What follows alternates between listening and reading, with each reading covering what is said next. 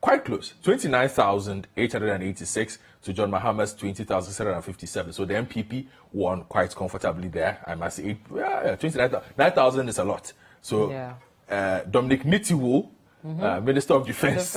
Yes, is the Member of Parliament. 29,000 again to his opponent's 17,000. So he will be feeling quite confident. But historically, this seat has been won 3 times by the NDC as well. It's just that since Nitiwo entered the fray, he has made sure the MPP has grown from strength to strength. We can look at, let's look at Bandai, and then you can get rid of me from the northern region. If we went to Bandai, for instance, 2016, 20,808, John Mahama won there to the MPP's 16,316. But in Parliament, Matthew Nyendam won. So skirt and blouse happened there. And then you had Likpalimo. You remember him? Yeah, I remember. Yes, Likpalimo Kwejoteria. It was a very, very close fought race. So you had 19,044 for Nyendam, and Likpalimo Kwejoteria 18,301. So obviously that tells you that this parliamentary race is one to watch. So if you were marking a seat in the northern region to immediately keep an eye on, then the Pandai seat becomes one of that. I will add Saboba. Okay, let me take a quick break. When I come, then you give us more on the Saboba. It's the Election Bureau. This is our special coverage of the 2020 elections. We'll be right back. Don't go away.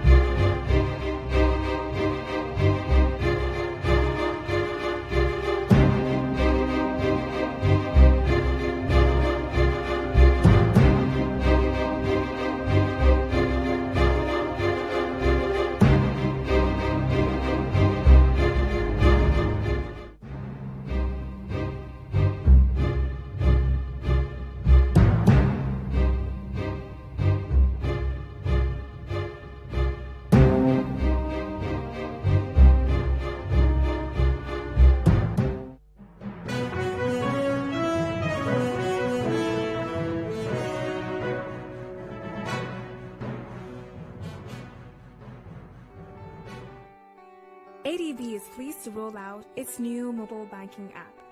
Download the ADB mobile application from Google Play Store or the App Store and enjoy limitless possibilities on your smartphone. After downloading the ADB mobile app, sign up at your nearest ADB branch and change your default password, which will be sent to your email after setup. You are activated to enjoy the most convenient and smart way of banking. Experience mobile banking anywhere in any time, such as account balance and transaction inquiry, instant transfer of funds to other customers in different domestic banks, transfer to any mobile money wallet in Ghana, airtime top-up for all networks, utility payments for DSTV, GoTV, ECG, Surfline, Vodafone broadband and postpaid, ADB, truly agric, and more. Holidays, what a time. Just look. Hey, Daddy. Hey, drama. Drama lives here. You never know what you're learning. Choose DSTV today for only 229 Ghana cedis. Whatever your Christmas is your moment. And this holiday season is about to get even more special.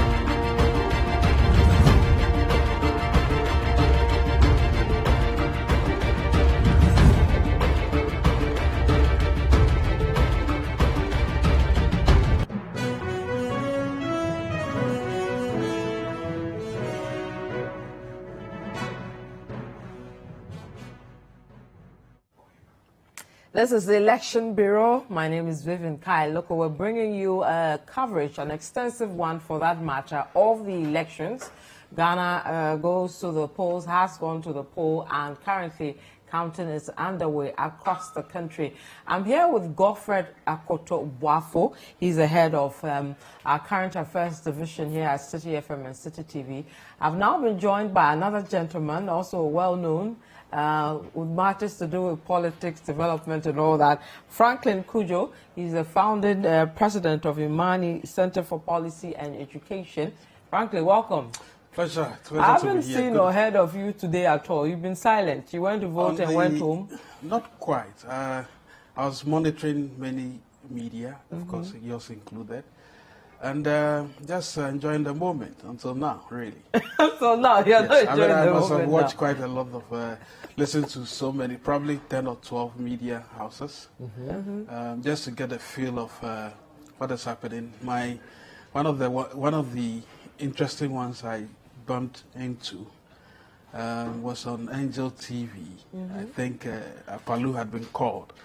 Apalu apparently had put on his Facebook page his thumb-printed ballot, and then he was castigating the media for photographing him while he was casting his ballot, and that he knew that would be used against him. But because the question was, why did he post the picture then? He said, well, because it was generated by the media, and that the media is using that against him. I thought that was funny. But some of course, it's early days yet, but some of the results I'm hearing makes me think that some people just joined others to complete the course. You know, there's this famous saying in the O-level days that help me finish my course.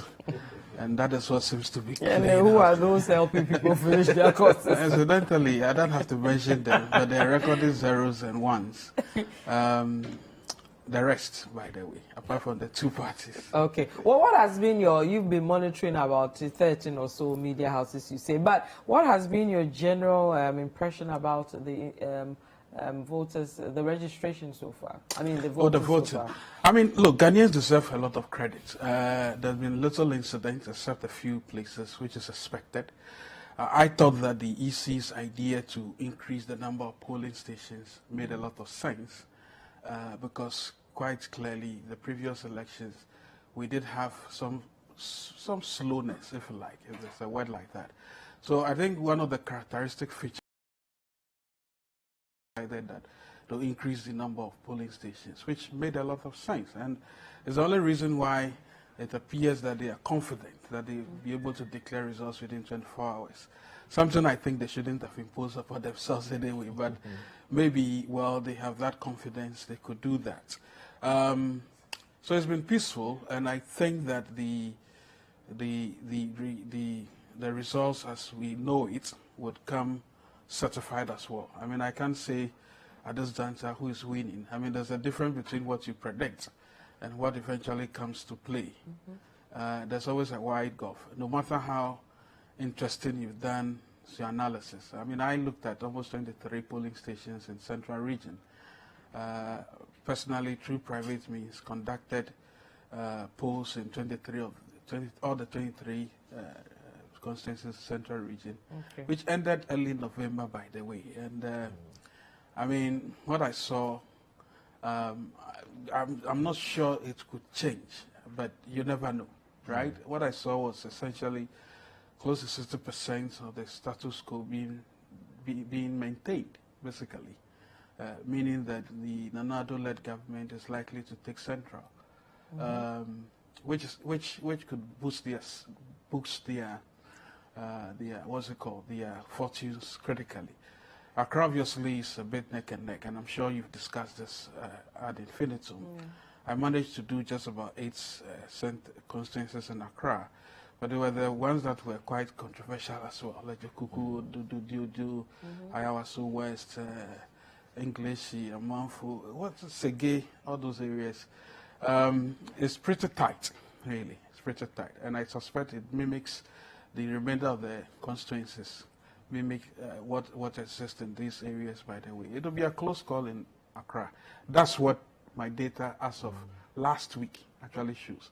And typically we look out for respondents. In some constituencies we do 1,800 respondents. So you can see that there's a bit narrow focus and interesting. I mean, we record what every respondent says about an MP, for instance. And some of the respondents were very funny and interesting. Some would say, well, this MP, he or she doesn't respect. Well, anyway, I have to go to the Central Region. We're receiving some disturbing news. One person shot, killed, actually, for attempting to snatch a ballot box. What really is the situation? I've been joined by our correspondent in the Central Region, Calvis Tete. Calvis, if you can hear me, welcome. Thank you, Vivian. Is this incident different from the one recorded in Ewutu Senya East earlier in the day? Yeah, Vivian, this incident is different from the one that was recorded in Ewutu Senya East earlier in the day. This incident happened at Obratra DA Primary School in the Ewutu Senya West constituency.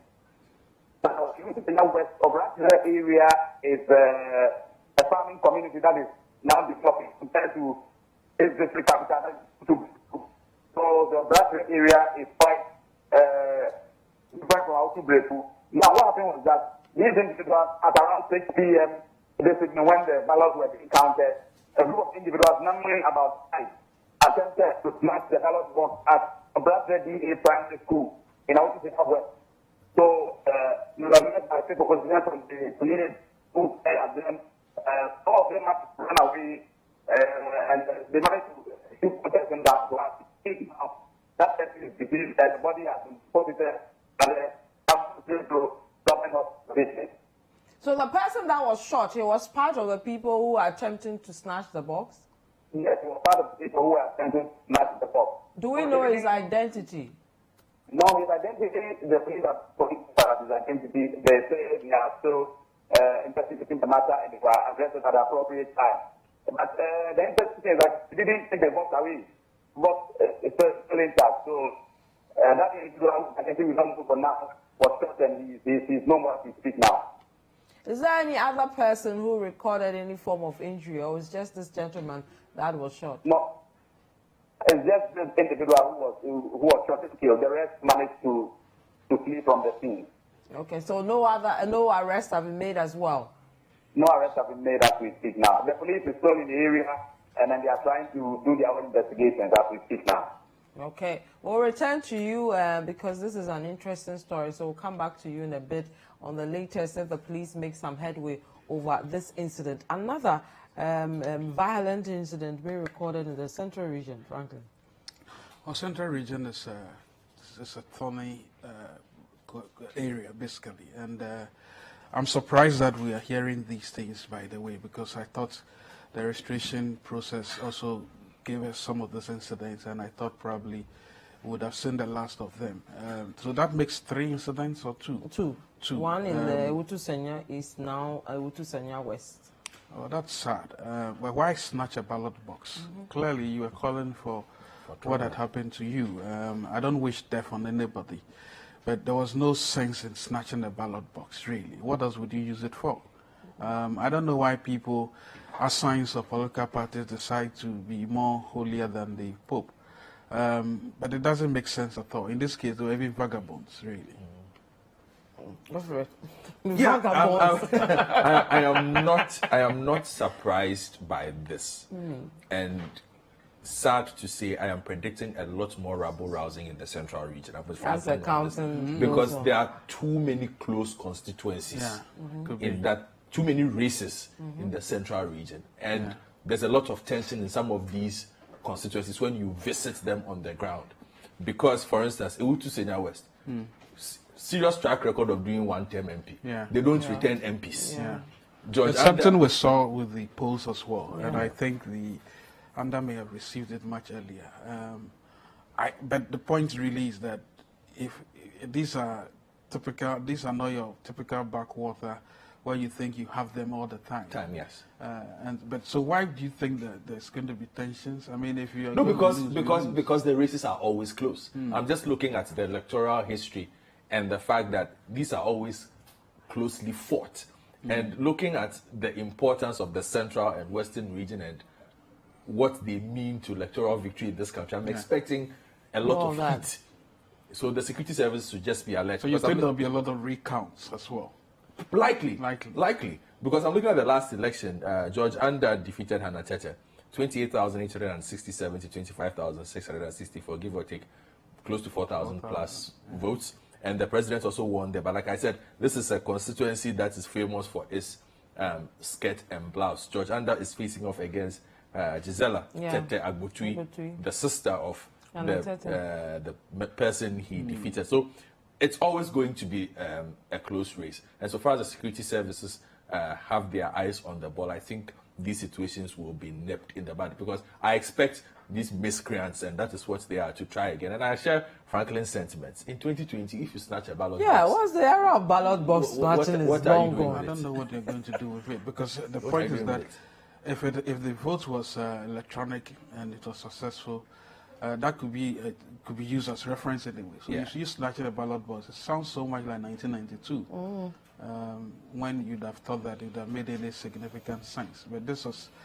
absurd, really, and may his soul rest in on needed peace.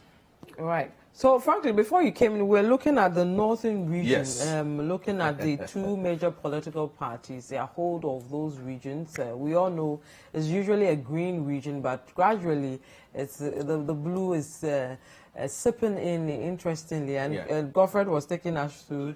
Let me just say, it wasn't. It was a strong green region, but now it's split based on the new regions that were carved out of the Savannah and Northeast. So like I said, it started as 31, but now as the Northern region, it's 9-9. It's 18 constituencies. They hold 9.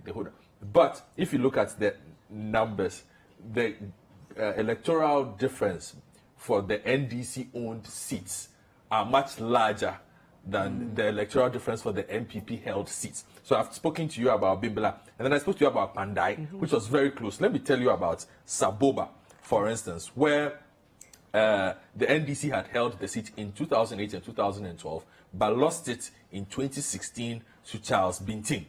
He polled 14,345 to Bukari Nikwe Joseph's 9,738. But somebody will say, oh, but then he beat him handily. Well, that's because there was an NDC independent candidate, Joseph Ngaman Rank, I hope I'm pronouncing the name right. He polled 4,482. So if without this particular independent candidate being in there, quite likely that Bukari Nikwe Joseph would have done better than he performed in that election. And this time there's no independent candidate in that particular constituency. So it's a straight fight between the MPP and the NDC, and I expect it to be a very close fought constituency.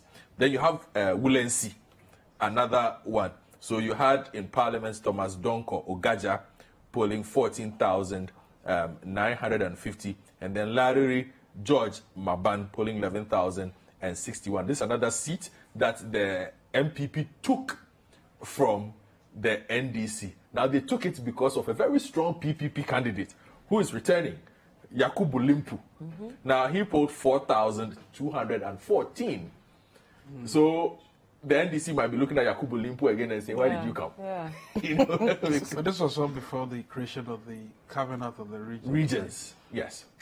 So your thinking is that the MPP could do well there, you think? I think the MPP will feel very good about their chances of holding in Northeast. No, of this. No, we are still in the north. Yes, still in the north. This is Wulensi, of holding on to Wulensi, and then I'll just do two more, Tolon and Yendi.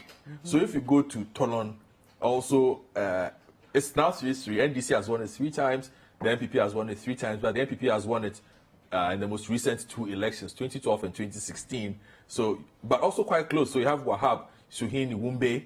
He polled 21,782 to Umar Abdul Razak of the NDC's 20,725. But the NDC will consider their chances quite strong. But the presidential election was very close.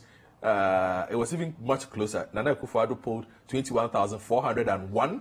John Mahama polled 21,037. So that election was quite close. And then let's do Yendi as well. Now Yendi is just pure MPP. It's a proper MPP stronghold.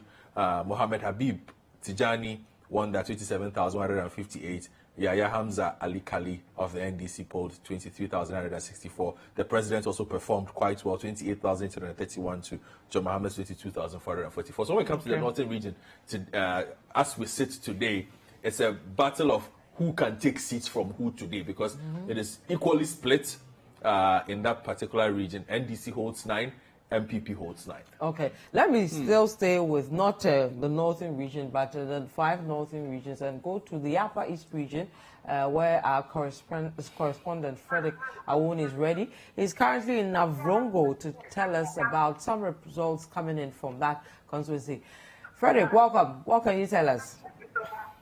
Thank you, Vivian. Currently, I'm at the Catholic Social Center 2 polling station here in the Navrongo constituency, and results have been trickling from the various polling stations in the Upper East region.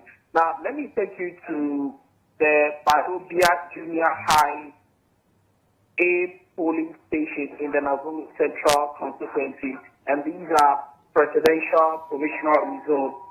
NPP has 117, NDC 193, CPP 1, JSP 1, PPP 1, NDP 2, rejected 9. Now, Balobia Junior High B polling station, still in the Navrongo Central constituency, NPP 102, NDC 214, CPP 1, PNC 1, PPP 1, rejected 2. Now, let me take you to that same polling station for the parliamentary provisional results. Alobia Junior High B, NPP 90, and this is the parliamentary result. NPP 90, NDC 239, PPP 2, rejected 1. Alobia Junior High A polling station, NPP 118, NDC 200, PPP 1, rejected 4. Let me take you to Boku Central constituency, to Gari polling station, presidential provisional results.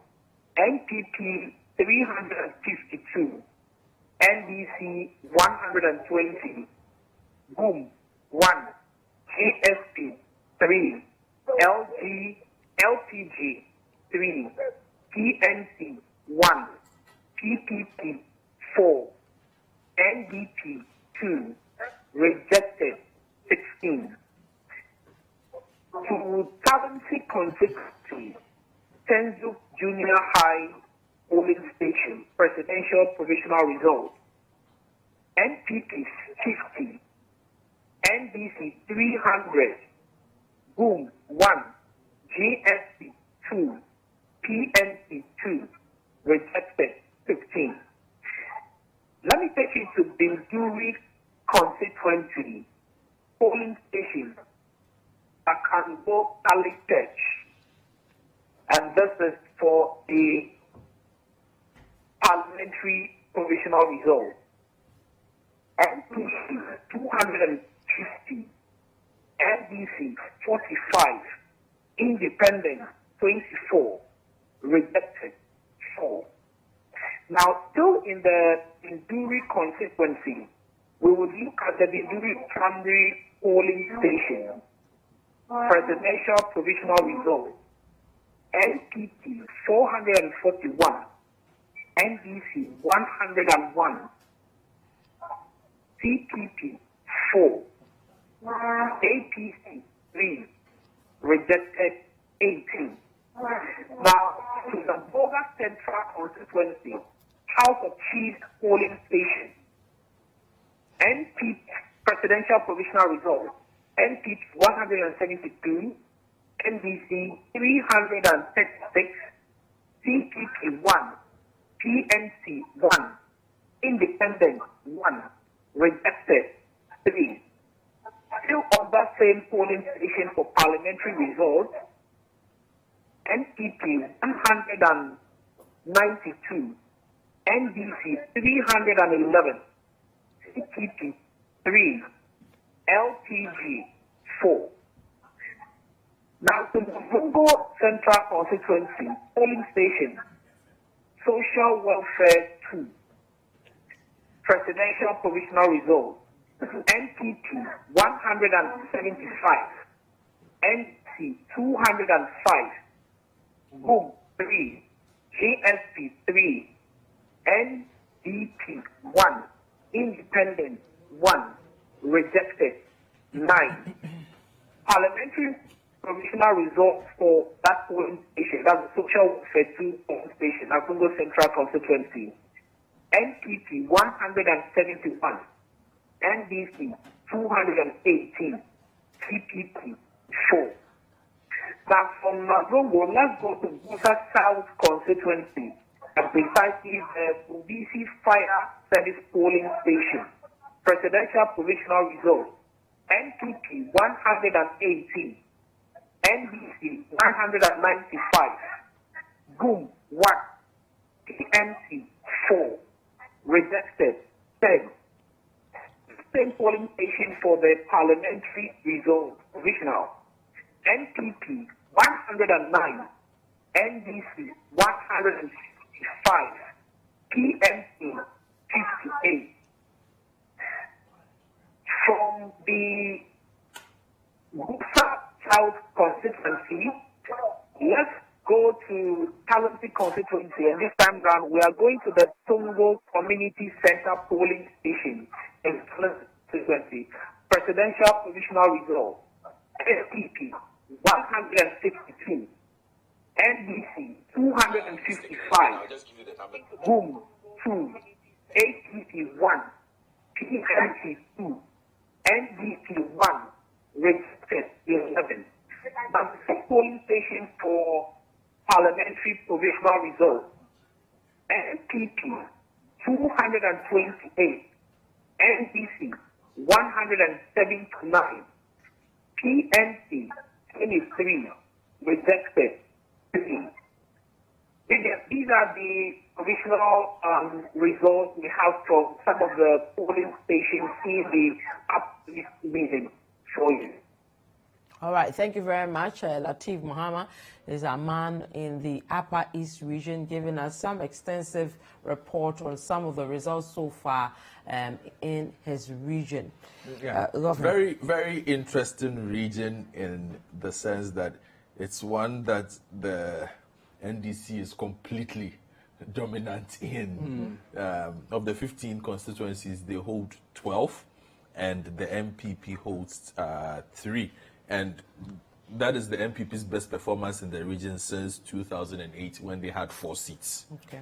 So it's one that is completely dominated by the NDC, and it looks like they will try and collect the 3 that the NPP hold. And there's one in particular they will be eyeing, Navrongo Central.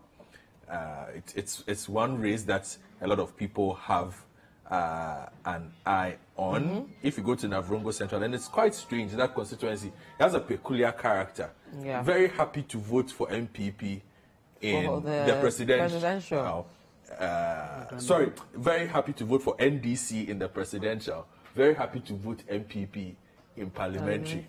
We need to figure out how that works. They voted 4 times for the NDC in parliament, in the presidential race, and it never tallies with the parliamentary as well. And at the moment, Joseph Kofi Ada is the incumbent MP, not going back. Yeah, it's not going back. There's a lady there, right? Abayeke, Who happens to be the regional minister. Regional minister, Yes, he's the regional minister. It was one of the more closely fought primaries of the MPP time. So, and that won it 20,667 to Mark Oyongo, former ministers, 17,203. But the NDC won a very close fought presidential race, 18,810 to 18,759. That must be one of the closest, very close, national gaps that we've had. So 48% to 48%, both of them. It was just infinitesimal, but it was enough. But shouldn't that be the standard for every constituency, really? Yeah, it should be. It should be, because this whole idea of having, majoritarian politics, and it's becoming too boring. Like, and I wanted to ask you that, since you spoke about the few you had in the survey that you did, that people were satisfied with more of the same. That was obviously the presidential side. Did you get that feeling with the parliamentary side? Because there have been conversations that this particular election, people are going to be a bit more stern on their MPs. People are not really buying, I'm voting this, so I'm just sticking with that. Well, I mean, Dr.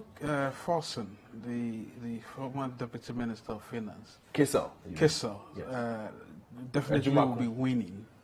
But I think the presidential may go to Nanado. Okay. Frankly, not to cut you in, let me go quickly to the lines. You're making some interesting predictions here. I'll come back to you on that. We'll go to the Western region. Our correspondent there, Akwesi J. is ready with some results. Akwesi, welcome. What can you tell us? Hello? Yes, Akwesi, what can you tell us? Where are you, and which results do you have?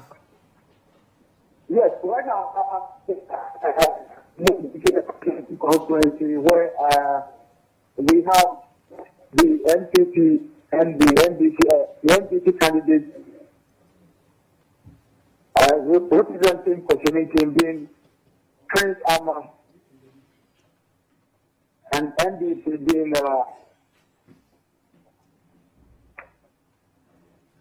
Hello, Akwesi, can you hear me? Hello, Akwesi?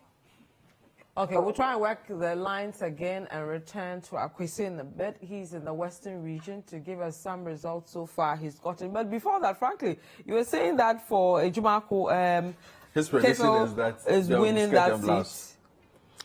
Well, I mean, you're trying to pull out I'm trying to pull out the data. See, what I saw, this is as of October 22nd. 1,130 respondents we surveyed, we interviewed. 77% of them voted in 2016, and 90% said they'll vote in 2020.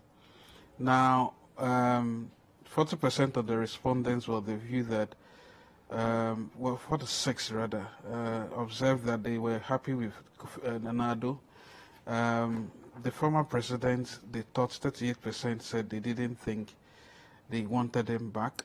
But the parliamentary, I mean, 63% of the respondents ranked the MP 6 points and above. Now, so it tells you clearly that if you look at it carefully, regarding how well the two parties were appealing to the people, you saw 40% NDC, and then you saw 42% MPP. Now, so this gives us some indications that the parliamentary candidate is strong. I mean, 60% of the 1,130 respondents saying that. And this was what month? This is October 22nd, by the way. And it's not October 22nd. October is a long time. A long time. December may have changed. Yeah, but that's the point. I mean, I'm sure things would have. It may be, but you can also discount the fact that this is a fourth year. The final. Yeah, this is a third term MP. Well, third term MP, and even if 63% of the respondents were saying they think he's done well, if you thought that November and December would have to be counted, I don't see that changing significantly, really. So it's still going to be the presidential going to the MPP, and then the parliamentary being taken by Ato Kilson. Yeah. Okay, so that's what you're predicting. We'll come and look at the central region itself and look at some of the key constituencies. Yeah, quite a lot. A lot of key constituencies, but the prediction of Jumako is very, very interesting. Yeah, we'll keep an eye on that. In a few hours, we'll know who will find their level. But Godfred, you are still doing which region do you have? With that. I'm done with that. I gave you a bit of, I just told you to watch out for the Navrongo Central, because I was in the Upper West region, and like I said, dominated completely by the NDC. Navrongo Central is the one seat that looks like it will be up for grabs, so we'll be keeping an eye on that. But outside of that, Nabdam, Bosaso, Talensi, Garu, these are all easy races. Okay, Franklin, do you have any for those regions in the report you had? You see, Ewutu Senya West, 1,584 respondents. 85% said they were going to vote in 2020. 57.6% of the respondents thought Akufo-Addo should be retained in office. That's 57%, when 6. On the scale of 1 to 10, 66% of the respondents interviewed ranked their MP below 5. Below 5? Yeah. So Ms. Georganda should be careful. I think he should. I mean, I'm sure this was related to him much earlier. But this is what we picked up. And again, I don't even know who, apart from George. The thing is that this is a privately sourced work. So I didn't even have to look at which candidate was anywhere. I mean, the people we sent were mid-level professionals, HND and degree holders. And so I don't think we needed to look at the people who were contesting. Okay. I mean, we knew, for instance, by the time the MPP was going to settle on the wife of the murdered MP, we had polled 1,800 and something respondents, and almost 60% of them said they wanted the woman. In fact, then we asked about 5 other constituencies around, and again, 60% of constituents in the adjoining constituencies said they wanted the woman. Okay.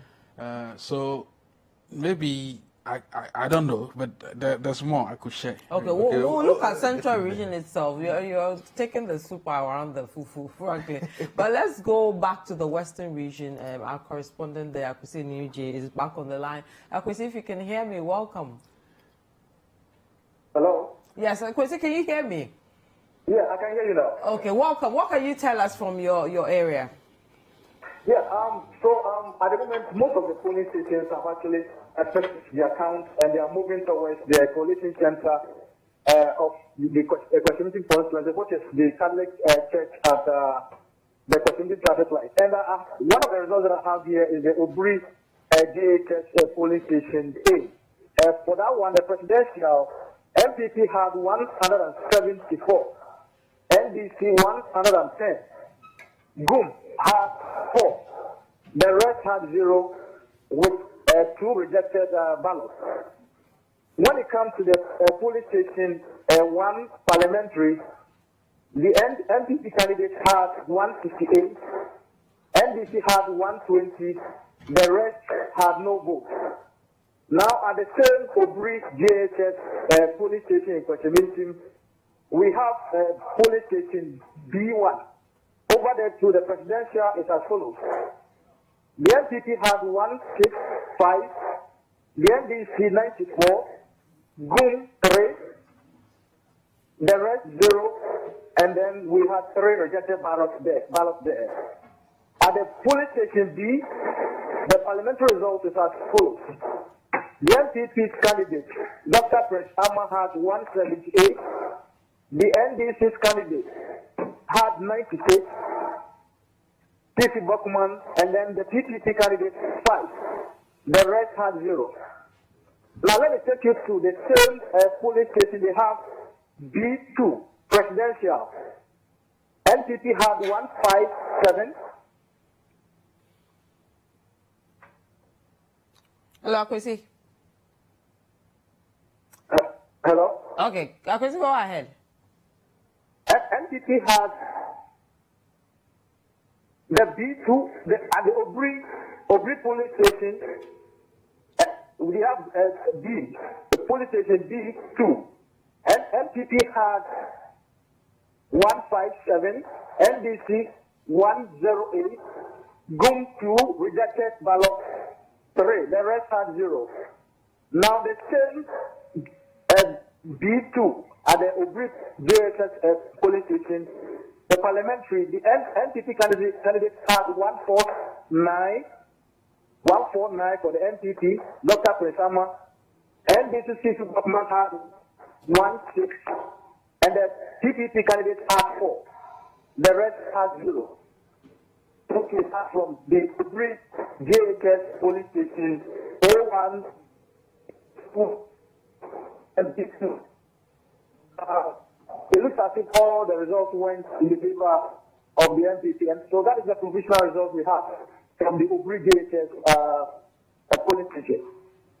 All right, thank you very much, Akwesi Jenim. He's our correspondent in the Western region. We'll return to you immediately. You can get some more results of the elections around where you are and other places in the region. You can join the conversation. You can send us a message via Facebook or Twitter. Remember to add the hashtag The Election Bureau or GH Elections. Also, you can send us a message via WhatsApp. The number is currently on the screen of your television set. Okay, so Godfred, you've done the northern region. We may have as well do the upper east and upper west, but let me see if Franklin, you guys did anything on these two regions before we go to the no, you mean in region. the... Oh, yes, no, this is all central, by the way. You just did central. Okay, so I'll pull you in when we come to the central, but you're allowed to speak around the northern parts is wrapping up on. Godfred. All right, so you want me to do Upper West now? Yes, Upper West. Okay, so Upper West also is a seat that has undergone an interesting transition. Started with the NDC being completely dominant until we are where we are now, where the MPP holds 5 seats and the NDC holds 6 out of the 11 in the constituency. So you can see the work that the MPP has put in that particular region. In fact, if you look at the numbers, the MPP has been growing year on year as well. And I can look at this from the year 2004. Let's start from 2004. NDC polled 56% of the votes in that region. MPP was at 32%. The next election, NDC was at 54. Okay. MPP went to 37. All right, hold on. Let's go back to the central region. We've been able to raise DSP Irene Opon. She's the PRO for the Central Regional Police Command. To get some more answers on the shooting incidents, 2 of them we've seen in the region, Ewutu Senya East as well as Ewutu Senya West. DSP Irene Opon, if you can hear me, welcome to the Election Bureau. Yes, we are in upon. Can you hear me? Yes, I can hear. Okay. Welcome to the Election Bureau. Thank you very much. Right. 2 incidents recorded in your region. Let's start with the latest one, Ewutu Senya East. What can you tell us about that incident? Ewutu Senya East happened in the afternoon. There was a shooting incident at that is Citi, and 2 persons were injured. There was a gunshot. 2 persons were injured. They have been sent to the hospital for treatment, and we are also making efforts to get the perpetrators arrested. Still no arrest from the Ewutu Senya East, the first incident. Hello? Yes, we are in. Can you hear me now? Yes. I'm saying, so as we speak, with regards to the first incident, which happened in the Ewutu Senya East constituency, no arrests have still been made? No arrest made yet. Okay. But we are still pursuing. What was the current situation with the gentleman that was shot in the Ewutu Senya East, the first incident? Come again. I'm saying, what's the current situation with the gentleman that was shot with regards to the first situation? To the depth of it, he has been transferred to a hospital for further treatment. He's been transferred. Can you position yourself? I can't hear what you're saying. Why did you say he's been transferred to again? The victim has been transferred to the polyclinic to 37 military hospitals for further treatment.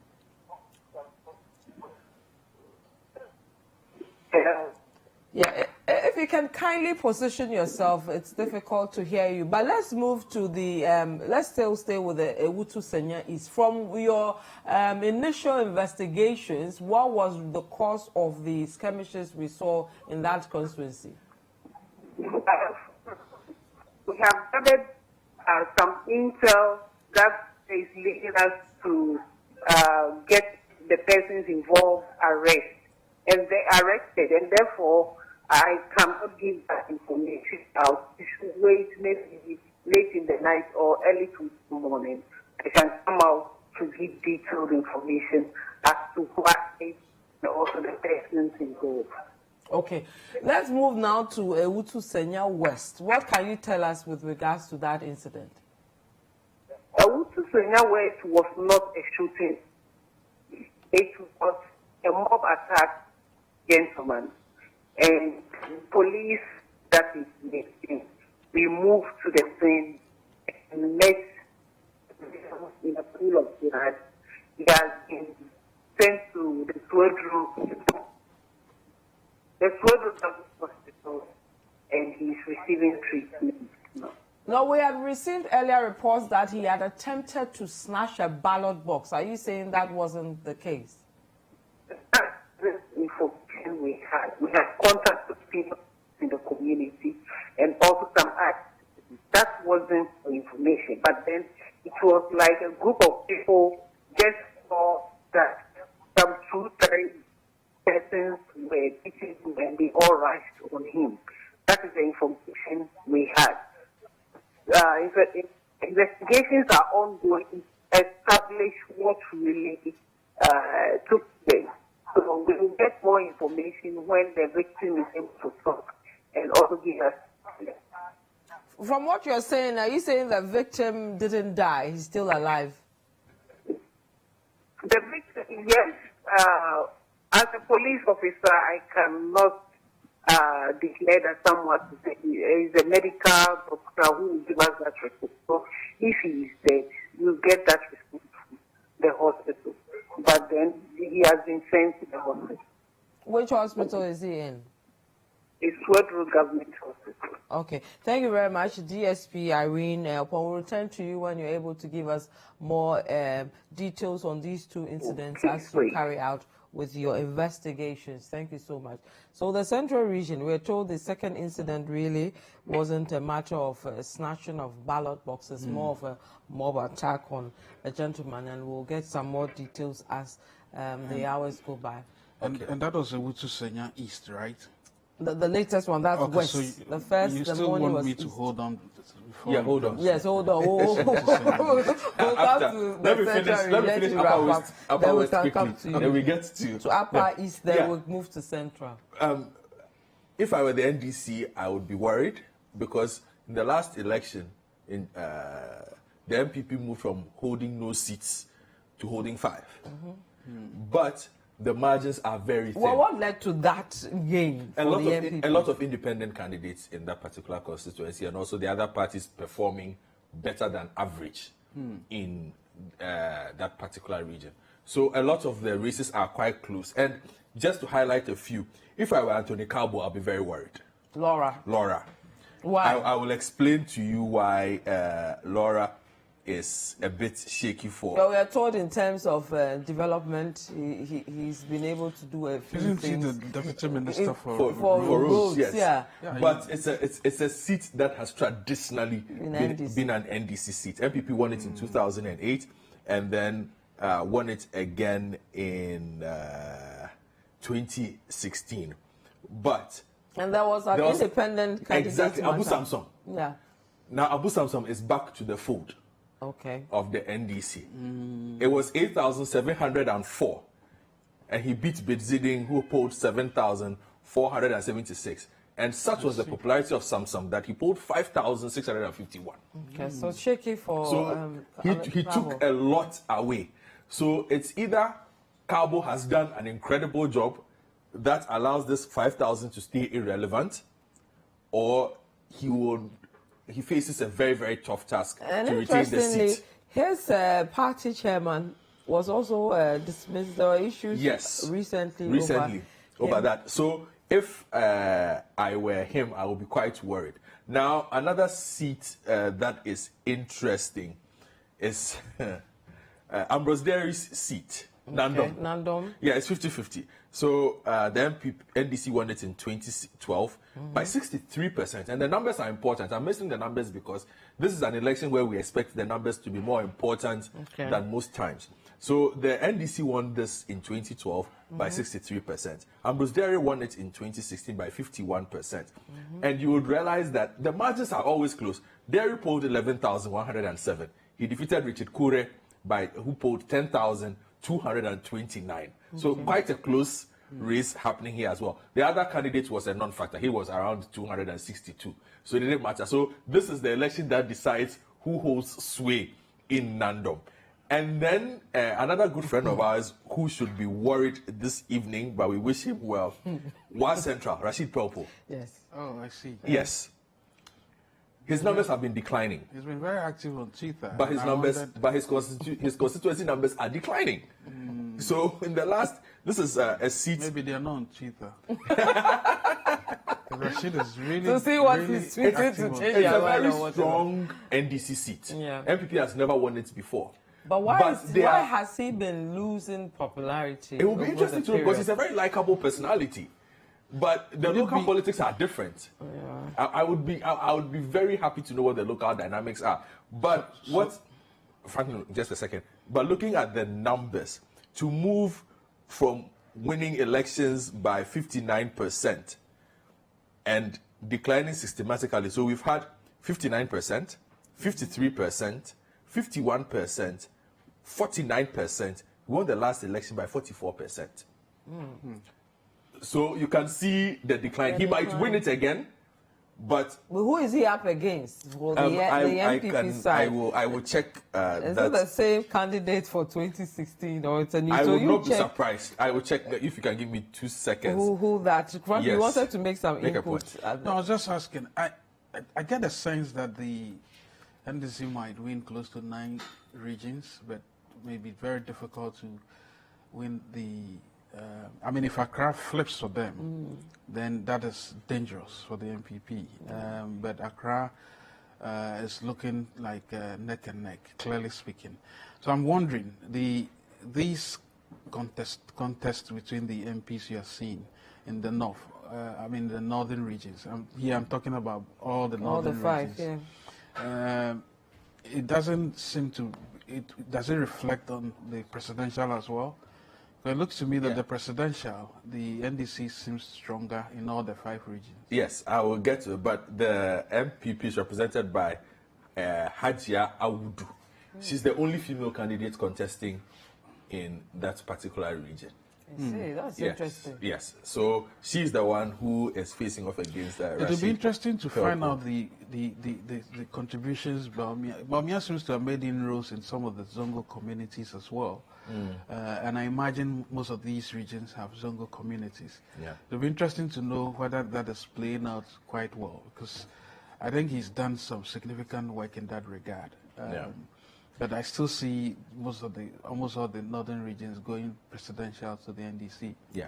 And again, Vivian, why East as well? So why Central is a bit dicey for Rashid Pelpo. Okay. Why East is another seat that has flipped in the last 2 elections. So it's gone NDC, it's gone MPP. They've won it 3 times each. So, and the margins have always been thin. The last election, 12,723 for Godfrey Tangu and Henry Seydou Dana polled 11,387. Seydou Dana's name. It would be interesting to do an analysis of how well these constituents are doing once the votes get and blouse. It will be good to know whether they get proper development, because I think it's an ideal situation. I'll be definitely happy for most constituencies to vote a certain way and the presidential going another way. I mean, it looks as if the NDC might not lose both in this instance, in terms of the presidential and the parliamentary. And one final seat, Vivian, in this region to look out for, Sisala East region. That's Abbas Ridwan Dawda's seat. Last election, again, very fine margins, 8,811 to defeat Canton Kingsley Kasim, 8,015. A lot of the 11 constituencies were closely fought. And we expect same to happen. And like I said, Laura, I'll be looking at Wa Central, I'll be looking at Sisala East, and then as well. I wanted to, let me just check Nandom quickly. Okay, I've given you Nandom. That's Ambrose there. Yes. So again, another seat that we will see. Also very close. Okay, Upper East. Now I've given you the Upper East. Upper East, Upper West. We've done both. Okay, Savannah. Okay, so let me quickly. When you finish giving us the various constituencies, we look at the whole place, and then the divisions of the regions, the impact, and then the 2 ex-President Mahama, and then Baumia, their impact on these 2. Yeah. These 2 people, their impact on these areas, and see what it will look like for the 2 main political parties. So whilst you are getting for Savannah, you've not done Northeast as well.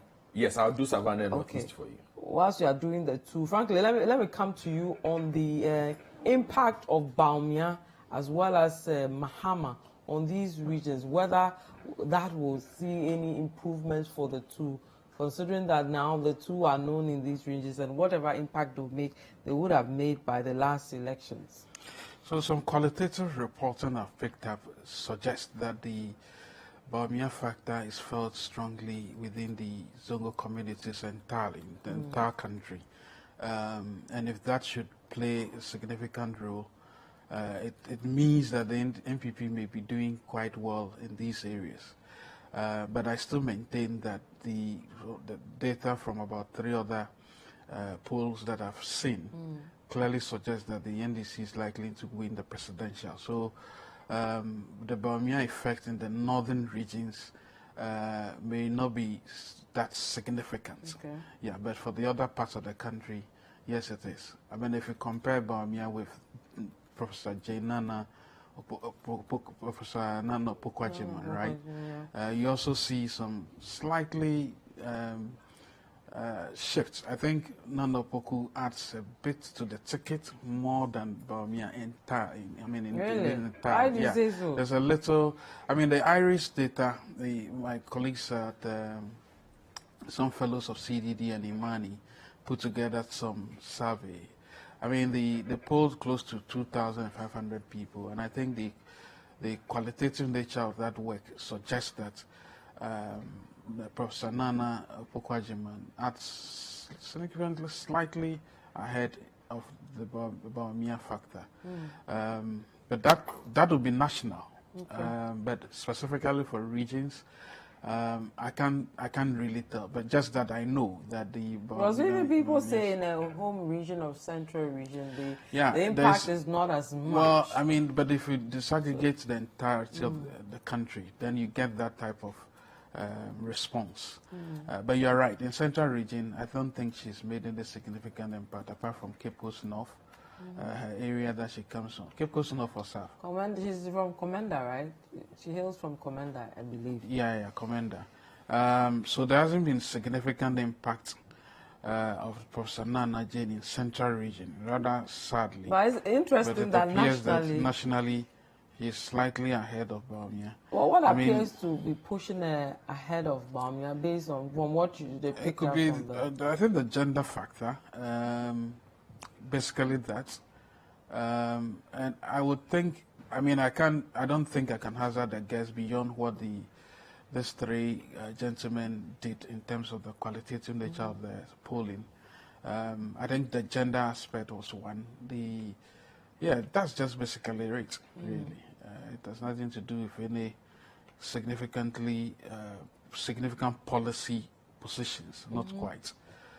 The way I read it meant that the Bawumia, probably there was a little of the Bawumia fatigue, maybe. Okay. Don't forget when she was named running mate, there was a lot of, there was a sense of, we have arrived. Women seems to have arrived. Something I totally do not probably share because I think people should be assessed based on their own merit.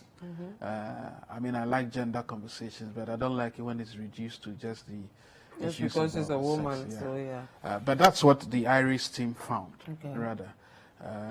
So it's a bit strange. But unfortunately, in Central Region, you do not see the impact at all because.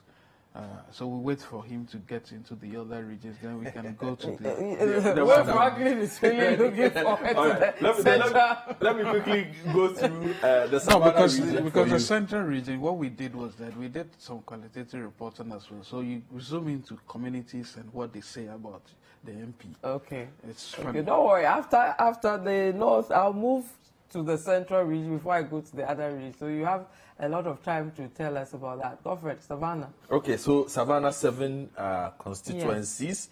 Very interesting one, obviously, is Bole Bamboy. Okay. Reason being, that's the hometown of the NDC's president flag bearer.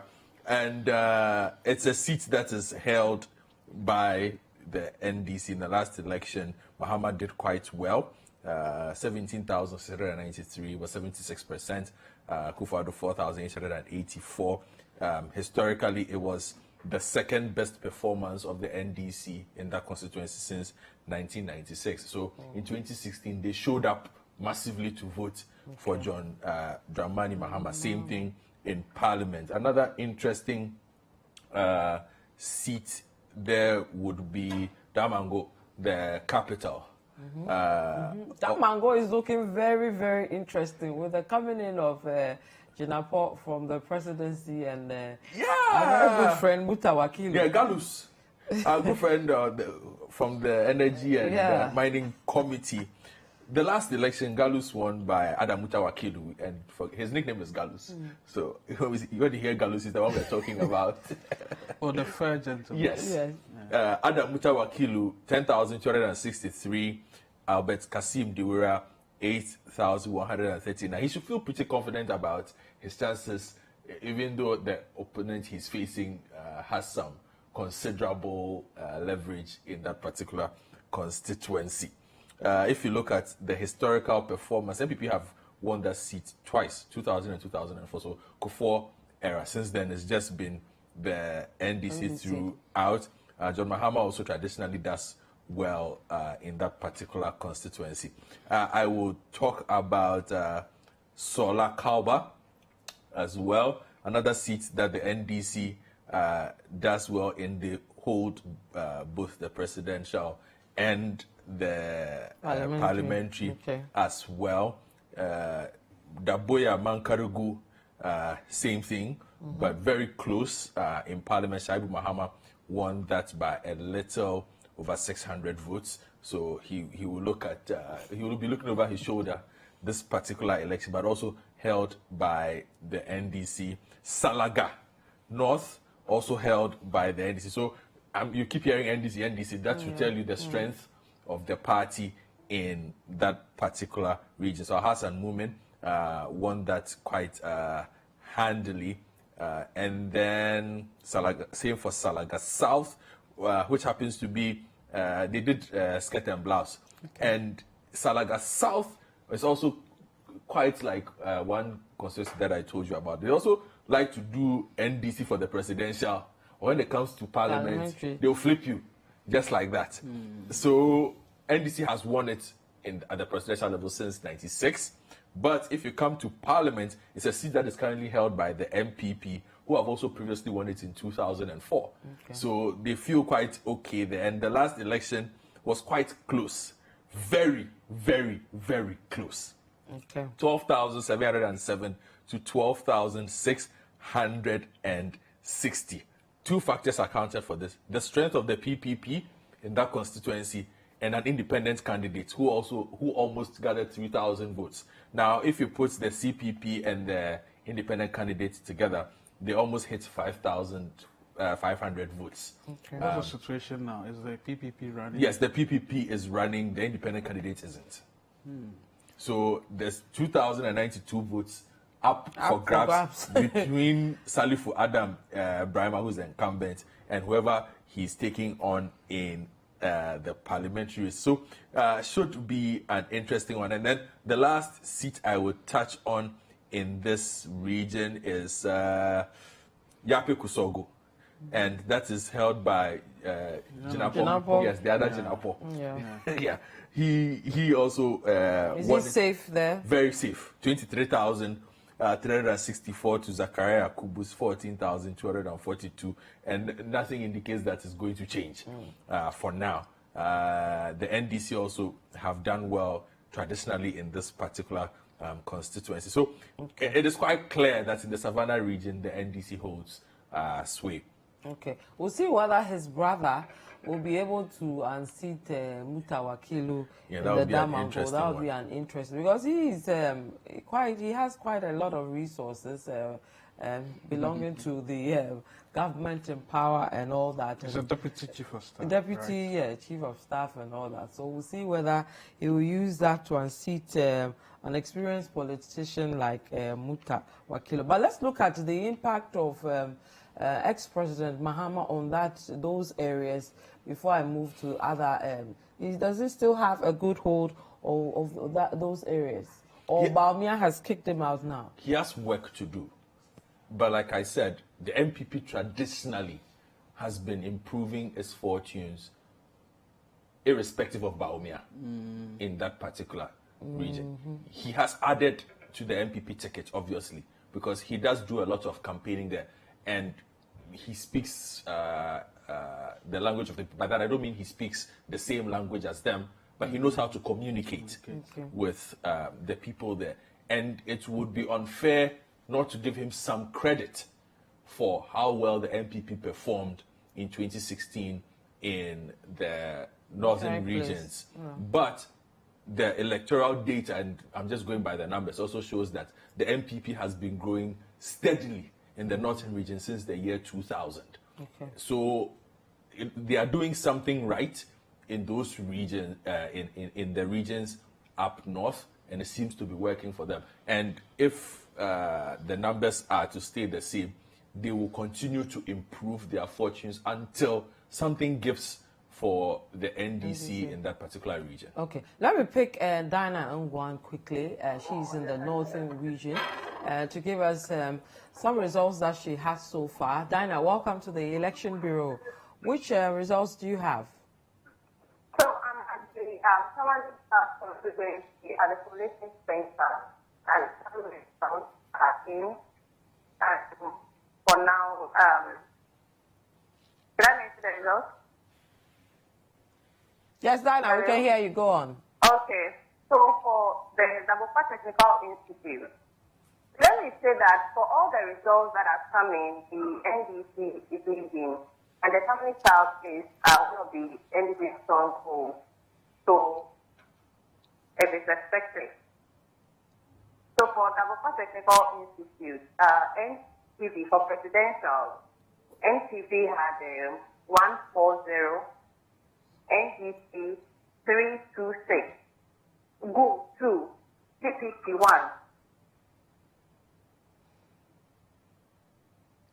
Hello, Dana. GSC, hello? Yes, please go on. GSC 1, GCPC 0, APC 0, LPG 1, PSC 1, PPC 0, NDC 0, Independent 0, Rejected ballot 7. So the total registered voters there is 701. Turnout 478. For parliamentary at the same polling station, NPP 139, NDC 330, CPC 4, PNC 1, rejected 4. The double part junior high, presidential NPP 162, NDC 412, GOO 1. The rest, except independent, had 1. Rejected 4.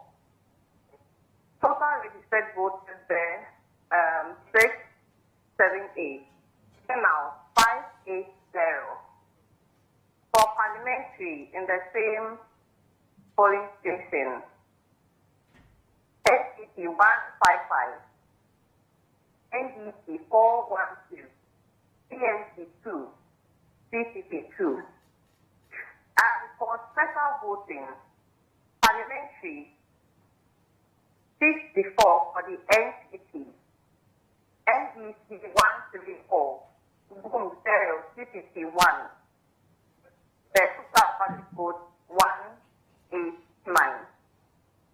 Presidential for special voting, NCT 72, NDC has 116, independent 1. And Lapanso Methodist Academy, the presidential, the NCP had 100, and the NDC 221, GOO 1, CPC 1, GSC 0, 0, APC 1, LPG 1, PNC 1, CPC 1, NDP 0, Independent 0, State 9. And for parliamentary, NPP 86, NDC 241, CPC 1, PNC 2, rejected 4.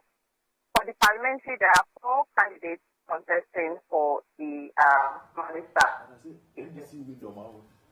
So for presidential, Napanzo, NPP 76, NDC 243, GOO 0, CPP 1, PNC 0, CCP 0, APC 1, LPG 1, PNC 0, CPP 0, NDP 0, Independent 0, rejected 10. Then Napanzo Methodist School, D, parliamentary, NCP 67, NDC 248, CPC 1, PNC 1, rejected 9. And we move on to Dakema Junior High School for presidential, NCP 79, NDC 152, GOO 1.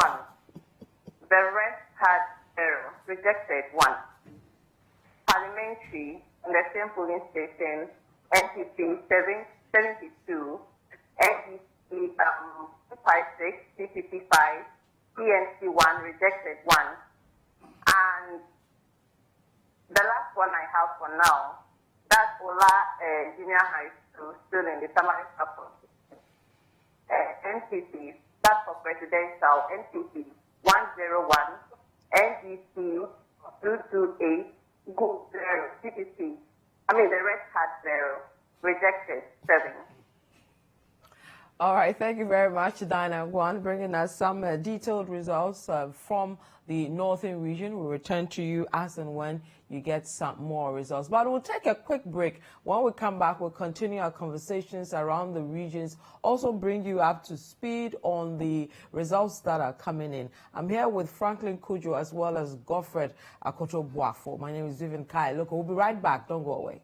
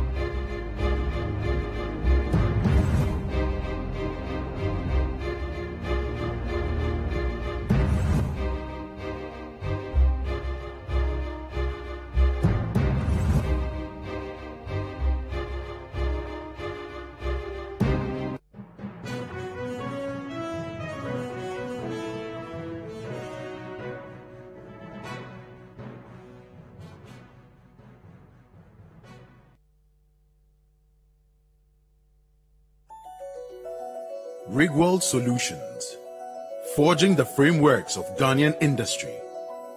Engineering solutions from the heart of Takrady, Kejebil. At Rigworld Solutions, we manufacture industrial bolts and nuts, fasteners, hoses and fittings for the extractive and petrochemical industries. World-class products with local expertise. Locate our factory in Kejebil of the Takrady Takwa Road. Call 0302 949917 or 0540 107504. Email enquiries at rigworldsolutions.com. Rigworld Solutions, crafted in Ghana, engineered for the world. It's a good day to meet every challenge. It's a good day to want more out of life.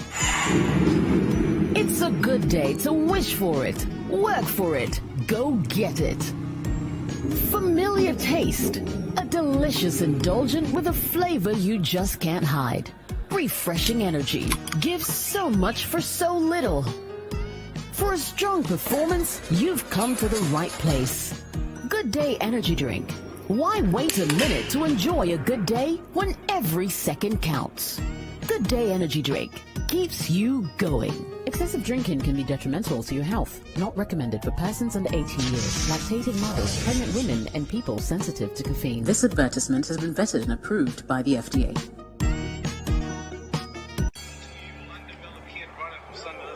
I'm experienced now, professional. I done wrestled with an alligator. I done tussled with a whale. I done handcuffed lightning, throw thunder in jail.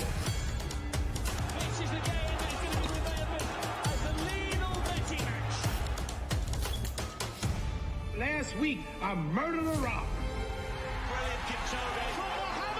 Injured a stone. Hospitalized a brick. I'm so mean, I make medicine sick.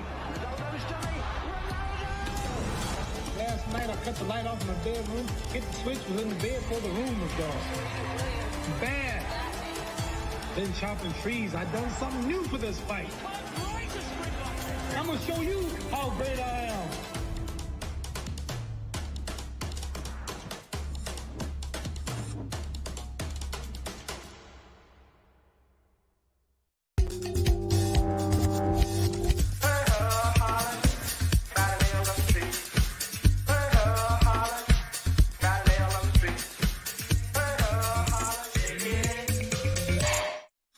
At McDan Shipping, we saw a chance to invest in a logistics company whose technology streamlines shipping operations. Perspectives like this has made McDan the leading cargo consolidation manager. Clearing and forwarding come with speed and dependability. cargo handling, air freight, transporting, transits, warehousing, and bulk logistics. With branches in Africa, Asia, Europe, USA, and all over the world. McDan Shipping, your total logistics partner.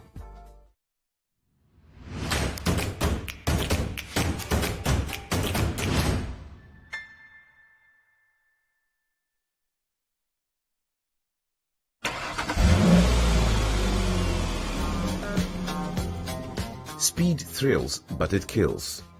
An open road in good condition may entice a driver to speed. As a driver, you must not speed, especially in areas where speeds of less than 50 kilometers per hour are required. Road engineers sometimes construct speed humps in an effort to make drivers reduce speeds, especially in residential areas, commercial areas, and near schools where speeds of less than 30 kilometers per hour are required. If you are driving in such areas, please slow down so that you can bring your vehicle to a stop when you have to. Stop road crashes now. Stay alive. This road safety education is brought to you by the National Road Safety Authority.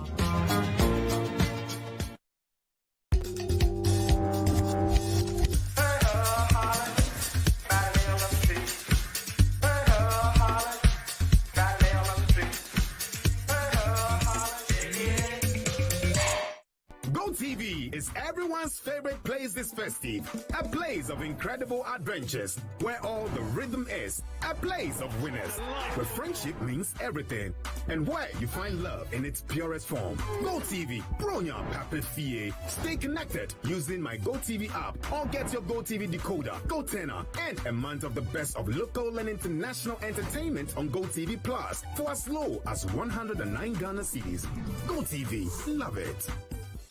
At McDan Shipping, we saw a chance to invest in a logistics company whose technology streamlines shipping operations.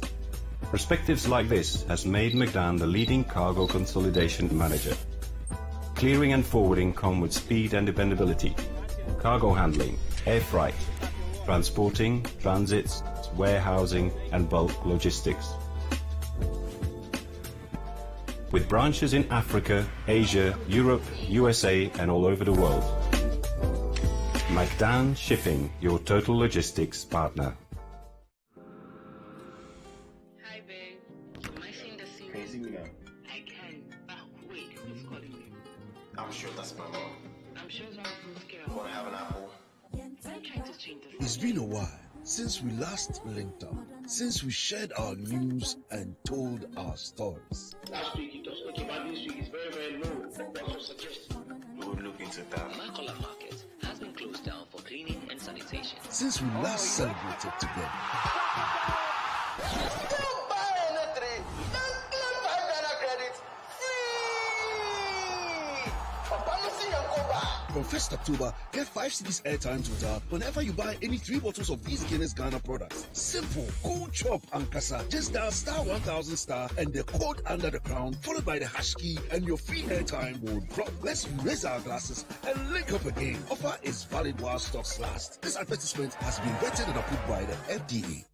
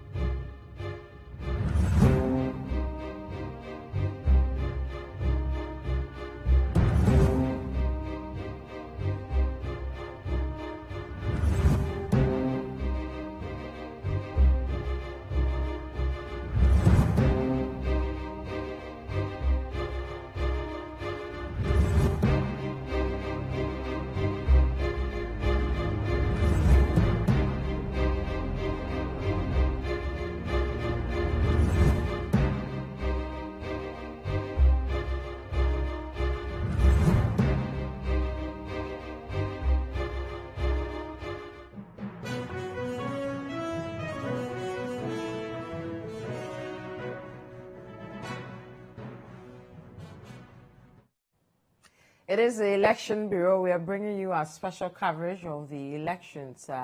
Currently, counting is still going on across the country. We're roving around the country, bringing you some results from our correspondents and our volunteers who are dotted across the country. I'm here with Godfrey Akoto Boafo. He heads our current affairs division here at Citi FM and Citi TV. I've also been joined here by Franklin Kujo, also here with us. So, gentlemen, we'll wrap up on the northern regions. Yeah, I'm done with that. So now we can do Franklin now Central. Let's go to Central Region. Franklin has been interacting with Central Region all throughout. Central Region, because it's one of the biggest swing regions, isn't it? Yeah. So this is as of November 9th, by the way. Awutu Senya East, and I don't know who the candidate there is, by the way. Again, we didn't even look at personalities. But out of 1,191 respondents we spoke with, 61% of them said they wanted the Akufo-Addo to be retained. 59% of the MP, 60% of the respondents thought the MP had performed below 50%. So meaning I think it's a she garnered 5 points below. 5 points below. Is that how I come in? Yeah, I think. Well, this is what the data is saying. So 60% of the respondents said they ranked her below 5 points out of 10. Okay. And there are reasons. I mean, in Kaswa, for instance, most of the respondents were of the view that they weren't satisfied with her performance, but they wanted the president. At a place called UNCT, Aliko Road, Ebenezer Estate, Fanco, and all these places were not really interested in retaining the MP. A place called Andam, Gada, Oklu, Nkwanta, all of them were leaning towards the NDC parliamentary candidates. Okay. So that's that. You can look at the Senya West, right? Agona West. Agona West as well. Let me let you hold on with that in a bit. Let me quickly go to Ashanti region. Our correspondent Edward Opomafo is in the Asoka constituency. Let's see what he has. Edward, welcome. Thank you, Vivian. Okay. Before I let you give us the Asoka constituency, your region had some late voting. We're told Bantama, as of 5, there were long queues, and because of that, counting would delay. Is the situation the same or is changed? Generally, within Bantama, the situation has changed because the results have started moving to the college center at Bantama, and so now the results are coming in. And getting to the latter part of the exercise, it rained heavily, so it affected the process. People in the queue had to wait for some time, and this actually cuts across a number of constituencies in the region. But as we speak now, counting has been done at most polling centers, and the results are being taken to the various collection centers. And when you get to some other areas within the region too, we look at the Formina constituency, the Bakwai constituency, areas like Ijua and all that. All these areas were monitoring. We understand that the counting at various polling stations the counting has ended, and now the collection centers are handling. Because they are waiting to put all these ones together. That's the constituency collection centers. Once that is done, there's another collection center at the regional electoral commission office. That's where we'll do the regional collages. So all results will be sent there, especially with the presidential one. That's where it will be declared. Okay, so you can go ahead now and give us the results you have so far. Okay, so for where I am at the moment, that's Asukwa constituency. And within the Asukwa constituency, we have 4 people contesting with a parliamentary race. We have the incumbent MP, Patricia Piaget. We have Eric Osei, who is a former organizer of the NPP, who is contesting as an independent candidate. There's also another independent candidate, the lady, Muhammadu Husseina, and the NDC candidate is Amo Kamel. So these are the 4 people contesting. And so with the results so far, as I'll be giving the presidential, I'll give the parliamentary as well. Okay. And so for presidential, for one of the constituencies, one of the polling centers, we have Kofo Bedu Chrome Electoral area. The presidential NPP had 168. The NDC had 162. All the other parties, they didn't really get much. It was just CTT that had 1 for the presidential aspect. So 168 for NPP, 162 NDC, and 1 for PPP.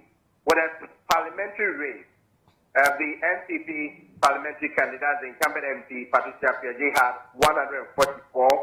The NDC candidate, Amo Kamel, had 158. We have Hajia, that's Muhammadu Husseina, she had 1.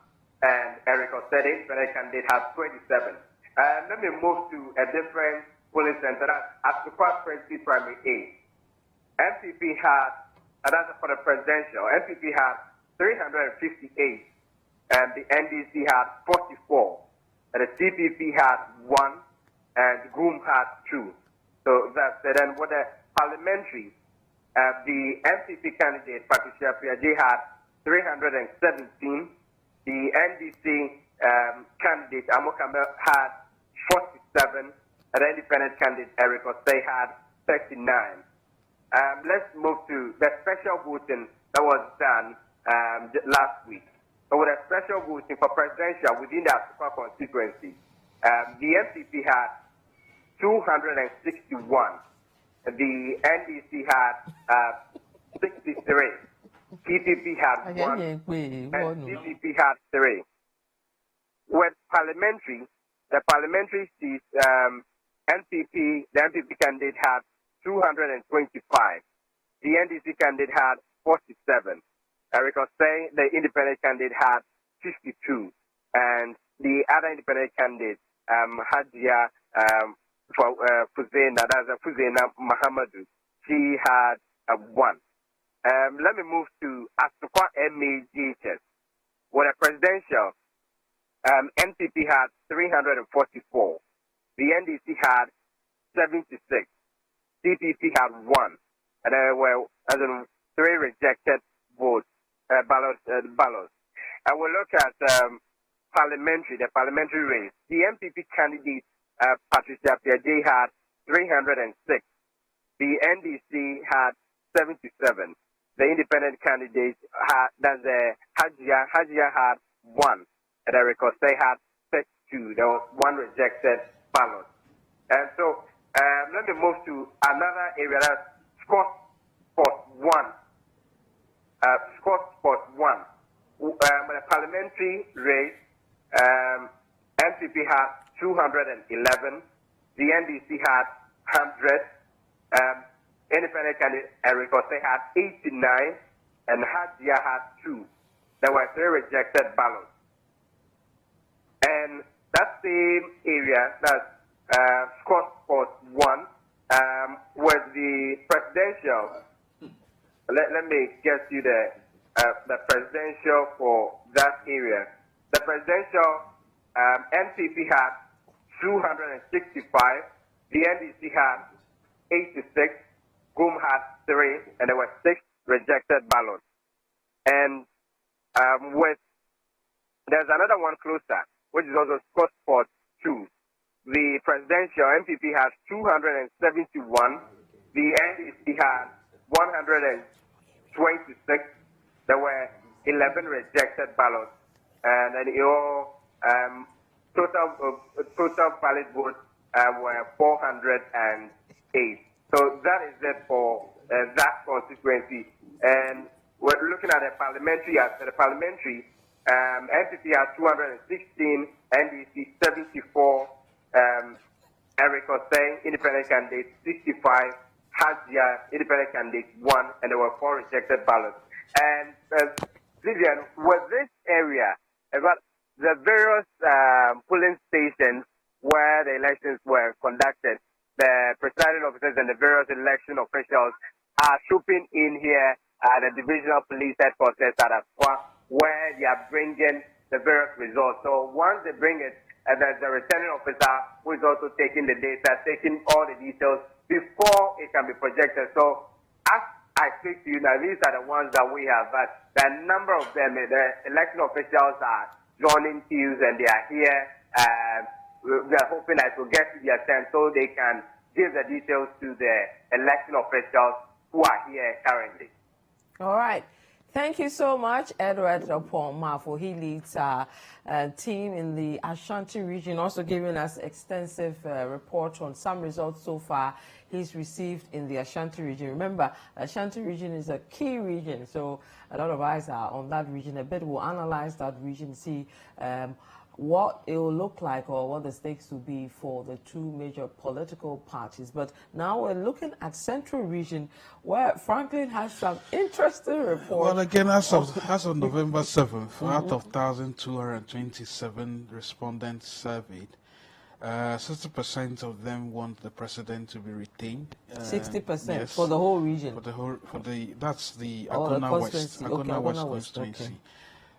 Strangely, 60% of them do not necessarily think well of the MP, but it does not necessarily translate into a vote for the NDC either. Okay. It is a bit tricky. You tend to look at Cape Coast. What's that? Cape Coast. This is Cape Coast South.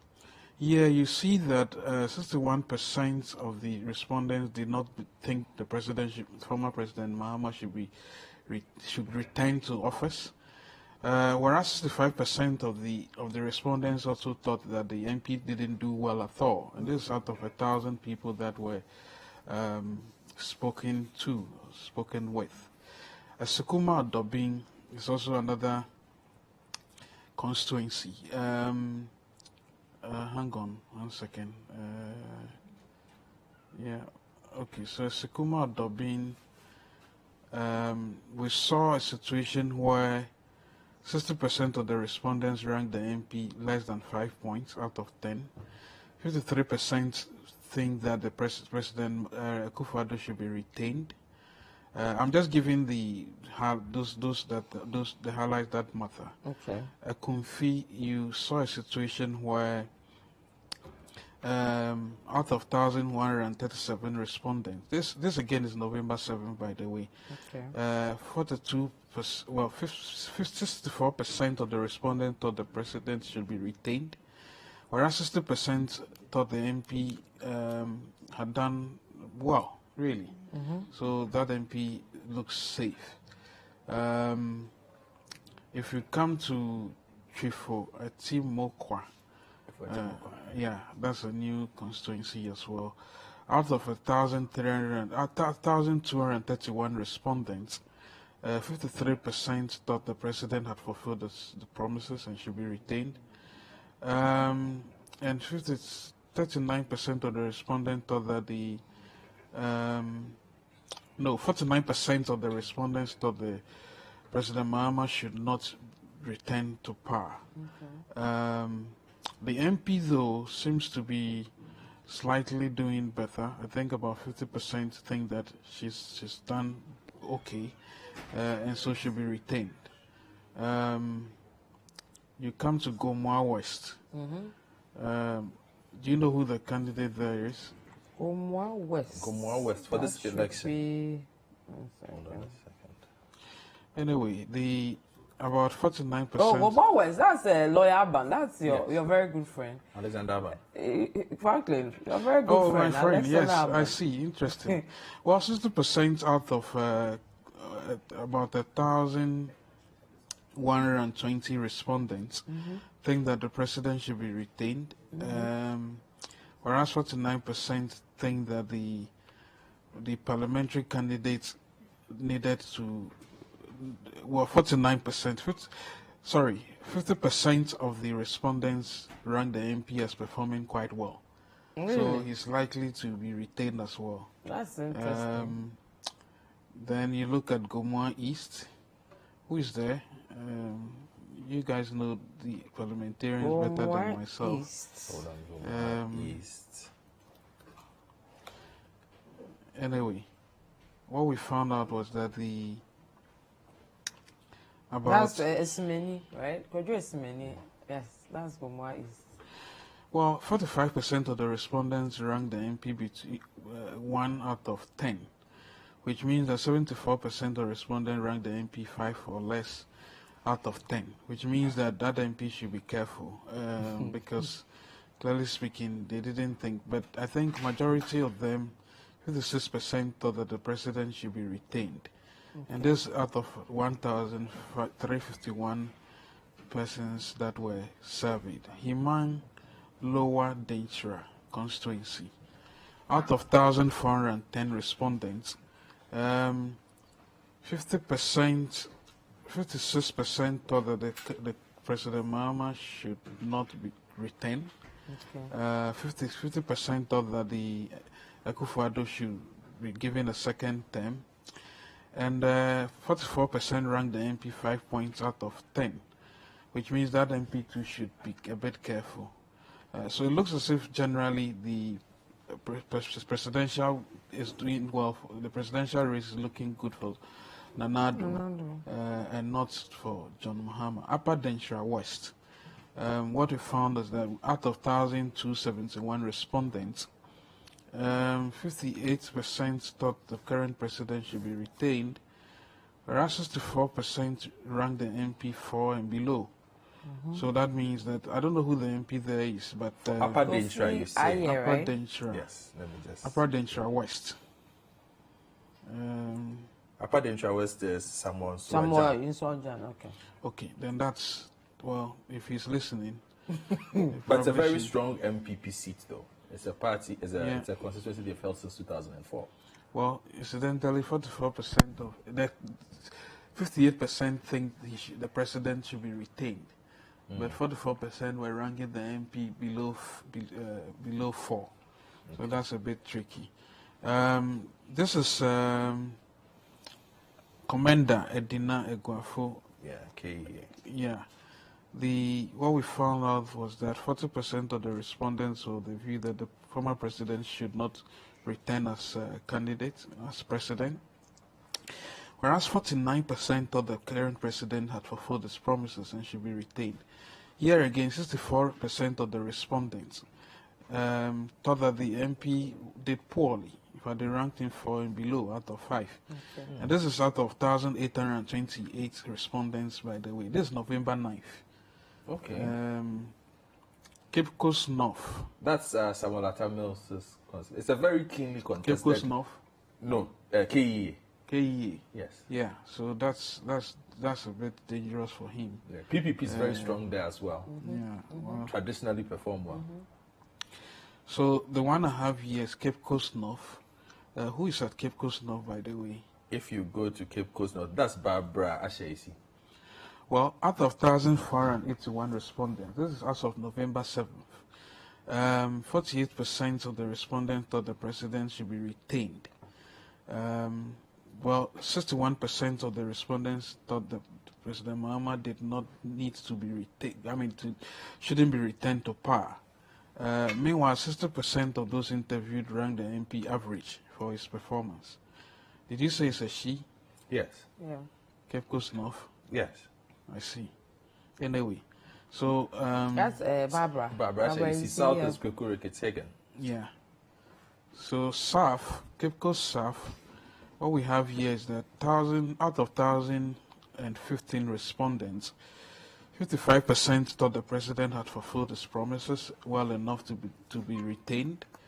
61% thought the former president Mahama should not be given a second chance. Whereas 65% ranked the MP 5 points and below out of 10.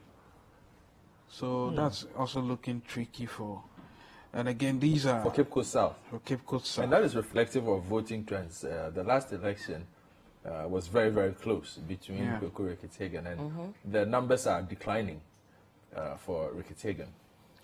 Well, who is at the Esekuma Odobin? Brakwa. Sikuma being Brakwa is, just give me a second. That's Anthony Fa. Okay, so out of 1,411 respondents, this is November 9th again. 60% of the respondents ranked the MP 5 points out of 10. So it's a bit lucky. Whereas 53% of the respondents thought the president deserved to be retained. So interesting findings from the central region in November. I wonder whether it changed. Was it October or November? November. Okay.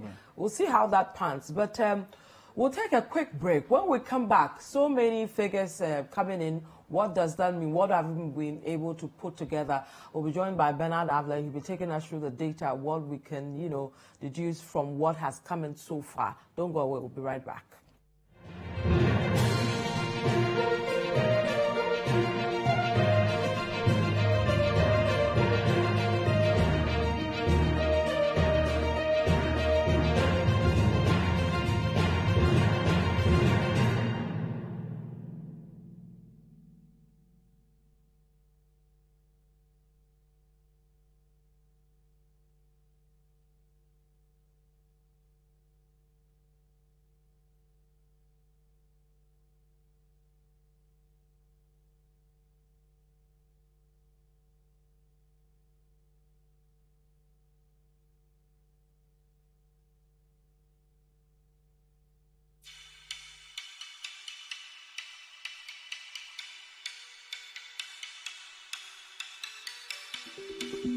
Rigworld Solutions is a wholly owned Ghanaian company that offers multiple engineering solutions for the extractive and petrochemical industries. We manufacture industrial bolts and nuts, fasteners, hoses and fittings. From our factory at Kejebri in Takrady in the western region of Ghana, Rigworld Solutions employs Ghanaians to produce world-class products.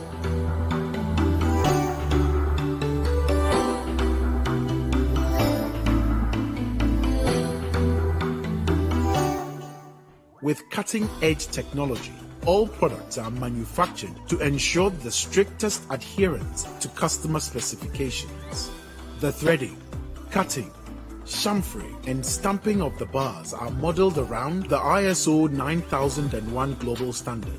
Safety is at the heart of every production process at Rigworld Solutions.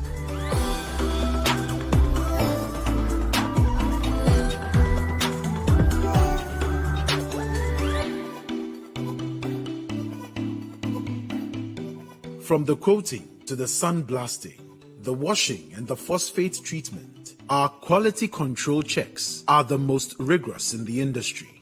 We have instituted full part traceability throughout the manufacturing process, and all products are measured and inspected for specification conformity before deployment to you.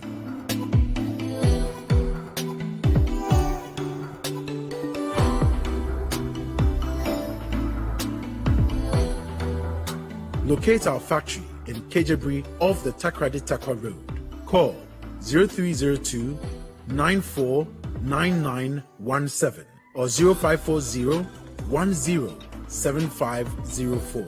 Email enquiries at rigworldsolutions.com. Rigworld Solutions, crafted in Ghana, engineered for the world.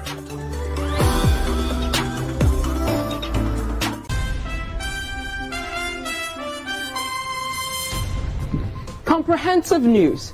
The Citi Newsroom at 8 p.m. on Citi TV is your most engaging news bulletin on TV. It's a very that's too bad. The youth are still throwing stones. They are still throwing stones here into our direction. And can I come in? I want to come in. Okay. Telling your stories better with correspondents covering every corner of the country. Getting access to potable water is a daily struggle for residents of Kakichekopi and Balekopi communities in the Ada East district of the Greater Accra region. Citi Newsroom at 8 p.m. Very fluent with issues that concern you. Is it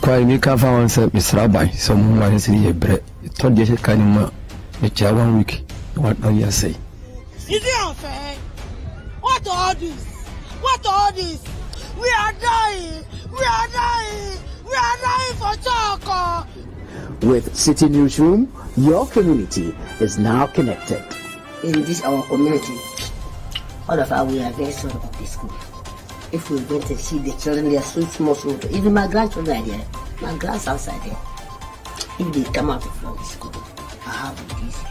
Every day at 8 p.m., Citi Newsroom is live on Citi TV.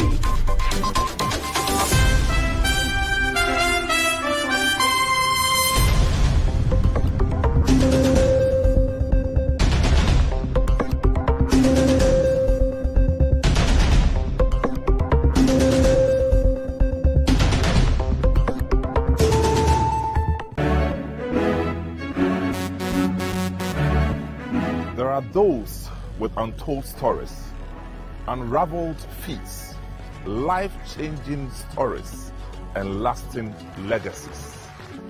They tell their stories themselves on footprints. Yes. Oh, at some point, well, we are taking the step.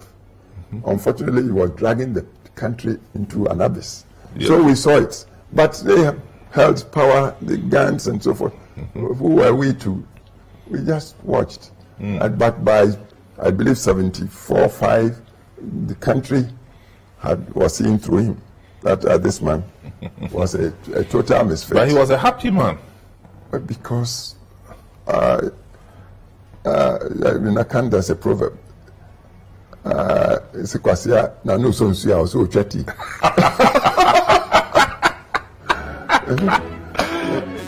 Be inspired by their hard work and resilience that led to their outstanding achievements as we trace their footsteps through time.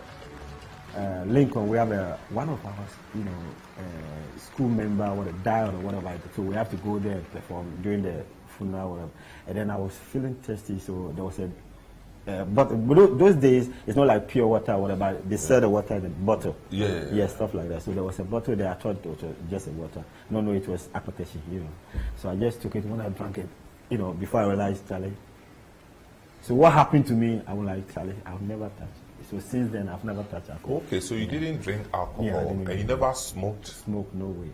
Really? Never. Wow. Never. Then who comes out of the car? Chachu Chikata and Kojo Chikata. And the Chachu told me that they have Kojo was sick since the morning and he has been tortured and whatnot, and they have come for medical attention. Of course, naturally, I have to look after them, even though they are very close relatives.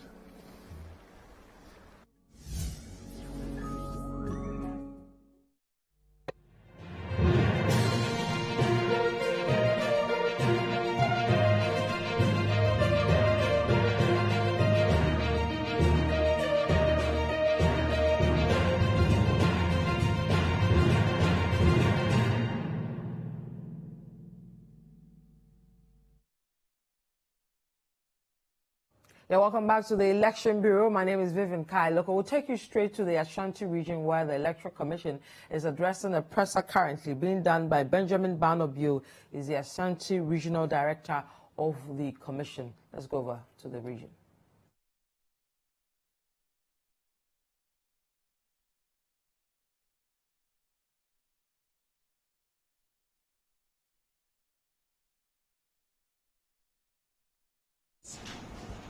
That were found on a voter in Asawasi constituency precisely at a police station named Baba Lati Base, New Zongo, with police station code F260109. The voter who was carrying these 5 ballot papers is called Sharif Abu Bakar. We took interest in the statement by the Honorable Member of Parliament for Asawasi, Honorable Muntaka, and so we made a follow-up because the Commission has determined to ensure a flaw-free elections. So therefore, we decided to go all in to find out the nature of the ballot papers and to determine as to whether that ballot paper, those ballot papers came from the Electoral Commission. When we got the ballot papers, we realized that those ballot papers that were found on that voter were not that of the Electoral Commission. It was something that somebody might have printed and wanted to use it to discredit the process. The ballot paper, I have a copy here, is so faint, the texture is so light, and it's not like our ballot paper. You have seen how our ballot paper look like. And if you look at the colors are also so faint. It does not bear a serial number. What it bears is the constituency code for Asawasi. All our ballot papers bear unique serial numbers. Then they put a stamp here in the same gold color for it to appear as if it is that of the Electoral Commission. This is the validation stamp of the Electoral Commission. What we have here is over, but ours is run, as we have indicated here. And the Electoral Commission's ballot paper has watermark in the ballot paper. If you show it against the light, you see the water. But this is just an ordinary sheet of paper that a person used to make this dummy ballot paper and went to try to put it into the parliamentary ballot box of the Electoral Commission in Asawasi constituency. So therefore, we want to make it plain to the general public that the commission system is still very transparent and very verifiable. And it has inbuilt integrity. That was why the person was detected and then arrested. And so therefore, let us continue to have interest in the Electoral Commission's processes and have trust in them, because we are determined to ensure that the results that will be declared will be a true reflection of the decision of the people who voted. So please, yes, the person has been arrested and he's in the custody of the police, but we want to bring it to the fore that the ballot papers, the purported ballot papers, were not that of the Electoral Commission. And I've given you indication why it was not ours. I have met the Honorable Muntaka this evening at his office, and he himself has attested to the fact that the ballot papers were not that of our ballot paper. But we need to bring it to the fore so that the whole populace will know that, yes, the Electoral Commission actually intends to ensure a very free and fair election with a level playing field for each of the stakeholders who are involved. I thank you very much, ladies and gentlemen, for your attention.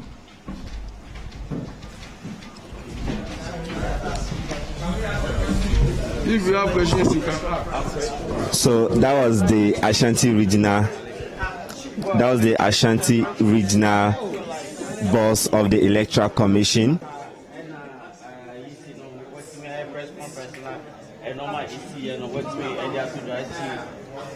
Mr. Benjamin Bill, addressing some issues which has to do with some ballot staffing in the Ashanti constituency. You know, this evening, Member of Parliament for Ashanti constituency, Alhaji Muntaka Mubarak, addressed some of these issues. So he's taking some questions. Let's get that. The essence of the validation stamp is to help us to detect any foreign material that will be found in the ballot box. So therefore, should even somebody imitate and use the same material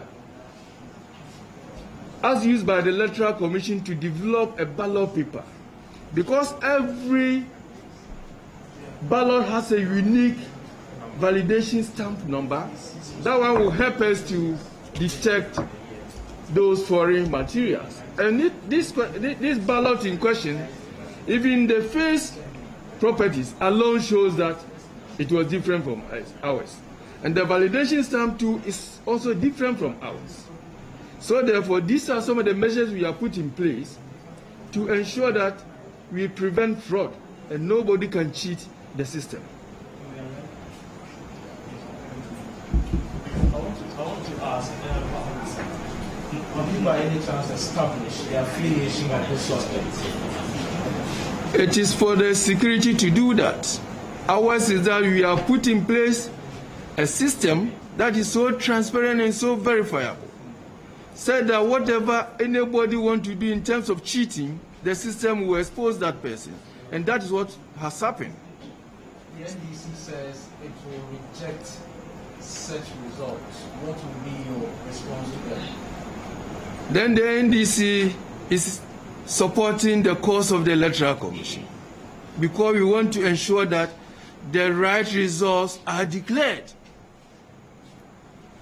That is why we have put all these measures in place. We are not going to counterand any act that will tilt the tide against one candidate or in favor of another candidate. We want to ensure a level playing field such that whoever the populace, the voters have voted for, is the one, the majority of the voters have voted for, is the one that we are going to declare as elected. So therefore, if there are any foreign materials found in our ballot boxes, we are going to fish them out, and we are not going to count those ballots. And Commission has been doing that since 1992. If you can remember, we had an election for a political party in Egeso. Some of these instances came. When we finished that election, we had over, the ballot papers were printed by that political party. At the end of the voting, we realized that we had over 100 ballots, more than what we actually issued. We were able to fish all of them out by the use of this validation stamp. And that is what we are going to do. So, if that is what the candidate is saying, he's welcome on board to ensure the integrity of the electoral process. How many ballots, fake ballots have been detected? So far, that incident, I understand there were 5 ballot papers. There were 5 ballot papers, that is what I was told. And I had a look. He had in his possession 3, and the police also had in possession the rest. But I took this one from Honorable Muntaka, and he himself asserted to it. When I showed him the features here, yes, he knew this is not ours. But his worry was that some people were trying to corrupt the system. And I told him, and I showed him that the system that we have put in place, nobody can do such thing without it being detected. Please, early in the day, we had the NDC organize another press conference. There they had 5 presidential ballot papers, which they claim was taken from a gentleman who is also saying that there was a blue vehicle which this occupant gave to him. Has that come to your attention? Is it different from the one which occurred at Nuzobo? That was a notice of poo. They were not ballot papers. What we are talking about were notice of poo. The police told me about that. It was a notice of poo, but not ballot papers. But during election, nobody is supposed to carry any material that indicates that a person is doing campaign. That was why he was apprehended. It was not ballot papers. So far, the EC issued a statement earlier today confirming dismissals of electoral officers. Do we have similar incidences here in Ashanti? And what are their fates? Election officials, we have rules and regulations for all election officials. And if you falter, you have to be dismissed. In our case, there was one incident at Kwadaso. A lady was complaining that her ballot paper was not validated. It was a serious argument. We did not take it kindly, so we made the police to apprehend the officer, so that they keep her until after the elections, then we see. Because the officer was also indicating that yes, she validated the ballot papers. Incidentally, at the end of the poll, all the ballot papers were validated. So it was a wrong accusation. It happened in Kwadaso constituency. The lady has been made to go because she did not do anything wrong. What is going to happen right from now, especially at the regional level? Right now, that campaign is going on and it's going to go into the night. Yes, we are here. This is going to be the Regional Coalition Center. In fact, you see, because of the rainfall, around after 4 p.m., we all experienced rainfall all over Ashanti region. That has delayed the constituencies from submitting their results on time. But as we are talking, they are all having their coalition exercises.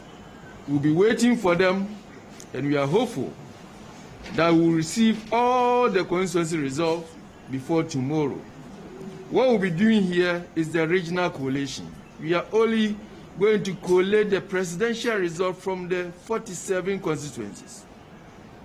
If we get the results, we can use less than 1 hour to do that. And after that, we'll submit them to head office. So we are waiting for our district officers and returning officers to get their coalition done on time for them to bring the summary of results to us so that we can also use that to collate for the region.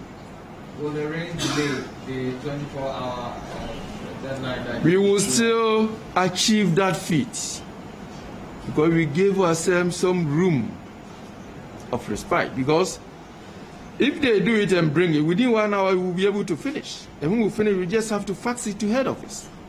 So we can still deliver on our promise. Sir, so I don't know if it has come to your notice. The rainfall, I don't know whether it's caused most of the ballots, and they're trying as much as they can to start counting. And in effect, you will see some of the thumbprints being duplicated somehow. And they were also trying, some of the agents were also trying to find whether they reject those ballots or they add it to the ones that were not. I don't know if that one has come to your notice and what are you doing about it. You see, what's the essence of rejecting a ballot? You reject a ballot when the intention of the voter cannot be determined. So therefore, if you have seen that genuinely the voter has voted for maybe candidate D, and like we are saying, maybe because of the rain, you could see that the droplets of the rainfall has maybe indicated some mark on the another candidate. You need to give it to the one the voter actually voted for. So this shouldn't be a problem. We don't want to disenfranchise anybody, and we will not disenfranchise anybody because there were those watermarks on somewhere when the thumbprint of that voter clearly shows where the voter indicated his or her mark. Thank you very much. You are welcome. Please, one question. How was the person caught? My name is Frank from Kesby Media. How was the person caught? Was it from the Muntaka or Ali? How was the person caught? Yeah, the one who said he was. The guy came there to vote,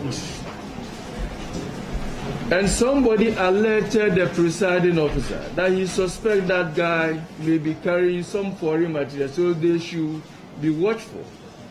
Understand is one of the agents. And as the guy was going through the process, truly they were watching him. Upon casting his vote for the presidential, he went ahead to pick the parliamentary ballot paper. And during the casting of the parliamentary ballot paper, then they realized that he was bringing out foreign materials. It was there and then that they apprehended him. So he was not even given the opportunity to put those foreign materials into the ballot box. That was how you got caught. Thank you very much. Please, we are waiting for the results, so we'll plead with you. All of us will see how those who want to take part will have to wait for us downstairs.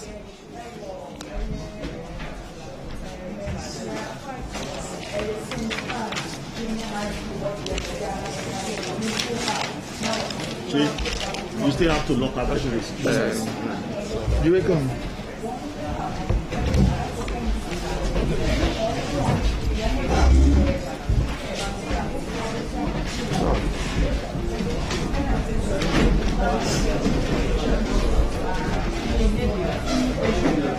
Please. You have to this. We are all going out. We are all going out.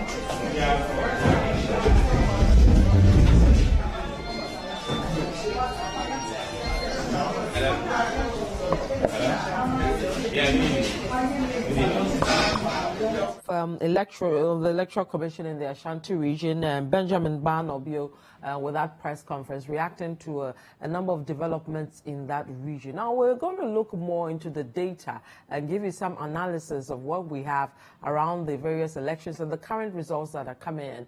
Bernard Avle, as well as Kojo Akoto Boateng, will be taking us to that point. Bernard and Kojo. Thank you, Vivian, and welcome to your election bureau. This is 97.3 Citi FM, and of course, we are on Citi Television. Kojo, it's good to have you again. Yeah, good to have you too. We're also online, the Citi FM online, citinewsroomonline.com. That's citinewsroom.com, sorry. Great. You go there, you get to watch us online as well. So, Vivian and Co have been, and of course, Zoe on radio have been talking about the results coming in. I need to point out that the election is in four main parts. So, there's the voting, there's the counting, there's the sorting. Then you have the polling station results that have come in. Yeah. So we have 38,000 polling stations. So the problem is that because the polling station numbers have increased by about 11,000, we cannot compare polling station for polling station. Yeah. And nobody has 38,000 people to deploy around the country. So a lot of people are frustrated. We are hearing random polling station results. What do these mean? Now, they don't mean much until you know the electoral area the polling station result is from and its voting history. Yeah. Now, we don't think we have time to walk you through 38,000 polling stations. We don't have enough for a train. So what we're going to do is to give people a sense of where we are with our presidential and parliamentary elections and how they should interpret the constituency results that are coming in the next hour. Because as counting has finished at most polling stations and results have come in, it means that now all the material have moved to the collation centers. Yeah. Now, what happens at collation is not counting, it's just collation. So if you have the polling station here at Citi, Snap School, you had maybe 350 votes, and they finish the counting. When you get to the collation center, they don't recount. They essentially just collate the results. So it's just a question of addition. Yeah. So it's pretty fast if the polling stations are not that many. So when we are done from here, we would have constituency, presidential, and parliamentary results coming in. So two things I want you to do first. Give us a sense of the presidential and parliamentary behavior of Ghanaian voters since you started showing the records. And for that, we come to your dashboard. Then we'll also tell people how they can use the numbers coming in for the constituencies to make sense of who's winning or who's losing. Yeah. Brilliant. So walk me through our parliamentary history. Where are we? What's the state of play? You made a very fantastic point with breaking down the polling stations to electoral areas to the constituencies, then to regions, and then to national, right? Yes. So if you look at what the EC did this year, they broke down some of the polling stations and divided them into 2, 3, 4, so that they could do queue management. Now, the polling station level, we have numbers like 500, 300, 200, 300, 800, 1,200, broken down to ensure that there is queue management. Now, when you put all these 38,000 polling station sheets together, we collate them into the electoral areas. And the electoral areas are under the constituencies, and the constituencies are under the regions, and then you do the national total. So we've been entering data from all across the country to give us a sense of how things are going. But because of the quantum of that data, so far we've collected about a total of 120,000 votes. It's almost 120,000? Yes. 120,000 votes That's very small. from the polling station. It's so small. How many polling stations? I need to check that. Probably less than 1,000. I was looking at the total number of votes and then looking at the percentages. So it's too small to make sense of. It's too small to make sense of. And you're also getting them from certain areas and not getting from Although certain we need to areas. say that probably a lot more polling station results are out. Yeah. But the system to receive and aggregate is not. And in entering some of these things, if you don't take care, you may enter wrong data. So let's show the parliamentary picture where we are. Now, this is where we are. We are in 2016, right? We are using the 2016 results. Yes. By tomorrow, we'll know how 2020 is going. Yes. Now, in 2016, we have 169 for the MPP. So 275 is split with a 63 seat difference. Yes. So NPP has a 63 seat lead over NDC. In fact, for people to see the structure of parliament properly, yes, permit me to take you here. Fair enough. Now, this is the chamber of parliament. And the speaker is sitting here. The speaker will sit here, and the clerks and all those people will sit here. Yes. Majority leader will be here, minority leader will be here, and their wing will be here, and all these. You see how they sit, right? Now, this is 2016. So this is Osechi Mensabunsu. Right. And this is Haruna. And their people are seated here, and the rest are here. Great. So if you look at 2016 very well, it's majority blue. But it's not yet 2/3. Yes, it's not yet 2/3, but it's majority blue. Now, this is the line. It's more like 3/5. Yes. It's more like 3/5. Yes. This is the line that separates the 50% line. So if you break this this semicircle into 5, NPP has 3, NDC has 2. 2. Yes. That's what it is. So this is 2016. Now 2020, when the figures start coming in and we start filling, you see how blue or green the Chamber of Parliament is. Great. And the Speaker of Parliament will be watching from here. Great. So now let's go to... Any small party in there? So we're saying that this is 2 parties? This is purely 2 parties, blue-green. There is no other party in this particular system. And in our Fourth Republic, this will be the first time this has happened. This will be the first time we have So take me back to the parliamentary history. Now, let's go to the trend to see how Ghanaians have chosen their lawmakers over the past elections. Yes. Great. And we'll start from 1992. Brilliant. Now, if you go to 1992, we had fewer seats then, right? 189 plus 200 seats. 200 seats. NDC boycotted that election. NDC didn't boycott, it was NPP that boycotted. Now, NDC got the majority, 189 seats, and the others got 11 seats. Yes. We need to mention that that was the only election that presidential and parliamentary elections were held at separate times. Yeah. After that, they were held on the same day, so you can't boycott one. So in this case, the NPP said there was a stolen verdict. They didn't go for the parliamentary. Yeah. So only a few independent candidates won, and then you have this. Yeah, so NDC controlled and a few other that parties like NCP and the CPP and PNC. Now you go to, so majority in 1992 was the NDC. Yes. Let's see who was majority in 96. Good. You come to 1996, and majority is still NDC. Yes, but I want you to show me the spread. That's more important to me. Now, this is the spread for 1996. Because the NPP participated this time, yes, they won a lot of seats. J.H. Mensah is minority leader. The candidate for NPP now is one of the leaders of the House, Apreku, Osafo Mafo, Kwamina Bartels. These are the leading lights of the NPP in this parliament. And it's also instructive to say that Nana Akufo-Addo entered parliament in 96. John Dramani Mahama also entered parliament in 1996. Brilliant. Right. And that parliament was when the NPP took a bit of the 189 seats from the NDC, reducing NDC to 132. And this was 200. So NDC had close to a 2/3. Yeah. Because 6 3 18. Yeah. Right. So this is, if this is three parts of a meat pie, NDC had 2, NPP had 1/3. Now let's go to the year 2000. Good. This is how 2000 looked like.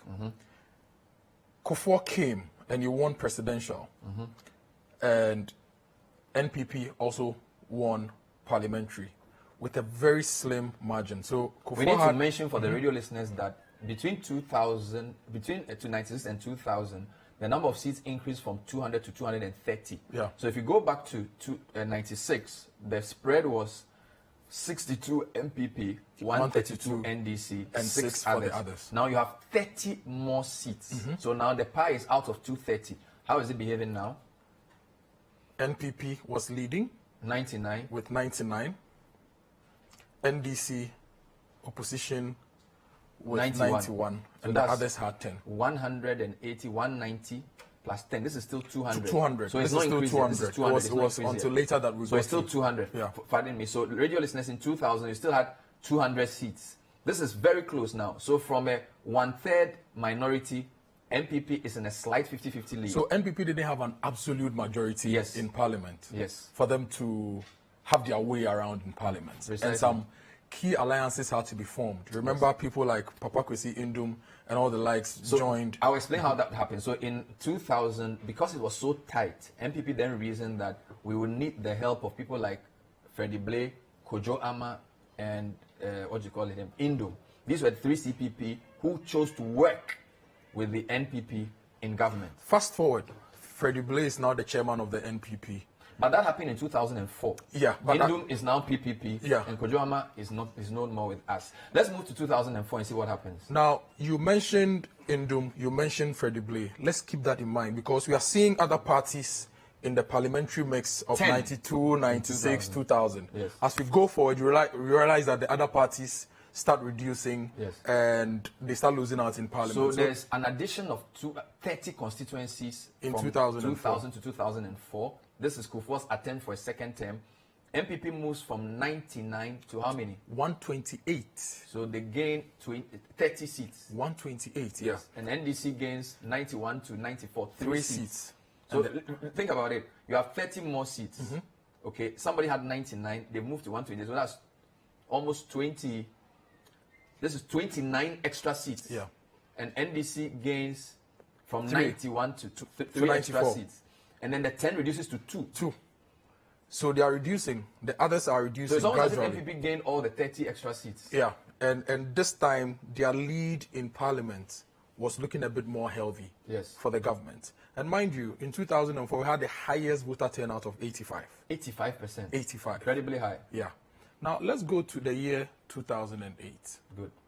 2008, NDC wins the presidential elections, and they win parliament as well. They jump from 94 to 116. So 22 extra seats. And MPP drops from 120. MPP drops from 128 to 107. So they lose 21 seats. That's a big loss. So it's a flip. And so far we're seeing that whoever wins the presidential carries the parliamentary. Let's keep going. And there's the others from 8 to 7. Not they too keep bad. dropping. They keep dropping. Yes. Now, fast forward to 2012. There you have it. NDC stretches. So they are 120 to 140. Yeah. So an MPP. So go back. Again, there's a shift. So 116, 107, all this is 230. Now we have 2012. increased to 275. 275.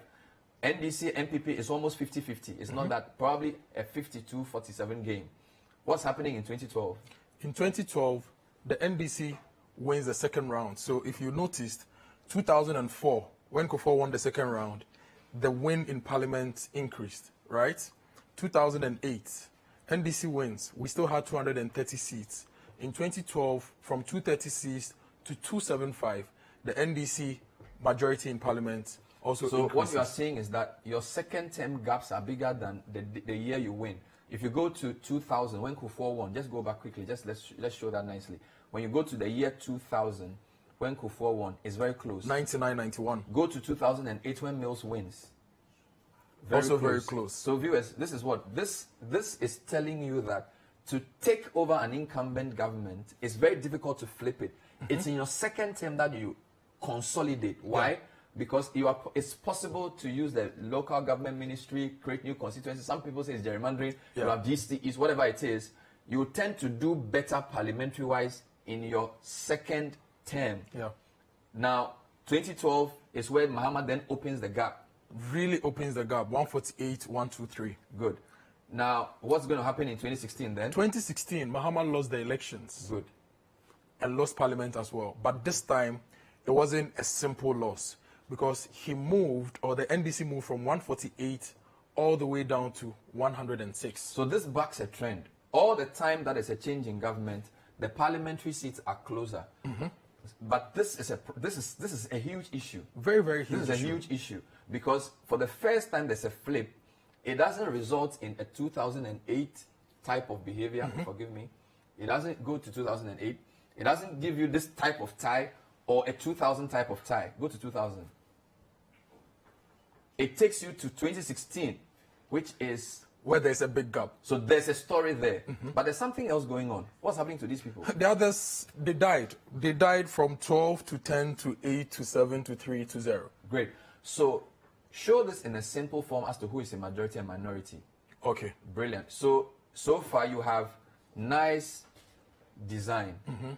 How similar is this to the presidential pattern? Very, very interesting. So 92 NDC majority, 96 NDC majority. 92 NDC won presidential, 96 NDC won presidential. 2000 NPP majority, 2004 NPP majority. 2000 NPP won presidential, 2004 they won. 2008 NDC majority, 2012 NDC majority. Now, in both years too, NDC won presidential. And now 2016 NPP. Before you go, I want viewers to take a snapshot of this. If you have a phone, take a screenshot and keep it because it will be useful for the comparison it's coming to do. Or just if you're watching on television, take a picture of this. If you're listening on radio, this is like 2 radio waves.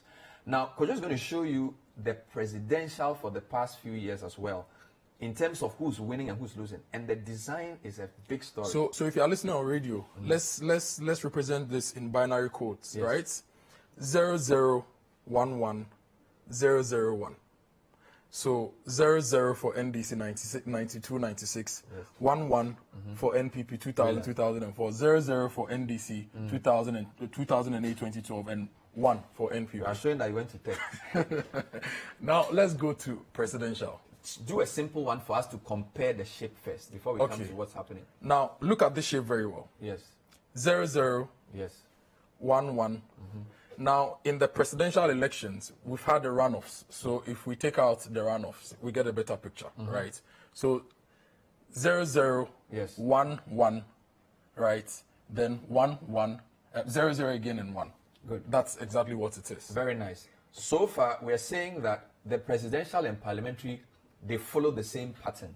You can see a correlation between the presidential outcome and the parliamentary outcome. The only story we've seen so far is that when you come to the parliamentary for 2016, a government losing doesn't lose the parliament by that much. Yeah. So the 2016 shift in parliament was a huge story. And it's something that the NDC should be worried about and looking at the results that's coming up from the various constituencies. Because this is an anomaly, what happened in 2016. Wide gap here is an anomaly. So if they strategize very well and if they are looking at the results very well, they will know whether this anomaly is going to continue. Now, if this anomaly continues, it means that the conversation people are having in town that they want a skirt and blouse kind of government, presidential for one party, parliamentary for one, may not happen.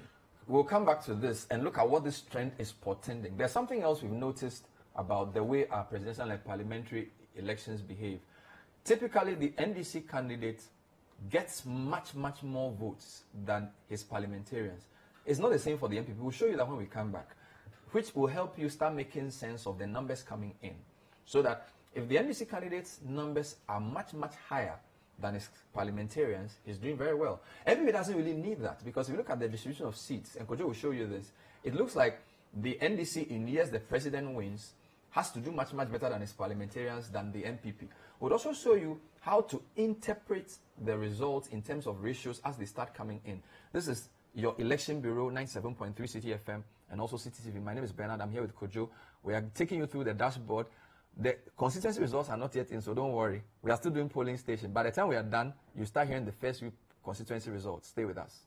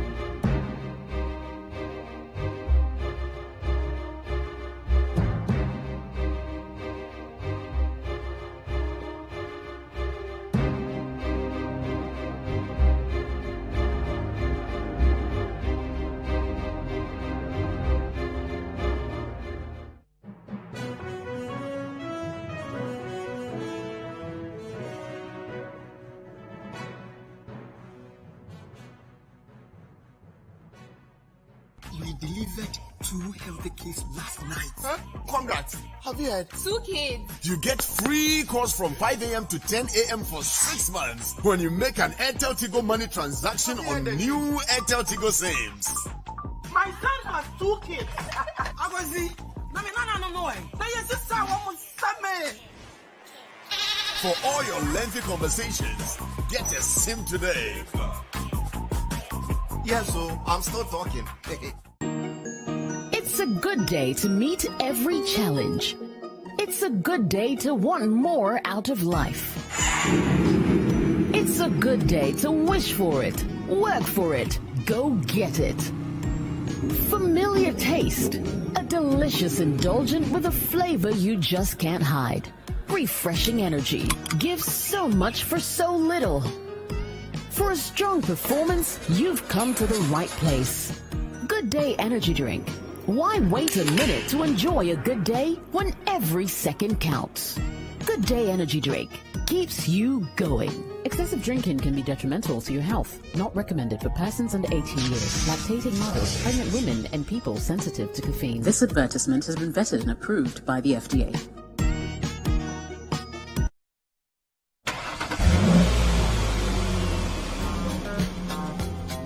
Speed thrills, but it kills. An open road in good condition may entice a driver to speed. As a driver, you must not speed, especially in areas where speeds of less than 50 km per hour are required. Road engineers sometimes construct speed humps in an effort to make drivers reduce speeds, especially in residential areas, commercial areas, and near schools where speeds of less than 30 km per hour are required. If you are driving in such areas, please slow down so that you can bring your vehicle to a stop when you have to. Stop road crashes now. Stay alive. This road safety education is brought to you by the National Road Safety Authority.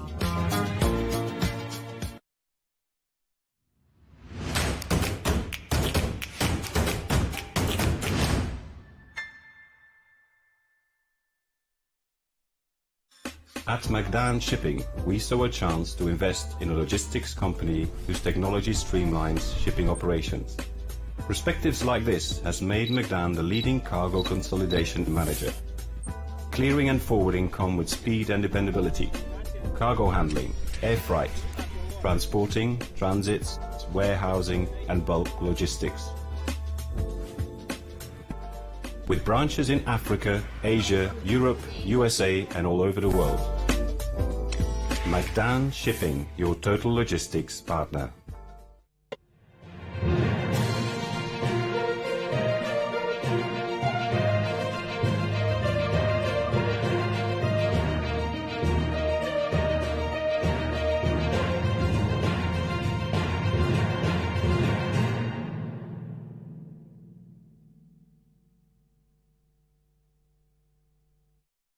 Welcome back to your election bureau. This is 97.3 Citi FM. We're also live on Citi TV. My name is Bernard Avle. I'm here with Kojo Boateng. As we're speaking, most polling stations are finished counting. Most results have been declared at polling stations, but the results have to be collated, and our reporters are at all the collation centers in 275 constituencies, waiting for the collated results to be announced. We're trying to give you a quick history of our parliamentary and presidential situation, and then also we're going to show you how to interpret the results that are coming in. How do you know who's winning or losing? Because they will be coming in different bits. So far, I'm here with Kojo. Kojo, great, and thank you for talking to us. So the first big story is that the switch in Parliament in 2016 was abnormal. Because when an incumbent is losing and the Parliament is switching, it starts tightly. This 63 gap is abnormal. It's quite big. 2016 was an abnormal election for many reasons. Walk me through the presidential election trends and let me see how voting is behaving since 92 as well. Okay, so on the presidential front, 92, NDC won 2.3 million votes, NPP 1.2 million votes. The others got 450,000 votes.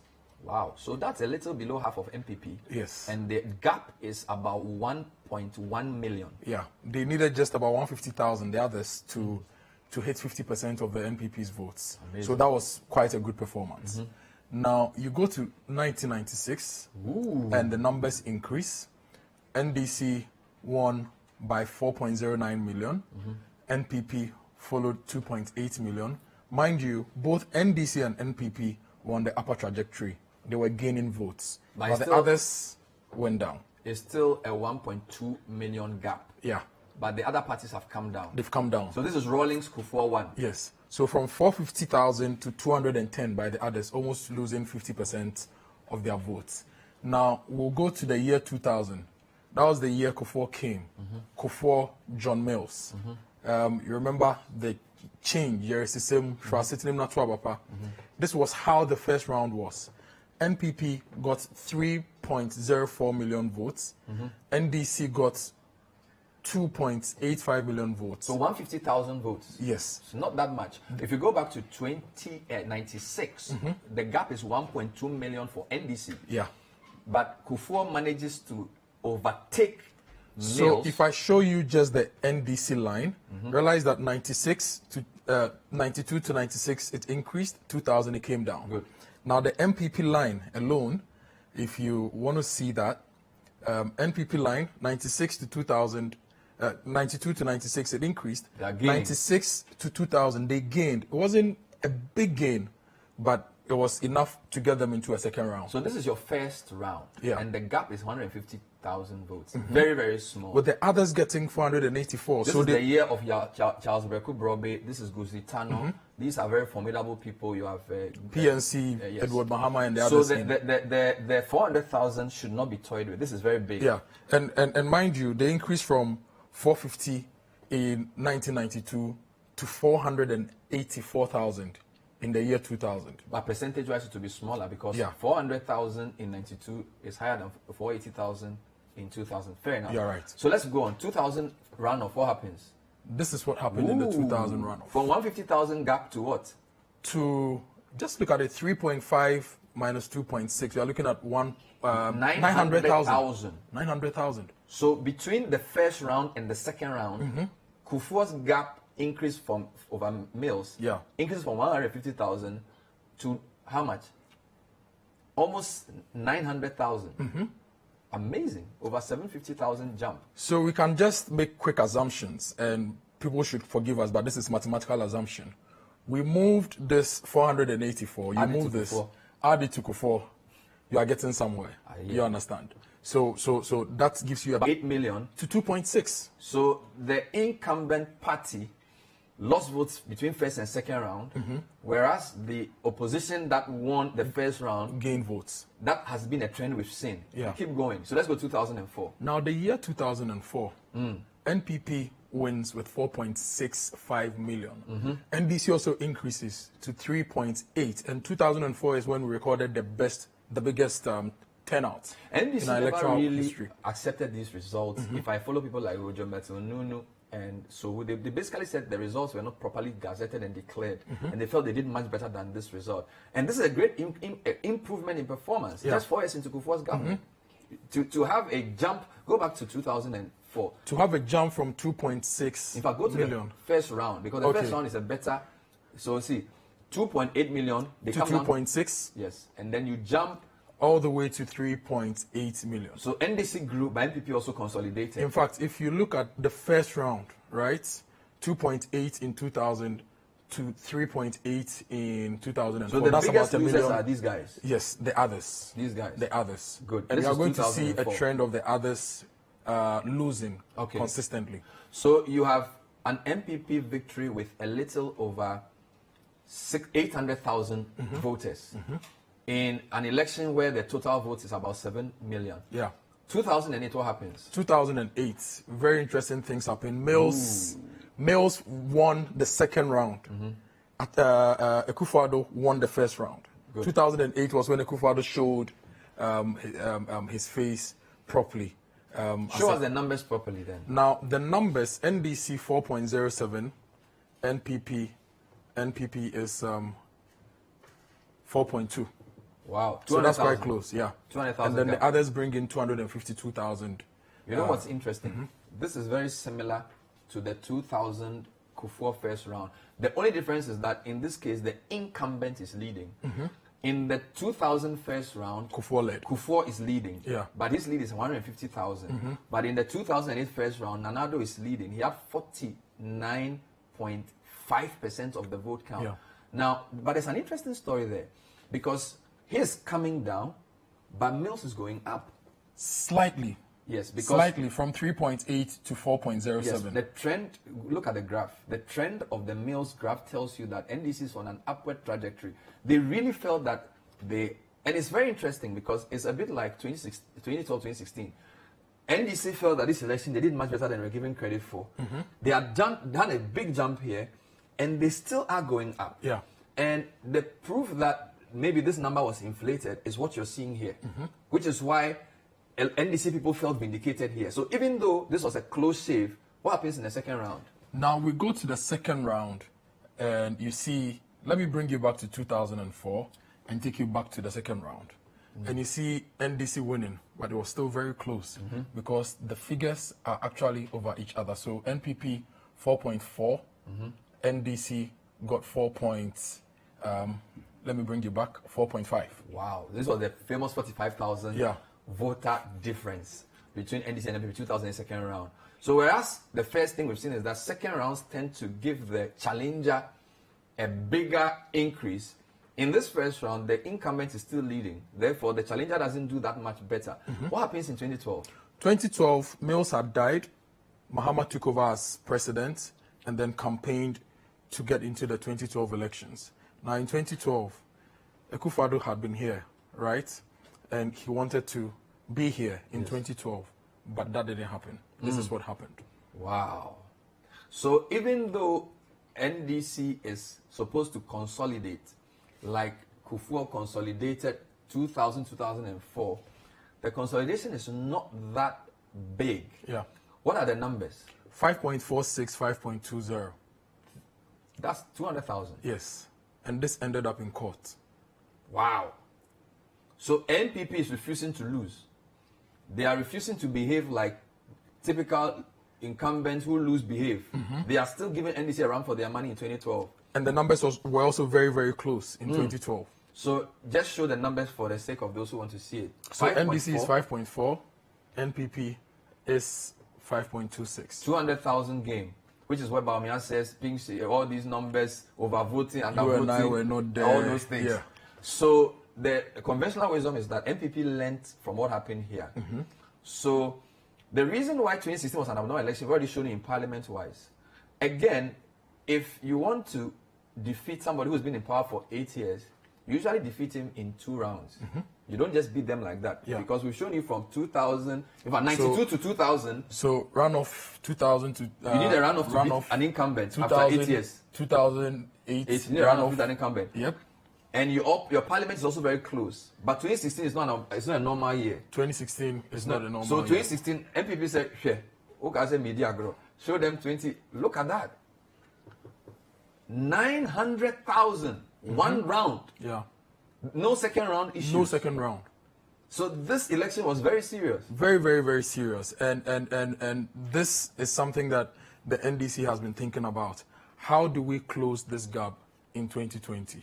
And what strategies can we use to close this gap in 2020? What is happening to NDC from 2012 to 2016? They got how many? 5.4 million votes. 2016, how many votes? 4.7. They dropped. They dropped.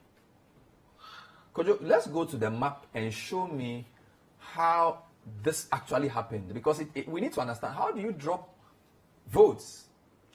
How do you, because so far, nobody has dropped votes in another election year in that same manner we've seen. Now, I don't know whether the turnout chart will give us also something to think about. Show me this, yes. Now, in the year 2000, turnout was about 61, 62-ish. Now, 2004, turnout went to 85. This is when Kufuor consolidated.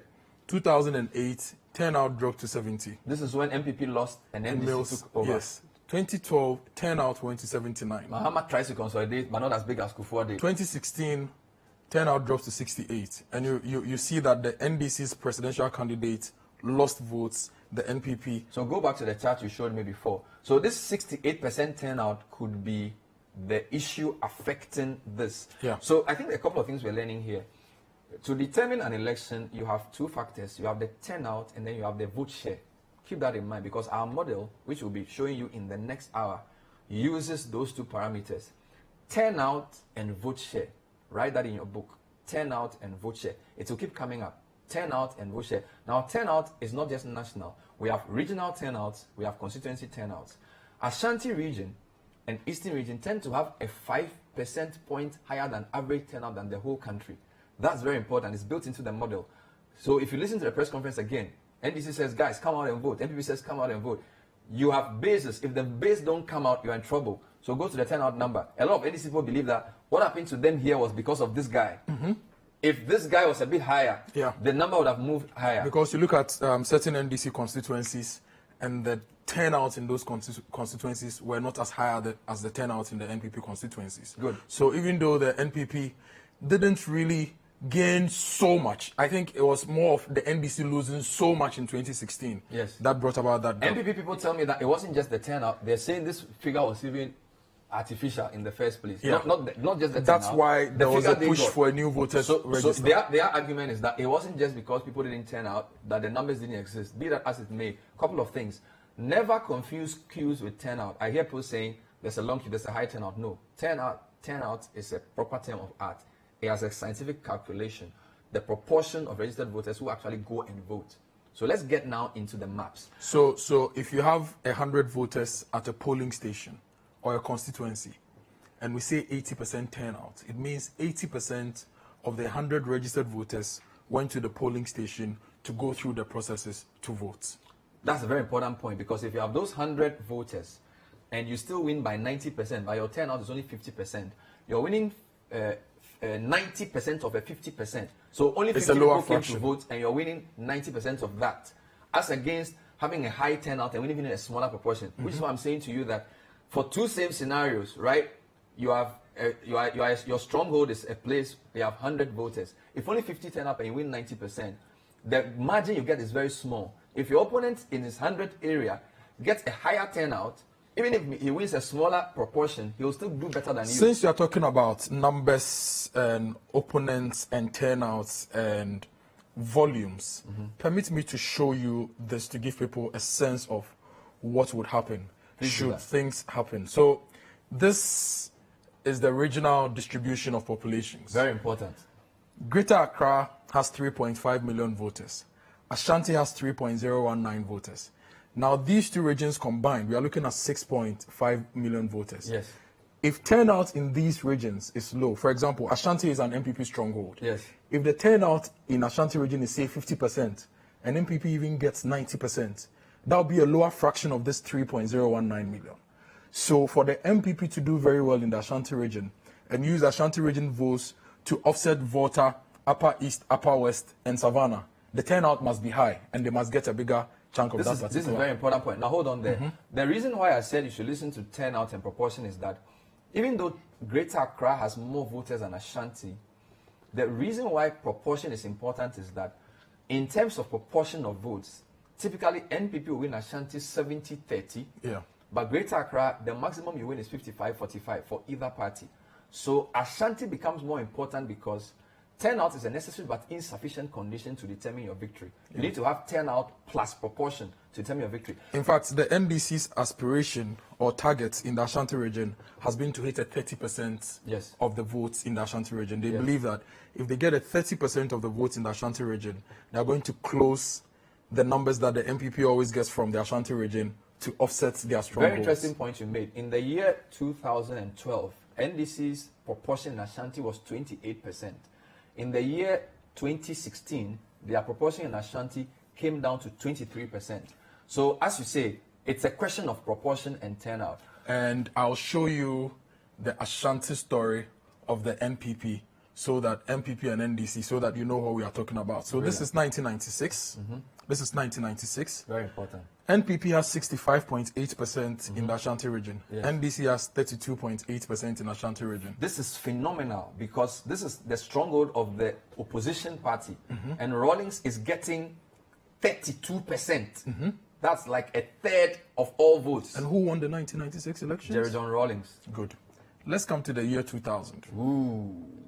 Kufuor gets 74.8% in the Ashanti region.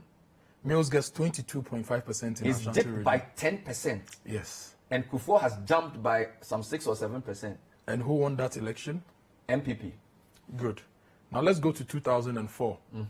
Kufuor increases, and 2004 general turnout was 85%. Mills is dropping 21.8%. So from 32 from Rawlings, he's dropped 22. He's now 21 in Ashanti. Yeah.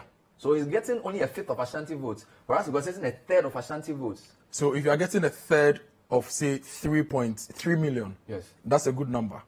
If the turnout is good there and you are getting a third, it's a good number. Very important. Now, if you are getting a fifth, you are not getting a very good number. Good. Now, let's go to 2008. Ooh. What happened in 2008? Mills comes roaring back. From 21, he jumps 5% points. Yes, 26. Now, this 26 helped them to close the gap a bit. What's happening to MPP? MPP got 72.5. Down from where? Down from 77. So you see? About 5 percentage points drop. So Ashanti is crucial. The drop and the gain is always interesting. Look at it. 77 to 72, that's a 5% drop. 21 to 26, 5% gain. MPP's loss is NDC's gain. I want you to show this, very, very important, just to clarify the point. 77, you drop to 72. That's 5 point something. NDC, 21 goes up to 26. Somebody's loss is another person's game. It's a zero-sum game in Ashanti, people. What's happening in 2012? Now, 2012. Kai Mahama, he's added 2%. 28.4. And I remember that particular election. Almost getting to 30 of Rawlings. Yes, I remember that particular election because Joseph Yamin and the team in the Ashanti region, they went round radio stations. They had set a target of 30% for themselves. Wow. So they kept pushing. Ofori-Krom constituency was one of the constituencies they wanted to get a bigger number. Asawase as well, they targeted Asawase. And the peripheral constituencies around the bigger constituencies in the Ashanti region. Now they hit 28%. Wow. And who wins the election? NDC. What's happening to MPP though? From 77 in 2004, what's going on here? There was a new candidate. They moved from Nkarius J. Kufuor to Achimu Buakwe's Nana Adudankwe Kufuor. So it took a while for Ashanti to warm up to They were not too sure. Yes. There was Alan and all these issues. I can assume and so say that they were not too sure. Come down 7%. Yeah. Mahama has moved up 7%. Yeah. But in 2016... Hold on, before you go there. So guys, this is very important. The 4 elections we have shown you, NDC won 96. They had 32%. They lost 2,000. They came down to 20 what percent? 23%. Just want to show you. Yeah, 20. You want me to show that? Yes, I want to just be sure. Okay, so let's go. 22%. This is below 25. So if 25% is 1/4 of 100, we are saying if NDC gets more than 25%, they are looking good. If they get below 25%, they are in trouble. Yeah. This is below 25%. Go to 2004. It's even worse, 21%. They are in bigger trouble. Yep. 2008. They go above 25%. They win the election. 2012, what's happening to them? 28.4%. They are coasting 3 percentage points above what they need. They win the election. So if you are very busy and you don't have time for all results, let's listen to Ashanti. If we are seeing ratios for NDC above 25%, they are looking good. If they are getting ratios below 25%, they are in trouble. That doesn't mean they can't win. There will be other things they need to do. In fact, when we show you Volta region, it's a completely different story because whereas NDC has to make gains in Ashanti, MPP doesn't need to do that well in Volta. And we'll explain why. Because don't forget the 2 issues. Turnout and the ratios. So numbers, the volume, and then proportion. It's called ratio and proportion. Let's get in there. So 28%, they win. Click on the 2016. Oh la la. They drop. 23. It's below what? 25%. Who loses the election? NDC loses the election. Opana has gone back up. 76. So we don't even want to make a theory about MPP. We're saying that if NDC gets above 25% in Ashanti, they are doing well. Yeah. If they get below 25%, they are in trouble. Write that in your book. It's a very important point so far. This doesn't mean that every time it has to happen this way. The other dynamics, we're just saying that we've noticed that when NDC gets 25%, now mind you, when you something I'll tell you, when you take out OT from Volta region, in the 2016 election, or 2012 election actually, NDC's second highest vote was from Ashanti. 600,000 votes in Ashanti, more than the 500,000 they got in Volta. So NDC Ashanti is more important than you think. It's more important than you think. There's something we need to think Which about. is why Muntaka press conference, the Ashanti press conference, Asawase, you need to connect the dots. So NDC needs Asawase, they need Ejirase Chedumase, they need Ifiduase Asokore, they need New Edubiase, they need Hafuano North.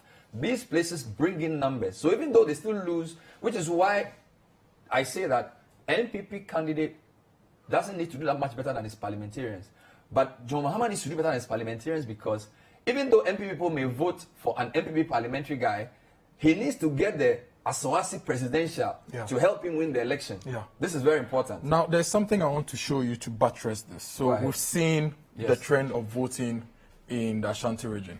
Let's still go back to the populations to give us a sense of what is happening. So these reds are the largest populations, right? Greater Accra number 1, Ashanti number 2. Now, if you want to look at the small populations, which are in these fluorescent green colors, Volta is in the small population bracket, right? A lot of the NDC constituencies or regions are in the smaller population. Volta here, Upper East here, Upper West here, Western North here. Which is funny because you did all green. Of all of this, the only place NPP actually wins is Bono. So NDC, NDC, NDC, NDC, NDC. And they are all small. MPP. These two are MPP. Now, if you add this to this. If you add Ashanti to Eastern, you're getting 4.6. Yes. If you add Volta to Upper East, this is 1.5. 1.5 plus 5, this is 3. Yes. Right? No, 1.5 plus 5 is 2. 1.5 million plus 5 is 2 Yes, million. 2. Then Upper West, Western North, 800. You add that, right? Let's give all these. You've still not reached, you've not even reached Ashanti. Now, you take your Northeast out because now it's a 50-50 game. Yes. Ahafo also play some games add like Savannah. that. So you add your Savannah, let's add Uti. Yes. You are So still that's not going to 500,000. beat this. Because gap now when very you go well. and add this man, you are in trouble. Yes. Now, the other thing to say about the voter spread is also about demographics. Very important. And we must say this because Akufo-Addo and Mahama started their race 2008. They entered parliament in 96. Yes. Now, if you look at the voter demographics, now this is total voters. Greater Accra, Ashanti goes on and on. And if you want to look at the percentage of total voters, this is how it is, right? Now, let's look at 18 to 21, first-time voters. Ooh. First-time voters. Ashanti has the most first-time voters, right? That tells you that they registered a lot more people. Absolute numbers, Ashanti has the most. Even though Greater Accra has more voters, yes, Ashanti has more. So hold on there. Listeners, this is very important. There is more voters in Greater Accra than Ashanti, but in proportion of voters, 18 to 21 means they registered. Yeah. So Ashanti has registered more. We don't know what constituency they are from, but it should give you a clue as to something that's going on. Yes. And you see, if you look at the population breakdown as in the percentages of first-time voters, Northeast, which is now almost a 50-50 game, has the highest percentage-wise. You trace voter all the way to last but one, right? And then Greater Accra, first as a percentage of the population. Now let's look at the older population, right? Let's say 56 to 65. Let me just say something before. A lot of people say that the region Greater Accra has a smaller proportion of friends with the Greater Accra region being the economic capital of the country. A lot of people who live here are here to work, but they don't live here with their families. So you can have a man and his wife in Kumasi with their kids. Monday to Friday is in Accra because he's working, and then he goes to Kumasi. So Greater Accra's population will be older. Again, when we have those numbers, Greater Accra is the oldest region because we have more economically active people here who tend to be older populations. But I digress. That's a fantastic explanation. Now, why is it that the voter region is last but one when it comes to? Because it's not an economic hub. That's There's a good something question. going on there. That's a good thing. Now, let's go to 46 to 55. Or let's look at the 18 to 35 band. Yes. Because the truth is that the 18 to 35 band in all the regions have more than 50%. Yes. So this is the key drivers. This is the key drivers. These are the people. Now, 18 to 35. You are in that group, I'm not. Yes. Greater Accra is number 1. Ashanti is number 2. Economically active. Ashanti is number 2. Central, Eastern. We are seeing the two main NPP strongholds. Yes. And this is the largest, guys, this is the largest chunk of these people. Yes. These guys are the people who are running the system. Kojo Akoto, Philip, Ashon, Godfred, they are there. Me, I'm here. I'm in 36 to 45. Now, my time is past. In this chunk, in our chunk, yes, Volta region places last. What is going on here? So, guys, what Kojo is saying is that the proportion of voters who are the largest when we break the age group down, these are the largest group. The region that gives NDC is biggest, they are not that many. Yeah. So there are more older people in the Volta region voting, but not economically active. So if you check over 75, right? What's going on there? Upper is number 1, Volta number 2. Please, this is not magic. We are just showing you numbers. So it could mean that a lot of the young people in Volta are migrating to Eastern. They are migrating to Greater Accra. They are migrating to Ashanti. And they're leaving the older folk behind. So they are not making the numbers here. Yeah. Okay? Which is, again, why NDC presidential candidate always does better than his parliamentary candidates, because he's not voting in the Volta region. His seats are not that many, but he's getting votes in places that he's even losing. Yeah. So I'll give you an example. In 2008, John Mahama had 300,000 more votes than his parliamentarians. Okay, that increased to 475,000, almost 500,000 more votes than his MPs. But this dropped in 2016, where he had 200,000 more. Akufo-Addo in 2012 had only 25,000 voters more than his people. But that's a digression point. Kojo, I think we have a few minutes to go because we have 10 minutes past 10. Okay. We have 2 minutes to go. Fantastic. This is the Citi Election Bureau. We had wanted to show people how to make sense of the results coming in terms of racial proportion. But I'm told it looks like results are coming in, because the way Vivian's nose is shaking, it means that some results are coming in. Now, Kojo, what I wanted to do quickly was to show people how to make sense of the presidential results, because you are wanted to compare parliament and president quickly. Okay, just do that. So this is Ketu South, right? This is presidential. Now the same Ketu South is here, right? Parliamentary. Now Fifi Kwete is the MP for Ketu South. Yes. What do you see? Now Fifi Kwete gets 48,000 votes, and the NPP candidate gets 4,000 votes, and other parties get 21,000 votes. So independent candidate gets 29%. Fifi Kwete gets 65%. What does Mahama get? 88%. 65,000. So Mahama has, so 65 to 88, a 23% jump over Fifi Kwete. This is the issue of NDC. Yeah. But this was when they were incumbents, 2016. It may flip in 2020. We don't know. We don't want to spend too much time here. I'm told I'll have to take a break. Okay. So we'll take a breather. We'll be back on our dashboard shortly. We have so many things to show you. We have some models we are going to explain. We have wanted to show you how to use the proportions. Okay. So just quickly, show me a 2016 constituency presidential. Then I want to just explain that fast before 2016 constituency presidential. Yes. Let's try to do Nandom. Okay. Okay. Forget our parliamentary for now. Okay. Just explain this thing to me. How should people know where the election is headed in terms of proportion? Because I said there are two things that determine the election. There's the turnout and the proportion.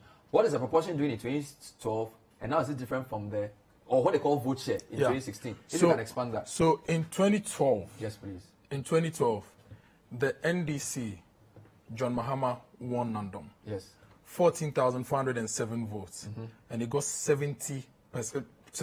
So it's a 70-30 share. Yes. 70-30 share. 70. Okay, let's say 70-30. Forget about the other parts. Yes. 7 parts of the pie. 3 parts of the pie to Nanado. Now in 2016, John Mahama got 13,085 votes. So he's now getting 6 out of the 10. Yes. And Nanado is rounding up to maybe 4 parts. Yes. So we're saying that if Nandom comes in, ask yourself, is Nandom looking like 7-3 or 6-4?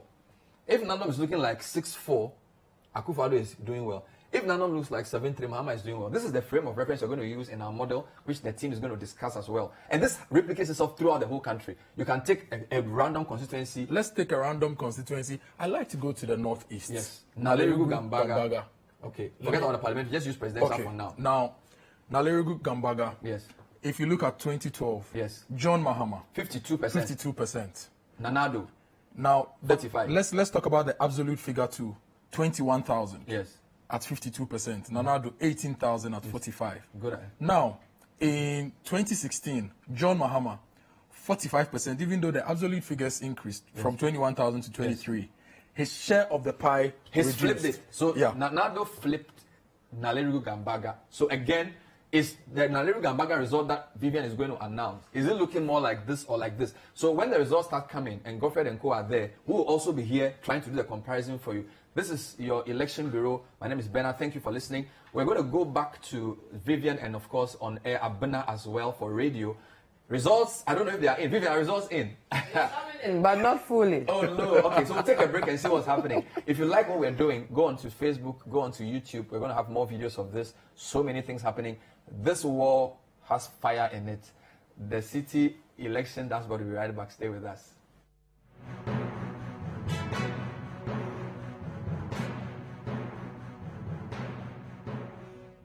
All right, so you're still watching the Election Bureau, and this, of course, is Blitz from the world of social media. My name, of course, is Emmanuel Sapo. You can follow me anywhere, everywhere on social media at Olele Sawado. Let me know what's happening around you and take me through some of the entertaining posts that you have seen on social media, and I'll do our best to put it out here on our network. Now, polls have officially closed, and so counting the votes are underway. And before that, we as a station went through, around the clock to bring you some exciting feeds as to what we've been up to in terms of analysis, statistics, facts, figures, name it, history, whatsoever. We had our seasoned journalists and anchors bringing you the best of all that you could get right here on the Ghanaian election. So at this moment in time, like I'm always going to do when I come your way on your TV screens, I'm going to go through some of the social media interactions that has got people talking. So we're going to take off with some series of tweets that I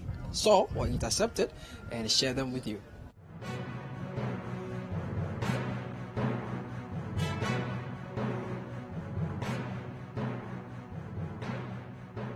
So we start off with Mr. _Manaf, and he says, I won't go high some Indian crab pie container, then take go run past my polling station in front and see something. Trust me, you don't want to do that. Moving on to Anka Mame. I think I got that right. Yes, at 5 p.m. voting ends, counting starts, serious mode activated, and when you see this face, you exactly know what time it is. Time soon, counting of ballots starts soonest. Well, it's already underway. Some presidential and parliamentary candidates will start bleeding soon, as if they're not bleeding already. Mr. Meng says, I stand for peaceful. We are counting the votes. Are you guys still standing, or we should bring you a seat? All right. Gideon _Duke says the counting is also really fast. Let's hope the collation goes as smooth. All right. And Anajua says, so like play, they are counting. Share. No, I think we are joking. All right. It's Africa _G says be like boom in polling agents where the vote give them one in Kwan. Hey. All right. Ali _Ivot says, you guys are drawing conclusions from police station results?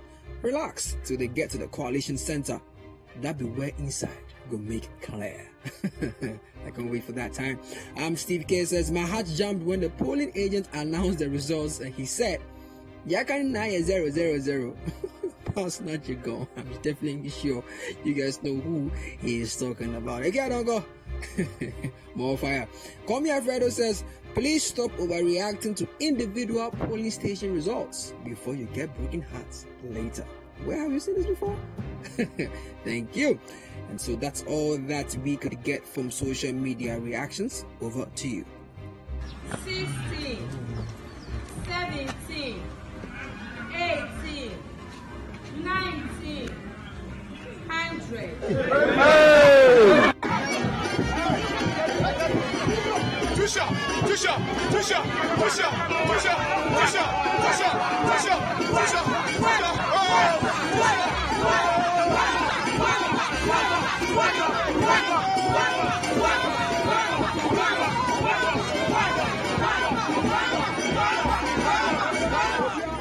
There you have it. Interesting tweets and entertaining tweets, of course, coming your way under the guise of the Ghanaian elections. Don't forget the hashtag is the Election Bureau, and the hashtag also you can use is GH Elections. Don't forget that you can add me at Olele Salvador and at Citi TV and Citi 97.3. Now, when you look behind me right now, there's some activity going on here. Not much I can say for myself, so I'm just going to speak to a gentleman here who is a known face right here in the city. His name is Kojo Akoto Boateng. He's the head of new media and the team lead for their team that is responsible for putting all the results together coming through to the constituencies here on Citi Election Bureau. Good evening. Good evening. How you doing? Oh, we are good. It's been a long day for you, huh? Yeah, it's been a long day, but it's fun. Ghanaians are choosing the next leader, the next parliament, the people who are going to manage the country and also make the laws. So it's a big exercise for Ghana, and not just for Ghana, it's also a big exercise for Africa, because the whole world is looking at the African example of Ghana, how we always do it and do it right. So what is happening is that for us, it's a big thing for us to represent the nation right and also capture accurate data, which we'll use to inform our listeners and the world. Now, there are lots of people watching us online on citinewsroom.com, on YouTube, on Facebook and other platforms. So it's up to us to show them the Ghanaian excellence from our data center and the results we are collecting, processing, visualizing and disseminating through radio, TV and online. We always need to do the right thing. Results coming, verify the results. So have a trusted point of collecting the results and share these results as provisional results that you are collecting, always deferring to the EC for the final results. The person who has the constitutional right to call and announce the presidential results is the Electoral Commission boss. So we will be giving people an idea of how the counting is going based on the results that we are collecting from all the polling stations we are covering, the electoral areas we are covering, the constituencies we are covering, and the regions we are covering. Thank you so much, Kojo.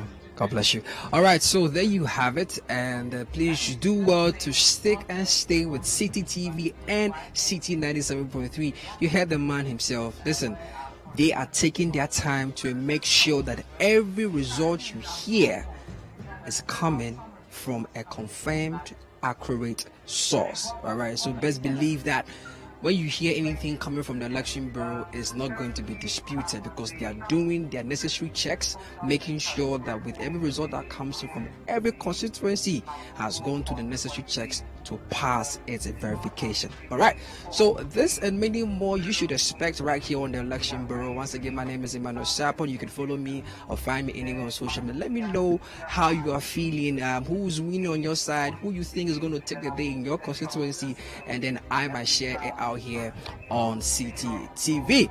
Don't forget, once again, the hashtag is the Election Bureau, and the other hashtag is GH Elections. Till I come your way with some more social media highlights, it's still the Election Bureau.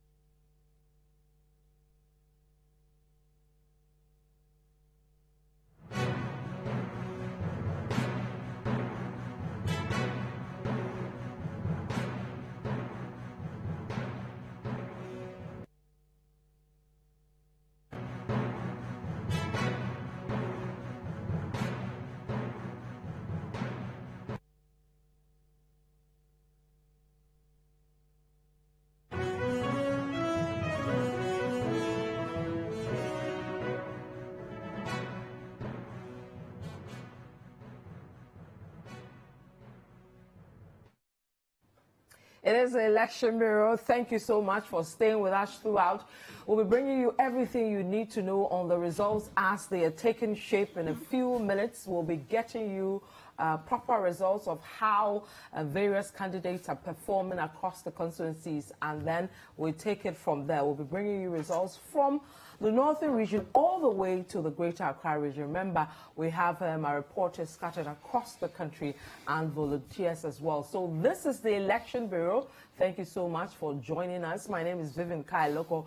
All along, I've been here with Godfred Boafo. He is head of current affairs here at Citi FM and Citi TV. Earlier, you saw Imani's vice president, Mr. Franklin Kujo. We're now joined by former CEO of NHIA, also the NDC's campaign spokesperson on health. He's also a senior lecturer at the University of Professional Studies. Mr. Sly Mensah is joining us now. Mr. Mensah, welcome. Thank you, Sylvester Mensah. Sylvester Mensah. How is it looking for you guys so far? Well, it's looking good. It's looking great. And fingers crossed. Fingers crossed, you say. Okay. I'll come to you. We'll talk more about that. But let me go to the phone lines and go to Botiano, because we are picking up some skirmishes over there with regards to the counting process. Our reporter, Bobie Ose, is on that beat. So we'll go to him in a bit to see what exactly is happening at Botiano.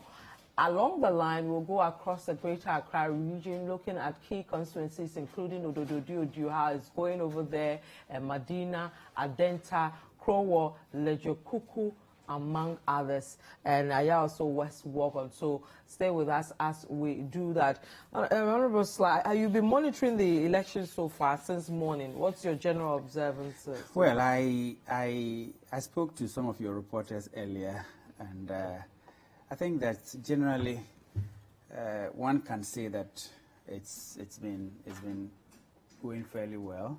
Of course, a few challenges that should be recorded.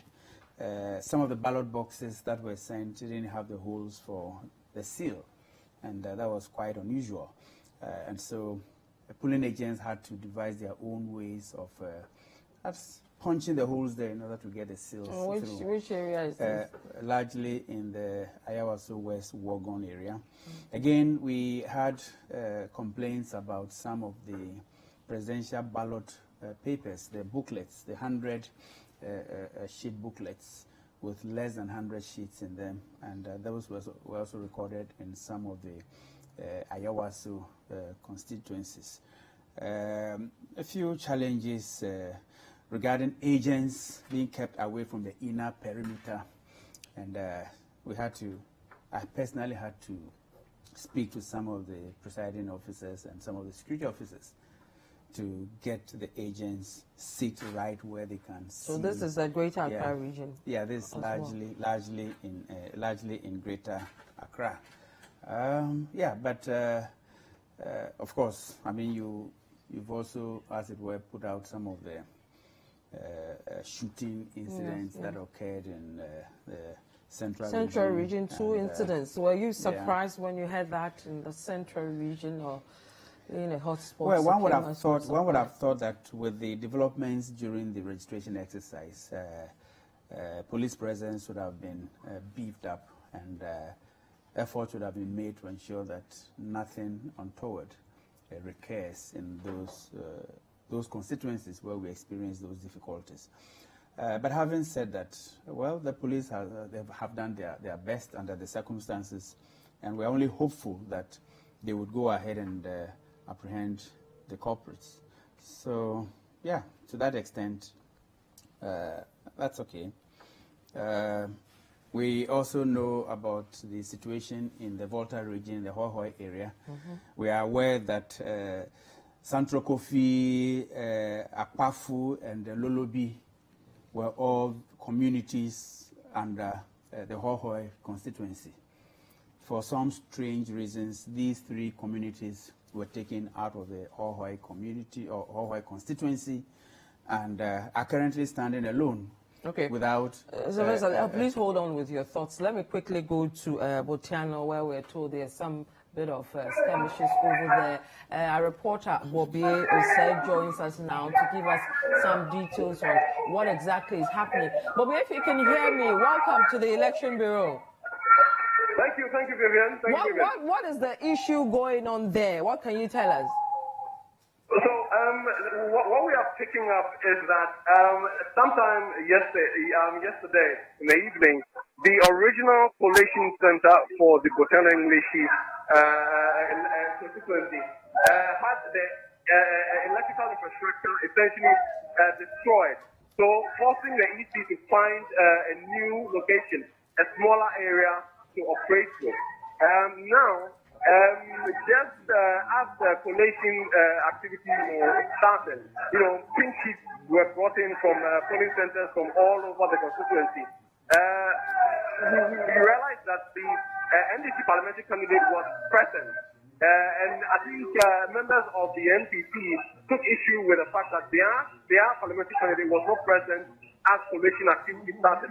So, after about an hour or so, I hear a call was placed to the parliamentary candidate of the NPP, which is Mr. Tete, that something was going on here, so he should make his way here. And then all of a sudden, we just saw thousands of individuals, just rushing from the gate. If the gate or the main gate of the Christian Methodist School, just rushing towards the temporary collation center, with chanting and singing, with the Sylvester leading them. And everybody just rushed towards the collation center right here. And essentially, they tried to make their way into the collation room. Fly and a few other members of the entourage were allowed in. And for the past 30 minutes or so, they have essentially been raising issue with the fact that why should collation begin without their parliamentary candidate present? But then, when you speak to the EC officials, they say that parliamentary members should know that right after elections, collation essentially, begins after counting, is done at the polling center. Pink sheets are brought to the constituency collation center, and then collation essentially begins with the agents of the parties present. But then the NPP members are saying that they don't understand why the NDC parliamentary candidate should be in the collation room without their parliamentary candidates also, there. So that essentially has been the issue here. Thank you for the collation. Was he not informed when they did a switching? Well, it's essentially what the EC is saying is that they do not have to inform the parliamentary candidate that collation is going to begin. They have agents who are supposed to be present here, so that when collation starts, they can either choose to have their parliamentary candidate come, and if they have a representative, the representative can stand in for them. The NDC had their parliamentary candidate here, but the NDC apparently had only a party rep here. And for some of them, it wasn't right that NDC had their parliamentary candidate here. The NPP parliamentary candidate was nowhere to be found. And they felt that the NDC parliamentary candidate could more or less, not mislead the personnel here, but in a way influence whatever activity was going to happen here.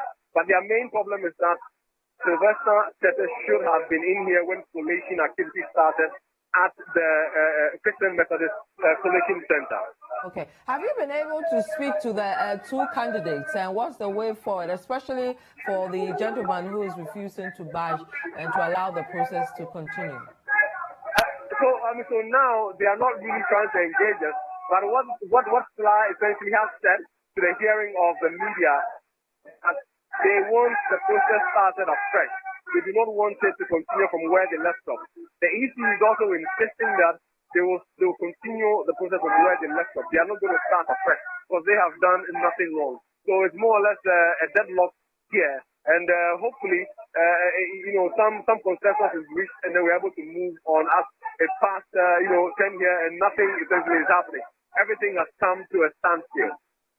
Right, thank you very much, Bobby. We'll come back to you if there are new developments to this story. So that's a man on the ground, Botiano Bobby, giving us some interesting developments there over the coalition center, the fact that the MPP is against the move to continue because a new coalition center was chosen without the candidate and his agents aware, and then this has led to some disagreements over whether it should continue or not. We'll return to that sport as we go along when we have new developments. But I'm here with Sylvester Mensah as well as Kojo Akoto-Boafo. We're looking at the elections so far, how things have panned out. Remember, there's a latest statement from Kodio running through how the process has been so far. Godfred will take us through, and then we'll have a discussion around that. But let me take, Mr. Mensah, your comments around the latest we are seeing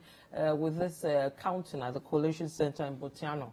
Your namesake, Sylvester Tete, at that place. I need to know this Sylvester. I've heard his name a number of times, and it will be useful to get to meet him. But having said that, I think if it is true that the Electoral Commission changed the coalition center without notifying one party, then there's an error. Then what it means is that they would have to really wait to have the full complements of both party coalition agents ready to do the coalition. But of course, if that is not the case, then it's a different story altogether. But from the way it's going, it's quite obvious that there was a last-minute change in venue. And if that is the case, I think that is only fair and proper that the other parties are notified, and if they are not ready, they are not there, efforts must be made to bring them. We shouldn't be too much in a hurry. The integrity of the elections is far more important than any other. Okay, we'll be bringing you more in the Greater Accra region. Some more stories we're picking up. The latest to do with the security officer flogging some EC officials. We'll be going to Ablekuma Central in a bit to fill you in on exactly what is happening there. Godfred, if you're ready with the Codeo thing, I'll come to you in a bit. But let me take, you're making some more points on what you guys have noticed as a party and all that. If you can wrap up on that. Yeah, I was just talking about the Hohoi constituency. Yes. We know that Santrokofi, Akpafu, and Lolobi were all part of the Hohoi constituency. And of course, our parliamentary candidate, Professor Margaret Kweku, comes from Lolobi. And of course, you could see some gerrymandering in the Hohoi constituency area, and you could see clearly that efforts have been made to get some of our key votes out of the Hohoi, of course, to benefit one candidate. Isn't that wild? Well, I mean, well, is it true that Santrokofi, Akpafu, and Lolobi were part of Hohoi? Yes or no? The answer is yes, it is true. Is it also true that the NDC candidate is from Lolobi? And that is also true. And if she is from Lolobi, then what it means is that she has significant votes coming from Lolobi. Now, here we are. We have the constituents unable to vote for their parliamentary candidate. And you think that that is just an accident? I think that we've been told they'll be allowed to vote I think it is not. It is all in a bid to, as it were, favor one candidate. And it is just unfair. But that will be a matter for another discussion. Generally, one would say that it's gone on with isolated cases of violence, and we thought there would be no violence at all. But shooting have occurred. It is strange that people would come to a polling station 300 meters away from a polling station, shoot, and be able to get away with it. But we are still very hopeful that the police will apprehend them. If you have a member of parliament shooting at a polling station and creating all kinds of challenges, and that person is left off the hook, of course, you would have emboldened that candidate to repeat the same action. And that is exactly what we are seeing. Okay. I think that government would have to deal with this. The police service doesn't need the consent of government to effect these arrests and bring them to book. Okay. Let me take viewers to Ablekuma Central, where our correspondent Kwame Dazi is on the line. Now, we're going there because we are picking up some alleged reports that a security officer is flogging polling station officials. So, Kwame Dazi will fill us in on that. Kwame, what can you tell us about this story? What are we hearing about a security officer flogging some officials of the EC? Well, VK, I got here around 7:40, and when I got to the premises, there were a lot of people gathered here awaiting the collation. And the polling station officials, most of them were queued, getting their way into the main room where the collation is ongoing. But they find it difficult getting in because there's a bit of a stampede here. The gate has been closed, and the security officers in front of the gate are making it difficult for them to get inside to present their materials. Now, they got to a point where one military officer took a cane and started flogging them. Some of them started jumping from the staircase down there. I was filming the whole incident where he came to me, closer to me, to ask me to give my phone to him or to delete all the footage I had on my phone. But I declined to do that. At the moment, calm has restored. He has stopped flooding them. There are the officials also in queue. And according to him, one of the reasons he was doing that was to make sure that discipline is actually restored at the place, because he thought that most of them were jumping the queue and he wanted to bring sanity in the whole process. But one incident actually that also transpired when this was ongoing was when a lot of people from the other side of the building also trooped in to see what was going. And so at that moment, there was some sort of stampede there. There was some sort of chaos there. But at the moment, there is some sanity and some calm at this place. All right. Thank you very much, Kwame Dazi, bringing us the confirmation of reports that a security official was flogging some EC officials trying to get law and order in that area, Ablekuma Central. It's difficult to understand why at the collation center, there's all this fight, aggression, skirmishes leading to what we're seeing at Ablekuma Central. Because that is where the vote is. I mean, that is where the future of the country is determined. Yeah, so, I mean, certainly that is where the results are going to be collated, and that is where declarations will be made for constituencies who has won the parliamentary seat. It's certainly a hotbed. It's certainly a tensed area, and everybody would want to be effectively represented. And again, there are spectators, observers who would want to observe how the counting is done, how the collation is done, and most of them have pen and paper. Some have their laptops, some have their mobile phones, also trying to, as it were, checkmate the collation agents to ensure that the figures tally with what they have. And so, if there's a little difficulty in getting the place in order, you can always expect things like this. I'm sure the police officer was a little desperate in trying to ensure some sanity, and in the process adopted some other method. It's difficult at this juncture to place any judgment on what has transpired, because I wasn't there and I couldn't. I'm unable to tell exactly what happened, and I don't want to be in a hurry to make any judgment on the issue. But I think that it's unfortunate that an EC official received some strokes. I'm not sure it's about holding an EC official and flogging him as it appears, but all the same, some lashes would have landed on the EC official. I can only sympathize with him or her and say sorry, working in the interest of Mother Ghana, and these are the difficulties that you have had to go through. Okay. Our deepest sympathy for the official. Offer it. Yeah, like I was saying, we just hope that they can get some law and order into these places. People should just calm down and be patient. And the EC needs to also communicate better. It was a bit unfortunate listening to the report from Bobia that both sides were not informed. And I'm a bit surprised this matter was not resolved, because as far back as 7 a.m., this matter of the disconnected cables at that particular coordination center had been reported. Yeah.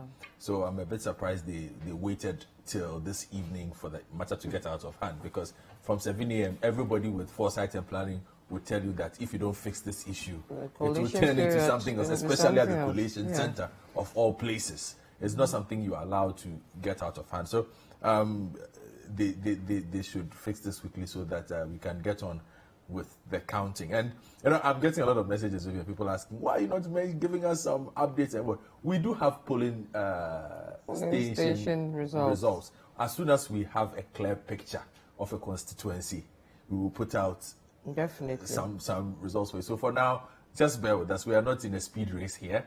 The EC has a job to do. We also have a job to do. So just bear with us. We are trying to be as accurate as possible. You can follow the polling station results on Citi TV.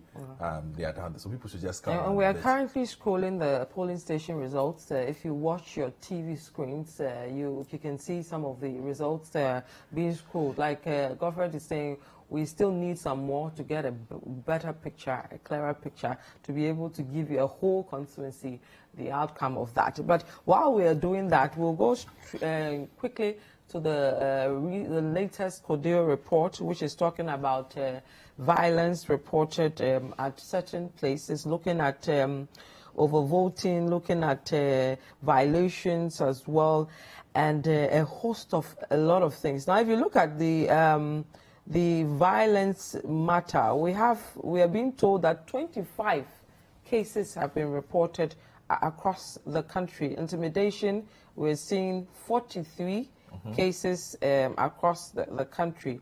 Voting or counting suspended, 16 incidents of that. Violations of voting or counting procedures, we have about 6. Where there were eligible voters not permitted to vote, we are looking at 4. Vote buying and bribery, we are looking at another 4. Ballot box stuffing, there's 1 case. Overvoting, 1 case. And other incidents, we are seeing 26 cases. We can start with the violence, the 25 cases. The first, we are being told, Godfred and Hafo, if you can tell us what the matter is over there. They've listed some examples of incidents reported, represented by the numbers you just mentioned. And in Ahafo, for instance, they're saying that at the open space Kokushat polling station in Kasem in the Sutifi South constituency of the Ahafo region, unauthorized persons burnt the ballot papers just before counting began around 6 p.m. The security agencies were called in and they made some arrests. Unfortunately, the CODEO observer station at that polling station was also arrested and is currently in police custody at Gwaso Police Command. Then in the Ashanti region, at Temp booth at Anomanje Polase and Swami, a reported brawl between a supporter of the incumbent MP and that of the independent candidate resulted in a fight which disrupted the electoral process for some minutes. The issue was resolved by security reinforcement. Now, in the central region, we've mentioned this already, Steps to Christ, very popular. Now, Ewutu Senya East constituency confirmed gunshots at a polling station, resulting in a journalist being injured. And then they reported on cases of intimidation and harassment, also in the Ashanti region. In Just Love International School, Aban Chrome 1 in Obuasi West constituency, the NDC observers intimidated the presiding officer in the quest to interrogate why the polling officer made party agents to stand at a distance. They threatened the officer and there was an argument for some minutes. However, the polling officer called for reinforcements from the security task force and they came in to resolve the issue. Then they addressed violation of COVID-19 protocols. That was in the eastern region, Greater Accra, Savannah, and North East. So they spoke about voters at the Anglican Church, Ogome 1 at Ilo Krobo constituency, LA Primary School at Mame Krobo East 2 at Afram Plain South constituency, Accra High Secondary School Station A at Clotte Collier constituency, and a couple of others. And then with other incidents, we had some in Ahafo, Ashanti, and Greater Accra. So examples from Ahafo. At the temporal booth, Yamfo 1 in Channel North, at 11:47 a.m. The ballot issuer, who happens to be a lady, was caught hiding 3 stamped ballot papers. The voters present broke into the cordoned area the EC has created and beat her up. Wow. The incident lasted for about 30 minutes, disrupting the voting process. About 15 voters were present in the queue when this incident occurred. The ballot issuer was arrested alongside a voter who was harassing a soldier in the Ashanti region at Babala Chief Polling Station at New Zongo, Aswasi Constituency. A young man in possession of thumb-printed ballot papers was caught by EC officials and handed over to the police. The EC in the Ashanti region just organized a press conference around 9. Yeah. We broadcast that live. Yeah. And then finally, at the Orion Cinema in the Clotte constituency of the Greater Accra region, the EC officials arrested a lady with thumb-printed ballot boxes hidden in her underwear and handed her over to the police. But what's with us noticing this people thumb-printing the ballot and stuffing it around and trying to put it in the boxes? Yeah, I think that this is an issue that requires in-depth investigations. We want to know how the ballot papers got to these individuals. And for most of these ballot papers, the Electoral Commission has stamped them. And so how did the Electoral Commission stamp these ballot papers and hand it over to these individuals? I think that Ghanaians must be interested in that. I am interested in that, and my party is interested in that. We need to get to the bottom of it. And I indicated that in the Ayawaso area, we had some of the presidential ballot booklets, which were supposed to contain 100 sheets. And for some, you have 3 absent, you have 3 lost, missing sheets. The numbers, some 4, some 2. And these reports came up. Is it the case that when the ballot sheets, when the sheets were given, there were people there working with the police and the EC, as it were, to just take out some of the sheets, get it stamped, and given to people? We need to understand them. These are very, very serious issues of infractions that cannot be swept under the carpet. We hear about 3 of such cases have gotten to the police. We want to see the police completing these investigations and telling Ghanaians exactly how they came by these sheets. I don't think this is a matter to be swept under the carpet. I have 4. The person actually burnt the ballot papers before counting started. So where was the police officer? Yeah. Where was the police officer? Where were the security at that polling station? Things like this must not be allowed to happen. Of course, this would not come from an opposition party. Things like this must not be allowed to happen. You're saying that the opposition party didn't get what you meant to say? This would not come from an opposition party, and I'm saying this for a fact because we have educated our people and so you want to say it's coming from some? You can't say that. We don't know where it's coming from. It's certainly not coming from the NDC. What is important is for the police to investigate this and bring the culprits to book. Anyone culpable in any of this must face the full rigors of the law. No one must be shielded in this matter. Not until we do that. We need to make examples of those who misbehave. These are serious matters, and we need to deal with it. Otherwise, we'll find them recurring into the future. Okay. Greater Accra region, a very key constituency. Let's look at it. This is a constituency that you have so much knowledge of. You yourself, you've been an MP in La Dadekotopong and all that. On the issue of the region, what's it looking like for your party? Well, it's looking great. Let me say that it's looking great.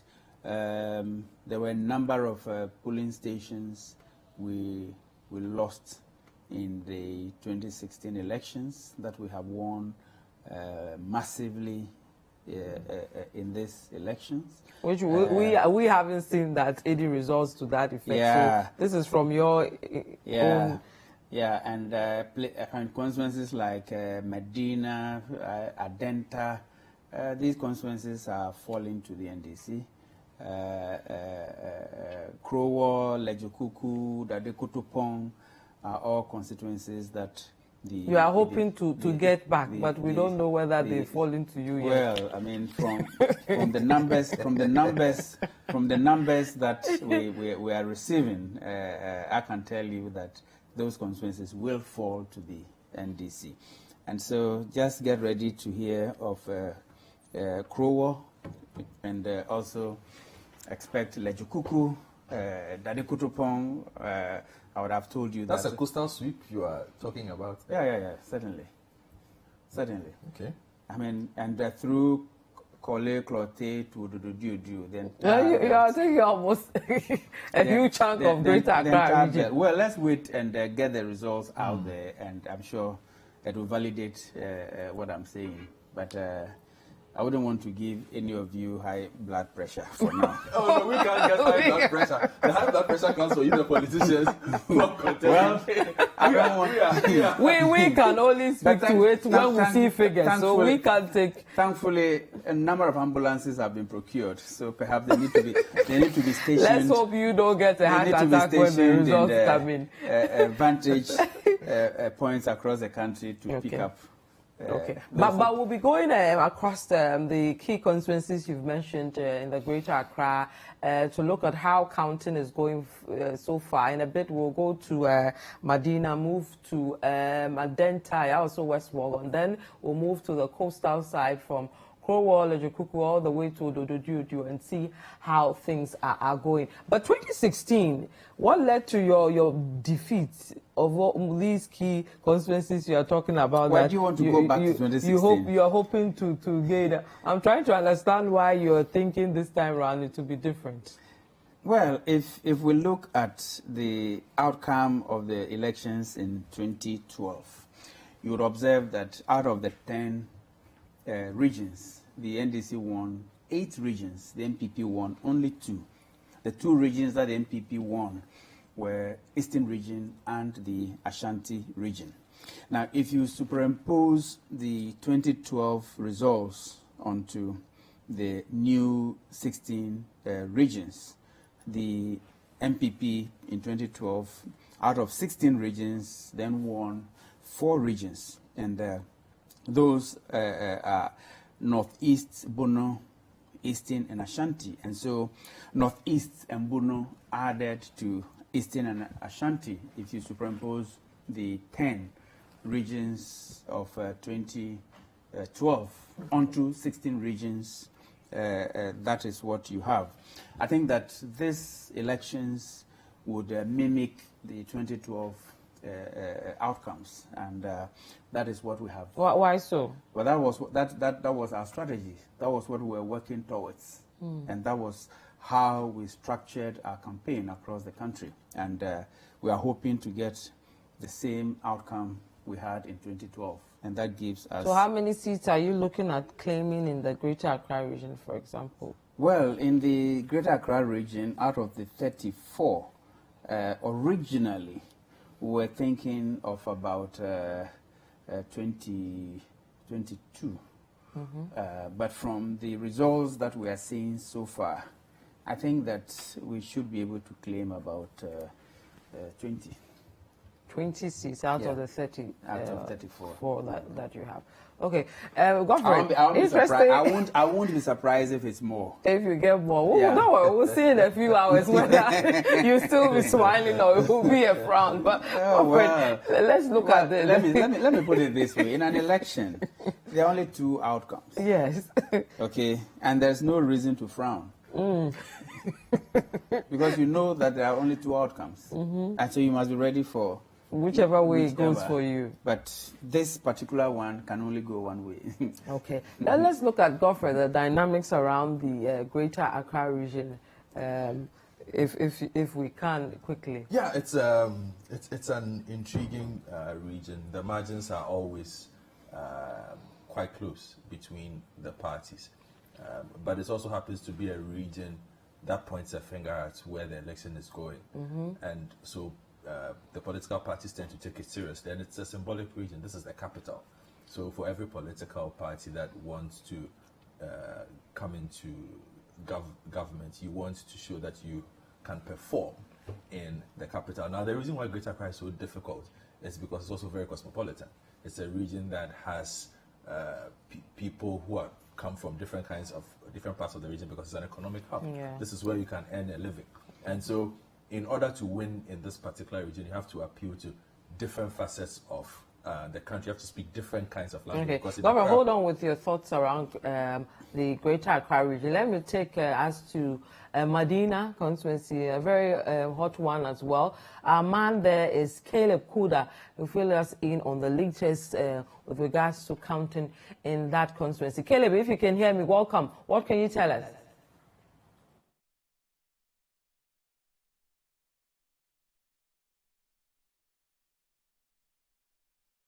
You see in that shot, it's carrying some electoral materials, and it's 11, and people are saying that it's carrying electoral materials from a polling station from where already electoral materials have arrived, and so they are trying to impound a vehicle. They don't want to allow the driver to come in with the materials. More than 1 hour, right. And I asked them that where the bus is coming from. The man claiming that because of the queue, he can't go inside. More than 1 hour, 30 minutes now, still there's more than 4 boxes in the car. If you get down and bring the bus, he said no, he can't bring the bus out. That's why there's a confusion. The car is not from EC, it's not from police, it's not just already car that is coming. There's no seat. He had to bring the seal out, he had to bring the box out. He said no. That's why the confusion is coming from. But do you know where it's coming from? No. Now, this is the case that he's claiming that the bus is coming from Risk Junction. The risk agent is here. The risk agent, they don't know them. He said they don't know them. The agent said they don't know them. That's where the problem is coming from now. Okay, what's your full name? My name is Isaac. And what role are you playing here? No, I'm here to observe. You all want peace. You don't want anything. Whoever wins, that's what we want to be. We are trying to do. That's what we are trying to do. Good, now let's take a sneak peek at this scene. It's getting rather more chaotic than it began. What they are saying. Good.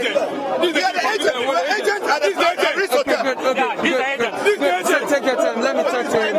Good. Sir, what is your full name? My name is Osman Mumuni. Good. What role did you play in this election? I happen to be the party agent for NDC. For which polling station? Madina Reese Hotel. Good. So have your materials arrived already? It has already arrived. At what time did it arrive?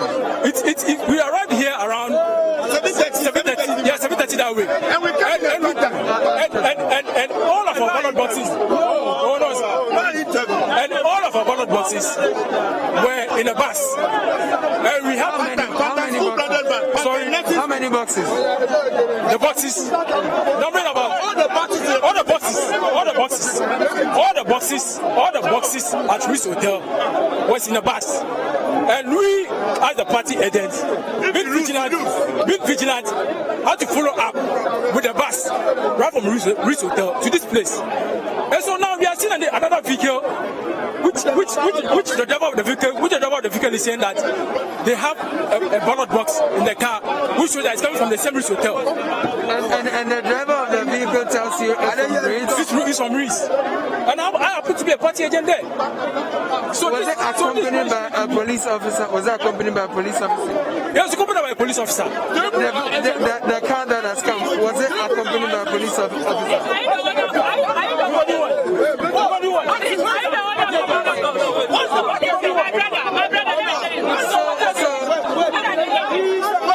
It's a very chaotic scene here. Earlier, there was a different source of chaos. 1 hour long-standing brawl because some agents of the NDC were insisting they were not going to allow ballot boxes from Green Hill Preparatory School in Panchine to be allowed into the collation center. And their reason was that a party agent was not accompanying the electoral materials from that particular polling station. And the electoral officers took issue with it because they say that it is not their responsibility to ensure that party agents follow the materials, and as well, it's not as if the other party had their candidate or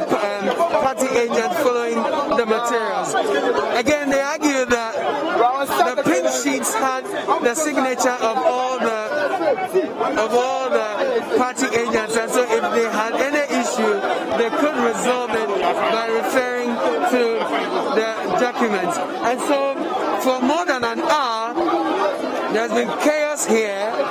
The military and the police, the security forces, they have been trying to mediate with the angry mob and try to reach a consensus so that the ballot boxes which were here would be allowed into the coalition center.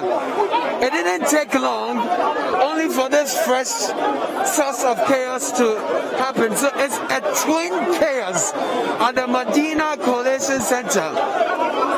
NDC party agents are alleging that electoral materials are coming in from RIS in an unauthorized private vehicle without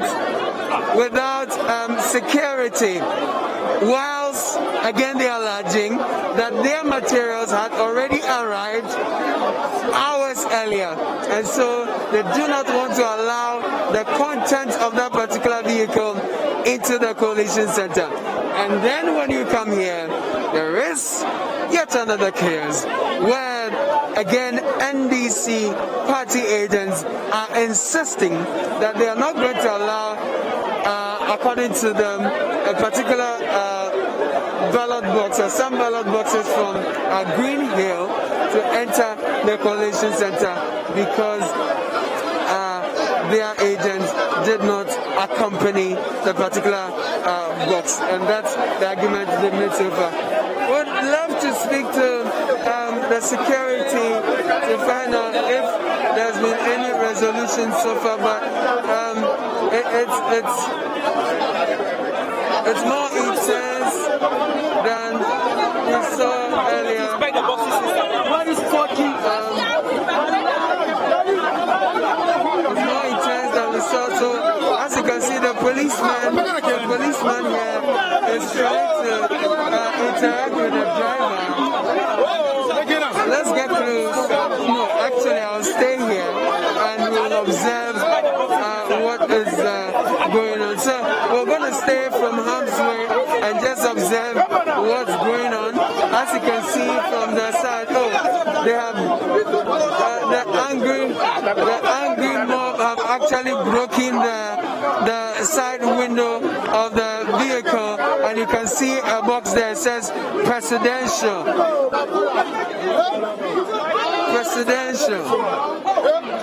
Ritz Hotel, Medina.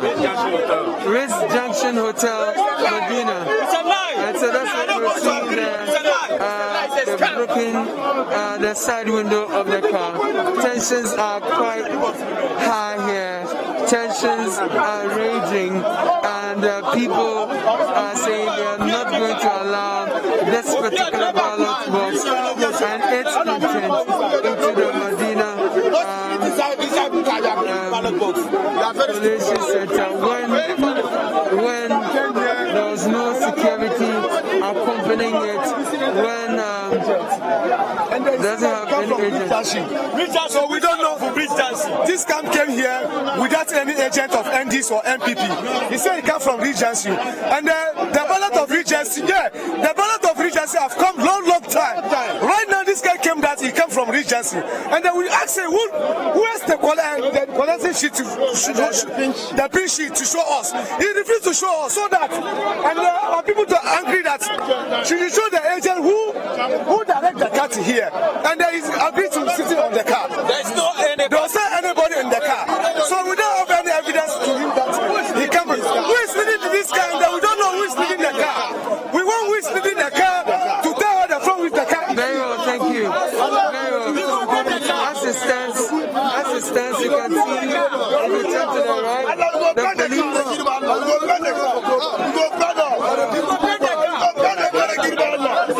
As you can see now, the police are trying to mediate the tension. They are engaging the driver. Thank you. Let's get out of here. As you can see, the police are trying to mediate the situation. They are engaging the drivers. But I'm leaving the scene. It doesn't feel too safe. The cameras are drawing the attention of the mob. They are getting angrier, and we are just taking safe points where we can view what is going on and bring you updates. So you can see the police have surrounded the vehicle to prevent the angry mob from setting the car ablaze as they are threatening. Already they're broken the side mirror, not side mirror, but the side window of the car. But as you can see through the back window, thank you.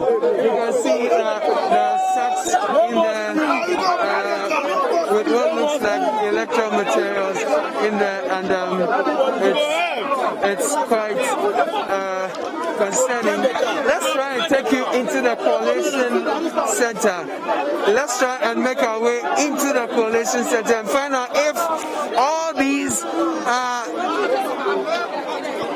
spots of chaos and confusion are affecting the rest of the process in any way, because as you will know, the Medina constituency has 305, but more than 300 polling stations with total registered voters of more than 151,000. And so if the chaos from two affected polling stations, stall the entire process, that can be very regrettable. So we're trying to go in there and see if the process is still ongoing.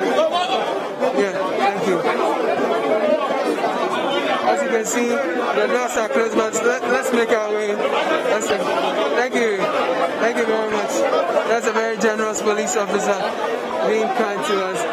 But in here, you will find that the electoral officers, the presiding officers are here. Many are in queues. They got their sacks here with the electoral materials. I'm going to engage some of them when they open up, and then they can share their experiences with us. Hi, boss. How are you? How long have you been here? You don't want to. Would you mind? Good. Let's just try our luck and see. How long have you been here? I see you're sweating.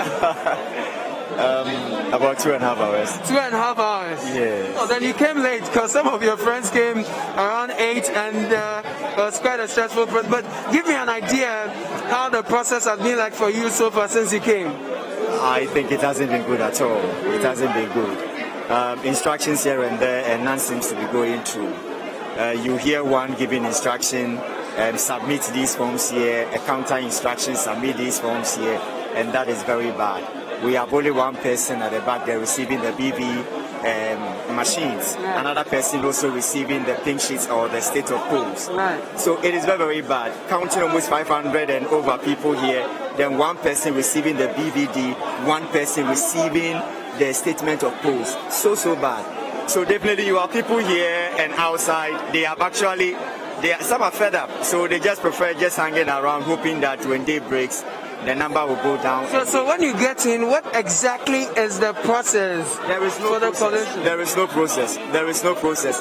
It is just, you just have to ask. You need to just ask, and someone who has heard an information or the other passes on to you. You'll be in and you hear another counter information, rather move in here. So you have people rushing out to join queues of BBD, join pools of statement of polls, and now to join this queue.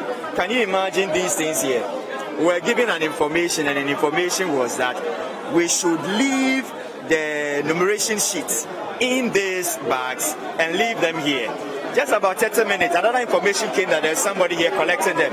So we have quite a number who have left them and they are gone. So there's no clarity of instruction and no order? Nothing. So far as I'm concerned, there's totally nothing. So given the state of affairs, when do you think we can get to know who wins Medina constituency and then we can go to bed? Wow, I'm not so sure. With some issues behind there, I'm not sure at all. And I think if it was moving so fast and smooth, I can assure you by morning we would have seen some headway.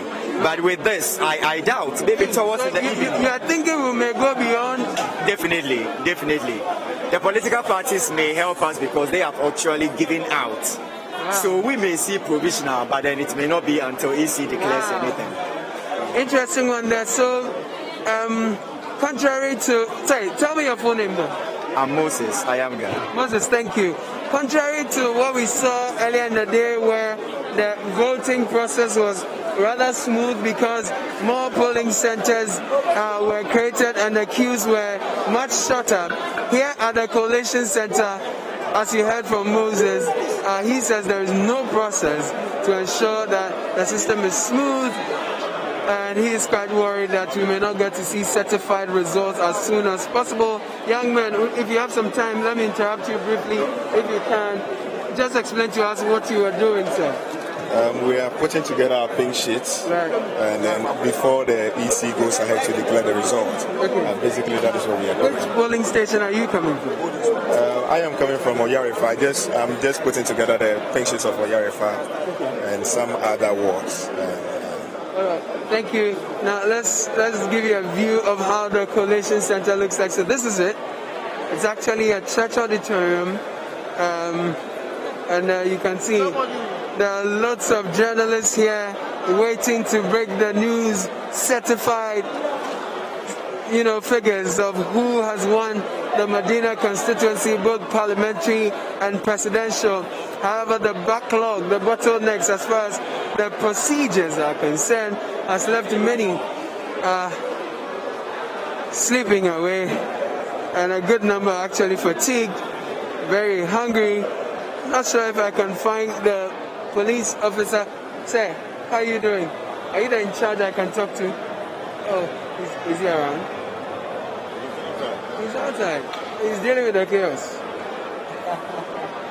Okay, alright, so that's about it. I wish we could talk to a few more people. It looks like you're getting really close to the end of the... Yes. How does that make you feel? How early do you get in? Well, I was here around 7:30. You came around 7:30. Sure. So just describe your experience so far with us. For coming here, yes. Terrible, because they are not receiving us well. I've slept and even woken up, still it has not gotten to my turn. And next to you is someone who's sleeping. Yeah, she's sleeping, as you can see. It's slow. Look at the queue. It's too long. But anyway, we hope that it will get to our turn. So from here, what's going to happen? I'm supposed to... these are the declaration forms or the result statements of the pool for both parliamentary and presidential. So this is what we got from the polling stations, and we have to submit it to the returning officer. Is that the last end? Yes, for the presiding officer. And then you are done. Then we are done. You can go home. Yeah, and sleep. Many envy you. Yeah. Thank you for talking to me. You're welcome. Right, so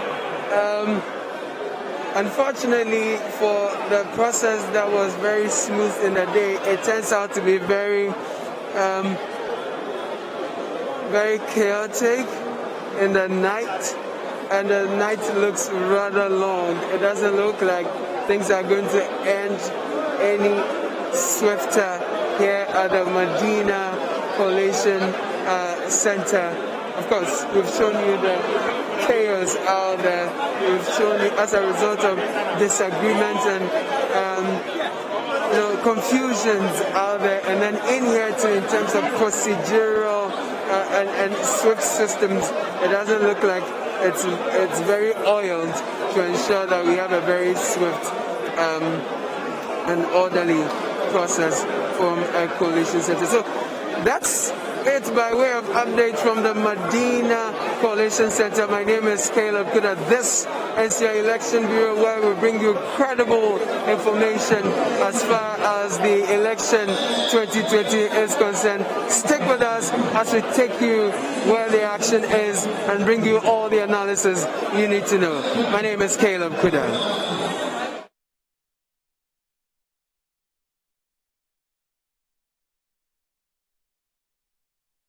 That's Caleb Koda, a man on the beat with regards to the Medina constituency, giving us a comprehensive report on the current situation there over counting at the coalition center. Mr. Mensah, what are your thoughts around this? Yeah, it's quite enunciating. You could tell clearly that there's a police officer in a car carrying ballot boxes from where no one knows.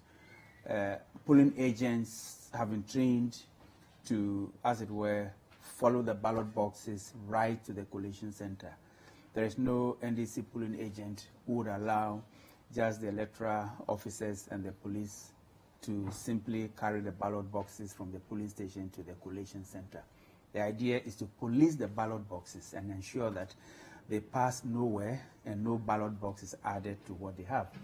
You could see the polling agent saying clearly that he's from Reed's polling station, and that the ballot boxes from the Medina Reed's polling station were all put in a bus. And he, as the polling agent, came along with the bus.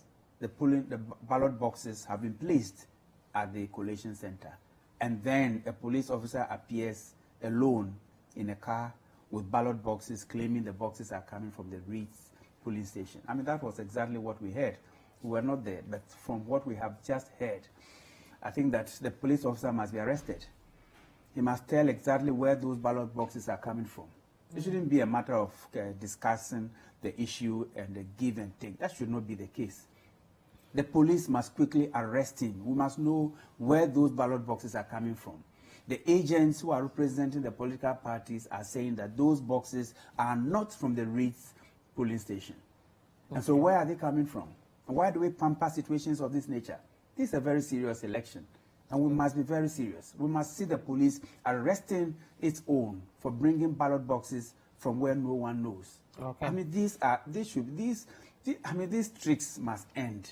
Okay. Well, we'll go back to that constituency as we go along to see whether calm has returned and they've been able to sort out their problems. But a gentleman has joined me. He was earlier on your screen about an hour back, giving us some analysis around the data and all that. He's back to give us another interesting formula, how we're going to deal with the results wholly as they come in. Bernard Able is the general manager here. Bernard, what do you have? What's the latest here? You are worried people. So the results are still trickling in. And as I said, it's like even though you in the political parties may have a system of collating their polling station results, there are 38,000 polling stations. So it's not very easy to do this. So we showed you 2016 results, where we said 2016, the way MPP won was abnormal. Because when you are backing an 8-year cycle, you usually win by a slight margin. We saw it in 2008 and 2000. So 2016 was an abnormal year. So the question I have for slide before I show my model is, if you look at the 2020 elections, does NDC think it will look more like 2016 or 2012? Well, I think that we modeled our campaign around 2012. Okay. And we used 2012 as our reference point. Okay. And so we are seeking to mimic the outcome of the 2012 in your elections. view, you lost 2016 because turnout in 2016 was low. Well, there was apathy from within. We will not go into the details. No problem. Yeah, but all right. Now I want to show on my screen. Okay, well, your screen is not ready yet. Oh, it's not ready yet. We'll come to you and you start showing. But I'll take a quick break, and then hopefully when we come back, I need to get some bills sorted. When we come back, your screen will be ready. If not, we'll go around a bit and then come back to your screen. So we'll be right back. Don't go away. Stay with us.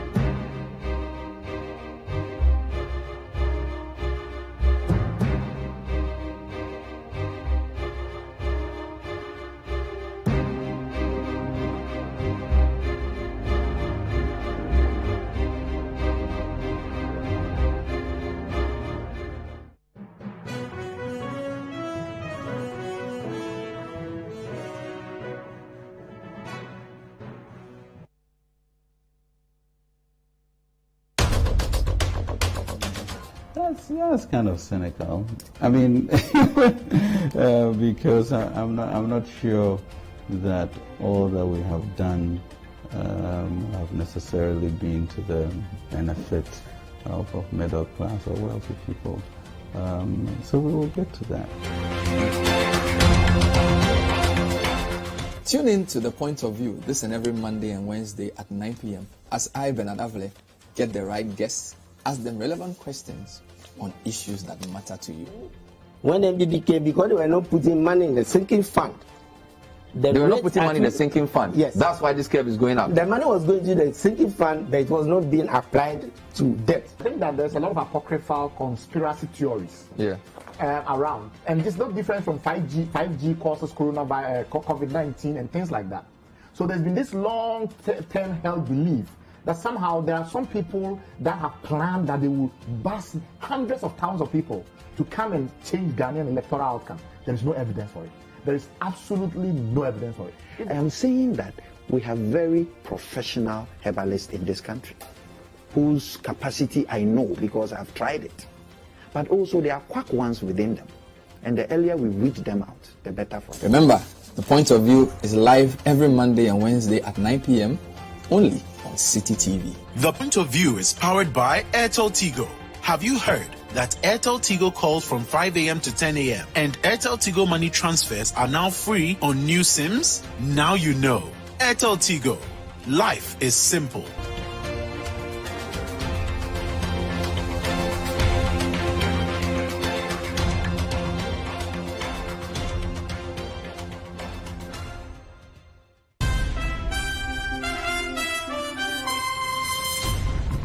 Comprehensive news.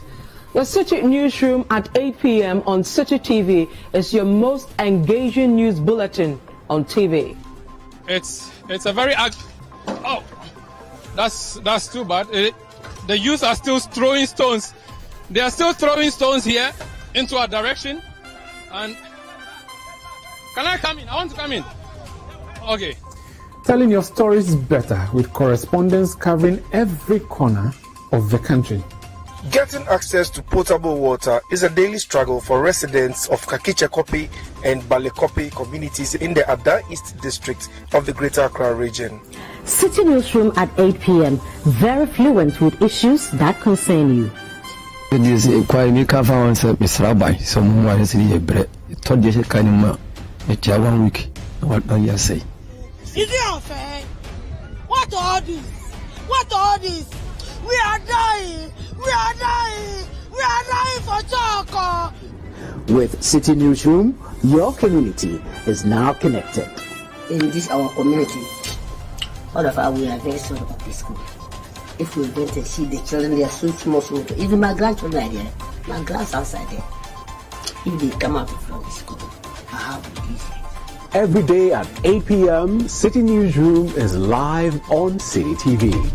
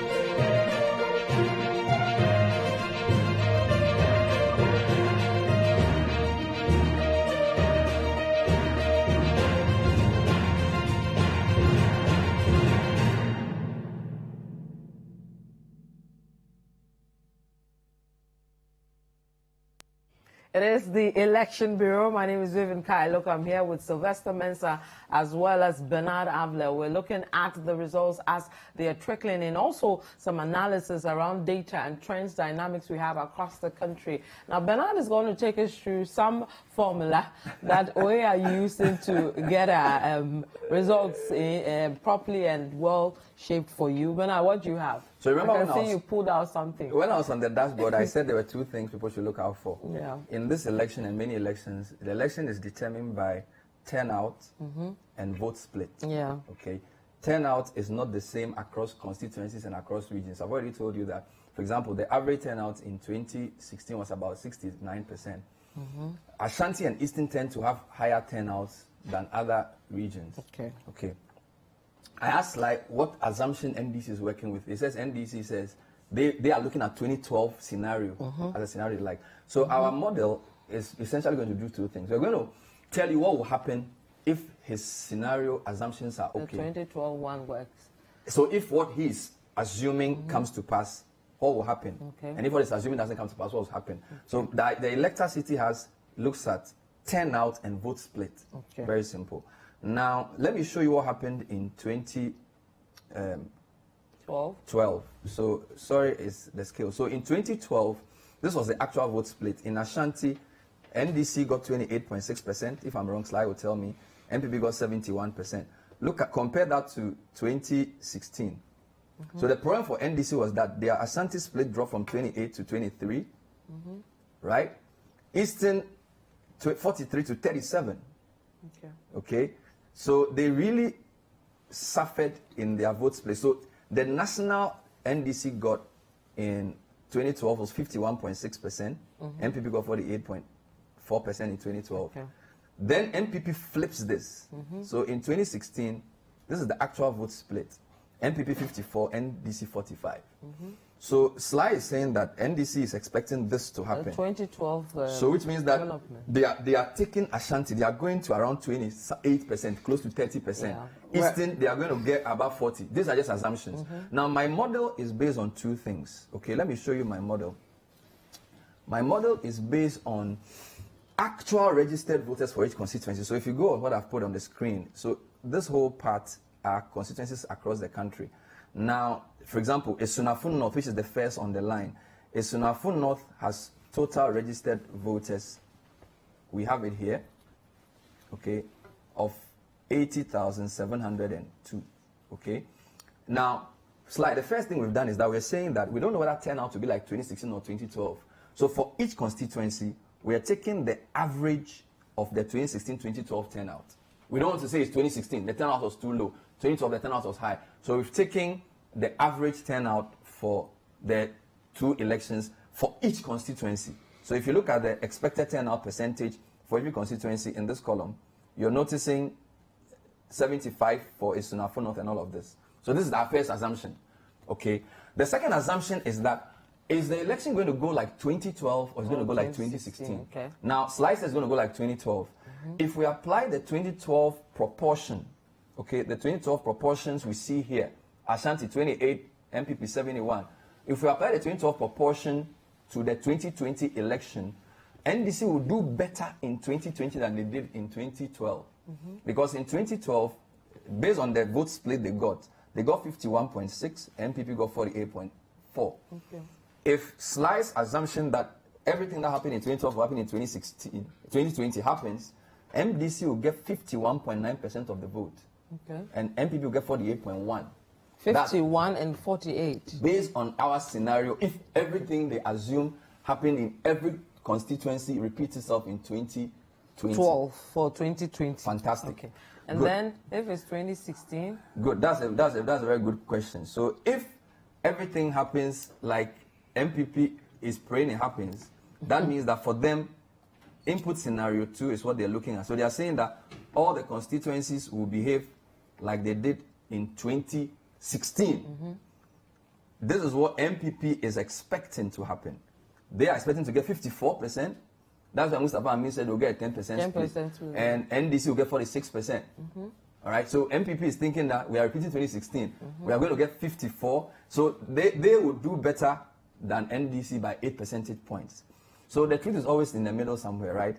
So I don't think it's realistic to say that the election will behave everybody 2016 or 2012. 2012, yeah. So let's assume that what is MPP's stronghold? What's MPP's stronghold? Ashanti. Ashanti region. So let's say that Ashanti region has the 2016 flavor, but everybody else behaves like 2012, right? What happens? Ashanti region has the 2016 flavor. Everybody else behaves 2012. What's going to happen? So I'm just going to show you something quickly here. So Ashanti region, there you have it. Okay. So Ashanti region decides that they are going to behave like they did. Okay, so let me change everything to 1 first. Just a second, and then I'm going to. Just a second. So you want to show us 2016 and see how Ashanti.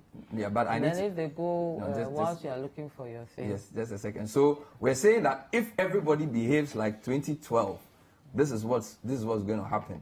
So if everybody behaves like 2012, that means that the whole country votes like they voted in 2012. Can you zoom? I'll zoom it. Just give me a second. I'm doing some magic first. So yes, so this is what's going to happen. So here is our summary chart. Good.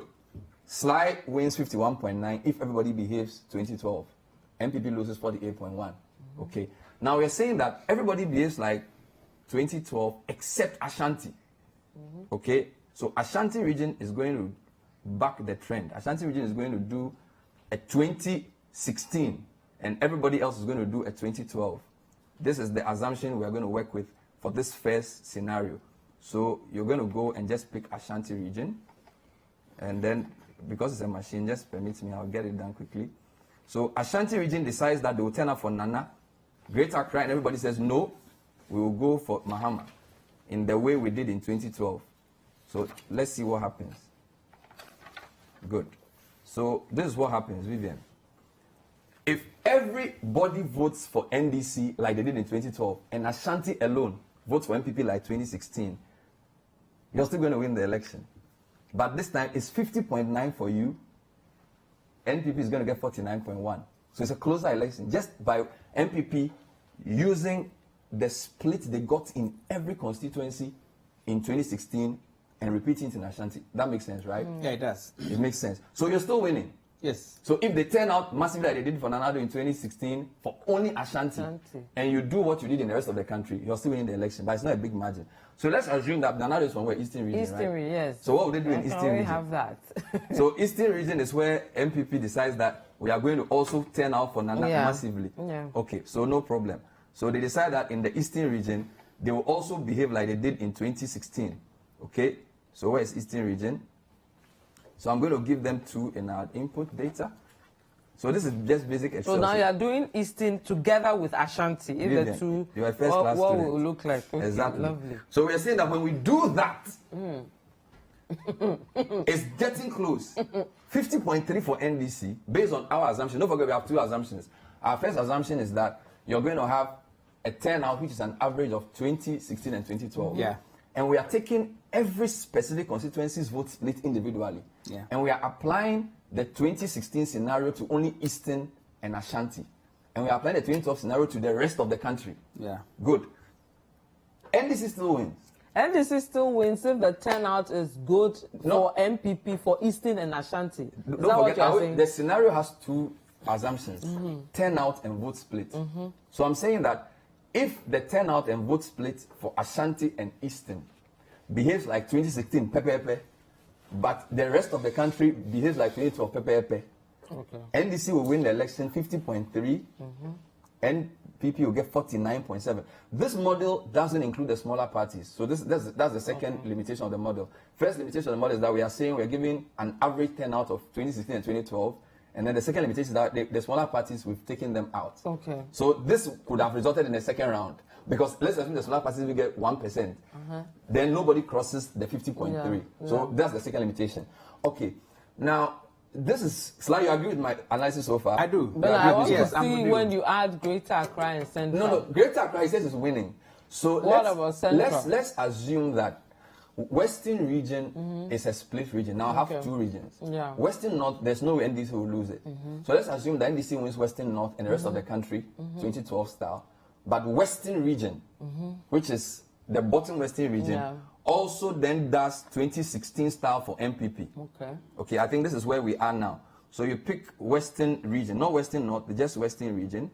And then you say, look, Western region, do for Nana what you did for him in 2016. Everybody else do for Mahama what you did for him in 2012. Okay, so we're going to apply the 2 to Western region. Great. So what are we seeing? Let's do the summary data first. Oh la la. What was the picture? Right. If Western region, Ashanti region, and Eastern region behave exactly the way they did in 2016, and the rest of the country behaves exactly the way they did in 2012, what's happening on your screen? NDC 49.8, MPP 50.2. Of course, we don't add the third parties. So again, this could be a runoff situation. So if the third parties, if you look at the margin they got, if the third parties even get 1%, nobody crosses the barrier.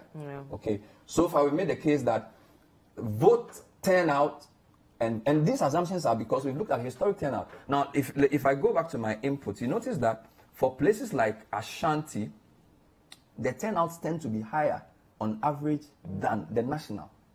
Okay, and you know this. All your data guys know. Ashanti turnouts almost 5% higher than the national average. So that's all built into the model. Okay, so if we take any other small region, so let's say that, for example, of the 3 Bono regions, Bono East NDC wins it. No problem. Halfway is always split, so we don't have a case. You consider that NPP could win Bono regions, right? Assuming they do. And I'm using this model from NDC side. I could do this model the other way around as well. Yeah. So let's assume that everybody in Ghana votes for NDC like they did in 2012. Ashanti, Eastern, and Western vote for MPP like they did in 2016. Yeah. But I want to add the Bono region alone to see how they behave, because we feel Bono region is the part of, indeed, the map we just showed you. Bono, Ahafo, Ashanti, and Eastern are actually MPP strongholds. The rest of the country in 2012 voted for NDC. Okay, so we're just picking those. So let me take the Bono region. Okay, so Bono region does for MPP what it did in 2016, right?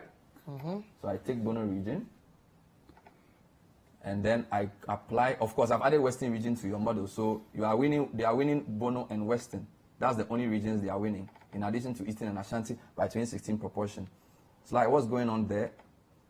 So now it's a 50.5, 49.5. So 1% point gap.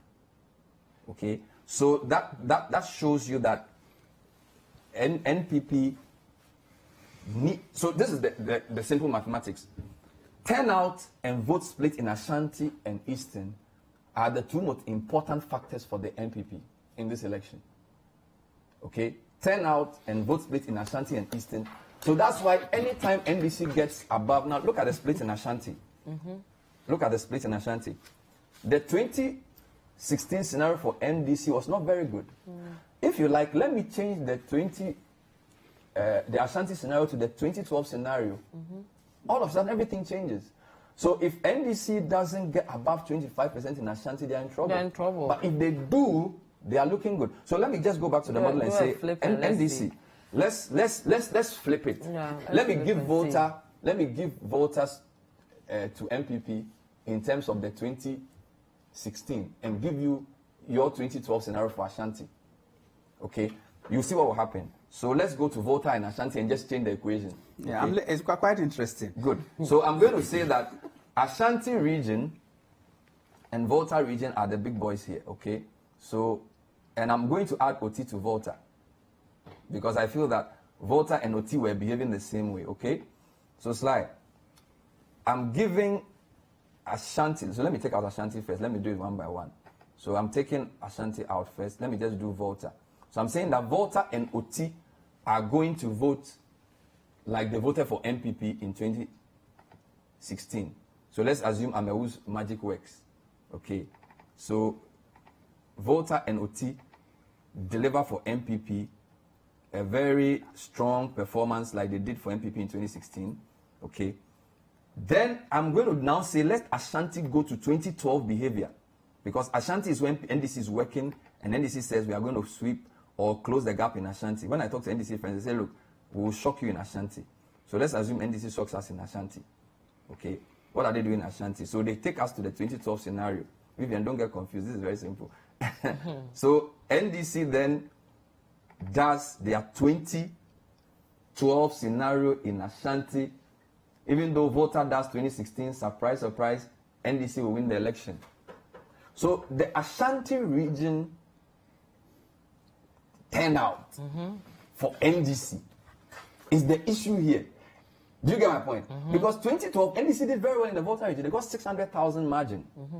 Okay? But we are even saying, oh, let's give, what do you call it?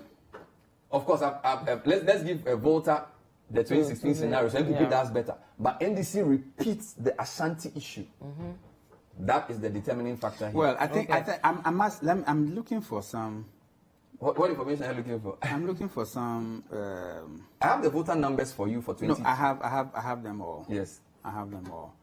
But what I'm looking for, right? Okay, now let me first say that. So let me summarize. Let me summarize. So I'm saying to viewers that as the results are coming in very shortly, this is what you should be looking out for. This is what I'm saying.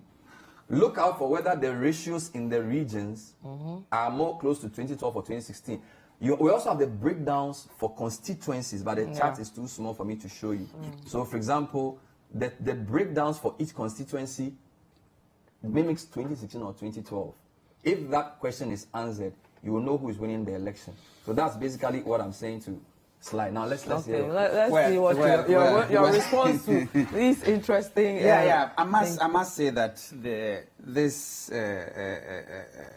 model you have is a brilliant one, and it's the teamwork. There's a whole lot of people. Of course. I mean, when I say Julius and everybody. When I say you, I mean Citi TV, Citi FM. You know, it's a very brilliant model, and it provides various scenarios, which is great. But you would also observe that there are no two elections that mimic each other. Of course. And from all the elections, right from 92 through to 2016, it is difficult to talk about similarity in election outcomes. Yes, sir. Now, besides, even where NDC wins and wins again in another election, there are variations. I mean, the percentages and that's the split. We call it the split. The split vary. And so the reality for every election outcome, I mean, would be completely different.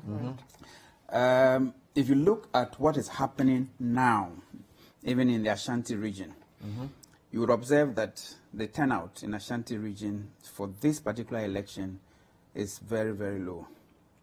But how do you know? Why are you getting only having polling stations? Or you have some results you can share? Yeah, I have some I can share with you. Nice with I mean, the turnout is low. It is not what we used to see. I mean, and some overvoting and all kinds of things happen in Ashanti region, you know. Okay. Now, if you look so you don't expect the Ashanti turnout to be that high? No. Besides. What about Eastern? I'm coming. Let's deal with Ashanti first. Let's deal with Ashanti. Now, there's a polling station like Kwame Tanokrum. Kwame Tanokrum. Now, for the presidential, Kwame Tanokrum, from what I have, okay, NDC had 47 votes, and MPP had 69 votes, and Goon had 9 votes. Okay. Which constituency is this? Odotobri. Okay, I can look at Odotobri for you. So this is Odotobri. Now, in the same Odotobri, we have German polling station, where MPP had 103 votes, and NDC had 156 votes. So NDC, for the first time, is winning in the heart of Ashanti. In this 20. Odotobri is not even your stronghold. Yeah, it's not our stronghold. It's not your stronghold. Yeah. So you're saying that based on what you've seen in Odotobri, But that's just one police station. Yeah. I mean, I see. Small figures. I mean, of course, nobody has constituency elections now. Yeah, it's like, the way no, nobody has. You are not changing the goalposts. It's a fair point. So you're saying that your vote split in Odotobre, even in this polling station, exactly. This district. Exactly. It would have been nice if you told us what this polling station did in 2012 or 2016. Whether today's split mimics more. Yeah, I wish I had this earlier. Okay. I would have quickly made some reference before coming to sit right here. But this is not all. If you look at a constituency like Mampong, Atosoja, a polling station. Yes, a polling station. Mampong, Atosoja. I mean, NDC won in that polling station in Ashanti region. Okay.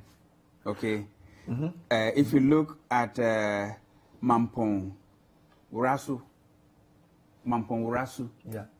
from the figures that I have, NDC won again in this polling station in Ashanti. But do you know that your 2012 election results, your vote in Ashanti region of 600,000, if we took Oti out of voter, is the second highest region. So, in fact, Greater Accra gives you the highest number of votes. Of the just absolute votes. Of the 16 regions, Ashanti gives you your second highest number of votes. So, it's a very big region for you. So, it shouldn't be surprising if you win some polling stations there. That's my point. Because you have 600,000 votes in Ashanti in 2012. That's a lot. It's in excess of 612,000. Yes. So, my point is that Ashanti region is actually a very big region for NDC.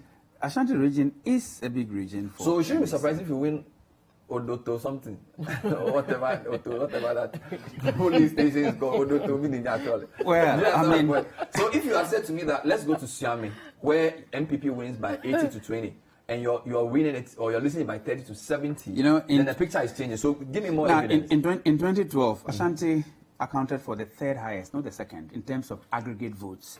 The highest was from Greater Accra, yes, I'm saying if you and then the second from the Volta region. Then Ashanti comes I said if you take out Oti from Volta. Okay, so on the basis of the 16 regions we have, in 2012, the second highest voter numbers for NDCs from the Ashanti region. That's true. Yeah. That's true. But of course, Ashanti region is huge. Massive. And so I'll give you some results from Swam area. What do you think of my 25% threshold theory for NDC? That if you get above 25%, you usually win the election. If you get below 25%, Ashanti usually lose. Is that something you've thought about? Is that something that yes, it's true? Yes. It's true. But the NDC this time will be getting above.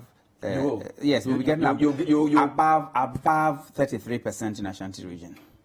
Oh, not in Rollins is the only person who got above 30% in Ashanti. So just wait and let the results come. I wouldn't want to preempt some of these, but I can assure you that the NDC would secure. But you definitely do better. Far better than 2012. 2016. Yeah, better than even 2012. We did well in 2012. We had up 28%. And from your formula. Well, should I call it formula? It's actually a model. Yeah, from your model. The assumptions from your model. Your model. I mean, it stands to reason that the NDC has won the elections because. Oh really? Oh yes. Yes, because in Ashanti region, our performance will be quite better. Mind-boggling for you because you have been pegging it at 2012 as our best, and perhaps that was 28 was really good. Yeah, but Rollins gave you your best in 32% in '96. Yes, that was incredible. That was 32 point something. It was almost 33%. That was serious. That was almost 33%. That was serious. Yeah. But this time will be better than the 32.something%. And so just watch out. If you do that, you win the election one time. And our performance in the Eastern region will also be far better than what we did in 2012. That's a good point. Let's just look at Eastern region again. You got 43. I'm just coming. You got 43% in 2012 Eastern region. Yeah. And MPP got 56.9. Yeah. But in 2016, you fell to 37. They got 63. You're saying that Eastern this time is going to go back. It's going to go to the 40s. Yes. For NDC. Eastern region will go back to the 2012 performance. In Ashanti, we'll do better than the 2012 performance. And so, if that happens, you are in a comfortable lead. I wouldn't want to use comfortable. Okay, you are in a sufficient. It's not a good one. If that happens, you will be, because your Eastern and Ashanti are key. The NDC is winning these elections. Okay. We'll wait for the Electoral Commission. We'll wait for the results to be declared. And I've indicated that there are look, our performance in Central Region will be far, far better than. Oh, I didn't even run Central Region in the model. I could have run Central in the model. Let's even assume that Central Region performs just between 2012 and 2016. Even that average. You see, the average between 2012 and let's assume Central does between 2012 and 2016. Okay. Now, Greater Accra will be doing far better than it did in 2012. Ashanti will be doing far better for us than it did in 2012. Eastern will be doing far better than it did in 2012. And let's assume Central does in between, even though we expect Central to do extremely well. But let's place it. Let's talk about Central. Let's place it in between. In 2012, you got 53.4. MPP got 46.6. So you gave them a 7% gap. In 2016, MPP jumped from 46.6 to 55.1, and you came down from 53.4 to 44.9. So they flipped the region. So you want to flip the region back. And Central's margins, Vivian, they are pretty healthy. Central gives you like 100,000, 60,000, 90,000 margin. But Greater Accra's margins are also very big. Greater Accra is a real swing region. Yes. Okay, and usually the victory margins in Accra are not too significant in percentage terms, but of course in number terms, Greater Accra is significant, and we are looking at not less than 50. You don't seem to like my number. You don't seem to like my percentages. A couple of things. Let me just remind people I've said two things. I've said number one, two drivers of elections. Two drivers of elections. I've said the first one is the voter turnout in each region. Number two, the vote split. Now, in analysis, the qualitatives qualify and drive the quantitative. So if Sylvester Mensa's assumptions about what is on the ground in Central Region is true, then the voting split will trend towards the 2012 behavior. So the qualitative is key. So this is where the insight of talking to people, seeing what's happening on the ground, then drives. So we will do numbers, pure numbers. So you can't determine anything just by pure numbers, because the numbers have a meaning behind it. So the quality of this will determine on whether the intelligence Lai has about Ashanti and Eastern and all these regions is true. If his feeling is true, then I think he's tilting towards 2012 type of results. If his feeling is misplaced, then he's tilting towards 2016. We all suspect it's somewhere probably in the middle. But let me say that what I'm saying is not about feeling. It's I'm saying that what I'm saying that you are using qualitative. You're basically telling you that your work in the ground tells you that this was going to happen. I am just running numbers and essentially just doing scenarios. Okay, so that one is very quantitative. So the quality of my quantitative example, the quality of my assumption. Okay. So for example, the turnout could be much higher. Again, the vote split could be so different. So I'm not pushing this to say this is, and again, I need even other smaller parties. GUM could come in and take 3%, pushing everybody into a second round. So we all don't know what's going to happen. So the only thing is that we've seen that the gap you had in 2016 is about 900,000 votes that you have to overturn. But so 2016 is an outlier. Outlier. I wouldn't want to work with 2016 as a reference. The most recent election? Yeah. I wouldn't want to work with it. 2016 had its own internal challenges, and for us as a party, 2016 does not represent our strength.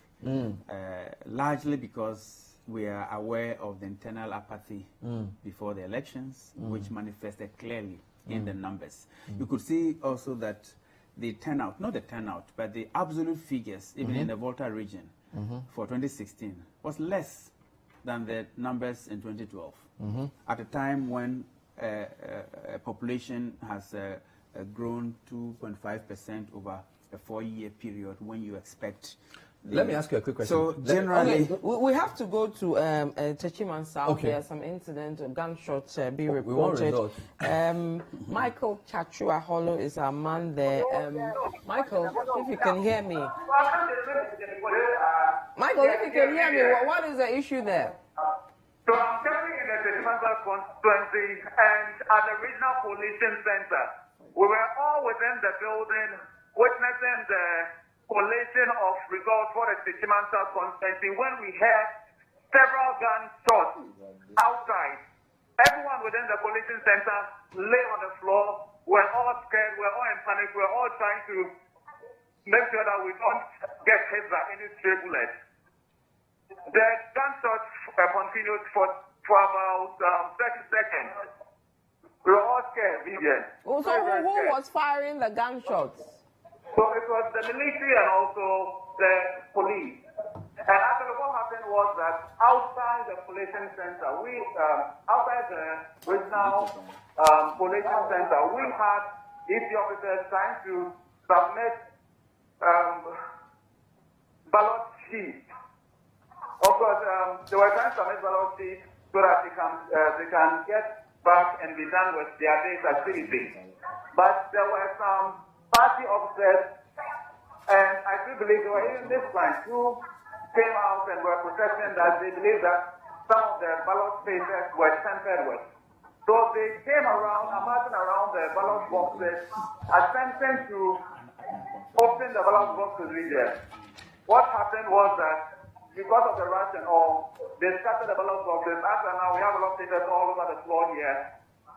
And in an attempt to ensure that the ballots are protected, the military and the Ghana police, from what I gather, they fired into the air to disperse the crowd. So have they been able to get the ballots safe now? Well, the location is secure after now, but what we have here is that the ballot papers are all scattered on the floor.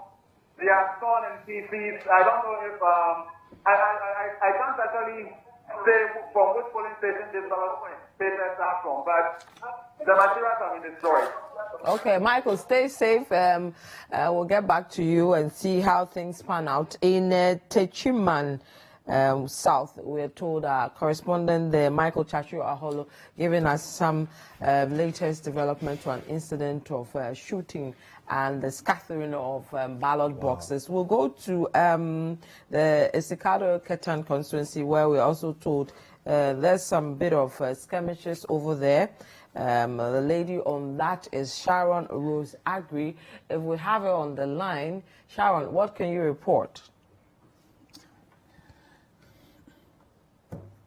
Okay, so whilst we are raising Sharon, let me come back to you guys. Bernard, any more coming from Sylvester on the model we're using? No, I think that what we are hearing, what is happening is serious. It's troubling. And I think that the police must take charge. They must take control. We are not in a lawless country. People who have been given arms cannot just shoot anyhow and create this kind of challenges for these elections. And I think we must take some of these things very, very serious. What is the police doing about this? Is it the very police who is shooting? And if they are, on whose behalf are they doing that? And who has instructed them to shoot? For what purpose? I mean, for whose gain? What kind of, I mean, it's difficult, I mean, addressing some of these issues because they are very annoying. They are extremely annoying. Okay. Very, very annoying. It's troubling because we had Medina, we had this. Of course, there are many constituencies, but the gunshot issue is what is troubling. You had a gunshot somewhere, gunshot. So that's the problem. But luckily, he says that the police and military have come in. But he says some of the ballots are scattered on the floor. I was in one of the polling stations in the Ayawaso area. We are told that the police would not be carrying arms. Isn't that what we are told? In most of the stations that I went, the police were not carrying arms. But this was one polling station in the Ayawaso area, West Ayawaso, Ayawaso West Wogon constituency, where there went two police officers on motorbike came over, fully armed. Wow. You know. Meanwhile, the police at the station were not armed. But were they? And so quickly, did you so quickly we got out of the car. And I walked towards the police officers stationed at the polling station to find out from them where those with the guns were coming from. They just, sped off with the motorbikes with their guns. And they said these are their colleagues and that they are roaming officers. When there are problems, they are called to come over. It sounded very, very, very strange, because the way they walked, they came in on their motorbikes with their guns all over, and they were in a different type of police uniform. And so we thought, where are these two coming from? We expect to see the normal police uniform. But the police officer explained to us that these uniforms are also allowed for today, and that they are their colleagues. And they had come to find out whether there was any problem. So what it means is that these are the officers armed as roaming officers who are shooting all over the place. This cannot be tolerated. This must not be accepted. The police must arrest this situation. Otherwise, the police itself becomes culpable. And we don't think that we want to get there. Okay. The EC, we are told, will address the press at 12:30.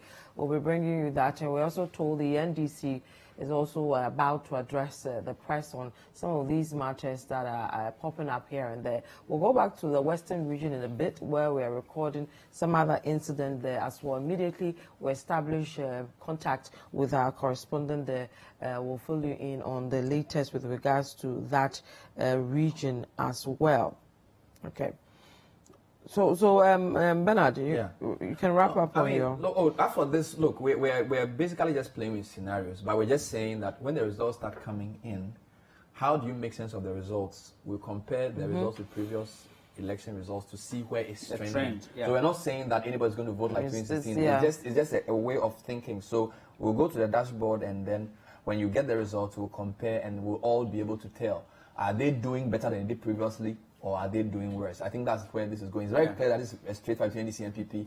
The smaller parties are not getting, at least from the polling station results we are getting, it's very clear that it's going to be an NDC and PP straight fight. But let's just hope that these matters don't delay the announcement, because what you're seeing is once ballot boxes are scattered and people are shot, even before the counting or the collating is done, it leads to dispute. So it's very important that they allow the collation to happen so that we have some results, because otherwise it's midnight and we still don't have a full constituency result in yet. And this is an election that we were hoping to get the whole national picture in 24 hours. Okay, so we've done at least 6 hours, 7 hours since voting. Okay, obviously around 2-3 a.m. you'll start seeing the full picture emerge. But it's a bit worrying that because of some of these pockets of incident, things are not fully emerging. So we'll have to wait and see what happens. I'm getting very, very, very worried, and perhaps very angry. Because if members of the NDC are found shooting, I'm sure they would have been arrested by now. And the NDC is trying very, very hard not to be provoked. And the NDC is trying extremely hard not to even respond. And yet we are seeing violence and provocations, and we are not seeing proper arrests. We are not seeing that these people are being dealt with. Are we toying with our democracy? Are we toying with these elections? Do we want to see some implosion in this country before we rise up to the occasion? I think that these are very serious matters that no one should play with. But what's with a lot of these ballot matters we're seeing? Why are we seeing... And we've seen ballot papers. We've seen ballot papers from print. Let's also be clear, okay? We've had 275 constituencies. We've had an incident in Medina. We've had an incident in the Utusenya East. We've had an incident in... what do you call it, Techiman. So I'm not downplaying the incident, but sometimes because of the way we work, when there's an incident, we report it. We've followed some of the constituencies and it's been largely peaceful. Okay, this constituency, Adenta and Co. So let's wait for a fuller picture to emerge. We are not endorsing any violence, but sometimes you know that the people would call you when there's a problem, and therefore you tend to highlight those issues. And if they become one too many, then you're getting what happens is that there's violence 1, there's violence 2, there's violence 3. And then when others begin to respond, that is when you begin to pinpoint other political parties as being the cause of the violence. Okay, let me go to you. Hang on. We are seeing so much violence. I'll come back to you on that. I need not say that this is coming from government and the MP. Oh, we don't know that. You can't make those wild allegations. Hold on to that. You know let's go to. I don't know that you are saying that. You know that is let's the truth. go to the Western region. We go to Sharon Rose Agri. She is at Sikado Ketan Constituency. Sharon, what's the issue there?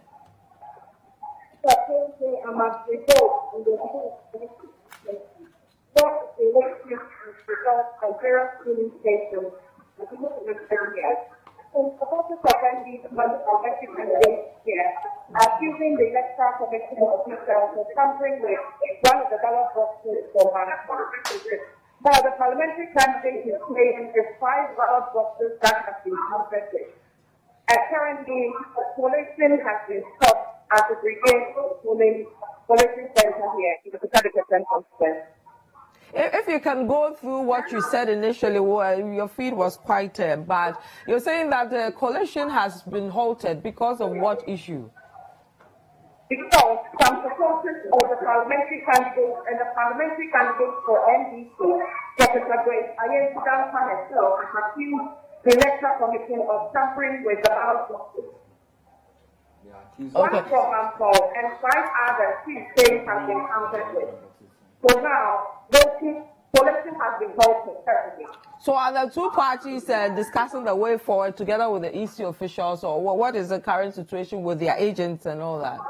Yes, they are discussing, even though the EC is denying the allegations, they are still insisting that the ballot has been counted with. And you have the parliamentary candidate here. I'll just speak with her. My opponent is using intimidation and fear and is trying to intimidate the room. But we're not going to do that. So because our take on that is that we want a free and fair election, and we want it to be fair and fair. So we just knew that we had to do the work. So we went to the ground, we climbed every hill, we went to every valley, we went to every home, we went to every store, every market, every town. We did a lot of things, infrastructure development with our own private money for the community. Now, what is the issue here? The issue here is that the results have been tampered with. It started from the polling stations, and it's still been tampering with here at the collation center. They have broken some of the seals and stuffed the boxes. Right here in the collation center, the returning officer is changing numbers on the paper. So how? In the full glare of everyone. Is that what? At the polling station, the EC was folding the ballot box papers in one form differently. So most of the stored ballots were our stored ballots. They were just spoiling our ballots. So I spoke with the return officer. I just want them to declare me the winner so we can all go to school, because I want the election end. I spoke with the EC official and he is denying the allegation. But it's true, there were people took pictures. It's right here in the glare of everybody. What's the way forward? The way forward, we'll have to go to court. So we have to make the election null and void. But I've warned it. Okay, our line is not so good. Sharon, we'll have to wrap up with you. The line is not so good. When we establish a proper line, we'll return to the constituency. But let me wrap up with you, Sylvester Mensah. You're closing around what's just been reported, and then we'll end this. Yeah, I think that journalism must go beyond just reporting what other parties are saying. It must go to the substance of the matter. And I like the way this lady spoke. Is it true that the boxes have been tampered with? Because just to report that the NDC parliamentary candidate says that the boxes have been tampered with and that the collation has been halted is not enough. It is important for the media, to be there and to say that from their judgment, yes, the boxes have been tampered with. No, the boxes have not been tampered with. In this particular instance, the reporter is saying that, yes, the boxes have been tampered with. You and I are not there. They are right out there.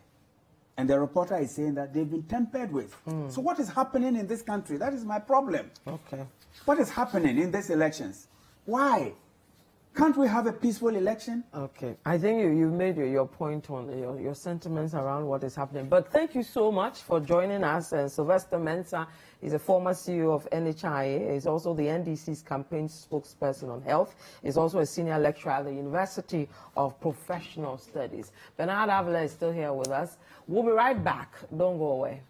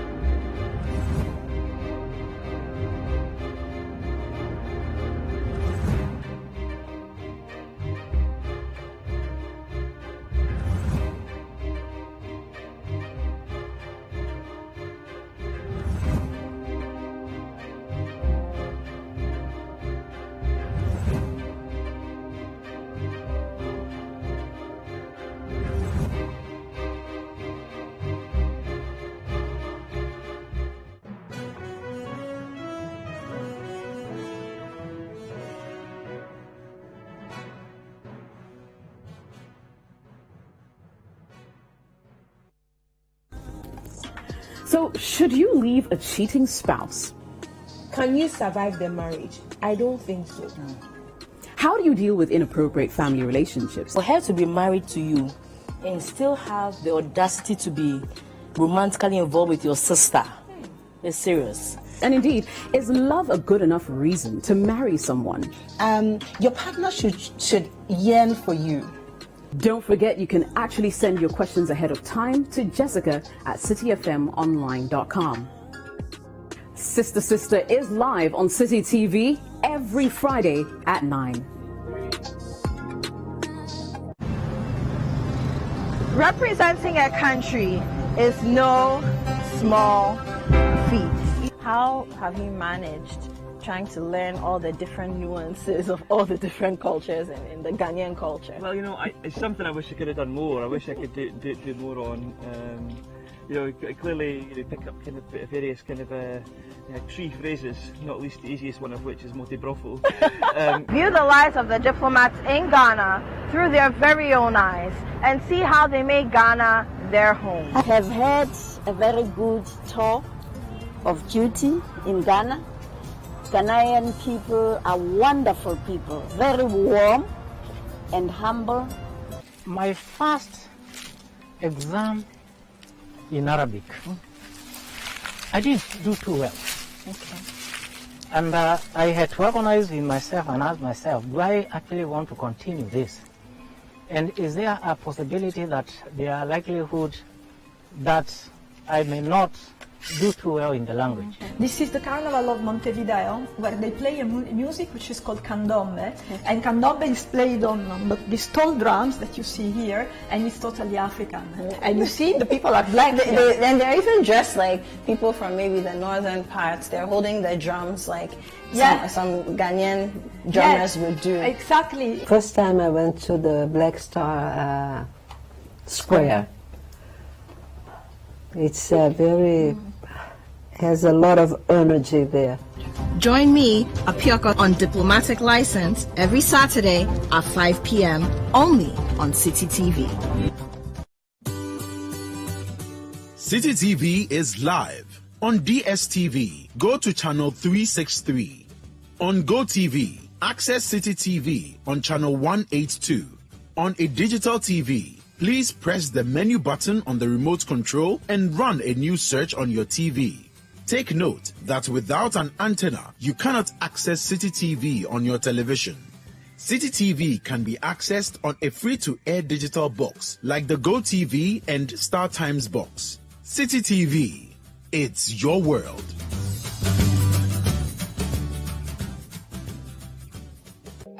This is Fact Finder from the BBC. We live in a world where news travels fast, and sometimes it's hard to differentiate fact from fiction. Fact Finder brings fact-checking from the newsroom up close so you can separate truth from chaff. Be empowered to tell what's fake from what's real. Watch Fact Finder by the BBC on Citi TV every Wednesday at 6 p.m. Citi TV, it's your world.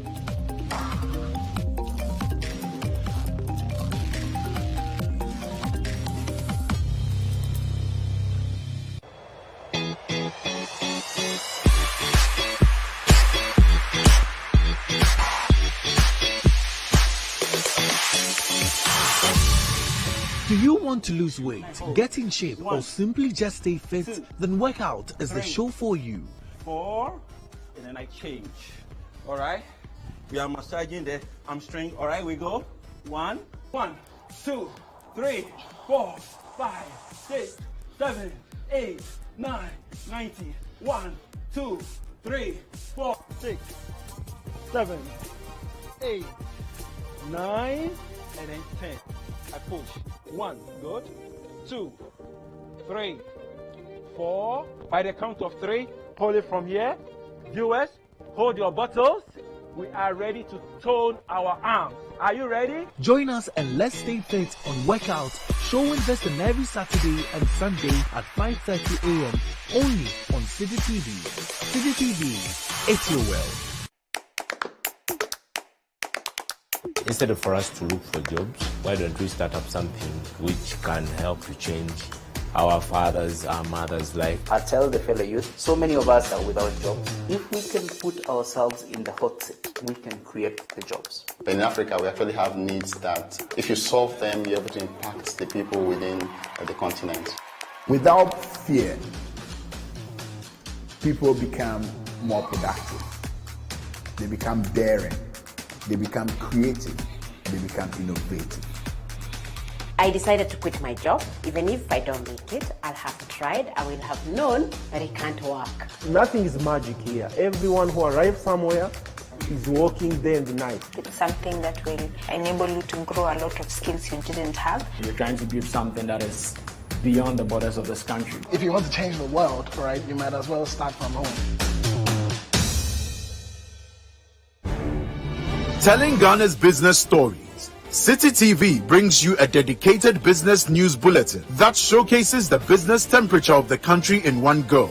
The business dashboard, the markets, industry, and policies that affect the way we do business. All covered in one bulletin. The business dashboard, 7 p.m. every weeknight on Citi TV.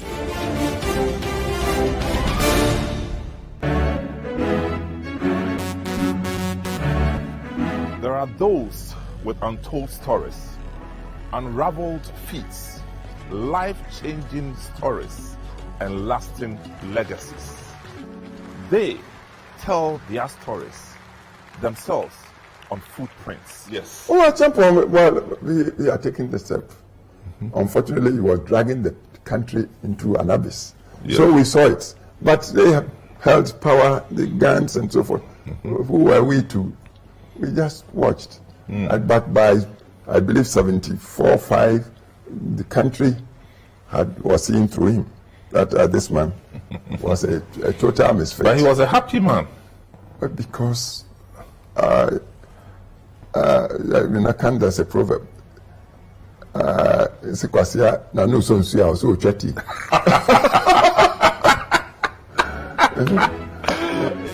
Be inspired by their hard work and resilience that led to their outstanding achievements as we trace their footsteps through time.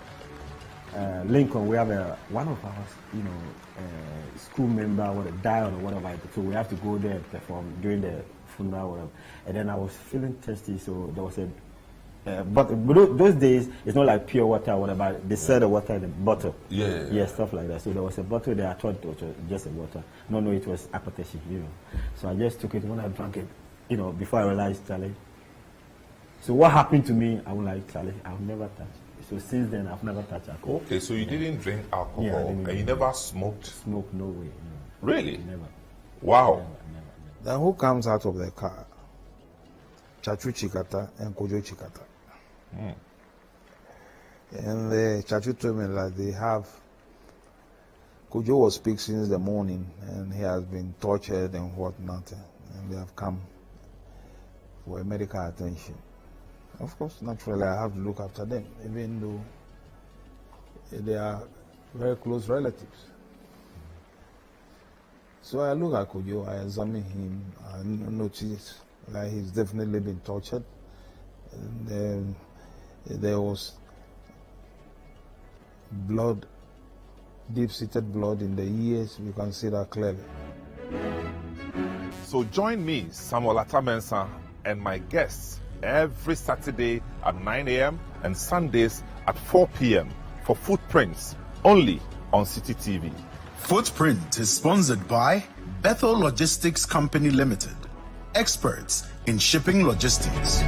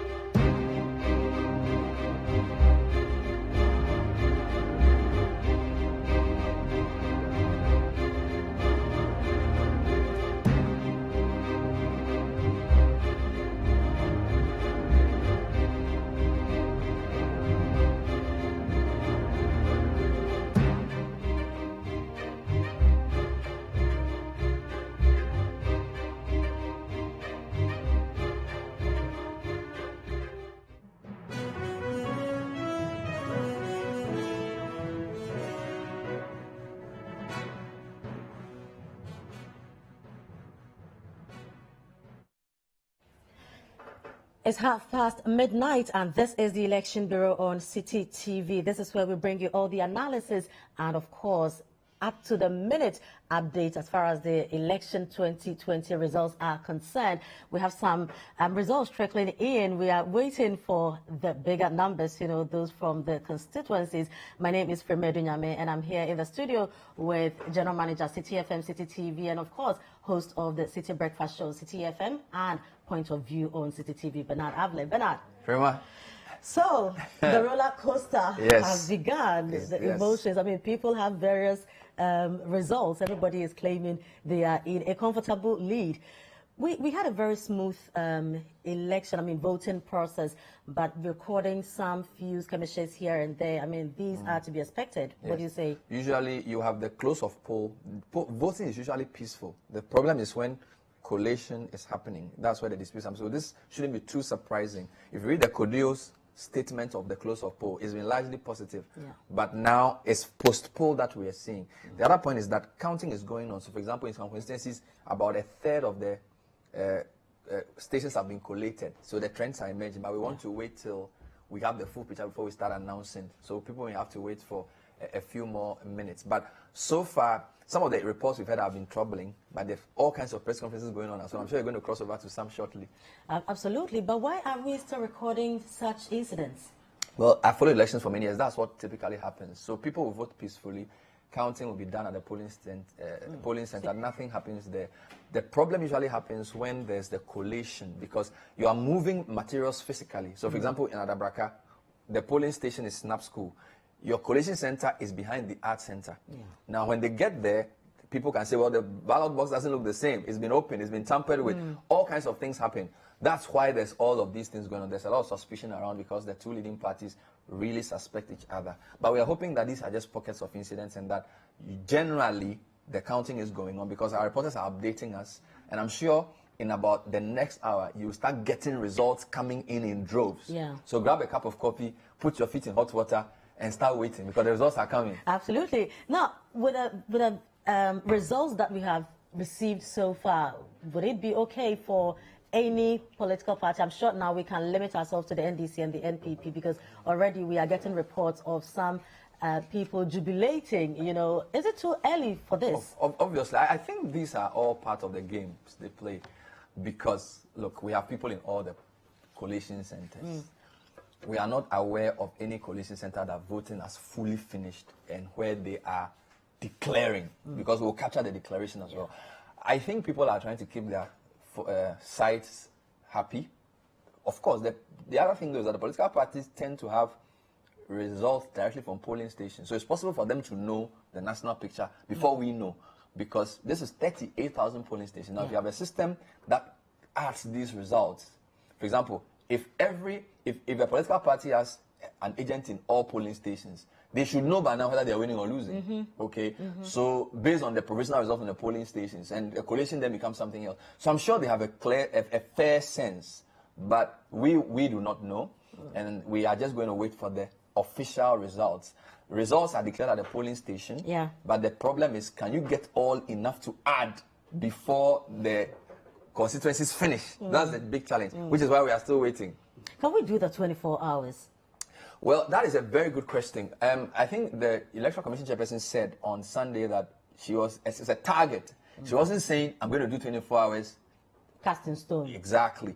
So it's like a target that she's setting for herself. And she explained the reason. She said, typically, they would have to wait for the 275 to finish. Each of them will fax their results to her in the so-called strong room. They will add everything up for presidential and declare. This year, they've added a new layer. What they've said is that when you finish counting, say, Art Center for Klote, you now transmit that result to the Greater Accra Regional Collation Center.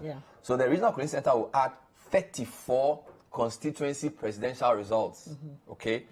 When you add those 34 presidential results, and this is done for each of the regions, then all she's waiting for are 16 regional summaries.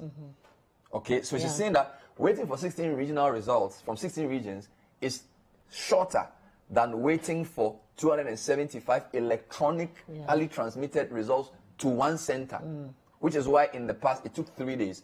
This is the calculation they're making. But now that we're seeing counting is not yet over, collation is not yet over, we don't know. So if the constituency picture starts emerging, and then the regional pictures start emerging, then that deadline or that target can be achieved. But we need to start seeing the constituency results coming through. When we see that, the issue of the region is just a question of collation. So if you have 34 constituency results in Accra, you don't even need to wait for it to get to the region. Everybody can tell, you add the numbers for the mayor's candidates, it's easy. The key thing was the mode of transmission. Okay, they're basically saying that it's a simple way of transmitting the result, probably a photograph of the collation sheet, which will authenticate, or through a secure email or through some fax. So 16 fax messages. So it's a test case. We're waiting to see if it's going to lead to a delay. And the fact that we haven't started having results coming, people are agitated. Yeah. But the police station results are coming in so much, we don't even know how to make sense of them. And there are quite many, all scattered all over the place. But what happens to the stations, the polling stations where we've had candidates complain of some ballot papers being tampered with, some ballot boxes being tampered with? What will happen? So the way I know the system is, so they separate the ballots and they count. Every polling station, every party has an agent. Now, you can raise queries around specific ballots and they'll be resolved. And as soon as the polling station results are declared, that's the result. You can say, I won't sign. So it's a result that you didn't sign. Yeah. So they may add it up, but you say there was an issue here. You can take that specific issue at the polling station to court. But you typically would have people sign because they would have probably resolved the issue. Now, the challenge is when they get to the collation center, so maybe I'm the agent for Snap School. Yeah. What I signed was X number. Then when they are adding up all those, because they are over, Domi Kamenya has over 300 polling stations, and they are adding results for all those. Now, when they come to Snaps, I say, Snaps, what? Are you sure that's my number? Yeah. Okay, some people are also saying that because some of those things may come up, they may have to reopen some ballot and recount. And somebody's opened the ballot already. Okay, so, and because this is in the night, they are making people, they are moving. Look at what happened in Medina. Yeah. Okay, and sometimes people are counting quietly. Somebody starts shooting some gun outside, everybody's scattered. Yeah. Then by the time the light goes off and comes back, things have changed. So these are some of the things that happen that we have to guard against. So, look, I haven't seen the full national picture, but this is not right if it's happening. We've had a few places like Medina, Techiman, and a couple of places where they've been shooting. And it's very troubling that these things are allowed to continue, and it's leading to some sort of uncertainty. But if you've covered elections in Ghana, I think around 12:35, a couple of constituencies should start emerging. Yeah. Although I will say this though, because the EC increased the number of polling stations, in 2012, the number of polling stations was 26,000.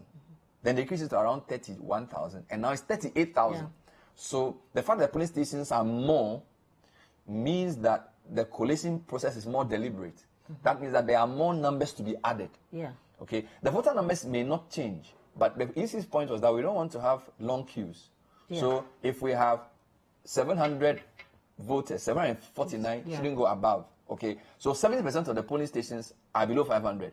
But that means that you have a lot more numbers to collate. Do you follow me? So you have a lot more ballot boxes to send. Yeah. Okay, because if the numbers in the queues were longer, the ballot boxes are fewer. So the counting becomes the issue. Yeah. But because you've reduced the number of people in a queue, you are having more ballot boxes, so your collation is going to take a bit longer. So this shouldn't be too surprising for anybody who sort of has seen the change in the process. So you're basically 38,000 different results being transmitted in one country. Okay. But was this not supposed to make it faster? For the voting, yes. So that people will not vote after dark. So you are sacrificing the long queue so that you can count the result in the open. Do you follow me? So if it makes it faster, so you notice that when you go to a polling station, the queue is very short. But the queue is shorter in the polling. So you finish at 5, you count by 6:30, you are done. But then when you are collating, it may take longer because now there are more numbers to add. All right, so we're going to continue our conversation, but the NDC is holding a press conference at their head office right now, being addressed by Director of Elections, Elvis Afriyankra. So let's hear them.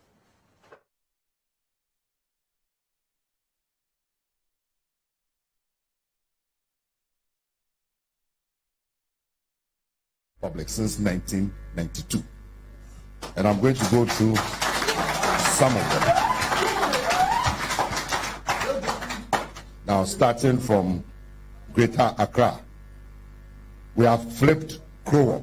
Flip means this is a seat that was won by the MPP in 2016, and we've gotten it back based on the provisional results. So we have flipped Krowo. We have flipped Lejokuku. We have flipped La Dadekotopon. We have flipped Tema East. We have flipped Adenta. We have flipped Medina. We have flipped Ablekuma Central. And we have flipped Okankwe North. This is Greater Accra. So far, 18 and counting. I'm focusing on the flipped ones. When you come to the eastern region, we have maintained a lot of our seats. We have flipped Apamanya.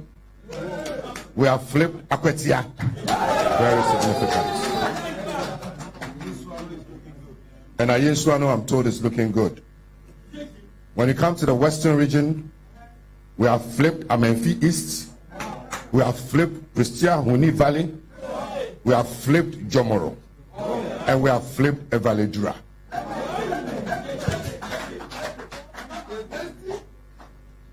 When it comes to Bono East, we have flipped Nkranza South. We have flipped Nkranza North. Techiman North and South. We have flipped Techiman North and Techiman South. And in the western region, we have flipped Sefiri also. Western North, sorry, Sefiri also. When it comes to the central region, we have flipped Ekumfi. We have flipped Upper Dentra West for the first time since 1996. We hear there are some shenanigans going on. Nobody can stop this way. Nobody can stop this victory. There's no man or woman that can stop what God has said. It is not going to happen. We have flipped Ewutu Senya West. We have flipped Cape Coast North. And we have flipped AAK, Felix Ofosukachi. We have also flipped Pifu Eti Mokwa. We have flipped AOB, Esikuma Odobin Brapa. And we have flipped Gumwa West.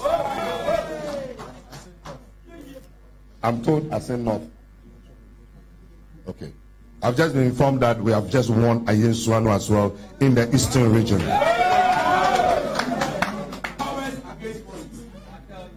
In Bono, we have flipped Jama North, we have flipped Doma West, we have flipped Jama South, and in Ahafo, Wenchi, the hometown of Buzia, and Tano South. Okay. Down south and Ahafo. So many more are coming. So far, if you look at the flips, if you put them together, we are looking about the 35. If you add Ayesuano, that is 36 seats that are flipped. So anybody who is sending out figures claiming they have won some percentage must see a psychiatrist. That's hallucination. You know? And 99% of these are not skirt and blouse votes, so it reflects in the presidential. So if we flip all these seats, nobody should tell you where we are heading towards. It's very clear. So, however, as I keep saying, no premature celebration, because the collation is still ongoing. And therefore, we charge all our counting and collating agents to be vigilant and alert. They should remain vigilant and alert in the last hours of the counting in order to secure and protect the overwhelming victory that is coming. We charge all our party supporters to move to the various collation centers to ensure that the will and mandate of the people is not stolen. Because we've heard a lot of things, shooting and all that. When we are there in our numbers, they can't kill all of us, right? So move to the collation centers, parliamentary candidates, executives, regional constituency party executives, go to the collation centers and support our collation agents. And when we do that, the victory that we have already chalked will be secured, and we know that indeed what God has started, He will complete. Because the victory of the NDC is coming again, and the people say, hey, John Gordon. The victory of the NDC is coming again, and the people say, hey, John Gordon. Say,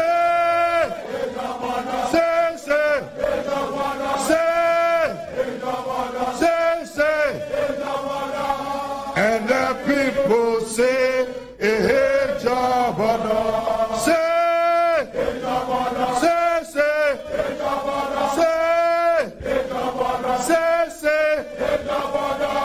and the people say,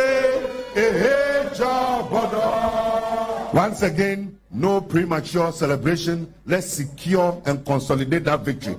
Go, everybody, move to the collation center. Let's secure the victory. Vigilance, alert, vigilance. We have started. We are almost there. Let's finish hard. Thank you very much. Thank you very much. I'm told that some TV stations were having a problem with sound. Were you getting sound in the studios? I want to be sure if you were getting sound. You were not getting sound. So you should have prompted us. It means that everything we said didn't go. So which of the stations here got sound? Stations doing live? Joy got sound. What about TV3? GH1, you got sound. TV3, you got sound. Okay, then maybe we'll get you the recording later from stations which got the sound. What is it? You're telling me something there. All right, welcome back. This is the Election Bureau. So that was the NDC press conference. Announcing some constituencies that, according to them, they have flipped. Bernard, quite audacious to declare these at this time. Yeah, but I think the key point is listen to the end. He says they are still waiting. It's very clear. We wait for the EC to declare the results. We wait for the EC to tell us what's happening in the coalition centers. So he's saying that they flipped. These are parliamentary seats. So, if the result is there, we'll see. We have 275 seats. It's mentioned at least, 20 or so. So we'll see. At least it was live on air. They didn't take questions as far as I know. So we couldn't. We would have asked for the evidence. If probably he will show us the sheet that suggests that they're flipping. Because the coalition is going on. So if the coalition is going on, how do you know you've won it? Maybe they've had a system. I really don't know. I think that we all need to wait for the Electoral Commission. We all agree to the way the rules work so that we will have results that we all will not dispute, which is why some of these pockets of noises are not useful, because if somebody is saying he's flipped this region or flipped that constituency or that constituency, and therefore his supporters are hoping that that translates into whatever. Yeah. Okay, this is not a full national picture he's given. And again, we didn't ask questions, so we can't even tell whether he has any evidence to support what he's saying. He's just saying they flipped it. So we are just going to wait. Okay, we've seen this many times. We're just going to wait for the EC. We're going to wait. We have people in all the collation centers. When the collation is done, the announcement to be made. The EC is the organization organizing the election. So we are just waiting. I feel that we have to be responsible for the way we cover these things, and we have not verified any of the flips. I personally haven't seen any tabulation or any of the sheets that confirm what he's saying. So we will just ask the viewers to beware. These things happen a lot of times where everybody says they are confident. So it's a press conference. We have to cover it and let people hear what is said. But we can only affirm what has been confirmed on our side. So we will wait. The specifics of the various constituencies are still ongoing. We have some of our correspondents updating us. So they'll say, for example, there are 208 polling stations. They've done 78, and they give you the voter spread. We can't go ahead and even announce that, because if somebody's leading by even 20%, the voter spread may not yield a win if the rest of the results are coming from another person's stronghold. So I don't even see the point for us announcing like, oh, they are counting and it's almost there. You get me? Because look, if somebody has let me give you a good example. So for example, we know that in Ododo they are counting, and you know that you have maybe 200 and something polling stations, okay, and then they've counted, okay, Ablekuma South as an example, 196 polling stations. They've counted 51 polling stations. One party has 5,039, another has 7,386. Now, this will not make sense to anybody because it's only 51 out of 196. That means you have 146 left. We don't know where the 146 are coming from. We don't know the size. So if you say, oh, somebody's even winning, we announce the polling station because we want people to just have a sense of something is happening. The election has changed. This is really the time to wait, okay, and prepare yourself for the result and then analyze what it means for the bigger picture. So I can't confirm what he said, and we have to wait for that to be confirmed for us. If they had given us some evidence to say, okay, here are the sheets, this is the result, this is our tabulation figure, whatever, then people can say that is true. All we are hearing is that he's claiming that they flipped it. Time will be the best judge of that claim. Now, prior to election 2020, Citi put up a number of programs, just to bring our viewers and Ghanaians in general up to speed with what was really happening on the ground. We had the voters' diary, we had the constituency. Now, you went to Akwatia to interact with the people. Would you be surprised to see some of, a lot of our MPs, losing their seats? Per complaints from people and what we've gathered. If you have a constituency with 60,000 voters and you speak to even 10 people, even 25 people. Now, there's something they call sampling. Okay, you have to decide whether you were true to the whole character of the constituency. Okay, what type of sampling did you use? Maybe you went to a market, you went to a farm, you went to a shopping area. So that could be a self-selecting group. Now, how many of the towns did you go to? What time of the day did you go? Who did you meet? What age group? So there's something called representativeness.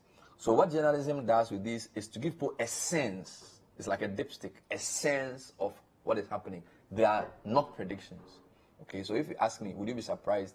Look, I don't know the constituency that well. All I'm saying is that when I went there, I met people in Akwatia, I went to a few of the villages. There was a sense that they felt that the MPP parliamentary candidate had done well, the Amase, and she had been unfairly treated by MPP. We don't know what that means for how they will vote. Do you get me? So I think especially around this time, we can't even dabble in that because people have voted. Let's just wait for it to be counted because once we start conjecturing about, we went there, people said they don't like this person, and therefore if somebody says they flipped, this is true. That's not the way to do it. The way to do it is to say voting has ended, counting is being done, let's wait for the counting to finish. If there are problems with the counting, let's know. EC should be giving us updates on why the counting may be delaying or collation. But we cannot proceed on the basis of, we went to this town, we did some dipstick, these people said this or these people said that. It creates doubt when the final results come in. The time for doing those analyses are over. Now is the time to say, let's wait to hear what is happening from the ground. I feel that's the best way to go about this. That's the way to maintain it. I mean, look at the US. President Trump, he claimed he had won by a lot. Now he was putting pressure on electoral officials. Okay, so now by senior people making claims like this, you put pressure on the system, and that's not what you want to do. What you want to do is to let the process play out. We've all agreed to the rules. Let's stick to the rules. Okay, the rules don't allow you to just make claims that you've won when you don't have evidence of same. Okay, so we in the media are saying we cannot take those comments without a pinch of salt. We will wait, let the constituency collation centers declare, we will announce with evidence. Sometimes we will show the sheets, sometimes we even play the audio of the returning officer or saying that this is the winner. Then we put that out. Okay, so that's the way we want to proceed with this. We don't want to go around and just start making conjectures and saying, we went here, they said this, we've seen 60% of the ballots have been counted. When we look at the rest of the 40, it looks like this person's one is bigger than this one, so it means he has won. No, that's not the way to go about this. Because it's a manual counting, and then they're also physically writing the numbers. So we just have to wait. Why does it look like there's some kind of tension, surrounding this particular election, or it's always been the same? That's a great question. We get used to this. Our elections are very close, and we are in a duopoly. We are in a situation where there are two very strong political parties which match each other very well, with not much difference.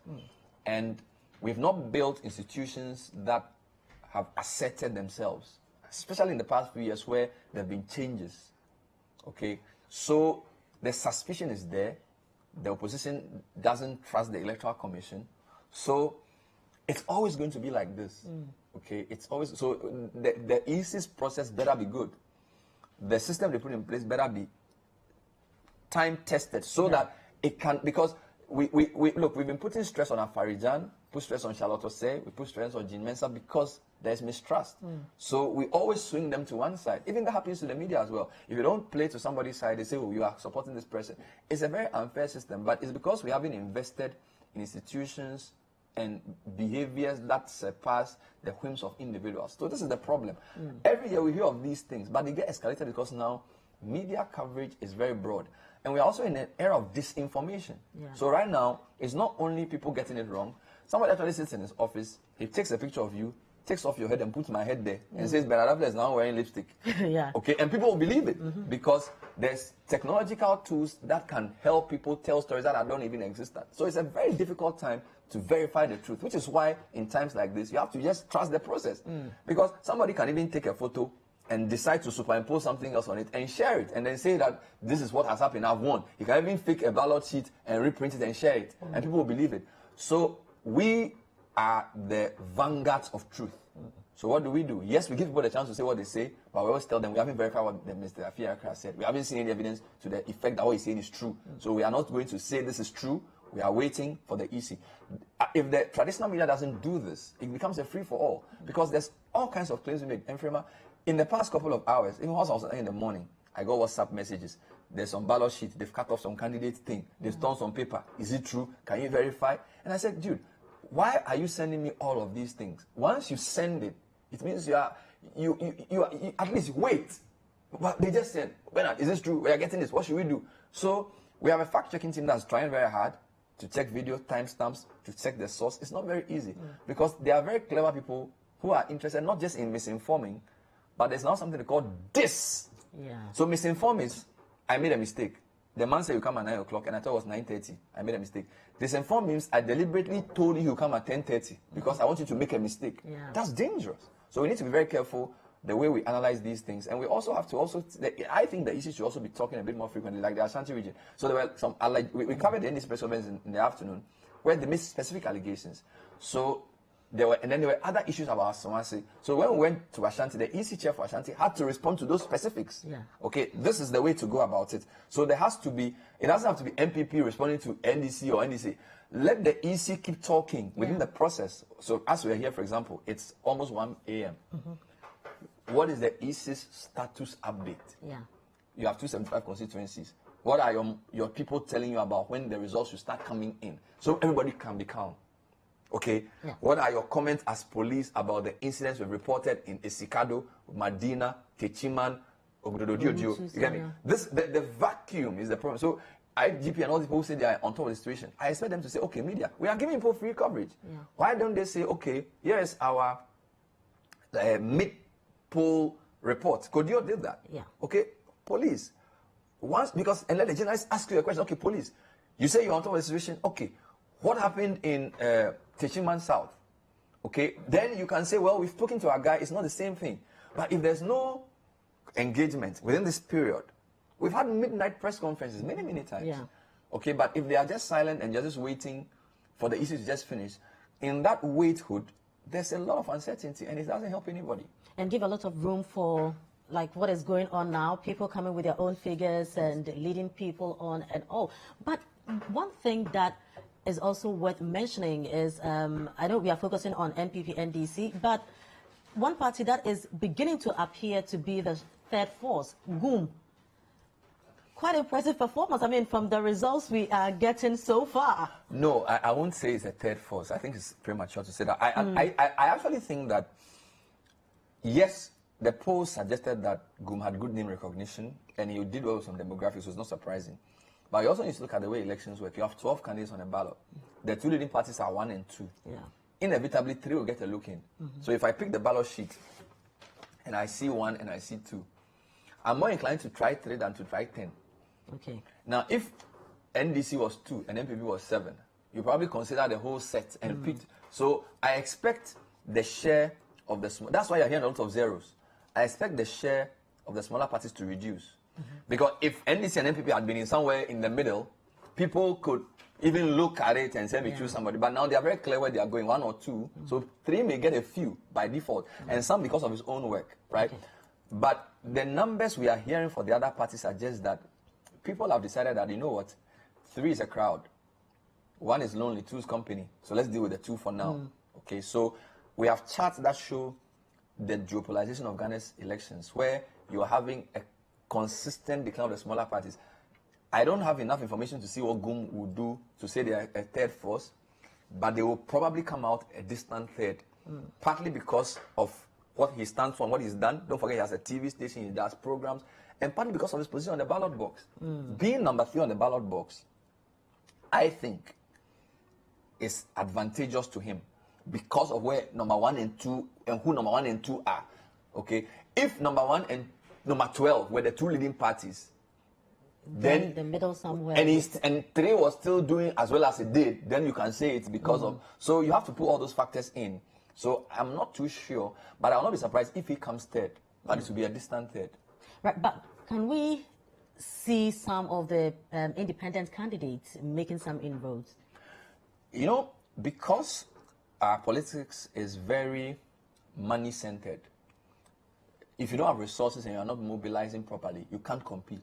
So a lot of the smaller parties chose their presidential candidate less than 3 months to the election.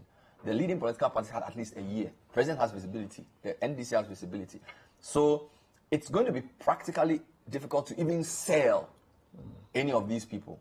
Okay. Now the trouble is that a lot of them are also so divided. So PNC says this, NCP says it's difficult. And even if they came together and then people say, wow, all the smaller parties have said they are supporting this person, but they don't do that. There's even suspicion that they all support other of the 2 leading parties. So until something very serious shifts in the way they are funded, in the way our politics is funded, and in the way the parties, small parties themselves behave, I don't see any change in the NDC MPP in the foreseeable future. Let's look at independent candidates for parliamentary seats. Are we going to have some independent candidates surprise us? So I'll show you this. The NDC and MPP presidential candidates since 2008 always do better than their parliamentary candidates, which means that people are prepared to take a chance on the smaller parties and independents for parliamentary than they are for president. So for example, 2008, MPP candidate had 4.2 million votes. His parliamentary candidates had 4,024,000. So he had 179,000 more votes than his parliamentary candidates put together. NDC, 2008, this is first round. Presidential candidate had 4,070,000 votes. Parliamentary candidates, 3.7 million, 338,000 more. What does it mean?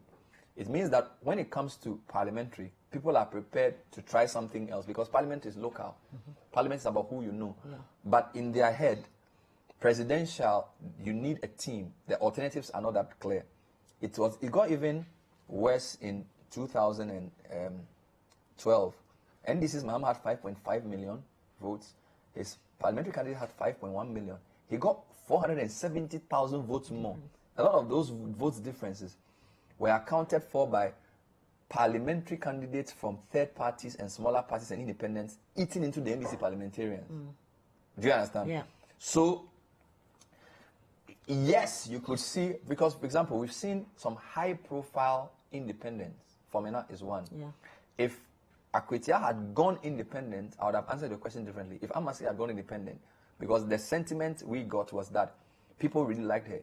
In fact, even when I spoke to the NDC, they sort of respected her work. I didn't even get any talk badly about her. In fact, the NDC candidate told me that she is Messi, using Messi, and he's Ronaldo. Oh, the footballers. Yeah, so so I will not be surprised if there are either skirt and blouse because of the independents, or if some of the independents actually win, because political parties in their second terms, attempt for second terms, typically lead to a lot of these things.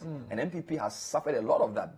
A lot of it self-inflicted, where they've chosen somebody who wasn't the people's choice, or somehow the election was disputed and they still force somebody, or they say nobody should contest this person because he's in parliament for all these kinds of years.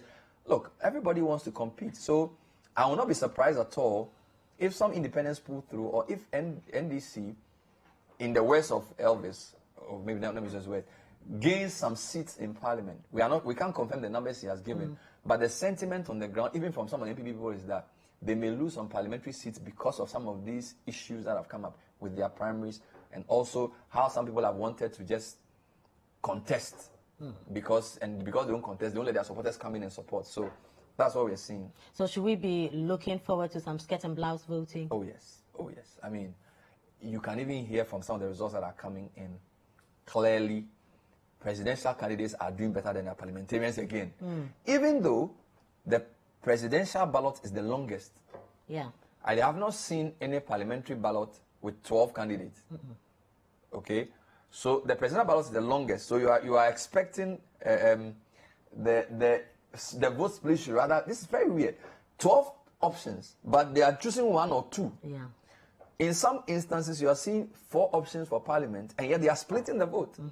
So the psychology of the voter for parliamentary elections is very different from the psychology of the voter for presidential elections, and we have to be very clear on that, which is why I won't be surprised if I see a couple of smaller parties sneak through or independents go through.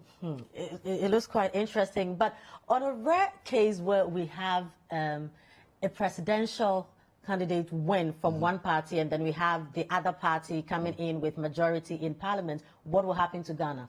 That would be a big,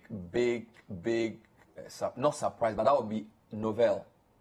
It's never happened. When we went on the screen, we showed that the president and the parliamentary election, presidential parliamentary, tend to behave the same way in terms of where they are tilting. So if either party wins presidential and the other wins the parliamentary, to be an unprecedented time for us. Some people think that will be good because they think that bipartisanship is important. Other people think it will lead to more acrimony because the 2 leading parties have vowed not to work together. So from the perspective of a neutral, it will be really interesting to see how they go about it. Because a lot of what the executive has to do has to go through parliament. So you need a healthy majority to push through your policies. Okay? It will be a test for our democracy if that happens. I don't know if our democracy has developed the robustness to deal with that tension. Okay? It will be very serious. So some people say, oh, we are praying for that. Others think, well, look, if the man has won, let his parliament people also help him come. So, but look, my issue though is this. You have a 63 parliamentarian difference. Yeah. Okay? 206 to 69. That's a big gap. 63 seats. Yeah. Okay? So it's one thing to equalize, to even get to like 230 or 240. It's another thing to flip it all over. So if in this case NDC, if NDC flips the parliament, that would be mighty impressive. Yeah. And that would be a revelation for the way people are thinking about their parliamentarians. Okay? And that will also mean that maybe the people feel different about the president than they feel about the party. We don't know. So let's wait and see. But some of the reports we've read suggest that NDC are strongly of the view that they, if for nothing at all, will win back some of the seats they lost. Because if you look at Central Region, for example, their loss in parliament was quite shocking. Yeah. About 23 seats, they won only about 4 or 5. They lost all along Agona the coast. East, they won KEEA, they won a Jumakon, and then they won, I think, which one? A few. Agona East, Cape Coast, South, Jumakon, and KEEA. That's so small. Thinking of what they did in 2012. So, we don't know. So, but look, if the results started coming in, and I start seeing the turnouts and the margins, I can answer your questions with more certainty, because I'll say, look, now I have a way of telling the mood.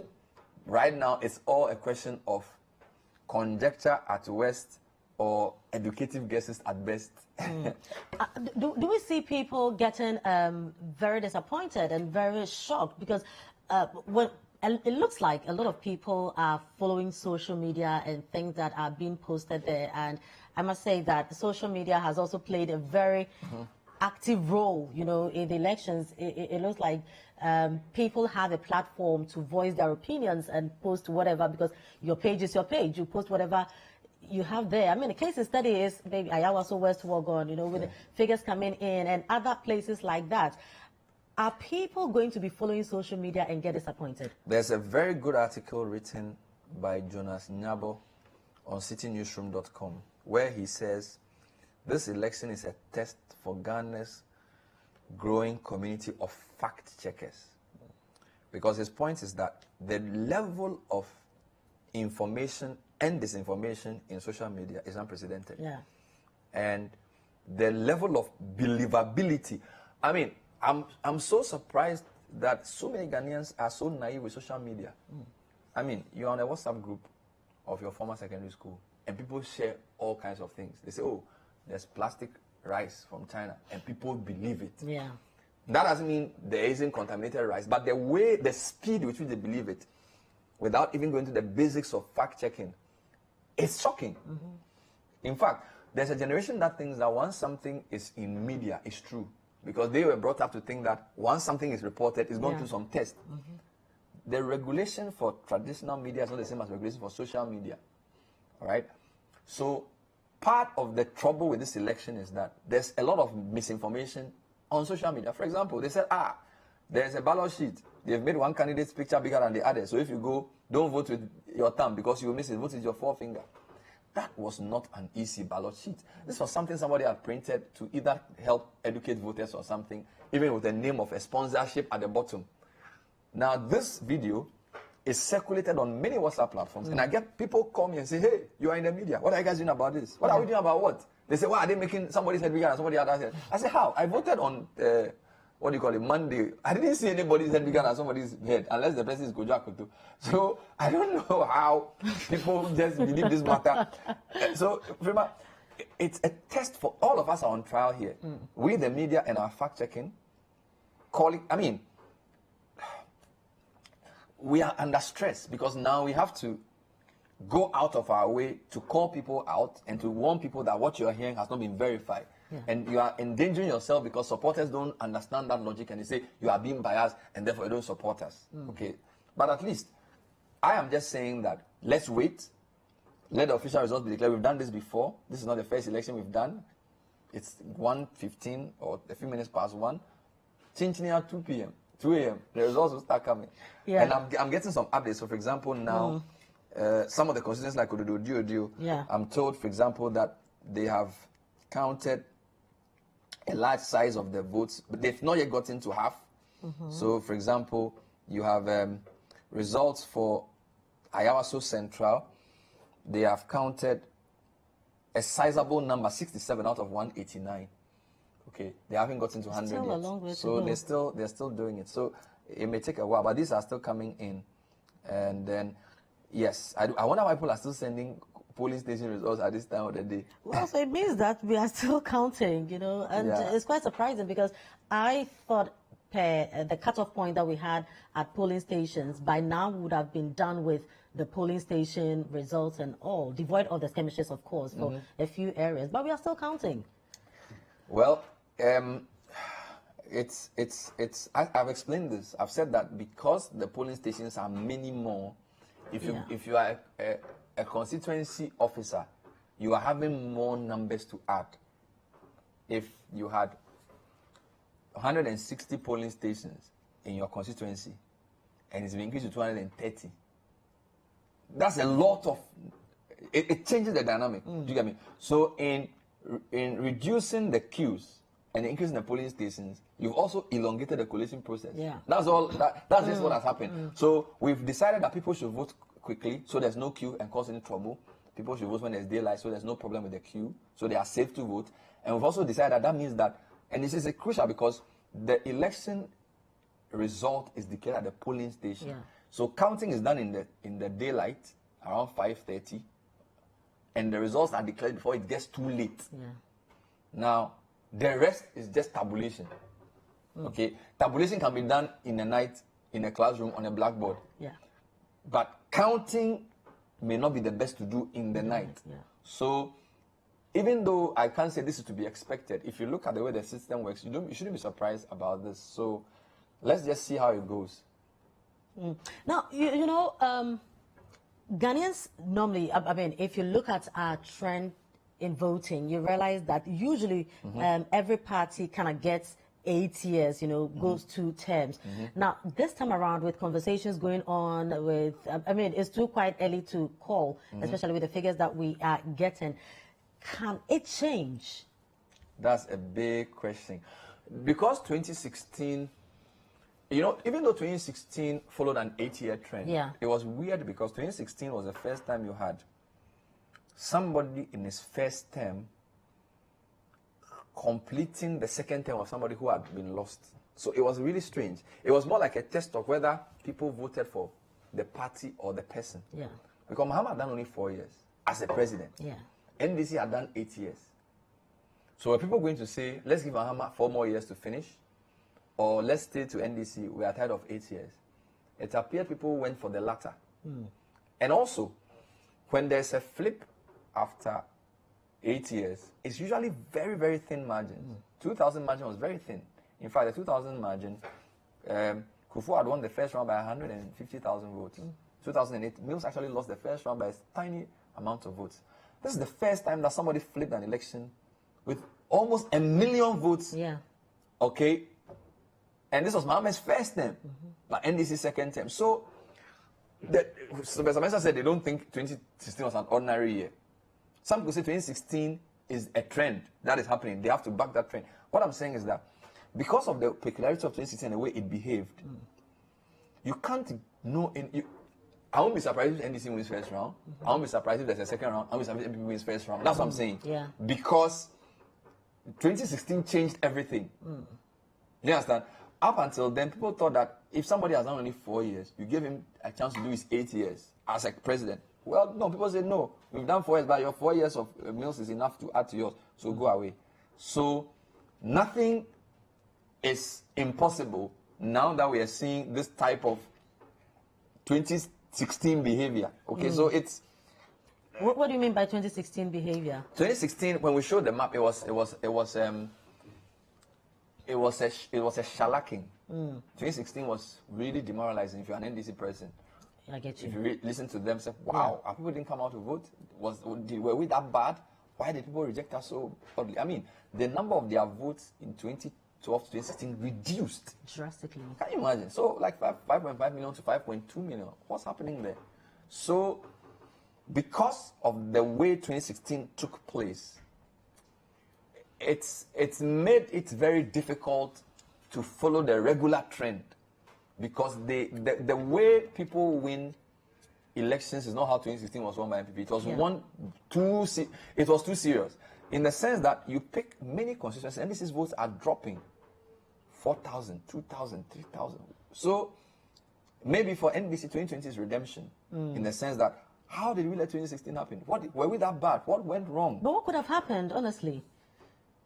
You need to ask the NDC, because they have their own theory. MPP have their own theory. The MPP's theory is that 2012 was not really as good for NDC as the results showed, which is why they went to court. But NDC believed it was the right result, and that 2016 was actually because their people were demoralized and it didn't turn out. As always, the truth is somewhere in the middle. We don't have enough information to totally make a claim about what went wrong or what went right. Yeah. But clearly, the way MPP did the election petition suggests that the leading rights of the MPP spent a lot of time understanding the 2016 laws. Okay, so for them, a lot of people thought the election petition was about overturning the result. For what I know, a lot of it was about trying to understand how they lost it. What happened? So, for example, people say some people took money and just agreed for mistakes on the pink sheet to go. Some people didn't do good addition, and yet they couldn't count to make the correction because of lack of education. So now I'm told, for 2016, they got middle class professionals, professors, and whoever to go and do agency work because they understand numbers better. So that's part of the story. So the character of the person helping in the collation process is more sophisticated. Therefore, some of the petty mistakes, quote unquote, that happen will not happen. Again, the resource, there are people at the polling center will also that if it was true that some of them were bribed, that will not happen anymore. Do you get me? But now we've seen that even the other parties in the registration, I was very impressed with the place I visited, because both NDC and MPP's agents, a lot of the people I spoke to were university educated. Okay, so that may be better for our politics, that now people have realized that we can't allow people who don't understand the process just go and say they're representing us. So let's train them. Let's pick the right people, so that what happens there is more a question of accuracy than some butu thing. It's not your brain, your muscle power that determines if you can be an agent, it's your brain power. We hope that shift continues, because that then will reduce the violence at the constituency polling station level. Do you follow me? Because if people have a basic understanding of the rules, they will not get up and shoot each other. But if there's misunderstanding, and because the rules are not clear, that's what leads to some of these things. So that's where I am on this issue. Right, so with what we've received so far, the results coming in and the pockets of bit of violence that we received compared to previous elections. Are we managing these issues better this time around? As I said, we've reported on some serious incidents. We've had reports. Because we have not heard proactively from the police on a lot of these things, a couple of them we call them, I felt that there should be a police response communication team on standby where they have a situation room monitoring the media. So they hear that there's something in Medina, they make a quick check, and then they feed the system. So every couple of hours, they engage the media and say, here's a situation report on security in the places we've heard. That is what I expected to be done. Do you get me? Because the IGP is the leader of the security team, and the reports are coming from different places. So I was expecting some proactive media engagement so that we will know if these things are true, and if they are true, what's really going on. I think that on the communication side, that hasn't been done. Right. So we have Hansen Ajman joining us. Hello, Hansen. Can you hear me? Hello, Hansen.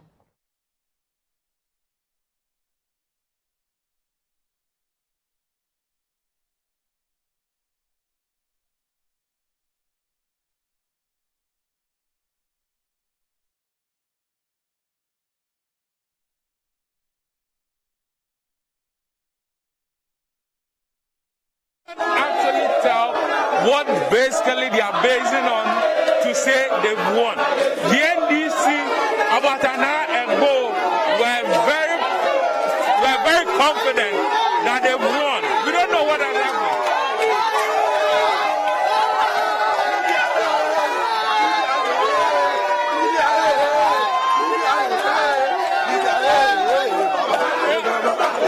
But why are you both so happy?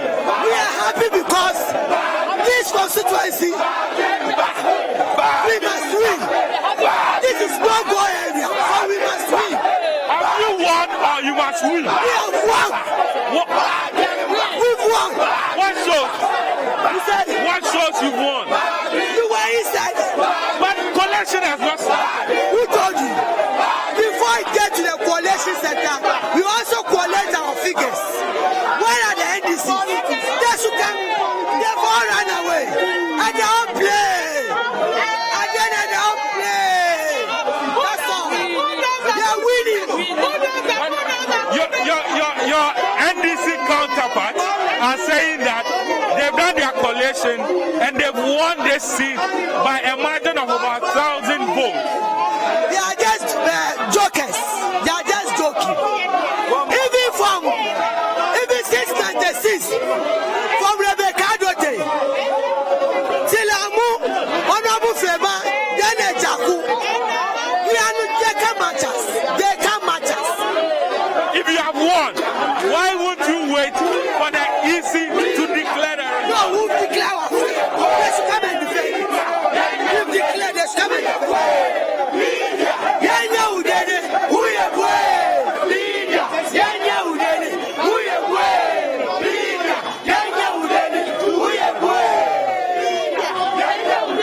You were a party agent.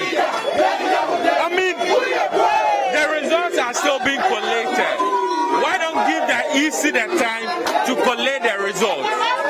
Oh, we are not trying to pronounce our candidate as a winner, but everybody knows that the results are clear.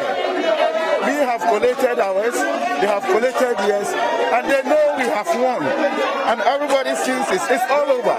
So this is no news. We are not saying that our candidate has won. Everybody is saying it. That is it. But so per your figures, with what margin have you won the seat? Oh, we have won almost 52%. 62%? Yes, 52%. 52% for Lydia. Which areas have done the trick for you? The whole of University of Ghana is for Lydia. University of Ghana is for Lydia. The whole of Jowuru, the whole of East Legon. They won Abelempe and some few other places, Balweshi and others. But we have won. We have won almost 52%. But how come you can't exercise some level of patience to allow the EC to collect the results and declare it at their own time. No, I keep saying that we are not declaring the results ourselves. We are not declaring it. It's Lisi who is going to declare it. But if you have won, you know it. You know that you have won. And we have won. Your opponent said he has also won. What do you say to that? Oh, they haven't won. They know. They know they haven't won. They want to follow Trump. They want to follow Trump. So basically, that's what is happening here. The NPP supporters here at the Ayawaso West Wogan constituency say that they have won the seat. And they're actually here jubilating.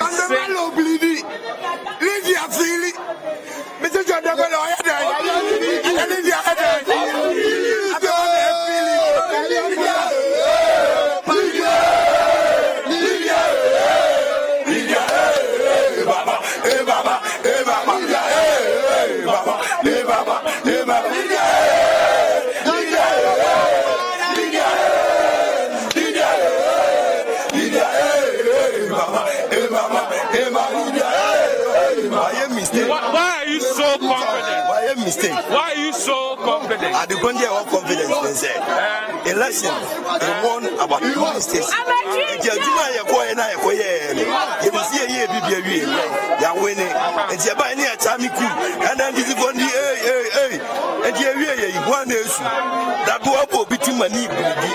And penny for you, and by 1 year and 1 year, say 1 year and paying for any of the Babamu Maka. And yeah, when you say I win it, and you don't be able to say, yeah.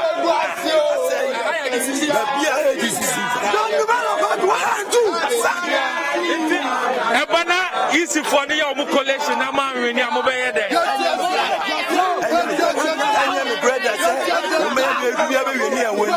Because many agents, then Majuma, yeah, Omusu, and the year they are collecting, and no Mudiano, a Charlie Pepper, Pensiadu, and Yamuti, a Bibia, a Clay. What that's here, you buy and study here, you will do. Once I'm on the boxes, mean now, when you can you who said, oh, he said, you're moving to and he's in a bubble.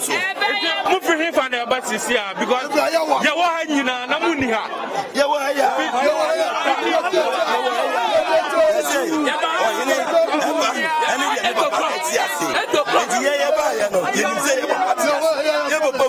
And the young Vincent go be here when you are near Vince, Papa Betty, Yami,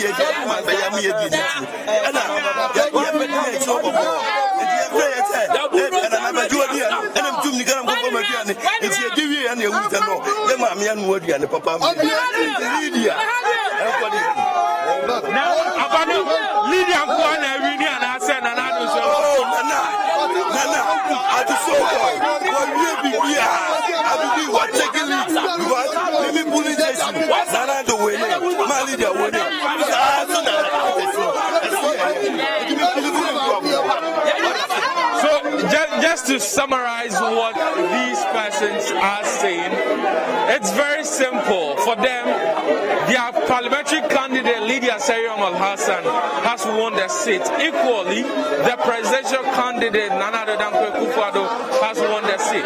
They say they've done their projection and they have no time to wait. They can't actually wait for the EC to declare, even though they say they are not declaring themselves as winners, but they are only jubilating because their own projections have suggested that they've won.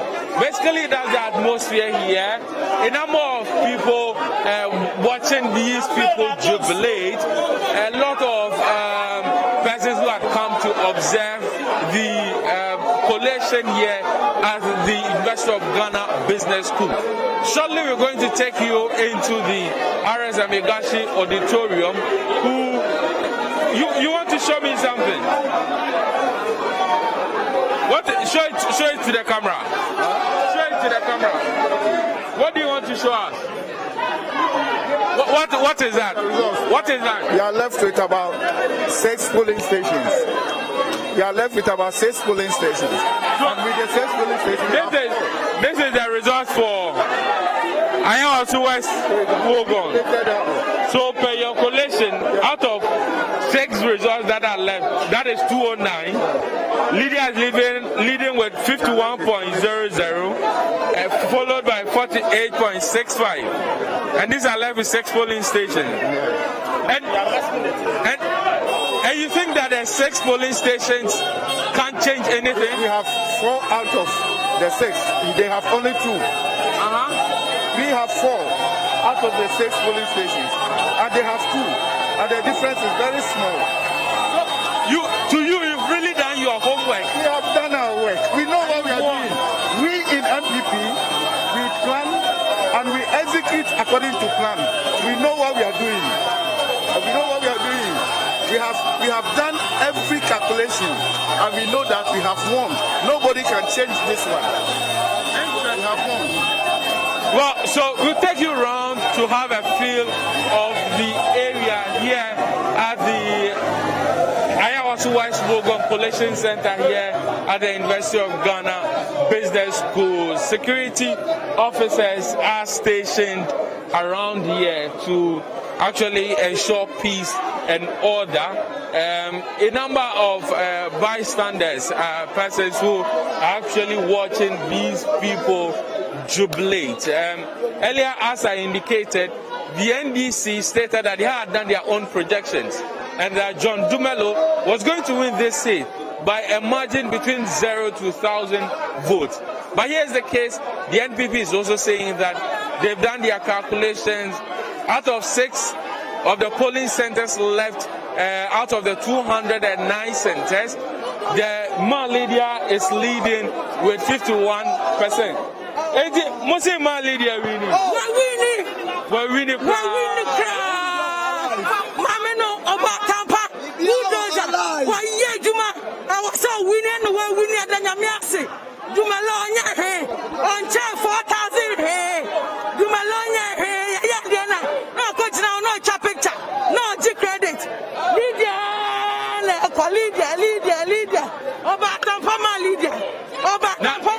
Sisi ama Lydia wa he? All around. So we'll try as much as possible to go into the hall itself. So this is the University of Ghana Business School. The RS Amegashi Auditorium is where the actual work is being done. The collation is being done. Currently, the officials are inputting in the data. After that data is being inputted, is being keyed into the system, what they would do basically is now to do the collation. But before they even do that, these persons here are happy, they are excited for them, they've actually won. Really, it is NPP's words against that of the NDC. The NDC is saying that they are going to win this seat with a margin of 1,000 votes, according to the projections. But the NPP believes that they have won the seat. According to them, 51% against 48% of John Dumelo. We will now take you into the hall itself to look at what exactly the EC officials are doing. And as I indicated, security officers are placed here and they are actually manning this place, ensuring that the center is free of violence, to ensure that there is peace and order right here. The jubilations actually have died down a bit.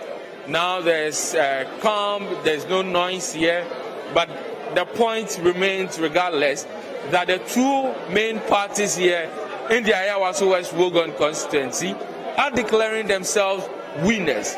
And until the EC does its own collation, which is the rightful way, and declares the rightful owner of this year's election, we cannot stand by any of them. I mean, these are projections they have done.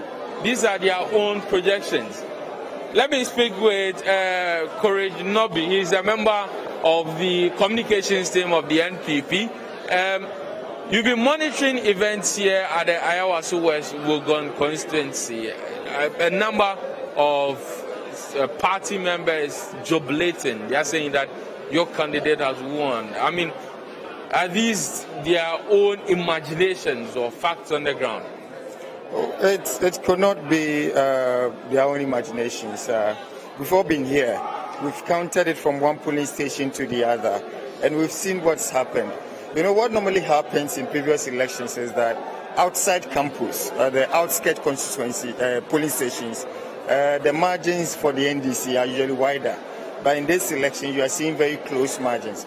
And on campus, we're winning. We won at least 40 out of the 44 polling stations on campus. So it might be a bit closer than before, but we are winning these seats. The NDC is saying that this is their best performance on campus. They are saying that they've won Game Park. They've won at UPSA Hostel.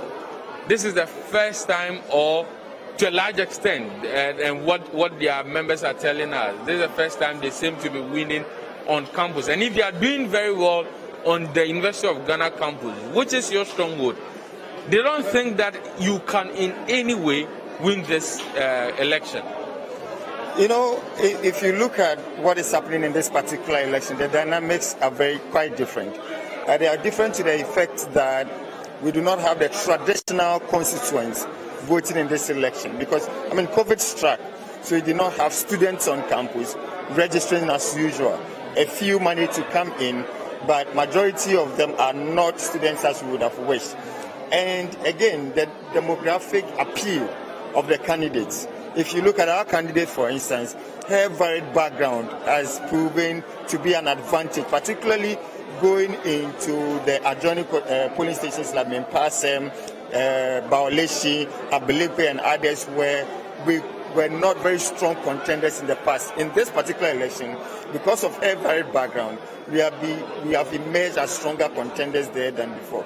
And of course, you can single out Gempa, UPSA Hostel, and that's it. On Legon campus, all right, with all the factors going, out of 44, we have won 40.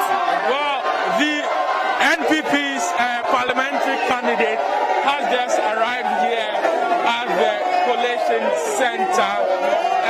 Lydia Sayyam Al-Hassan, she has just gotten here. How has the day been for you, madam?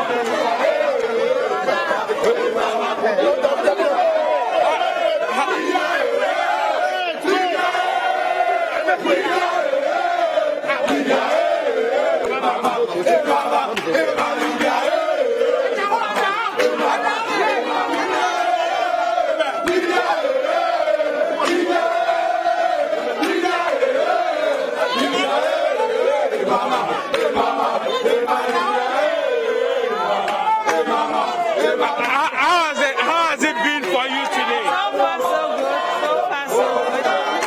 As I told you earlier, this is a seat that we have to win. This is a seat, a must-win seat for the MPP. This is a traditional MPP stronghold. We have won this seat for the 6th. So for me, it's normal. For me, it's normal. Well, your team members are saying that you've won. I mean, have they showed you the data? Have they showed that to you? I was doing that with them. We did it together, and it looks very positive. We're waiting for 5 polling stations. We have won.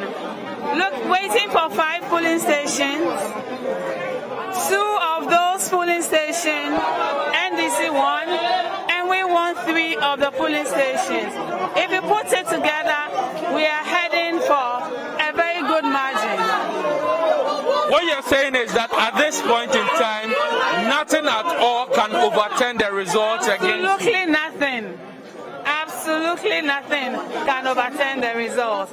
We have won, and may I use this opportunity to thank His Almighty. I'm dedicating this to Him for being my anchor, being my shield. He has been with me through difficult times. I pray He hears my prayers.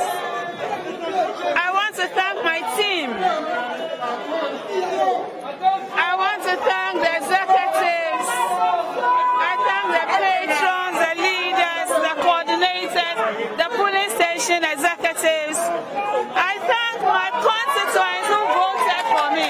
For those who didn't vote for me, I know they will do it the next time around.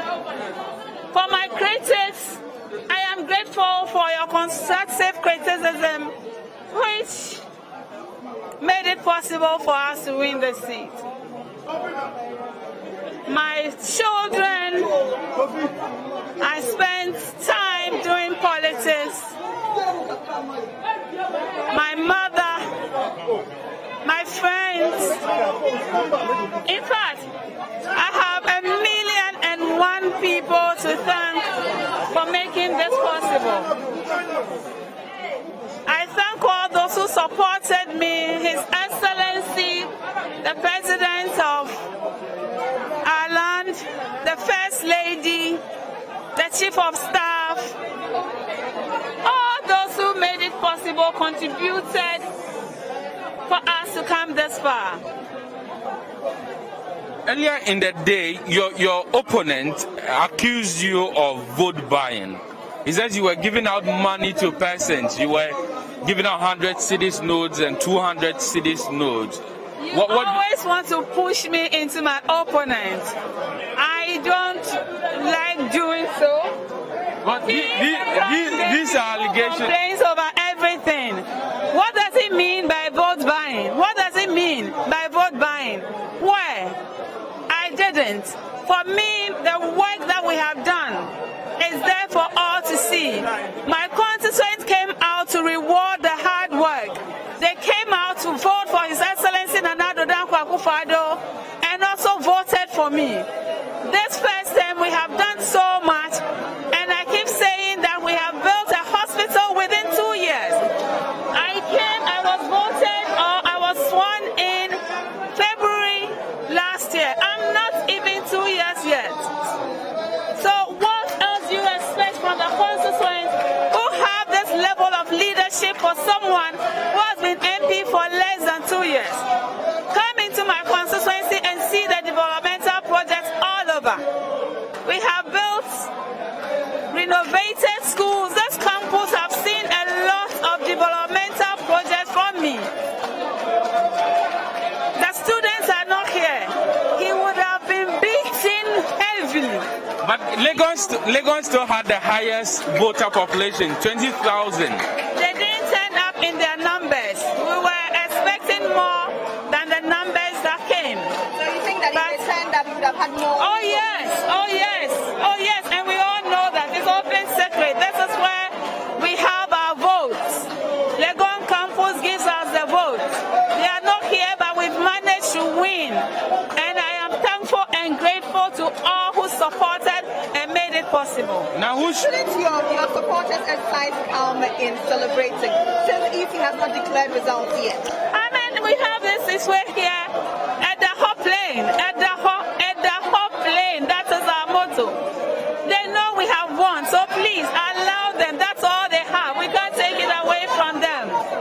There are two words out there. Your opponent says he's won you by a margin of 1,000 votes. You're also saying that you've won. Who should we believe? It's a joke of the century. We've won. And it's there. The numbers are there. You know it. I heard the stations were declaring me like 2-3 hours ago. So for us, we have won, and we all know it that we've won. A lot of the women here call you Obatampa. Do you think the female gender played to your advantage? Like I told you this afternoon, somehow yes, but it's not just about that. I told you it's about hard work, it's about commitment, it's about dedication, it's about competence. So for them, they see in me a woman who can deliver, a woman who they can look up to, a woman that is their role model and who is raising women high. It's not just about being women, but it's about being a woman who is delivering. Collation is yet to be done. You've come here with a number of your supporters. What exactly is your mission here? Are you going to stay throughout for collation? What exactly are we supposed to expect from you as you're here? I am coming to stay in till I'm declared. That's what we're here for. And you know, they've been here before. I just came in simple. I didn't come with so many people. Where we've been going around, we've been monitoring since morning, and it's the same team that I'm here with. Well, thank you very much. So that's the Madam Leah Seriam Al Hassan, the MP for the Ayawaso West Wogan constituency. She's also saying what her constituents are saying, I mean what her party members are saying. For her, she has won the seat, and that at this point in time, nothing at all can change the decision. Nothing at all can change the data. And again, as I repeat, we cannot independently verify what exactly has happened, what exactly they are saying, because the EC is yet to do its official collation. And we would actually follow up and go in there. She says she's here to do She says she's here to stay throughout the collation, and until she's been declared the rightful the MP of Ayawaso West Wogan again. So basically, we go inside. As I indicated, the EC officials have been undertaking an exercise that have been inputting into the data into their system where the calculations will be done. I mean, it's expected. A hot seat like Ayawaso West Wogan, with all the social media attraction to this seat, with the personalities involved, you should expect these high stakes, and you should expect this level of confidence from both parties that indeed that they've won the seat. And at the end of the day, if the EC undertakes its collation and declares the person who wins this seat, that perhaps will bring a finality to all these issues. But until then, they will keep indicating, or they'll keep projecting themselves as the winners. So that is the RS Amegashi Auditorium, and inside that particular auditorium, the officers are keying in the data, and we'll try to get you into the office and give you a glimpse of what exactly is happening. But some of the NDC supporters in the constituency are coming out. Kofi Wayo, you're welcome to the Citi newsroom. Your supporters are saying that they've won.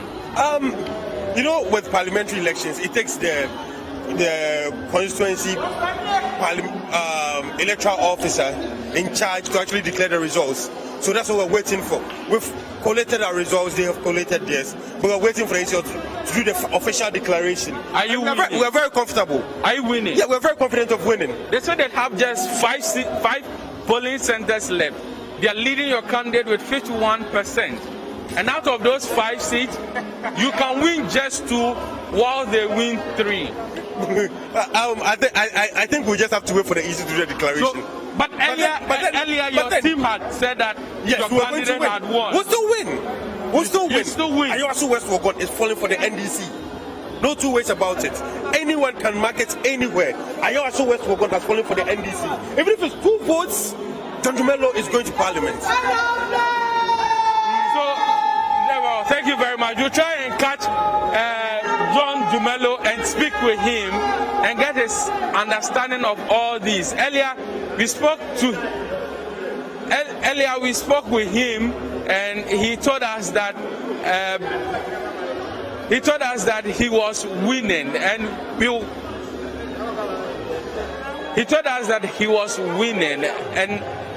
but this is what the MP is saying. So we'll try and go inside and speak with him. So at this point in time, we'll cross over to the studio for more coverage on the 2020 general election. This is your election bureau.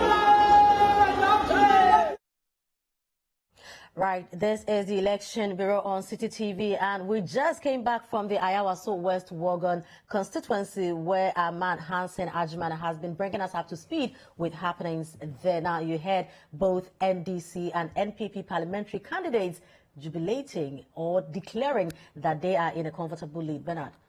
Well, we've seen this before where because of the tightness of the race, people are declaring and jubilating, believing they've won. Look, if you have only 6 polling stations to count or to add, why can't you just wait? Yeah. Okay, so for me, I think we should just wait.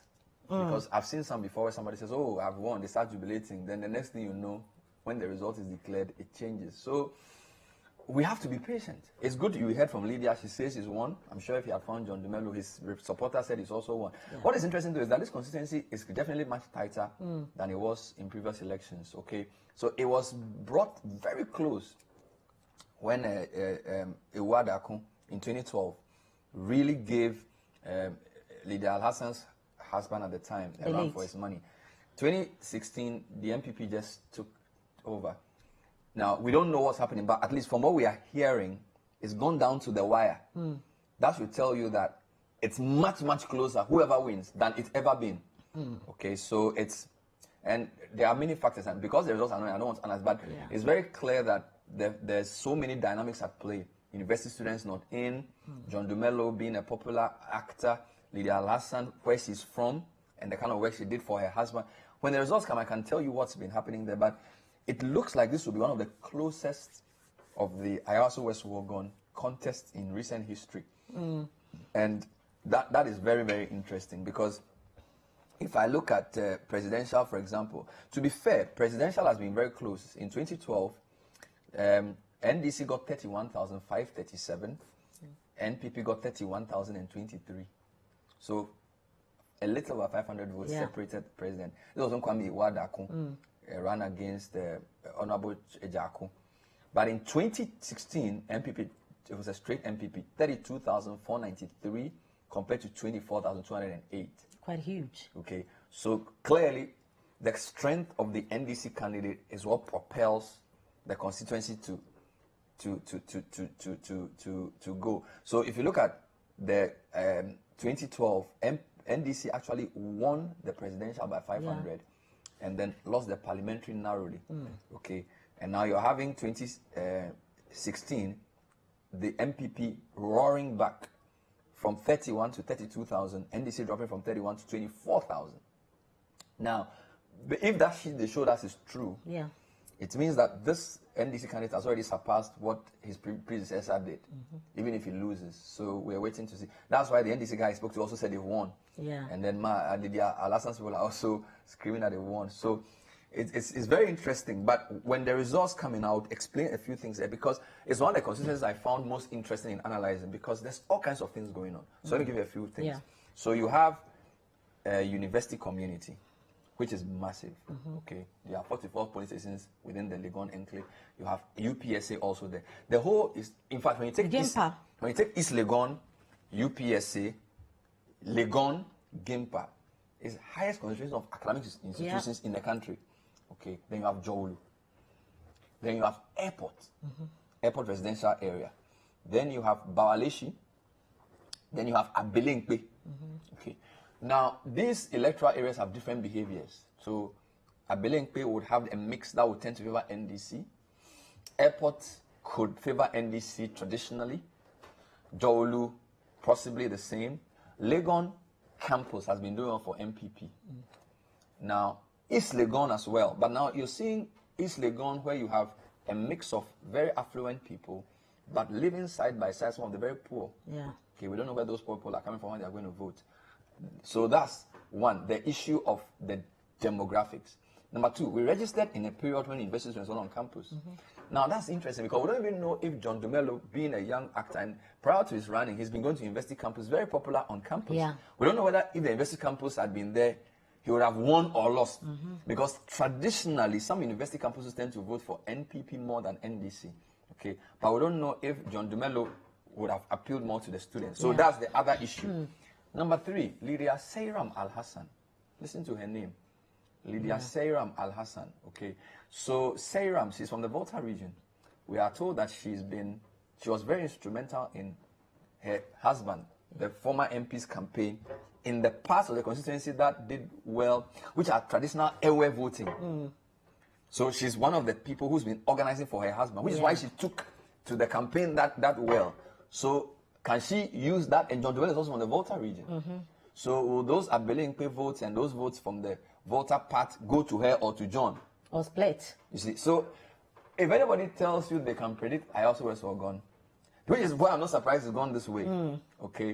What is very clear though is that when the NDC puts up candidates that are well known, they tend to eat into the MPP, like Kwame Wadako did. He's from airport. He lives at the airport. Articulate, good looking. He gave. In fact, I remember the debate they held. It almost ended in chaos when Paul Adomachi hosted them. It was a very close race. So I'm not surprised it's gone this way. We'll see what happens. I still don't know who's won. Don't be surprised if they announce and see somebody else has won than what they are saying there, because it's a few seats, things to go. Whilst we're on air as well, we're getting some places. We are told, for example, that some of the constituencies are getting close to. So I'm sure we come back. Yes, and I think now we can start comparing and seeing where it's headed, because we're told that there's Techima North coming through. We're hearing there's also Doma Central coming through. So we're just going to put those figures out as soon as they come in, and then we'll give you what it means. Right. So let's still stay with Ayawaso West, Wogon, and look at the influences, because it looks like this time around, if what we saw earlier, the figures we saw is anything to go by, then John has really put in a good fight for the NDC. You remember that not long ago, the actors were up in arms against the foreign minister for saying that parliament is not for actors. But would you say that his fame is giving him something? You know, I think that I also was gone. I didn't even add the dynamic of the by-election. Yeah. If you look at what happened in the by-election and the way the vigilantes took over and misbehaved, and the whole West Commission, it's raised the stakes. Okay, to the extent that NDC brought a high-profile candidate, and NPP said, we are not going to lose this, because for the first time they felt really threatened. So the National also threw their support behind Lydia. So it's almost like whoever wins Ayawaso West Wogon is going to win the country in a way. So that's what is happening. So it's not just the fact that John Dumelo is a popular person. It's also because the two leading parties have decided that they cannot lose Ayawaso West Wogon for whatever reason. You get me? Which is, I mean, look at a number of people who, when they joined the by-election, okay, maybe they feel it's a bellwether of some kind because it has all the elements of the national. So yes, John Dumelo's, look, in Ghana, if you are media savvy and you are giving interviews and you speak, look, it's about prominence. It's about, because parliamentary-wise, people vote for people they know. And if you watch the man on your screen every day, it's like somebody you know. So, which is why Lydia Alassane has a work cut out. Okay. So, you know, the MPP have really tried to project her. So, Baumia went there to say they should vote for him. Even when the husband died, there's a lot of prominent MPP people keep going there to make sure they shore her up, because they know that if the NDC comes as a formidable candidate, and there was also some sympathy, which is why, again, when NDC went to parliament, I mean, so unfair, they called her something widow, which was not really. So, there's been a lot of attention on that constituency. I'm not surprised it's gone this way. Let's just hope when the results are declared, whoever loses accepts it and doesn't become another wahala, because it's as if the parties have vowed that we cannot lose Ayawaso West Wogon. And when people say that, it doesn't end well. Right, so this is the Election Bureau. Now, very soon we are going to be bringing you some certified results from the constituency. That is what we have all been waiting for, and we are bringing you the analysis of these results and where they are coming from, how they've been voted in past elections, and Bernard, you ready? Do you have a result for me? Well, very soon we'll be joining Kojajiman, and I think he has some certified results. We also have some coming in, you know, from other places, but we are just waiting for confirmation from our producers, and then we can put them on. But, right, so Kojajiman is joining us from the... All right, so Kojo will be joining us pretty soon. But in the meantime, in the Bono, Ahafo, Bono East areas, Are we looking at any surprises? So the thing about Bono is that when it was split up, so a couple of things. Watch out for Bono East. Bono East, Pro West, Sene, Kintampo, North and South, Techima North and South, NDC by 60-40. Bono itself, so you have German, you have Sunyai, Brekum, MPP. Then you have Ahafo, tilting MPP by very small margins. So what I'm looking out for, if the constituency is coming from Bono, I'll look at how is it tilting. Because Bono, without Bono East and Ahafo, vote for MPP. Bono East without Ahafo and Bono votes for NDC. So Ahafo becomes the buffer. NDC may get a couple of seats in Ahafo, but sometimes NPP means the parliamentary shifts. It doesn't repeat itself. So it's a very interesting constituency to look out for, area to look out for. So I'm keeping an eye on places like Banda. The margin in Banda was so small. Look, 5,390 for NDC in 2012, 5,063 in 2013. Now, for MPP. In 2016, it was even worse. 5,901 for NDC, 5,814 for MPP. So it's very close. We'll watch out for Banda. Watch out for the Sunyai West, because there's an independent candidate from the MPP, Bernard Odro-Techi, who appears popular.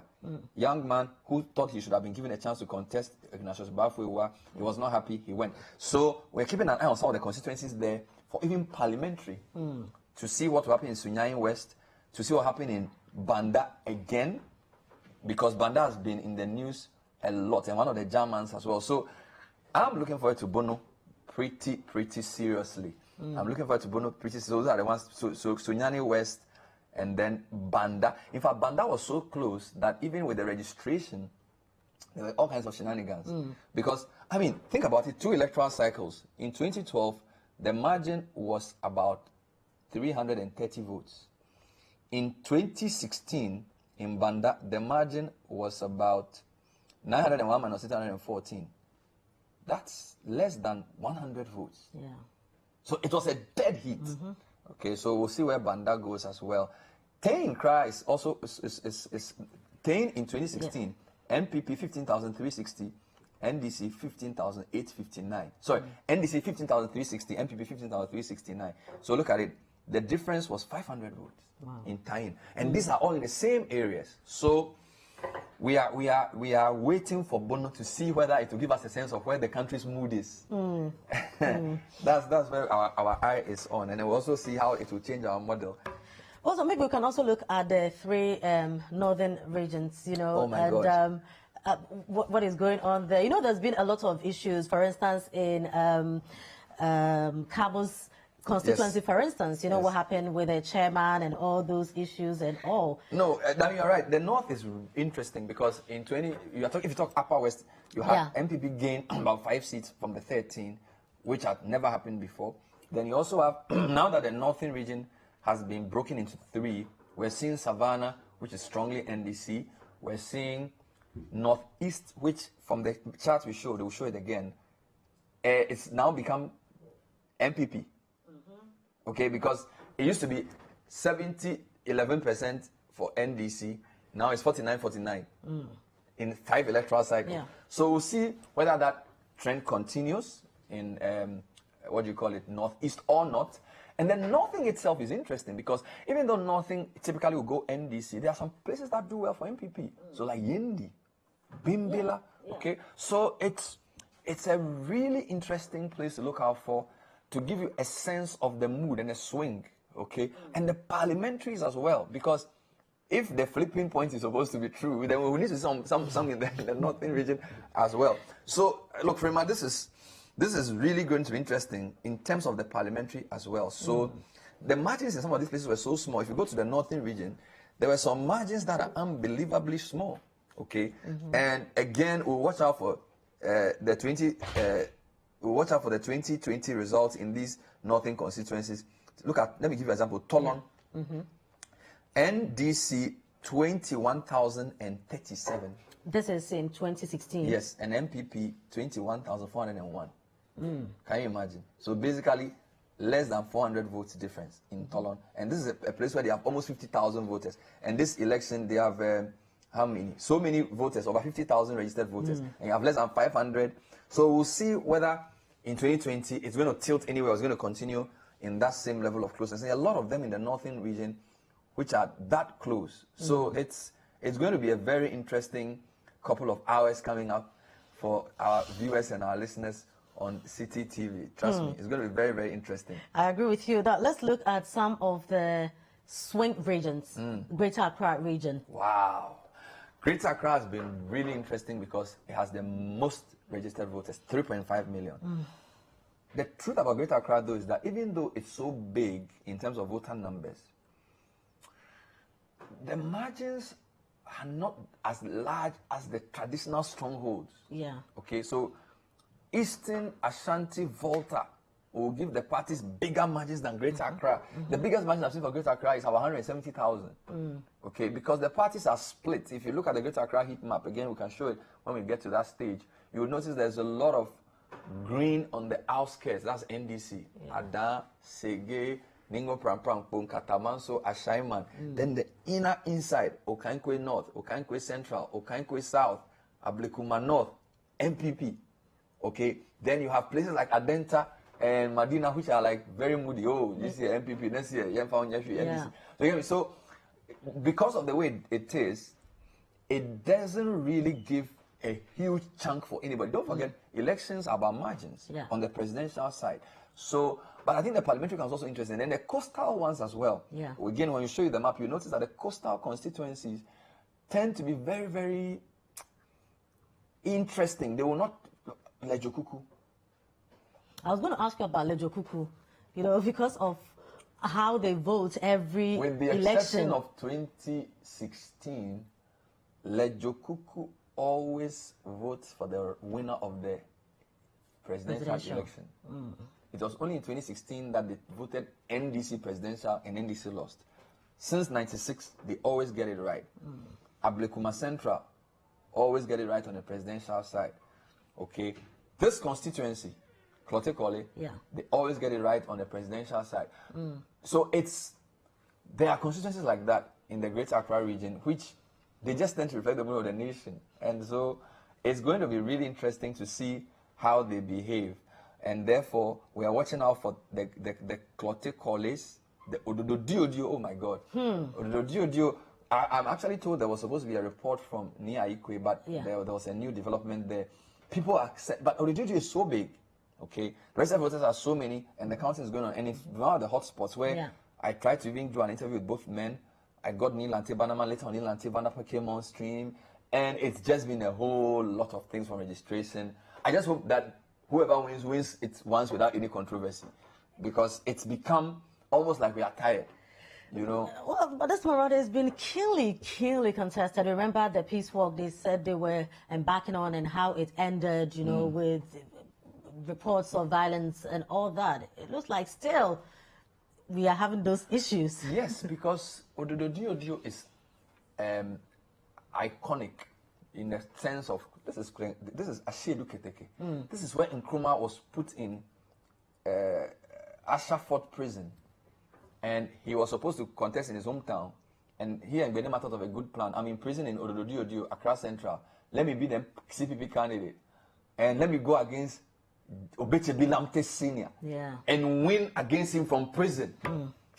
He was released after he won as a prisoner, carried shoulder high, very big constituency. It has some very interesting people in the past.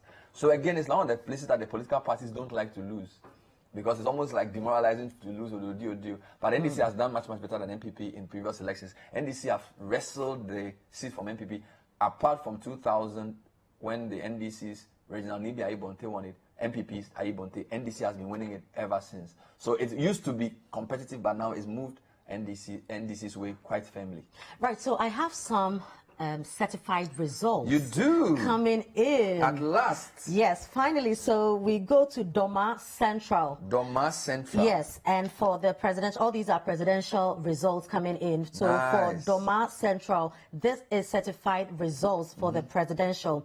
NPP had 29,159. That is 29,159, representing 59.16%.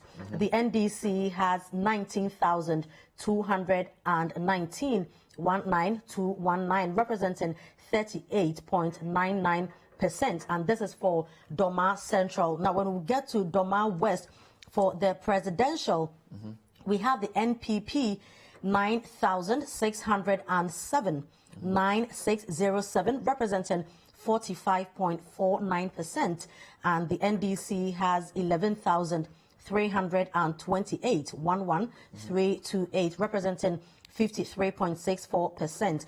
Now, in Kranza North for the presidential, we have the NPP 13,314, 13314, representing 51.97%, and the NDC getting 11,928, 11928, representing 46.56%. Wow.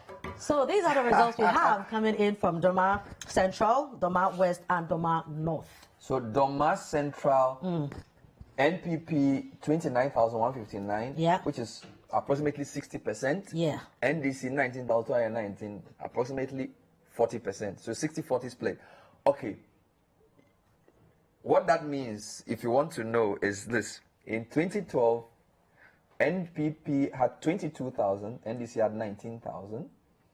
In 2016, NPP had 23,000, NDC had 17,000. Both parties have improved. NPP has jumped from 23,000 to 29,000. Yeah. NDC has jumped from 17,600 to 19,000. So NPP's jump is bigger than NDC's jump. So a net gain for NPP of 6,000, a net gain for NDC of 2,000. So if you look at it, NPP has a net of 4,000 for Doma Central. That's Doma Central. But Doma West, NPP 9,607, NDC 11,328. That's a good story, interesting story. So let's go to Doma West. Doma West in 2012, NDC won 9,091, and NPP 6,236. So they've added on to. But in 2016, NDC dropped to 8,596. Okay. So they dropped by a few hundreds. NPP jumped to 7,647. But NDC still won by about 1,000. So it's just been maintained by the NDC, Doma West, just that both parties have gained. So whereas NDC jumped from 8,596 to 11,324. NPP 11,328. 328. So that's 8,500 to 11,300. So that's NDC has gained some 2,000. I'm coming. So 8,500 to. So they've gained about 2,500 votes. NPP jumped from 7,600 to 9,600. So 2,000 votes. So net, NDC has gained about 500 votes over NPP's gain. Okay. So NDC has held Doma West, but they have gained 500 over the margin. Then you have Nkranza North. Did you say Nkranza North? Yes. So Nkranza North is in the Bono East region, and this is Kojakoto, Boatin areas. Nkranza North in 2012, NDC had 10,099, NPP had 9,947. Okay. Then NDC drops from 10,099 to 9,165 for 2016. NPP increases from 9,947 to 11,817. So let's come to 2020. NDC's 9,165 now goes up to 11,928. So it's almost 2,000 increase. But NPP also increases 11,817 to 13,300. Both parties have gained 2,000. All right. So if you give me the three, Doma Central, NPP has gained an extra 4,000. If you net the NDC's increase out, Doma West, NDC has gained about 500 for net. But then from Nkranza North, both parties have gained about 2,000. So nothing changes. So if you put these three together, you are none the wiser. Although you can say Doma Central margin for NPP for presidential gives them a bigger advantage. But the character of the seats have not changed. NPP have held Doma Central, NDC have held Doma West, NPP have held Nkranza, North, which is in Bono East. So I don't know whether that is anything to go by. Well, I guess it is. So these are the figures we have now. So we have certified results coming in now. So what we just mentioned, our results, presidential results coming in from Doma Central, Doma West, and Nkranza North. Wow. But they've stayed the same pretty much, Yes, just so that they've increased. Let's look at this a bit more closely. So Doma Central, Doma is very close to the Ivory Coast border. Okay, Doma is very close to the Ivory Coast border, and it's a place where you have Ajimamenu, the Minister for Health, coming from, and it's a very good agricultural and footballing town. There's a lot of football talent there.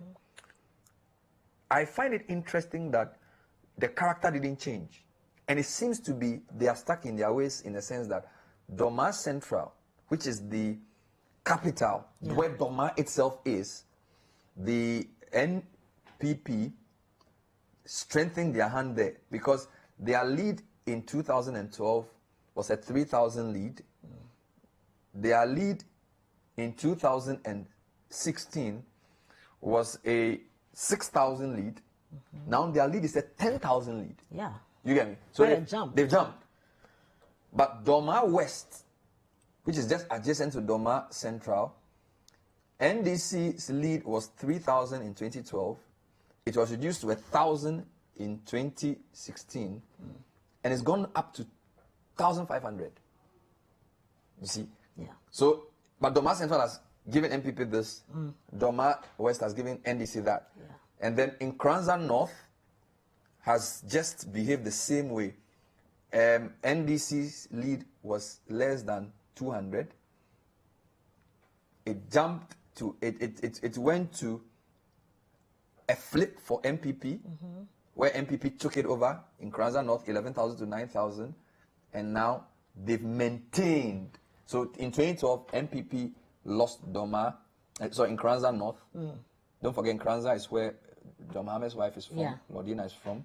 MPP flipped it in 2016, and I was told that there were lots of reasons because a lot of the people there felt that they hadn't been treated fairly in some of the financial issues. DK and stuff. So I don't know if the payment of DK by MPP affected, but MPP held on because NDC jumped from 9 to 11, but MPP also jumped from 11 to 13. So we've both done. So you can say, if I wrote a story and say MPP holds in Nkranza North, and then I can also say MPP strengthens its hold in Doma Central, and NDC maintains Doma West. Those are the adjectives you use on the basis of what we've just seen. So it's not surprising. Well, it's just 3 constituencies. If I had the smaller parties, I would have then been able to say some, but it looks like the smaller parties are out of this completely. Yeah. And let's wait for Techiman North and South.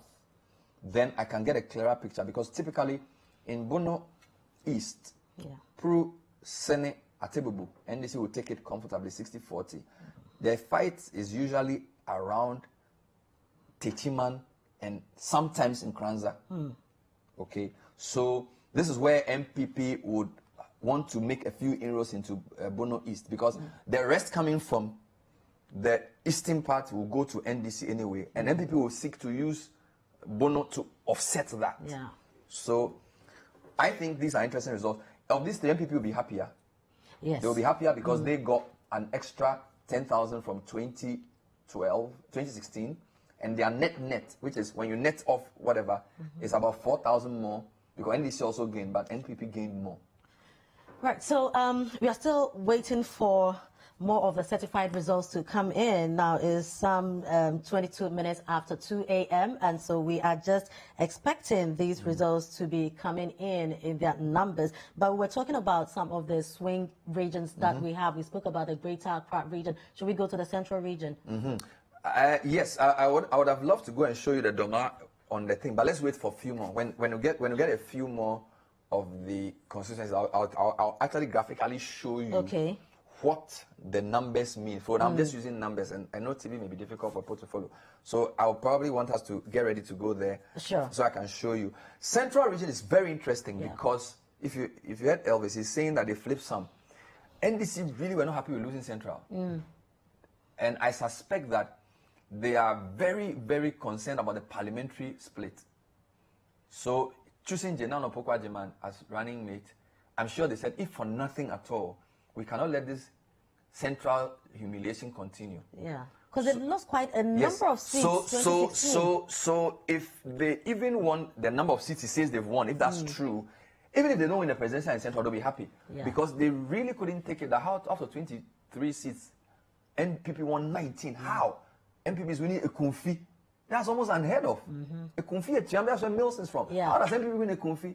What's going on? Apart from Commander, Cape Coast South, Cape Coast North, NPP wins it. I mean, how is this possible for NDC? Yeah. Okay, some of the constituencies go more west, Amag, Benyuados go more west, and NPP wins it.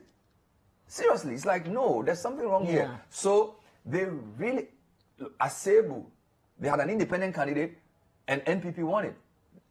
And for some purpose, Ofosu Kwachi is like, no. So I think NDC's eye on Central Region is very, very on the parliamentary. Because don't forget that in NDC, there are 3 main blocks typically: North, Volta, and Central sometimes. And so since records started, their running mate has always been Ashanti, from Kensinaka to Mills. Then Mills becomes candidate twice. Then you have Emisafa, and then you have Jane. So the ticket in the Fourth Republic has always been Ashanti, because the NDC realizes that Volta and North alone cannot tip the election for us. We always need a third group to join us. Okay, so NDC was not happy with 2016 for Central at all. Okay, so, and looking at the ground, I will be surprised if we don't make some gains in the parliamentary seats. I will be very, very surprised if the seat remains in the proportion that MPP won it in 2016, because in all their calculations, Central was an aberration. What might have changed? Oh, you know, in Ghana, expectations are easy to be dashed. So you don't even have to do anything. Somebody wins with a big margin. We've won 19 seats. We need more ministerial position. You will not get. We want more roads. You will not get. We want more factory. You will not get. So it's very easy for people to get angry against an incumbent. And of course, NDC will spend a lot of time, probably improve the quality of their candidates, Felix Kwachi and co. Obviously, a quality national guy. So obviously, they'll make inroads in Central to overturn that very humiliating flip that took place, but thanks to Elvis in 2016. The NPP candidate for Owutu Senya, the NDC candidate for Owutu Senya East, appears to be quite popular. That's Nakoyo. That's a very interesting constituency, because the margins, you see, Owutu Senya East is a margin issue, Frema. You don't overturn. Let me show you Owutu Senya East quickly. So this is Central Region. Owutu Senya East, the margin that NDC have to work to overturn, look at it. In 2012, Owutu Senya East went to MPP by 2,200 votes. 28,000 NDC, 30,400 MPP. 2016, 25,000 NDC, so NDC drops from 20 to 25. MPP jumps from 30 to 33. Okay, now that's 8,000. Then the other problem, Owutu Senya East has increased from 80-something thousand to 154,000. Where are all these people coming from? The constituency's growth is among the top 3 in Ghana. We don't know where they pull NDC for MPP. So there's an 8,000 gap, but the growth in the, so we don't know. Okay, and so that's why there's been all kinds of shenanigans there. So anything can happen, but to overturn an 8,000 gap against a minister like Hawa Kumsin will be formidable, because Hawa Kumsin's ministry is a very powerful ministry. She's a minister of special initiative, and that ministry has a huge budget. A massive budget. Coastal development, middle belt, northern development, a lot of things go. One ambulance, they all go to that ministry. And if you are the minister for that sector, even if you decide to allocate resources on the basis of merit, you have a lot of favor from people. So Hawa Kumsin should not be underestimated, right? And Nako is an articulate young lawyer as well. She has a work cut out. because Akumusin is a very astute political player. Okay, that's why we are seeing all the things we're seeing there. If the NDC candidate even closes the gap, that will be creditable, because it's a big gap. But we don't know if the growth is from NDC types. Then you can say the dynamics have changed. But we've seen growth that have favored certain parties. Okay, so and because we didn't do a census. I'm not able to tell you where the growth is coming from. If I were able to do that, I've told you what will happen. So I don't want to second guess that. Now let's look at a place like the Ashanti region where the NDC says is going to take some seats from them, and the NPP is also saying that this time around is going to take all the seats from even what the NDC has is going to take all. How do we see the Ashanti region now? Ashanti region, I've already said that presidential-wise, you need NDC to get at least 25%. Based on all historical performances to stand a chance at the national. Parliamentary-wise, they tend to do well in not just parliamentary, presidential, Ejura Sechedumase. Okay, so in 2016, they won it by 4,000 votes. Okay, then you have a place like New Edubiase, where they also tend to do well. So if you look at New Edubiase, it was very close, 15,900 for NDC, 16,031 for MPP. And then you have, of course, Asonwase, where Muntaka is the Lone Ranger. Okay, so he won it with 6,000 votes. So the eyes are on Asonwase, Ejura Sechedumase. Then you have sometimes Efiduase Asokore. My hometown. Okay. Although NPP tends to win it pretty well. Okay. So, that's where you're from? My dad, Okay. Then there's, of course, Ahafo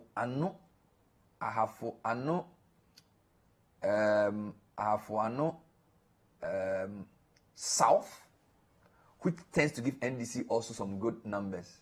Okay. For example, Ahafo North gave them 16,000, MPP got 20,000. Ahafo South 11,000, MPP 14,000. So it's not that bad. So the Ahafo areas, then you have the Ejura Sechedumase, Efiduase Asokore, Asonwase. These are the places NDC. But the other thing is that NDC still gets very good numbers. So for example, Adansi Asoka, okay, MPP will get something like, I don't know, 18,000, NDC will get 11,000. 11,000 is not bad. Of course. Okay. NDC's performance in Ashanti in 2012 was over 600,000 votes. Because they tend to get votes everywhere. The margin for NPP is a 70%, 75%, 20%. But they have a lot of places where they do well to gather votes for the presidential. But on the parliamentary side, they're probably looking about 4 or 5, which they are realistically thinking they will get. It's more the presidential they are hoping to pad numbers to then challenge. Parliamentary, they will look at 4 or 5 that they want. The ones I've mentioned. That's where their eyes are on. So let's look at Volta region now. Lord. Peter Mewu. We are hearing some interesting reports from the region. But again, we can't confirm. There's a whole view that because the Santro Kofi Akpafu Lolobi voters are to vote only in a presidential election in Boem, and parliamentary, they'll have a new constituency called One. Some people feel that will work to Amewu's favor because they say the professor NDC, I forget her name, Margaret Kwaku, is from the Sal area. So they think that Amewu being directly from Hohwe, if those Sal people don't vote in Hohwe, that will be some of the NDC's votes going. So they feel that this could give, and Amewu is the only candidate who actually goes in double figures for MPP. He came in 2004, 2008. When he left in 2012, they went back to their old miserable performance. Okay, and he's been campaigning heavily. I was privileged to interview both of them. Professor Kwaku is also pretty confident. She says, Amewu cannot come and use money to win the election. And he's built street lights and all those things. So the Volta region, the voter numbers is the only region that had reduced numbers after registration. Okay, so that doesn't look. In fact, today the House of Chiefs issued a statement. I think the regional association says that there should no voter suppression in the Volta region. So there's a concern about the numbers there.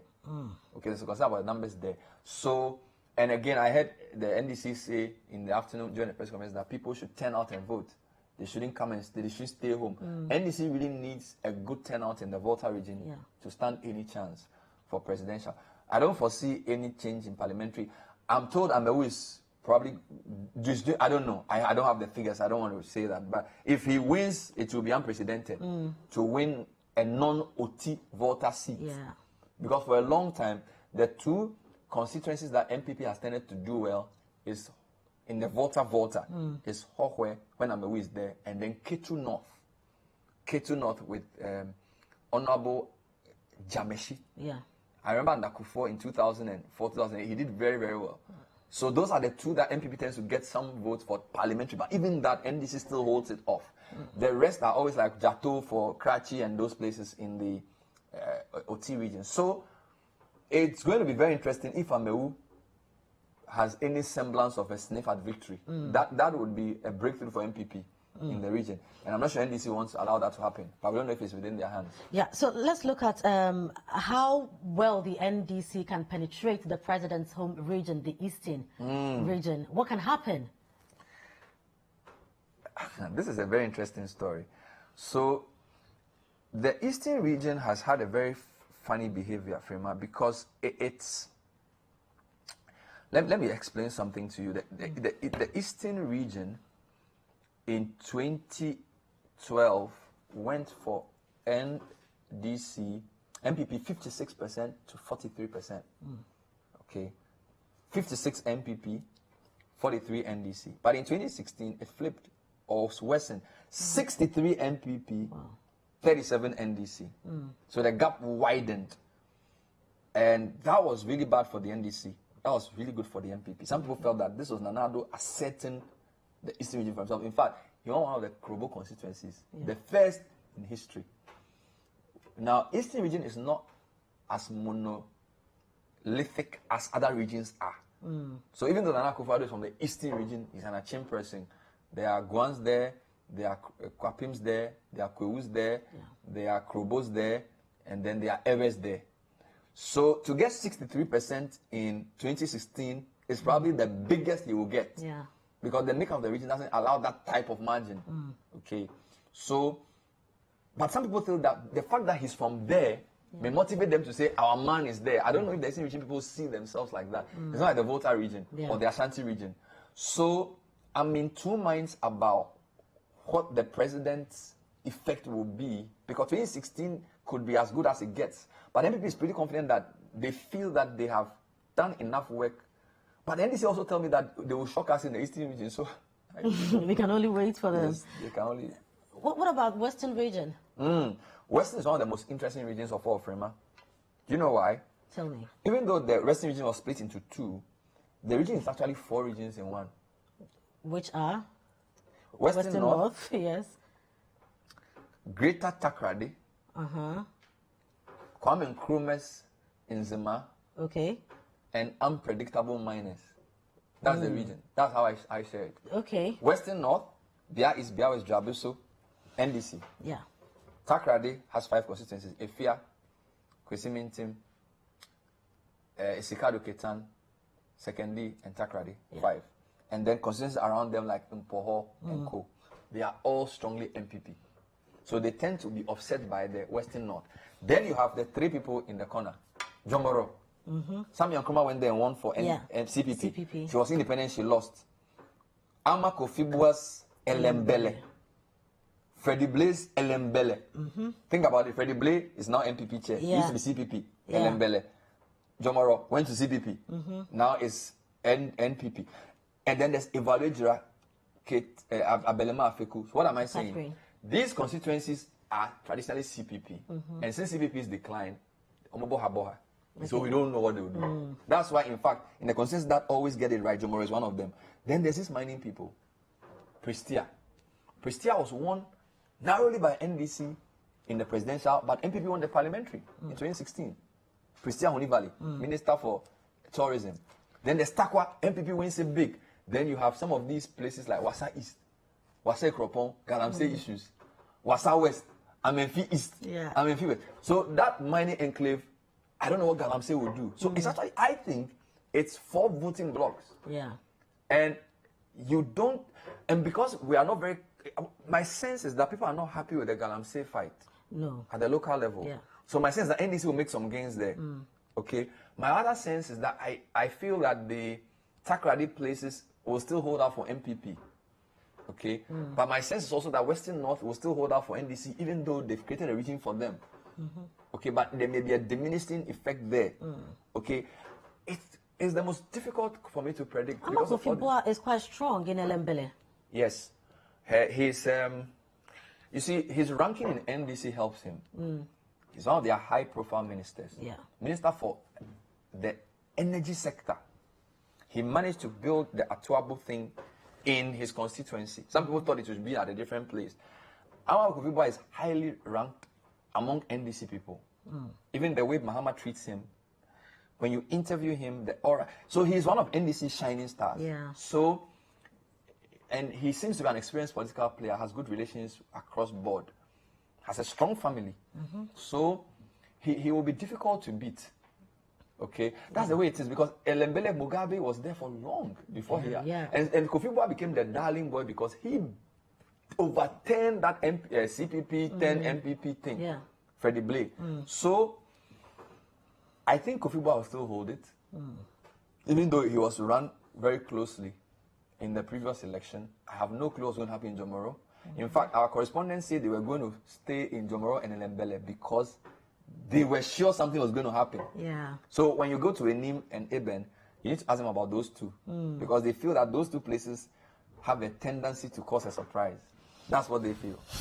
That's what they feel. Interesting. So it looks like we're going to have some surprises, maybe. Oh, yes. It's very possible in the Western region. And I think you should watch out for Wasa, Wasa East, Wasa West. Watch out for Prestia Huni Valley. Watch out for the mining areas. It could give you a clue as to how they see. Because those people, look, when Mahama went there, a lot of them were also saying in Takwa that they needed their monies paid back. Yeah. I mean, I've met a few people from the mining community who were badly affected by the financial sector crisis because a lot of them put their provident funds in some of the big companies. Yeah. And miners are very unionized. In fact, you go to South Africa, the ANC has a large block of mining workers because mining workers, their work is very hard, work is very dangerous, and a lot of them get lifelong conditions that affect their health.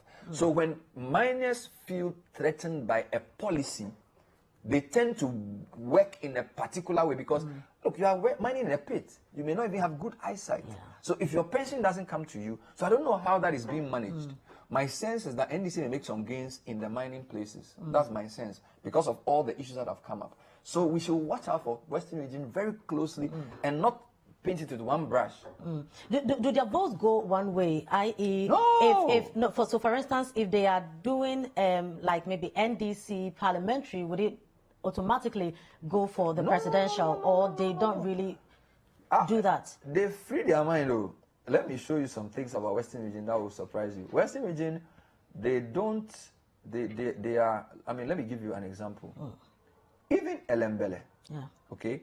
NDC won it comfortably in before I come to mind, in 2012, 26,000, 18,000. By 2016, it was 22,000, 21,000. Very, very close, okay?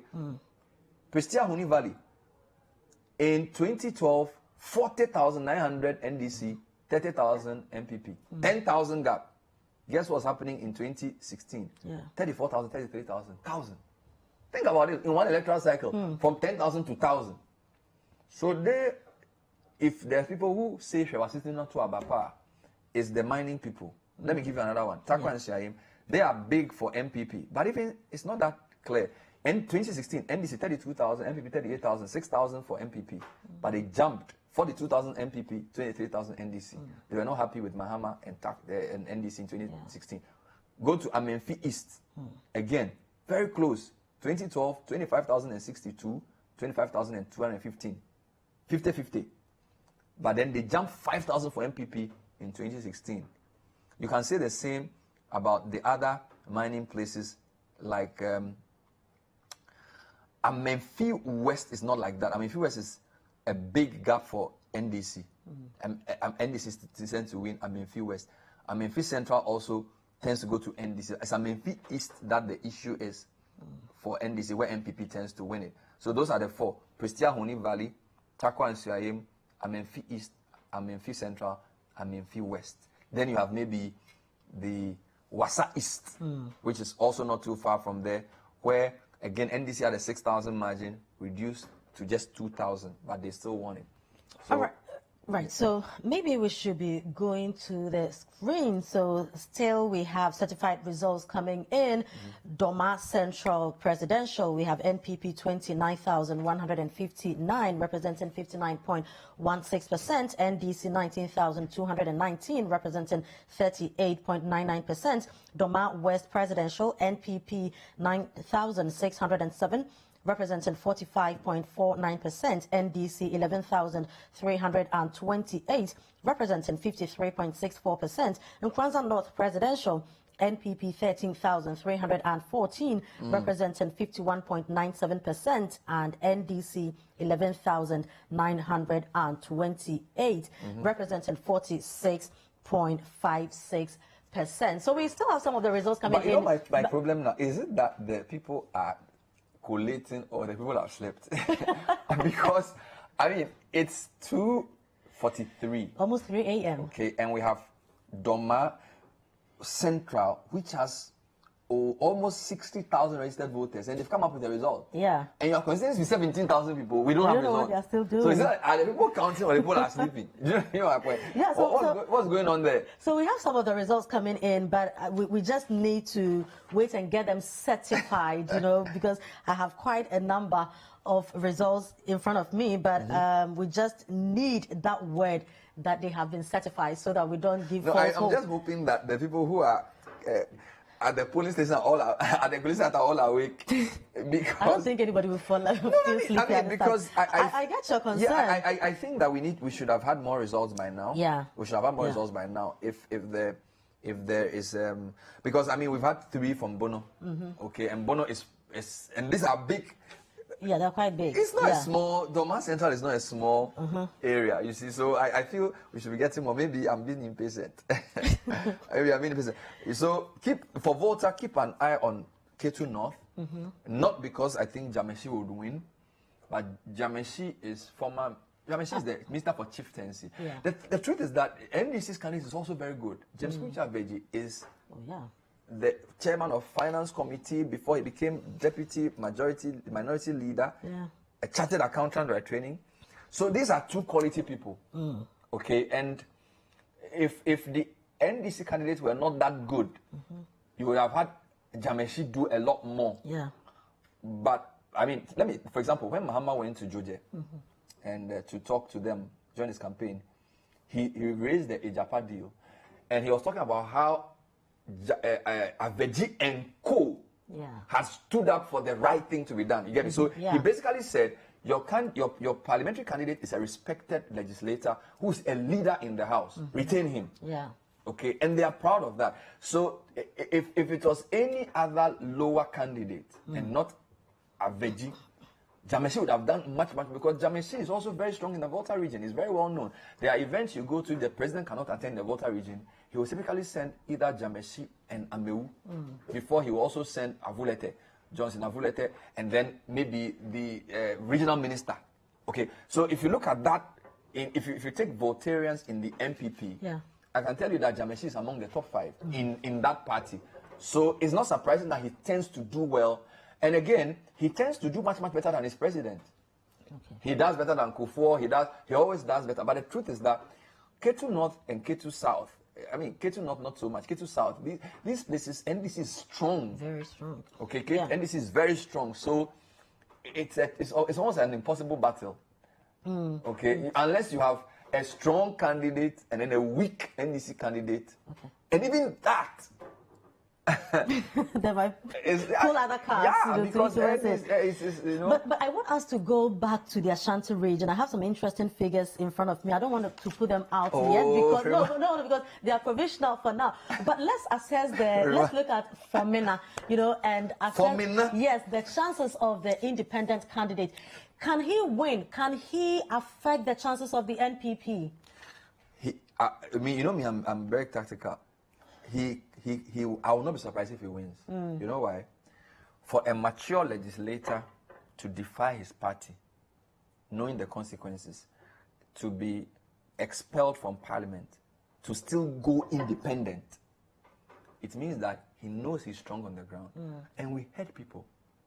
It's like Amase. If Amase had gone independent, it would have been a different story.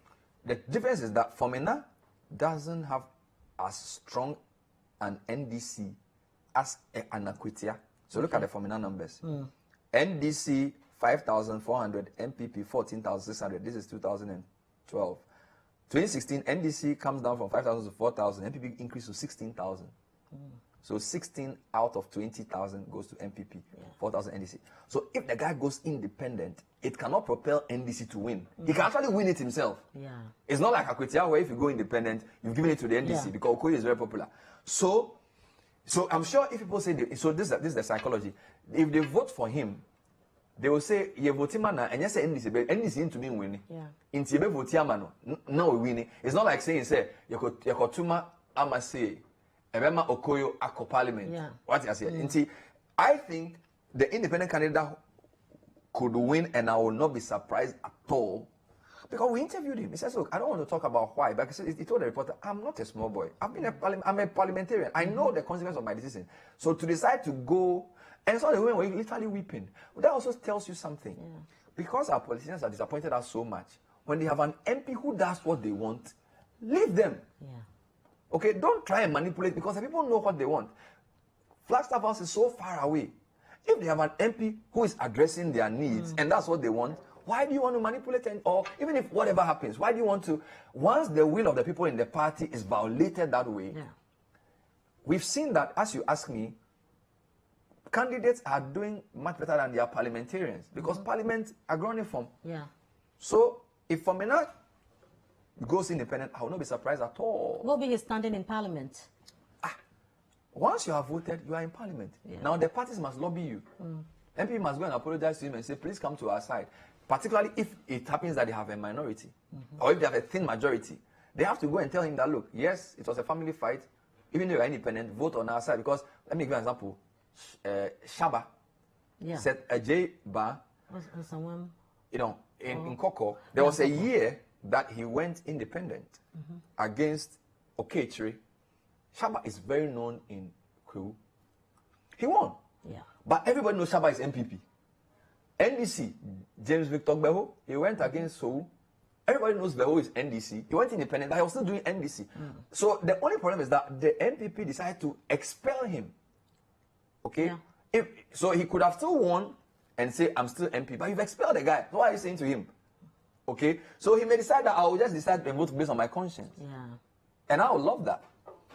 And why not? I would love that. I always say I want MPs who will be activists in parliament, because an MP's job is not giving roads.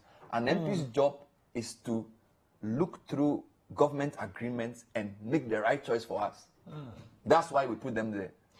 So do we see NDC being able to close up the gap in parliament? Oh yes. I will be surprised if the 63 gap remains 63. I'll be very surprised. You don't think they can even lose some more? Look, they will lose. You see, the losing dynamics are on the ground, but I think they'll have a net gain. That's what I think on parliament. Wow. That's what I think. So can we now check the figures, or you want to wait? We need to do a couple of things. You need to take a break to make sure that the system is in place, and I think you need to get a few more results. So we are waiting for. Because I think you like the screen.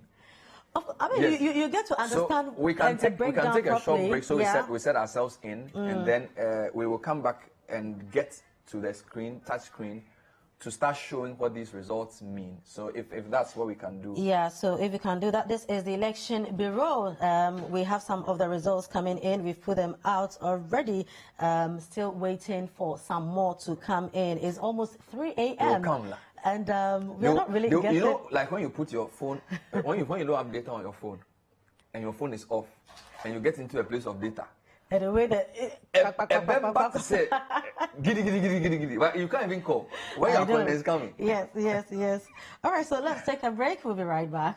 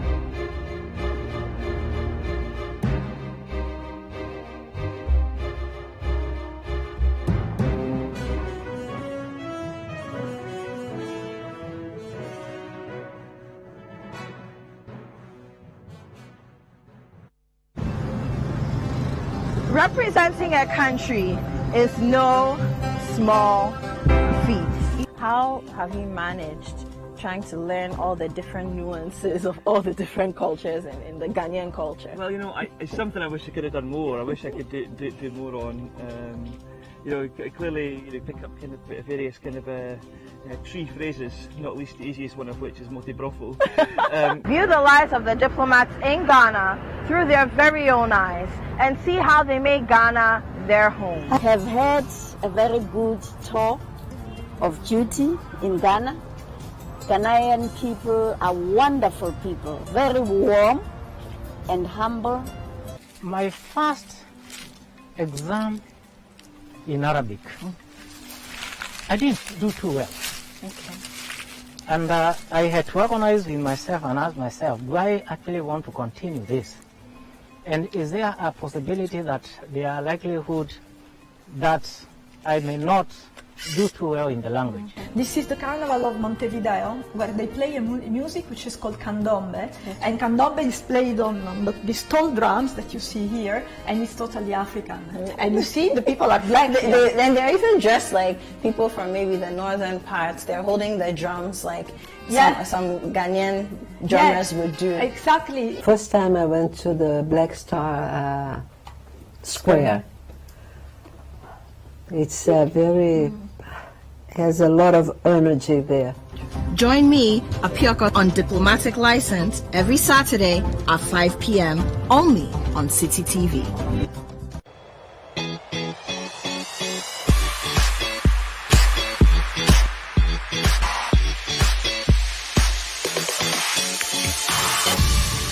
Do you want to lose weight, get in shape, or simply just stay fit? Then Workout is the show for you. 4, and then I change. All right? We are massaging the hamstring. All right, we go. 1, 2, 3, 4, 5, 6, 7, 8, 9, 90. 1, 2, 3, 4, 6, 7, 8, 9, and then 10. I push. 1, good. 2, 3, 4. By the count of 3, hold it from here. Viewers, hold your bottles.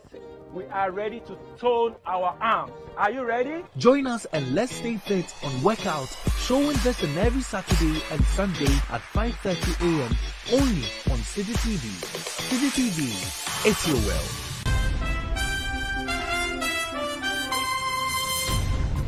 Comprehensive news. The Citi Newsroom at 8 p.m. on Citi TV is your most engaging news bulletin on TV. It's a very that's too bad.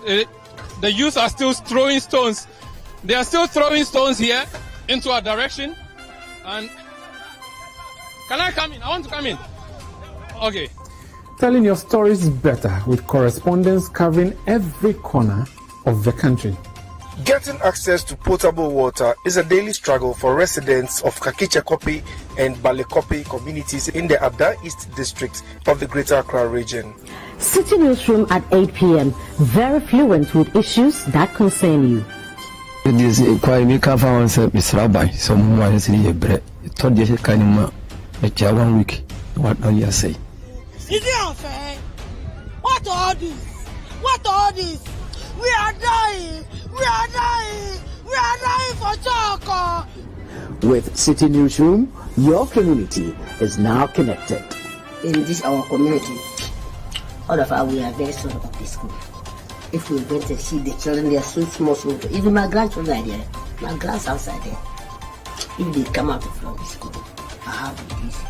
Every day at 8 p.m., Citi Newsroom is live on Citi TV.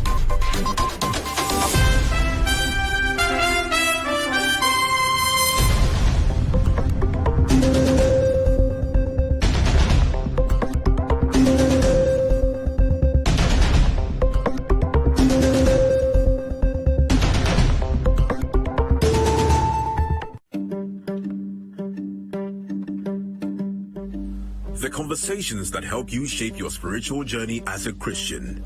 Find the answers you seek. Catch the 700 Club with Pat Robertson every Sunday morning at 8:30 a.m.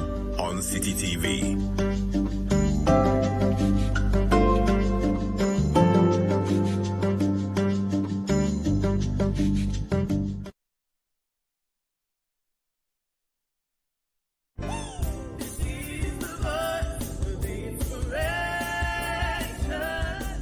It's inspiration.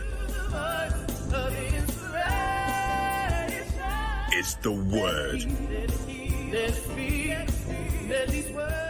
The teachings. When is your time? When is your season? When is your turn? No amount of lies, no amount of liars, political liars, financial liars, family liars, hatred or spiritual liars, no amount of it can stop you. Tune in to Voice of Inspiration with Archbishop Nicholas Duncan Williams every Sunday at 6:30 p.m. on Citi TV.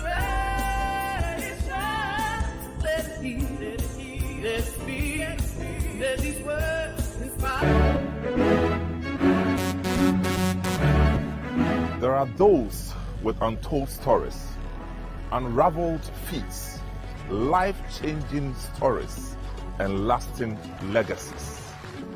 They tell their stories themselves on footprints. Yes. Oh, at some point, well, we are taking the step.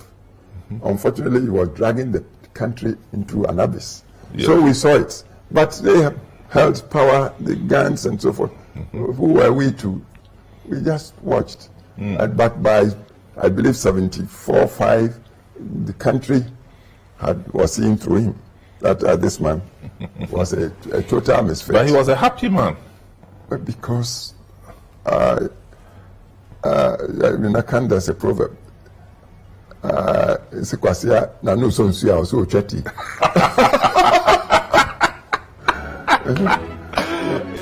Be inspired by their hard work and resilience that led to their outstanding achievements as we trace their footsteps through time. Lincoln, we have one of our, school member died or whatever, so we have to go there and perform during the funeral, whatever.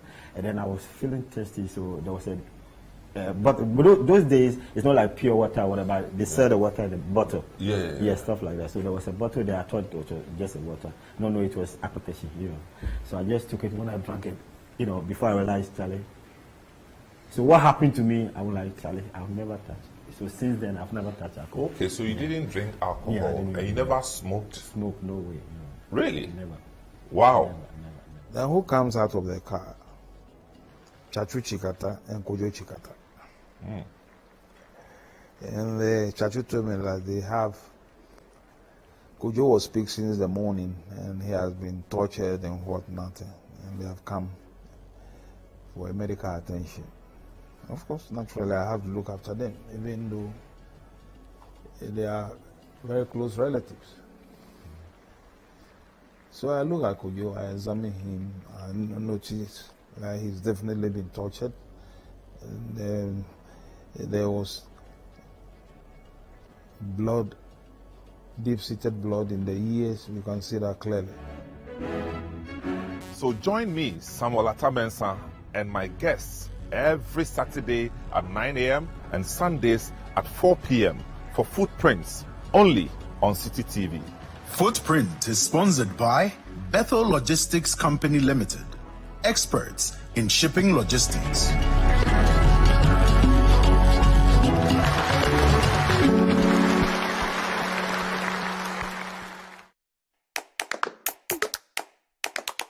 Instead of for us to look for jobs, why don't we start up something which can help to change our fathers, our mothers' life? I tell the fellow youth, so many of us are without jobs. If we can put ourselves in the hot seat, we can create the jobs. In Africa, we actually have needs that, if you solve them, you're able to impact the people within the continent.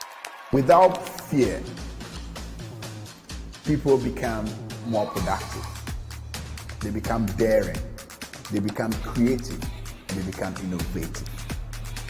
I decided to quit my job. Even if I don't make it, I'll have tried. I will have known that it can't work.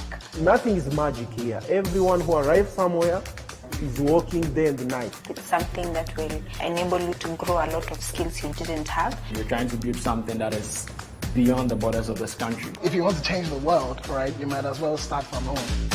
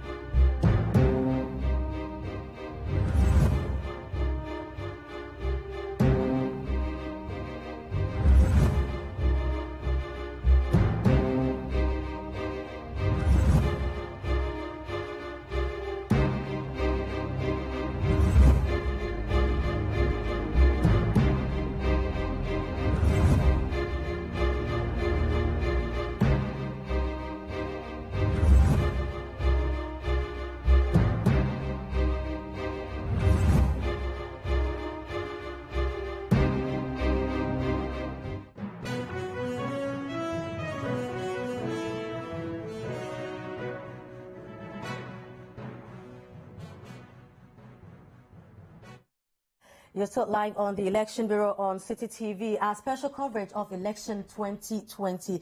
It is 3:05 Tuesday morning, and we are still waiting for some certified results to come in. Bernard, earlier we were talking about your model, and I'm very interested in that. Well, I said that there are two assumptions you work with. Look at turnout, and then look at the voter spread. Turnout, we don't know, so I gave an assumption of between the 2016 and 2012 average. And then I also said that the voter spread, if it's leaning towards the 2016, and then it means that MPP is winning. If it's leaning towards 2012, so every result that comes, I try and compare with the spread for 2016 and 2012, which is what I'm doing. And what I've said is that if you look at the way it's behaved in the past, if Ashanti and Eastern go strong for MPP the way it did in 2016, they probably need to win Western and or BA to tip it for them, or one of them, or Central. Okay, so NDC needs to win a lot more constituencies. So NDC could well win Greater Accra. So my point is that it's the margins in these big regions that count, the Ashanti and the Eastern, which is what we're saying. And I played around. Sylvester agreed with me, but he also said that he questioned some of the things I said. Now I'm showing people where the country is in terms of the map on your right is the 2016 map, presidential. Yeah. And the map on your left is 2012. So I'm going to do something to just give you a sense. So if you look on the map on your left, you notice that the green is a lot, right? Yeah. So this is a John Mahama 2012. This is John Mahama in 2012. Look at what he's done. Of course, the constituencies in blue are smaller. Even the populations could be bigger. But at least this map is very green. If you came here, though, 2016... Okay, Bernard, we are going to continue, but we are told that the NPP is also holding a press conference, so we are crossing over to listen to them as well. Please say that yesterday's election was the most peaceful and transparent in our nation, and the credit transferred to the Jane Benson-led Electoral Commission and the Ghanaian voters in general. Battle is still the Lord. And the Lord still remains faithful until the very end. We of the New Patriotic Party know that the people have spoken loudly and clearly, for which we are grateful. We also believe you came out yesterday in your numbers to vote to show who you know has the capacity and competence to lead this great nation on the path of all-inclusive, progressive, and prosperity. We know our opposition has been desperate and still are. They proved this by centering their whole campaign not on vision or a message, but on blatant lies. Lies about the New Patriotic Party, lies about President Nana Addo Dankwa Akufo-Addo, lies about candidate Mohammed's past failures as president, and about his incoherent and blurred vision for our precious country. Earlier this morning, ladies and gentlemen, the NDC held a press conference to announce a list of parliamentary seats they claim to have flipped, including ones they are yet to be declared and others the NDC did not win, such as AAK, that's Abura Asebu Kwamankese, still lying, where our candidate Elvis Donko has retained his seats. This is characteristics of the NDC, which made that infamous claim around this time 4 years ago that they were in a comfortable lead, when their candidate, John Mahama, had been comfortably beaten. When we came out in 2016 to show that we were winning, we did so with facts and data from the polling station results. Nothing close to such preparedness was obvious today at the NDC's press conference. The NDC have obviously, from the press conference held today, have not learned from the 2016 mistake and incompetence. It is obvious that they have no proper system of collation and relied on fake results and hearsay. The NDC was so unprepared that in the middle of the press conference,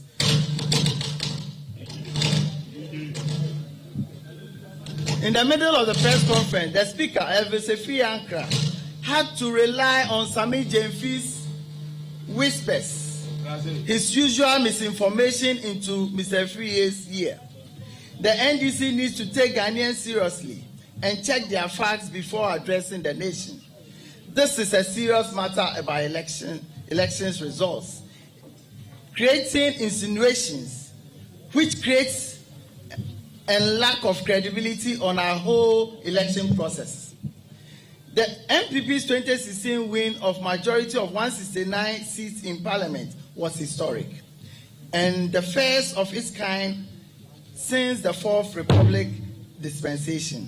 We are happy to announce that for the next Parliament, it is obvious from the results declared across the constituencies that the MPP will still maintain a majority in Parliament.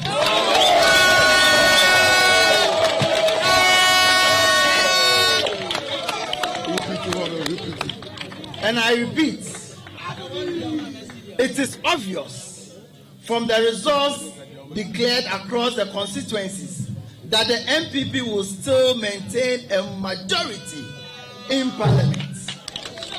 The MPP won 63 seats above what the NDC had in 2016. As such, it is surprising that the NDC is insisting of a flip of seats. They do not mention the many seats they have flopped.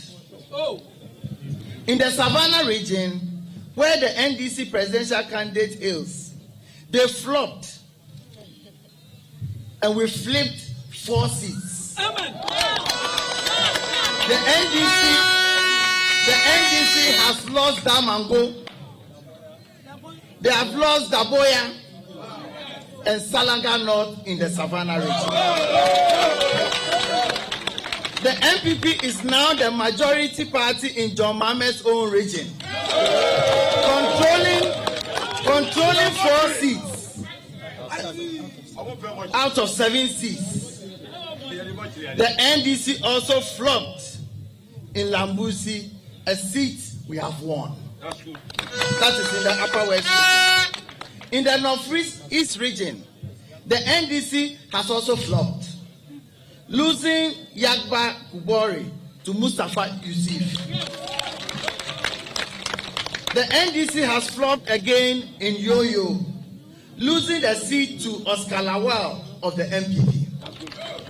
The NDC also flopped in Trepone, losing the seat to Abdul Razak of the New Patriotic Party. In the northern region, the NDC has flopped to the point that like Savannah and Northeast, MPP now has majority seats in the northern region. NDC has flopped, and we have won Karaga for the first time. We've won Tatale, we've won Zatsuku, and we've won Myeong constituency. We now control 5 regions out of the 5. We now control 3 regions out of the 5 regions of the country. 5 northern regions of the country. The NDC has also flopped in Upper West Akim in the eastern region for the first time. The icing on the cake is the historic NDC flop in the Volta region.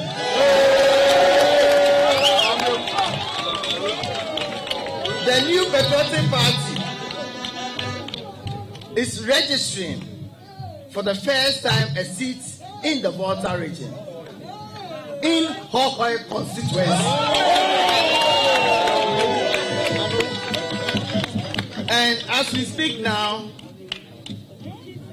Honorable Peter John Amewu is the MP-elect for Hohoi constituency.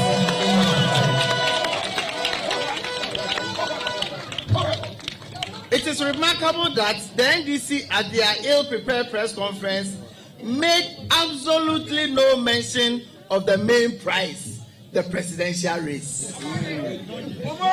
It is because they know that it is their biggest flop of all. They know that they have lost the presidential election. That is why they are running away from the figures. And I saw some figures that they are turning out, and true to their nature, they didn't even get it right. They turn out figures, they are having 53%, the New Patriotic Party is having 52%, then other parties are having 0.4%. If you add up, this is more than 100%. How incompetent can you be? Ladies and gentlemen, we will refrain from declaring results. We will leave that to the EC. However, from the results publicly declared, collated and announced at the constituency level, and also from our own internal collation system, the efficacy of which is not in doubt. We are happy to announce that we have so far collated and vetted, as at 2:15 a.m., we have received in our situation room here in Accra the scanned pink sheet results from 34,040 polling stations nationwide, out of the total of 38,933, including special voting ones. This represents 87.43% of all polling stations, with 4,893 outstanding. This puts the MPP candidates Nana Adodankwa Akufo-Addo in the lead with 6,085,708, representing 52.72%. This is the highest number of votes to be secured by any presidential candidate in the Fourth Republic. John Mahama is number 2 with a total vote as we speak now, 5,308,033, representing 45.93%. Each one of these pink sheets has been scanned and are available for inspection. Just as we did in 2016, we'll take some of the media people to our collation center and situation room for you to have a look at each and every pink sheet that has been scanned that we received as we speak now.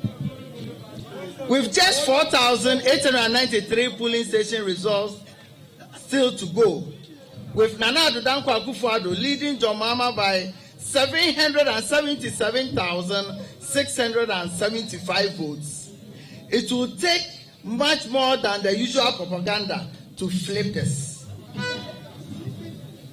Whereas we do not wish to declare that we have won the presidential race, we can confidently say that Nana Addo Dankwa Akufo-Addo has secured a clear, incontestable margin ahead of John Mahama.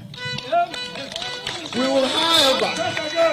will, however, as responsible citizens, wait for the EC to declare the final results.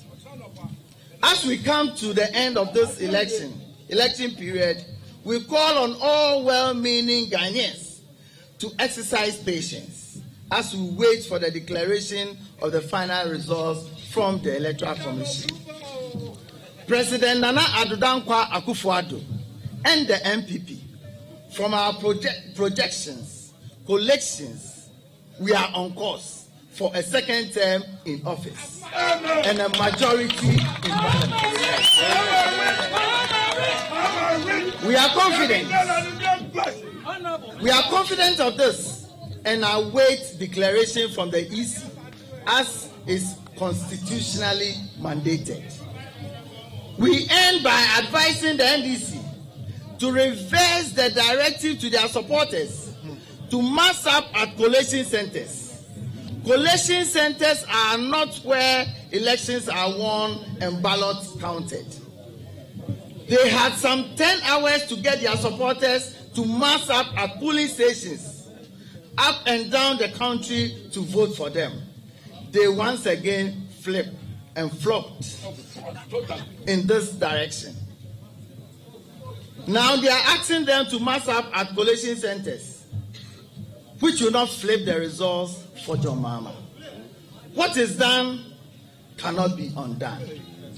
I'm ending by saying that the New Patriotic Party is the majority party in Savannah, is the majority party in Northeast, is the majority party in Northern Region, is the majority party in Ashanti Region, is the majority party in Eastern Region, is the majority party in Central Region, is the majority party in the Western Region.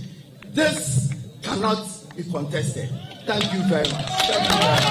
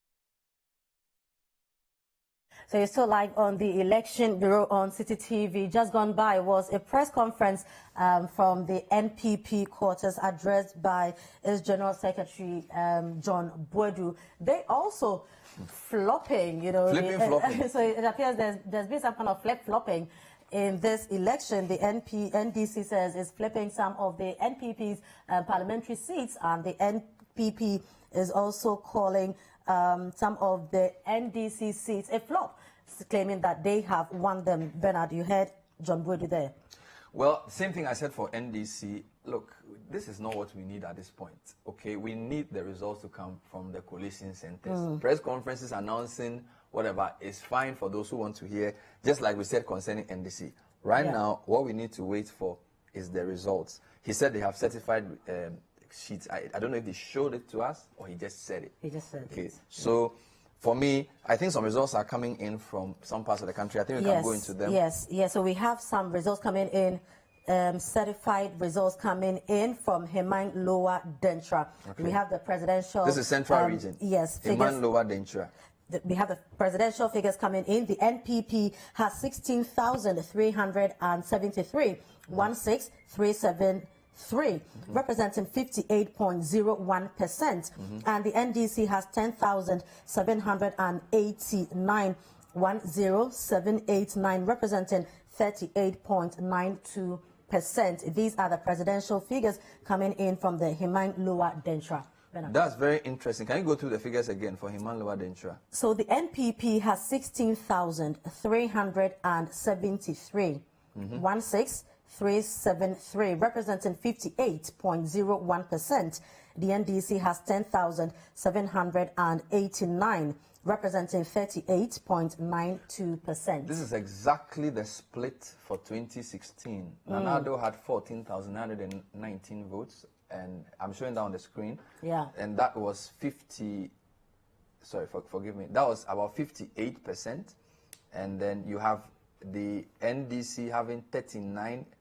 So look at it, 58.27% for Nanado in 2016, 39.7% for John Mahama in 2016. Now you're having 58-39. So it's practically the same. Yeah.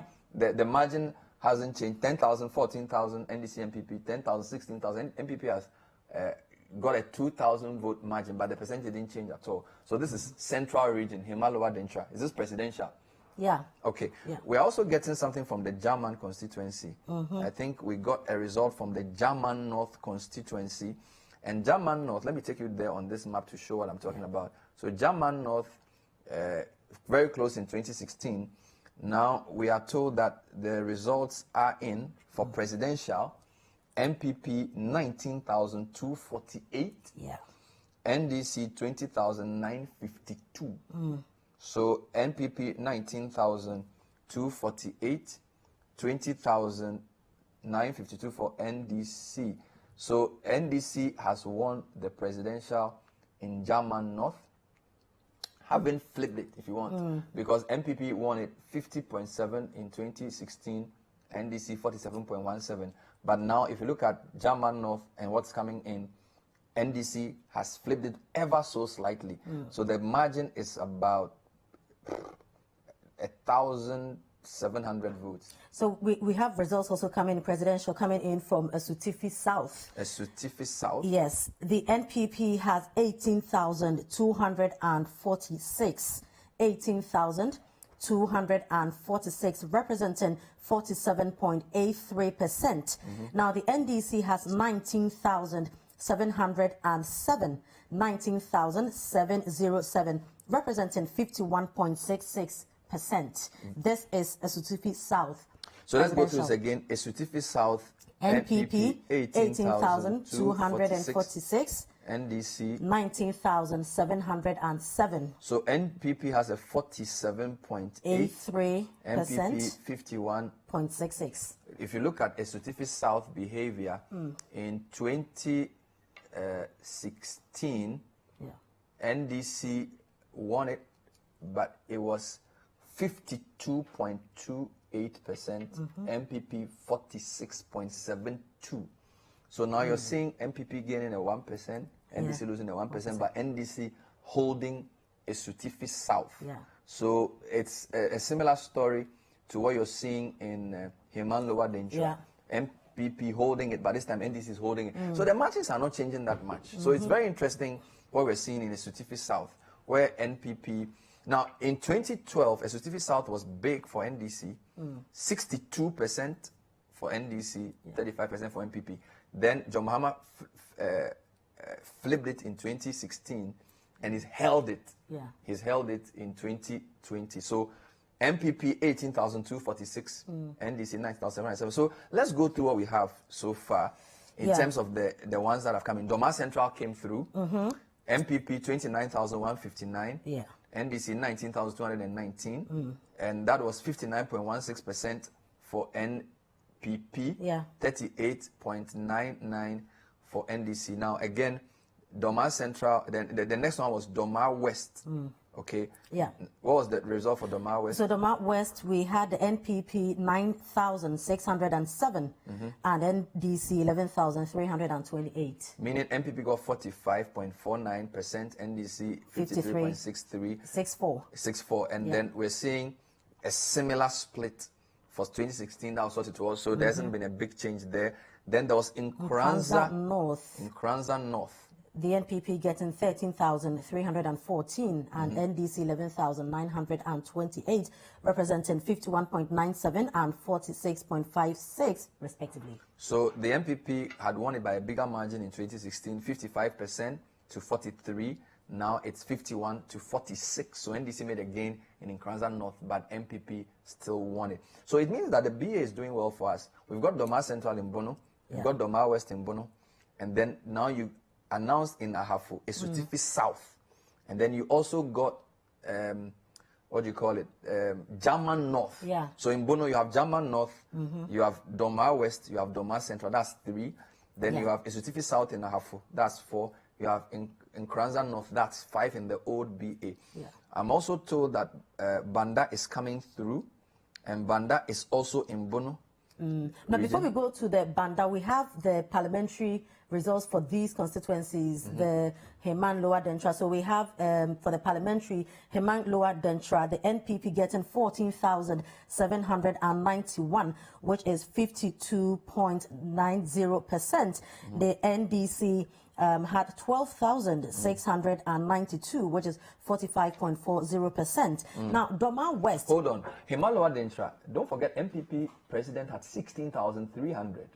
Parliament is 14,700. Yeah. President Mahama had 10,700. His parliamentary candidate had 12,692. Yeah. So Heman Lower Dentra, the NDC performance in parliamentary was better than the presidential. Yeah. Let's keep an eye. Heman Lower Dentra is the constituency of Bright Ureko Brobe. He's a deputy minister for employment. Yeah. So he's held the seat, but by a smaller margin. Heman Lower Dentra Central Region. Right. So Doma West, we have the NPP 9,874. This is parliamentary. Parliamentary. What was the number for NPP? 9,874, which is 46.24%. The NDC 11,480, which is 53.76%. So very similar split to the presidential. So Doma West goes to NDC for both presidential and parliamentary by similar margins. Yes. So Tano North. Oh, Tano North has come? Yes. Tano North parliamentary. NPP 22,592. Just hold on. Tano North MPP 22,592, which is 54.18%, and NDC 18,684. Wow. 18,684, which is 44.81%. So even though MPP has held the Tano North, the percentage has dropped. MPP had 61%, now they are 54. In 2016, NDC had 37, now they are to 44. So Mahama has made a gain. Okay, this is parliamentary. Yeah, this is parliamentary. Okay, this is parliamentary. So this is not a presidential. Then let me leave that for now. So Esutifi South. Esutifi South. We have the NPP 17. This is parliamentary now. Parliamentary, all parliamentary. So this is Collins Dowd's constituency. Yeah. So NPP 17,957, which is 46.55%, and NDC 20,617. So it's held it. That's a 53%. Yeah. So Esutifi South, parliamentary and presidential have both gone to the NDC. Because let me just show you Esutifi South. Here you have it. It's green. Yeah. So it's a green in the midst of blues. So NDC has held both presidential and parliamentary. Esutifi South. So it looks like, let's just wrap this up. In Ahafo, you've given me Tano North and Esutifi South. Yeah. That's 2. You've given me Heman Lower Dentra in Central. Yeah. You've given me German North, Doma West, Doma Central in Bono region. And you've given me Nkranza North, in Bono East. Yeah. I thought Banda had come through, and I wanted to give you that.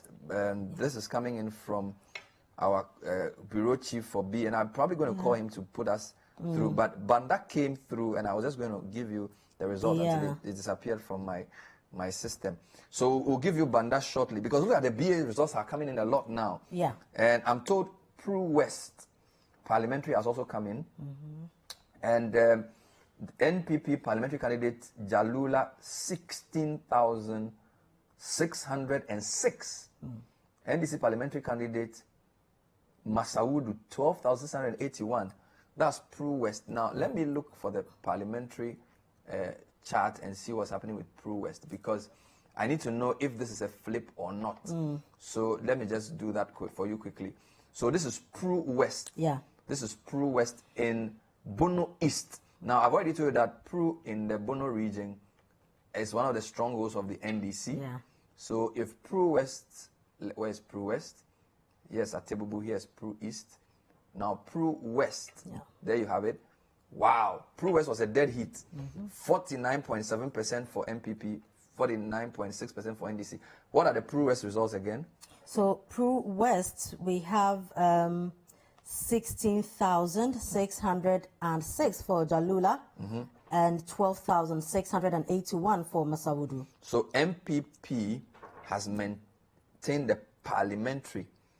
Actually, no, they've won it because NDC won it in 2016 with barely 100 votes. Because NDC had 10,740, MPP had 10,698. But now you're seeing Pru West 16,000 for the MPP candidate and 12,000 for the NDC candidate. So Pru West parliamentary has gone to the NPP.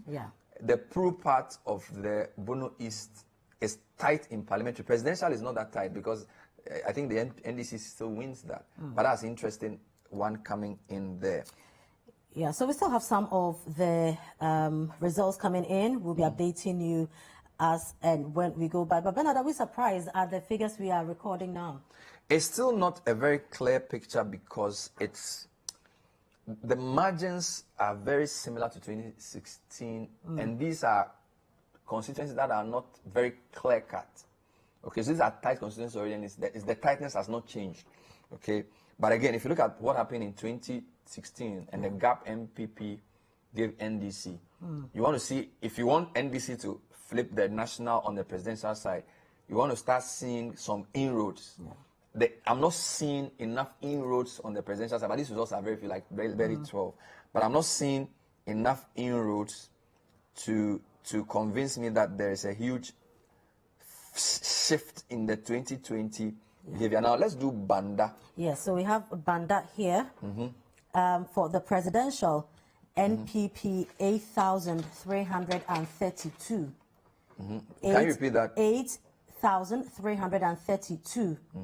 NDC 7,881.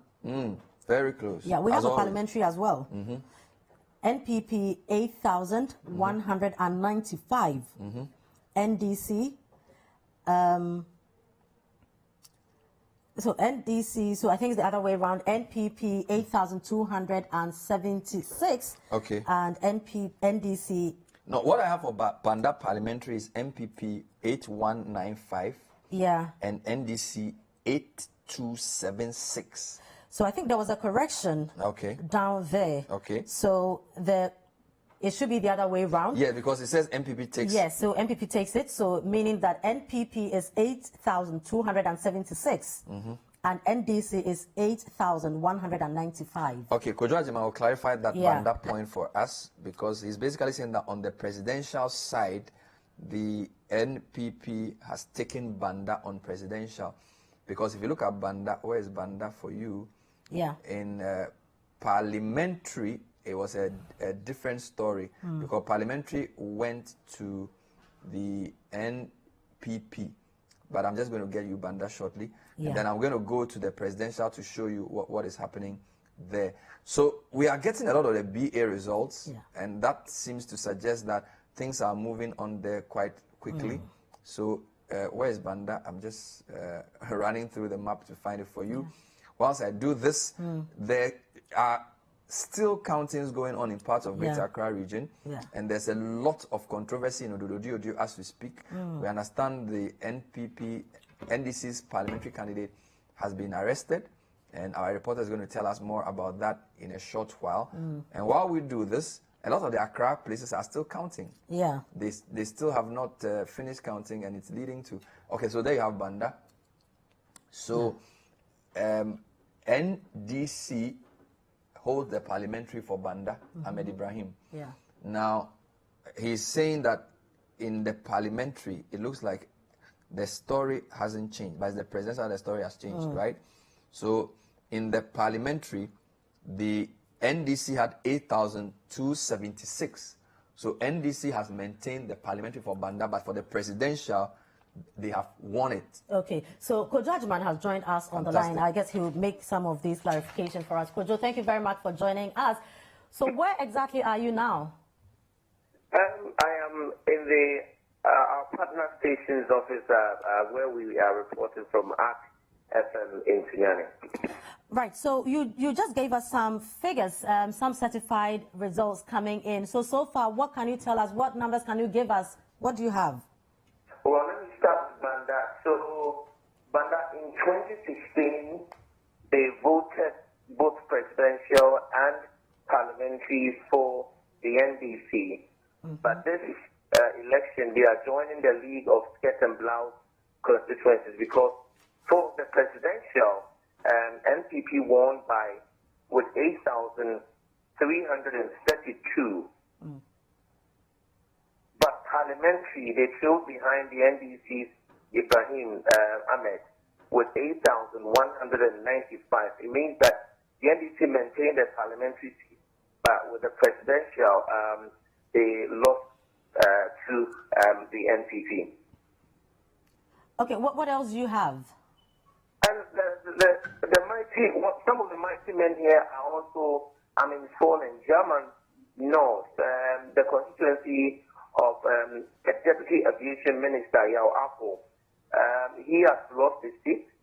Certified results indicate that he polled 18,206, representing 44%.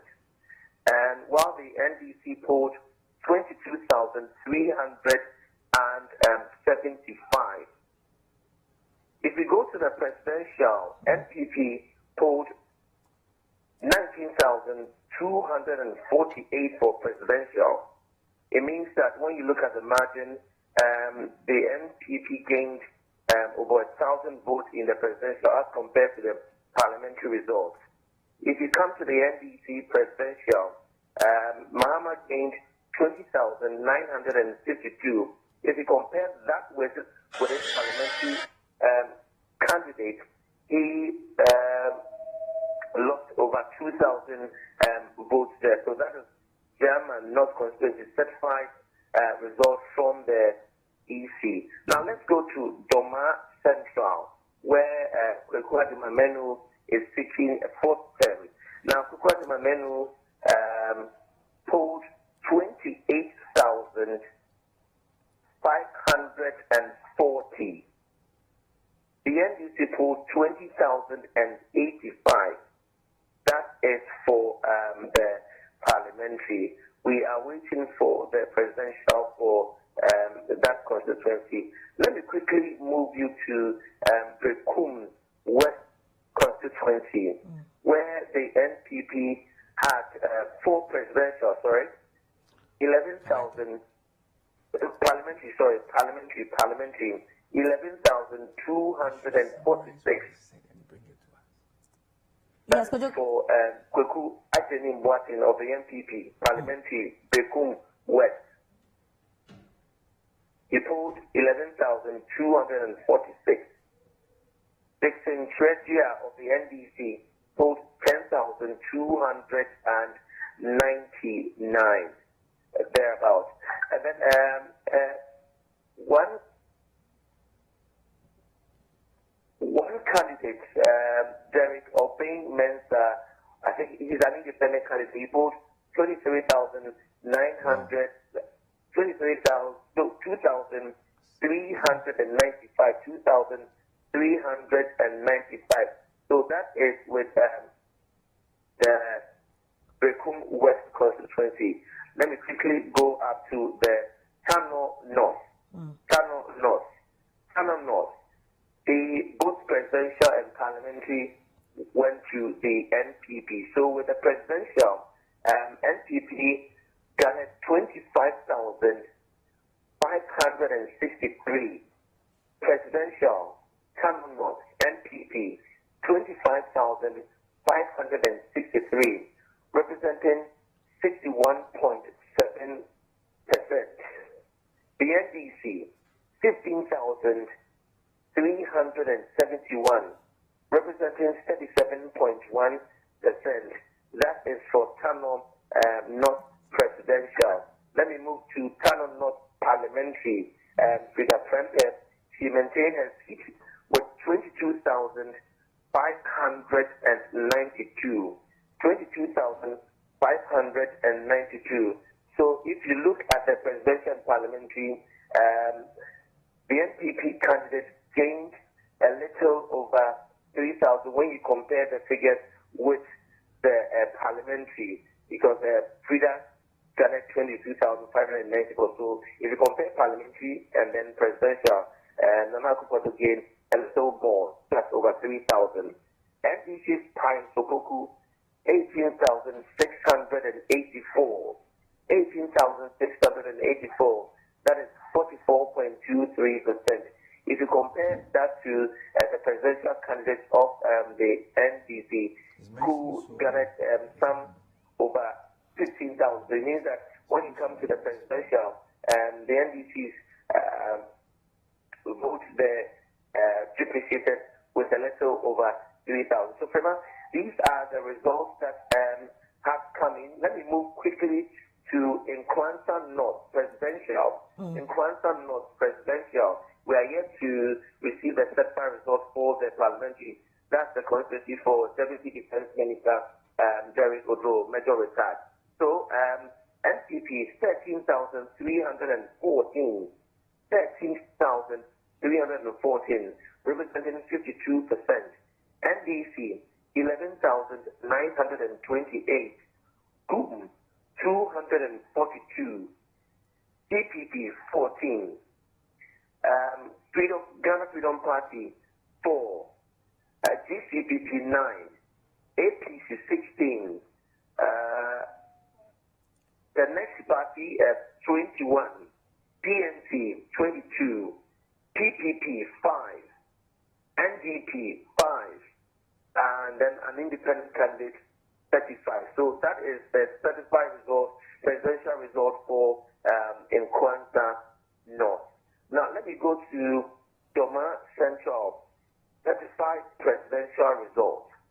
Doma Central, certified presidential result. NPP 29,159. 29,159. NDC 19,209. So the difference is more than 10,000 over there. GUM 390. DPP 13. DPP 21. GCPP 16. APC 20. LPG 17. PNC 21. PPP 15. NDP 8. And then an independent candidate 24. So from these are the results, certified results coming in from the Bono East, Ahapo, and then Bono Regions. Right, thank you very much, Kojo. So that is Kojo Ajiman joining us from, he is a bureau chief in Bono, Ahafo, and Bono East regions. Bernard. Yes. So we have quite a number coming in now. Yes, so there's a lot we are seeing. We're trying to refresh our maps, but it's very clear that the Bono is moving ahead of a lot of the other constituencies. So he's clarified the Banda as well. Yes, so Banda was won by NDC in 2016 and for presidential and parliamentary. But now you're having a skirt and blouse. The parliamentary, the NDC holds it, but the presidential MPP narrowly wins it. And it looks like that type of skirt and blouse situation may replicate itself in other places. But let's just go through this again. Yeah. So Doma West, this is what we are getting. If you look on the screen, so you have PP getting 45%, NDC 53%. Very similar to 2016. Just a 1% drop for MPP and a 1% drop for NDC for Doma West. Now, if you go to Doma Central as well, there you have it, 59-38. So 29,000 for MPP, 19,000 for NDC, a 10,000 gap there. And then he also spoke about Nkranza North, which is what we have there. You have 51.9% for MPP, 46.5% NDC, although NDC closes the gap because in 2016 it was 55-43, it's now 51-46. Then you also have Esutifi South, where he says you have Nanado's Nanado's defeat to NDC. So in 2016 it was 52 Mahama, 46 to Nanado. Now it's 51 Mahama, 47, closes the gap, but not enough. Mahama still wins it. I'm sure there'll be more. Then, of course, we've done Himan Lower Dentra as well, where you're seeing this result as well. The results are coming in thick and fast. I have the results for other places coming through. We're just trying to get them through the system so that we can refresh them. And then so let me run through some of the figures that Kujo gave us. So Tano North Parliamentary, we have the NPP 22,592, which is 53.4%. We have NDC 18,684, representing 44.23%. We have okay, so let's just limit it to the NDC and NPP. Now, I think there's a lot of small parties not getting anything, so sometimes they just send the NDC and NPP. So that's why. So GUM, for instance, had 419. You know, quite interesting there. Yeah, for the parliamentary in Tano North.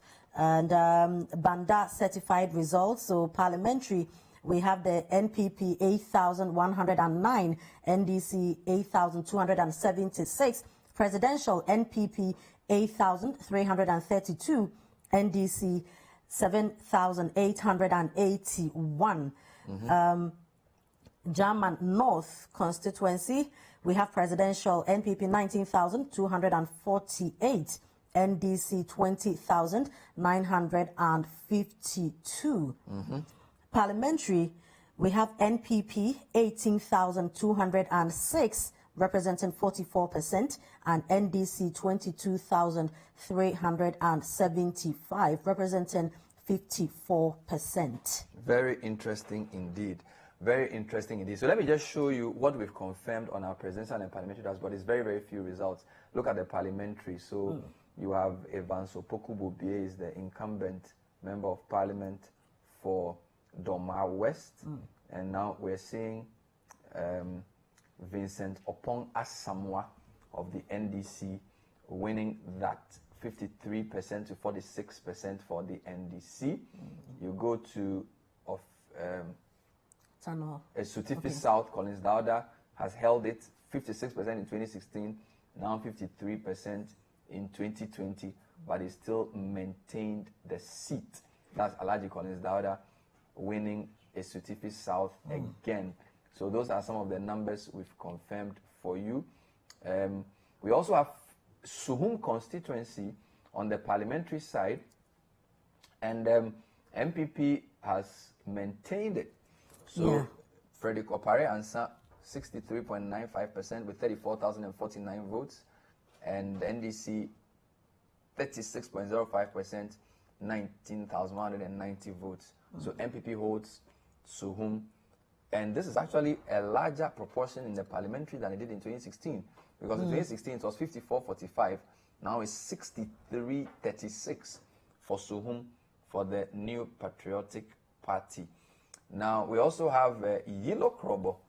Now Yilo Krobo is being maintained by the NDC, just that the margin is now smaller. Magnus Kofi Amoate, NDC 55.68%, and NPP 44.32%. And you have that was a reduction for the NDC, because in 2016 it was 59.21 for them to 40. So it was a 20% gain.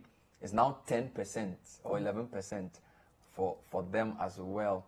And then we have already told you about Suhum, and then this is the confirmation of Himan Lewa Dentra, Bright Reku Brobe, again 52.9% to NDC's 45.4%.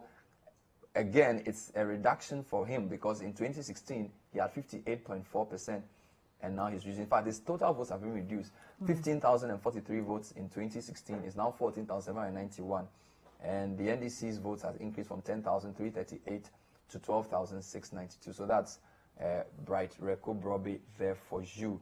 So the results keep coming in now, and I think we are making some headway with some of the results coming through now on the election center. But so far it's been BA and a few of the rest. Yeah. We haven't had anything from Volta. No, not yet. We haven't had any major thing from the north, Upper East or Upper West. Although in Upper East region, the MPP candidate for Navrogo Central has written on a Facebook page that he's conceded. Yeah, but we haven't had anything official from them. We haven't had any conclusive thing from Greater Accra, which is not surprising because the numbers are large. Huge. The Ashanti Ashanti as well, nothing conclusive has come. It looks like they are getting close, which is interesting because the two political parties have all declared places they flipped. Exactly, you know, and yet no and we are not flipping anything. So I really don't know what to make of the flips and the flops that we are getting from both the MPP and the NDC. We can only wait for the EC. Oh yes, we will. But we have some very interesting images occurring as well. Yeah. We have some very interesting images occurring as well. So this is still the election bureau on the Citi TV dial. So let me just mention that the issue of Suhum, the NPP have won it, but the candidate is not Fred Opariansa. So the name on this is for 2016. So the candidate is Obuafo, but it's NPP that has won the parliamentary. So the name on the tab is not Fred. For Fred lost the primaries. We know that Fred lost the primaries, but they've won the seat. We are waiting for more results to come so we can give you a better sense of what is going on in the country. But it looks like so far the results that have come in are not too surprising. People are maintaining their seats. Yes, because these are from tight constituencies. These are not from places which you have higher margins. Because as I said, if you want to see what's really going on, go to the places that give the parties big margins and see what they do in their ratios. Although Banda is interesting because we said that Banda has been always close. NDC maintains the parliamentary, but Nana takes the presidential ever so slightly. So that's a moral, if you want, victory for the MPP because, I mean, the figures have been in the tens in Banda, right? And the fact that NDC held the parliamentary tells you that MPP, Nana winning Banda in itself is some achievement because it's not going to, Banda's not going to give you 1,000 votes. It's very small. But there are some things that are psychological. Okay. So far, that's the situation and the picture we're seeing so far in terms of what's happening in the presidential and parliamentary side. But I'm surprised that when the MPP held their press conference, they mentioned so many constituencies. In fact, they did the same thing NDC did. Yeah. Okay. They also kept mentioning constituencies in that. Flipping and counter-flipping. You know, and they also did not show us anything. And then they also said, and the funny thing, both NDC and MPP said, oh, we will not say anything about the presidential yet. We know we are leading, but we will not comment. We are waiting for the EC. You know, NDC spoke more about the parliamentary though, and MPP said they know they are leading the presidential, but they also said they will not declare. So it's almost like they are both conscious of what the EC have said. But Charlie, you know, they don't want to lose the waiting game. So they have to enter and say something. You know? But is this strategic? Are they kind of psychologically preparing the minds of their people, trying not for them to lose hope? I actually think the political parties would know where they stand on the results because if a media houses have deployed maybe 300 people to the country, certainly the political parties have reps in every polling station. Yeah. So if the polling station people even take photos of the sheet and send it to them, they have the organization, both of them, to be able to know where they stand. And then what are they calculating? No, but the way the process the EC has introduced means that you have to go through. You can't. So EC cannot say send me 38,000 photos of pink sheets and let me tabulate. Yeah. That's not how the process works. So EC says send the sheets to the Constituency Coalition Center and declare and count it there and get the number tabulated there and then send it to the regional, then send me the 16. So the parties can get the total number and add it up quickly. Okay? Yeah. Which is why you're seeing but I'm not saying they have the full result, because all of them are saying based on whatever we've gotten so far and all of this. So it's not the best, okay? Which is why we always play these things with the caveat. We are not going to repeat what they've said in terms of what they claim they've won. Yeah. Let's wait. Look, for example, as we're sitting there, I also was gone. Somebody said it's left with only 6 polling stations. That was an hour ago. How come we still haven't heard anything? Exactly. Okay, you counted all these votes. There's only 6 polling stations left. And in 1 hour, you can't count the 6. Okay, so we have to just be careful and wait for the final results to be brought in. But what I'm seeing is, what I'm looking out for is the presidential gains. And I am not seeing Mahama in the few constituencies I've seen. I've not seen him make inroads. Okay, I've not seen him make the inroads because the 2016 scenario was a 900,000 gap. So every vote he gets, I mean, look at it. He's in a place like what do you call it? Doma Municipal, Doma Central. It's a 10,000 vote difference. When we did the net, so he's not, and of course Doma is not such a big constituency, but he's not making at least so far, the inroads that my model assumes he has to make to close that gap of 900 and something thousand votes. That is quite huge. That's almost the a issue. million. So you need to start. Of course, Greater Accra hasn't come in, voter hasn't come in, but you need to see some readjustment of the margins, or I call it the vote split. Okay, the vote split between NDC and MPP. His percentage needs to rise consistently over more constituencies, because if you look at the constituencies presidential, we have about 275. Yeah. The NDC won about 120 presidential. Okay? Yeah. They won about 120, which is less than half of the 275. And then that's when they got the 40-something%. So he needs to inch up. And there are about 50 constituencies, very small margins. But the problem is that a lot of these small margins are margins that MPP rather took from them. Yeah. Do you understand? So these small margins, you need to see him making those inroads. And even though these are very few, of course, this could change when the big regions come in. But it's not clear from this time whether that is going to happen. But it's early days yet. It's 4 a.m. Who would have thought 4 a.m. in an election will be early days yet? So I don't even know. Well, it looks like most of the results will come in, like you mentioned earlier, will come in at a specific time, and we're going to have quite a number of them, because in certain areas, counting is still ongoing. Interestingly, and we are yet to get significant numbers from strongholds of these the candidates, and so you can't really jubilate. So I'm quite surprised that they say they are in, both parties say they are in some kind of a comfortable lead. Well, like you mentioned earlier, it depends on what results they have, because we have to wait for the EC, but it appears they are collating their results in their own. So we are updating the chart now. So Banda, NDC, German North, NDC, all this is parliamentary. And then you also have Doma West, NDC. And then you have MPP, Tano North. This is Frida Prempe. Let's look at Frida Prempe's numbers. Yeah. In 2016, Frida had 58.11% in parliamentary with 19,815 votes. NDC had 40.47%, 13,100 votes. So this was like a 60-40, but it's reduced.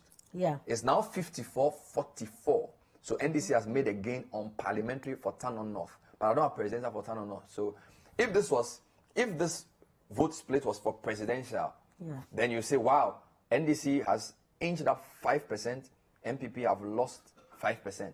But this is parliamentary. We don't know the dynamics at play.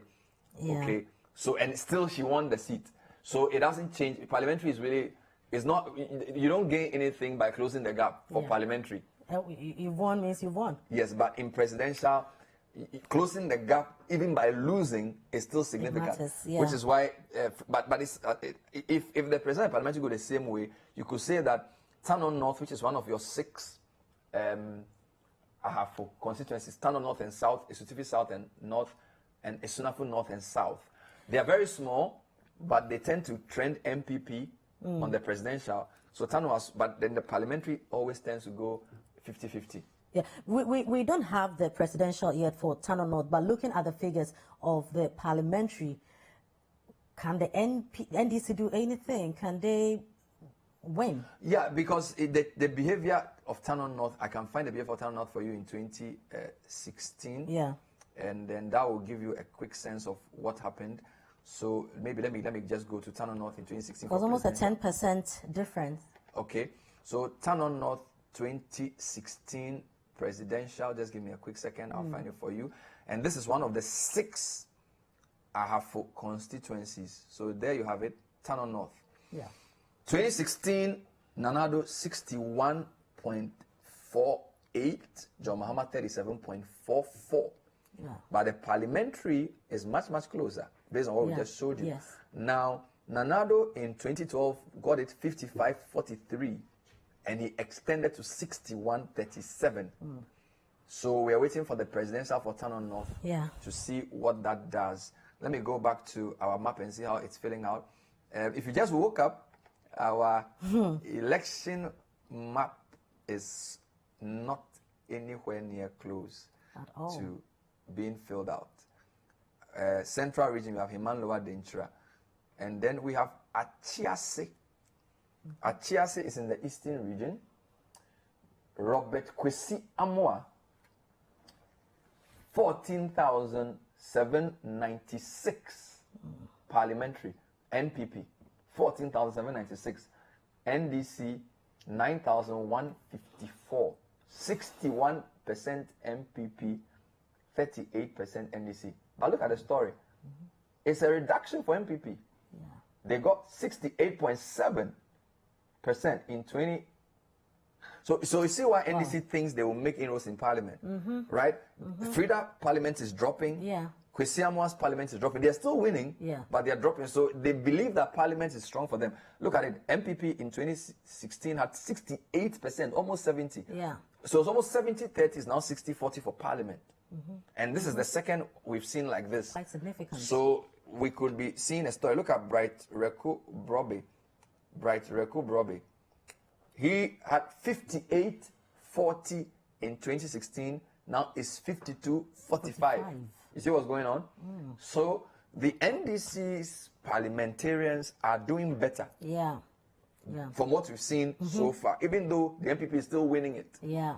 Okay, the NDC's parliamentarians are doing better. 60-40 is becoming 55-45, 70-30 is becoming 60-40. So if this pattern is going for their presidential candidate, then there's a problem for the NPP. Yes, that's what I'm saying. That if what you've seen, these are just few, but if this was for the presidential, if this was what we were seeing for presidential, where you are having a 60-40 becoming a 55-45. So even though you lost 20 percentage points, it's now a 10 percentage point loss. Yeah. If you are the NDC presidential candidate, you are very happy. You are like, this is what I'm looking for. Yeah. Do you get me? We are not seeing that enough. We are seeing more of his parliamentarians making inroads. Yeah. And some are losing by smaller margins, which suggests that the local dynamics, all politics is local. Yeah. So NPP, if they even win parliament, I still don't think they would win it with the 63 that they want. I'll be very surprised. They are losing some of their because there are seats. too many things happening that have happened, too much water under the bridge that they haven't been able to solve. So even though it's too early to say there's a trend, and I keep refreshing because more results are coming into my map needs to fill up more quickly. Well, in a short while, it needs to fill up. But to be fair, Frema, Collins Dowder's parliamentary victory in Esutifi South also is much smaller. So in 2016, he had 56%, MPP had 42. Now he has 53, MPP has 46. Yeah. So there could be, and this is just one, there could be a parliamentary fatigue with parliamentarians, which may not translate into the presidential. Okay. German North, Siaka Stevens. Okay. In 2016, he had 51%, NDC had 46. He's lost. Oh, yeah. Because NDC now has 54. Yes. And MPP has 44. I wonder why. Quite a fall. I wonder why his name is on the list. So guys, check it out. Yeah. So the names are coming in. We are using the map. So refresh it as quickly as you can so we can give people more information. And while that is going on, our Accra team keeps sending us updated figures. Results, but I have also East for you though. Okay. For parliamentary. So let me show you Ayawaso East. Ayawaso East in Greater Accra region, and there is a result. Okay. I understand you see Jaja. No, this Ayawaso North. Forgive me. Let me do Ayawaso East. Yes, MTN. Nasser Muhammad Toure. Now Ayawaso East, NDC has maintained it. Similar margin, in a sense that NDC's MTN got 23,586 votes. MPP 14,966. This is 61 to 38. What happened in 2016? 62 to 36. So MPP's candidate gained 2%. NDC candidate is literally got the same. So Muhammad Nasser Toure. I also East is Nima Kanda. 441. I also North is Mamobi. It used to be one constituency, huge. It's been broken. And so I also East, NDC has held it for parliamentary. So congratulations to MNT or MTN. And it's a similar margin. Nothing has changed there. So that's Ayawaso East. So that's the Great Accra one we've had so far. So we have Clote Kole constituency. Oh, wow. Yeah. So we have for presidential NPP 15,143. NDC 16,406. Parliamentary, we have NPP 14,041. NDC 17,454. LPG had 81. Zaneto always performs better than her presidential candidate. Because in 2016 as well, she got better than Mahama in terms of the ratio. So Zaneto has beaten Prince Deborah 17,000 to 14,000. Mahama got 16,000 to Nana's 15,000. So Zaneto seems to have. I don't know whether this is final confirmed result or just. I'm getting this from Fred. So is it the final result? Yeah, that's the final result. But if you look at 2016, you would argue that probably because the NDC, the Philip Patterson issues and stuff, so you think that probably gave Zaneto some kind of but when you do the numbers, I don't think Valentino got enough to still affect Zaneto. That was a highly media publicized thing. But I think Zaneto won it, and she's won it again. Did sympathy votes help her in any way this time around? If you look at the model Maximus did for Facebook, Zaneto is one of the very popular NDC MPs. She's very activist. I mean, you live here. I mean, she comes here all the time. O'Donnell, when there's a flood, she's always in there. She's, I don't know, it's like a mother. The fight she put up for her constituents, in the COVID era with the food sharing and all. You can't miss Zaneto because she's the daughter of Chema Rawlings and Nakwendo Ajima Rawlings. I mean, charisma put together in the two. She's a medical doctor. It's always a tough fight. And I don't actually think, I may be mistaken, I don't actually think MPP campaigned in this constituency as much as they could. I may be, but I vote in this constituency. I don't think the MPP bigwigs. I mean, look, Nana and Baumia went to places. I don't really see them here. No. Okay, so I think Prince Deborah was campaigning, but he was up against, I don't know, maybe because they felt Rawlings is, I don't know. But Zaneto is already formidable. Okay, so for Prince Deborah to even get 14,000 votes, I think it's done very, very well. Okay, because Zaneto has name recognition. On Facebook, she's one of the NDC MPs together with Okujeto Blackwell, whose name pops up in regions. You get me? So for Prince to get 14,000 votes, he's done very, very well. Okay, I mean, and this is a bellwether constituency, which for a long time accurately predicts who wins the election. Or votes in correlation with who wins the election. So no surprises for Zaneto to win this constituency. No surprises there at all. Let's refresh and see what's happening as we wait for more results to come in. So I think the big question we are asking is whether this is going to change. Okay, so look at this. This is where the argument is. Blue is NPP, green is NDC. 169 to 109. Wow, that is a 63 seat split. Okay, so I said this is 2/5, 3/5. Yeah. Okay, so, and the parliamentary is not, I wanted to show you how the parliamentary is looking even before the results come in, so you know the heat map, if you want, the parliamentary heat map, to show you what we're getting. So let me go to, is it the parliamentary dashboard? Kojo has so much information, I'm even confused. Okay, so this is parliamentary, okay? Yeah. So look at something. In 2012, if you click on just MPP, Okay. so look at the blueness, okay? And then if you click on NDC alone, see it's very green. Very green. Okay, I'm sure I need to bring this down a bit. But if you came to 2016, look at the blue patch. A whole lot of blue. Yes. A whole now look at something closely. So you see there's a lot of green here. This is the Baomia areas of Mamprugu land. Yeah. The blue has increased. Okay? And there's a red there. So there was a green here. Nalerigu Gambaga in 2012 became blue here. Yeah. Okay. So then you have some Upper West was a big story. Look at Upper West. All your 2012 greens and your independents, all a couple of them turned blue. Nandom, Ambrose Dairy. Then you had Abe Fakabu, blue. The Sisala East and West. This is Hilaliman country. Okay, this was green.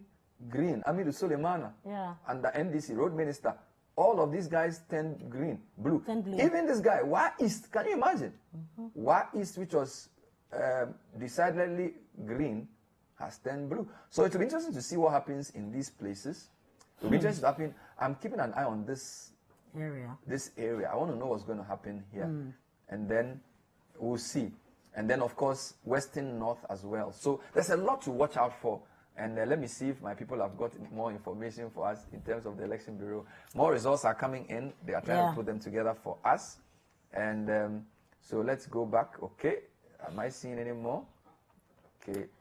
Well, so they will keep coming in. And it looks like now you can't really make any predictions because anything can happen with the way the figures are coming in and skirt and blouse being recorded at some places. Skirt and blouse is Banda. Yeah. Where there's I don't know which one is the skirt. Presidential skirt, parliamentary blouse. Okay, since the president is the first. The top, so maybe the blouse and the parliamentary is the skirt. I don't know. So Banda has been split, and it's not surprising because it's been that close. Have you noticed that the regions we are getting are close to border? Banda is border, Jama North is border, Doma West is border, even Doma Central is, you can call it a border constituency. So we're waiting to see what's going to happen. But in terms of the work that's cut out, NDC has his work cut out on the parliamentary side of things because it's a real big challenge for them if you look at the numbers. So I just wanted to show you again what we are saying in terms of parliament. Okay, so let's look at the parliamentary trends. Let's just play this from 96. Look at that. MPP, elephant is chasing the umbrella. Elephant overtakes umbrella and goes on top of the umbrella. The umbrella is going back. Elephant is running. Then umbrella decides that we are coming back in 2004 and also goes over the elephant again. And so Akatamanso is moving on, 2008. Comfortable lead. MPP says, Penny. They come back, take over, and they stretch. And 2012, this is where we are in 2016. And whilst this is going on, these boys are just going away. They've disappeared on the left side. So let me just walk through this again. So 96, this is the situation. 132 MPP, 62 NDC. 2000, 99, 93. So every time there's a change in government, the parliament switches by a very small margin. Then the incumbent extends their lead. And then you have 2008, slight lead. 2012, NDC extends. 2016 MPP comes roaring back. Interesting. So we can just wait to update ourselves, with the 2020 figures. You are live on the Election Bureau. This is Citi TV, and we've been discussing the results that are trickling in. We are still waiting for majority of the results to come in, but there's been a whole lot of action going on. We've recorded quite a number of activities, right from yesterday, about 7 a.m. up till now, Tuesday the 8th of December, and it is 18 minutes after 4 a.m. So let's take a look at some of the highlights of the elections.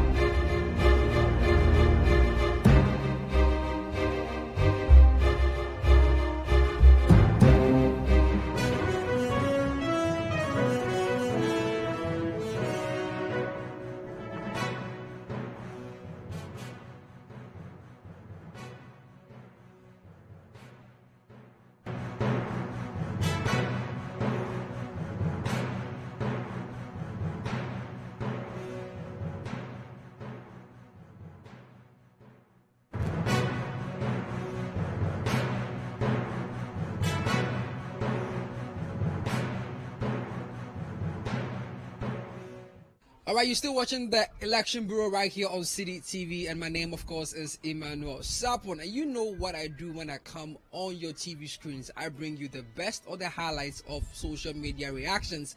But this time, in regards to the elections, okay, so just thinking I'm going to be your social media correspondent, all right? I'm going to bring you the oohs, the ahs, and all that is trending on social media right here on Citi TV. But guess what?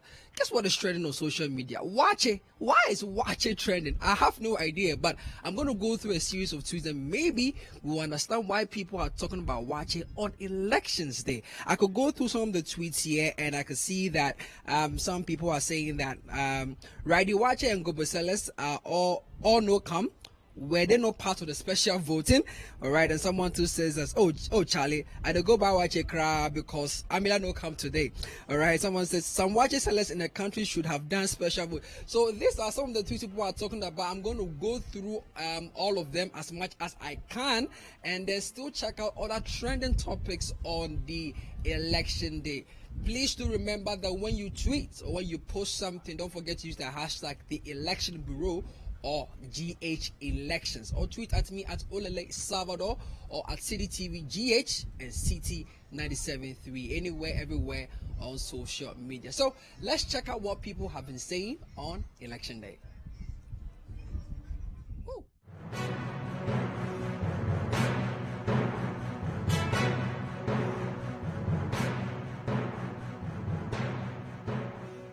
All right, to kick off our Election Day reactions, and this one says, vote and return home quietly. Don't go and fall in love. Oh, we know some of you. I met him on Election Day for, and the meme under the tweet right there is exactly how the reaction is like when you talk about the subject matter. If you know, then you know. So moving on to Kojo Claude, and he says, Freeport changing cedis to pounds, 500 cedis to students, national service allowance to rise to 1,000 Ghana cedis, free university, and many more. And that's the more reason why you need to vote number 5, guys. Yeah, she's my favorite on the ballot sheet. All right, Kojo Bang says, I am not a prophet, but I know Goom or Ikea Donko will get 0 votes at some electoral areas. Well, let's see if your prophecy comes to pass. Brad Kofi 12 says, on him and election, they make a fan bang. Hey, if the ladies want to shine bright like a diamond, you just leave them to shine bright. Anyways, hashtag 4 more for Nana, hashtag election day, hashtag elections 2020. Onassis Minosho says, I did a queue inside the sip by a confused juice. This policeman they beat me say, why are they campaign for here? Well, you gotta drink what is made in Ghana and feel good about it. No, feel sad about it at all. Moving on to Twiggy. Twiggy says, the fact that I left this house with every intention of voting for Ikea Donko because I was confused is just ha ha ha ha ha ha. She laughs in emojis, but I was convinced otherwise. Sigh. I was really excited to give her a chance to, quote, make the Supreme Court run in cheek. Trust Ghanaians to spin it around anytime. Jaime says, Ikea Donko is my crush, and that's why I want her to win. Yeah, crush. Not too sure. No.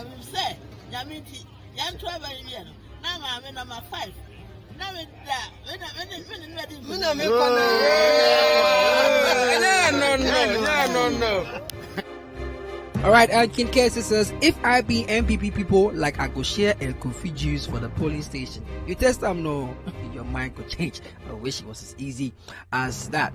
And this here is coming from Yao Jr., and he's asking the question. He says, how come a sound citizen voted like this? And as you can see, this is definitely going to pass on for a rejected ballot. I think so. Right. Anyways, moving on to Bohun. Bohun says, hey, so the Gobera, they go vote. Watch is a lot to no come. Already made it again. Nana, Peso is with dinner.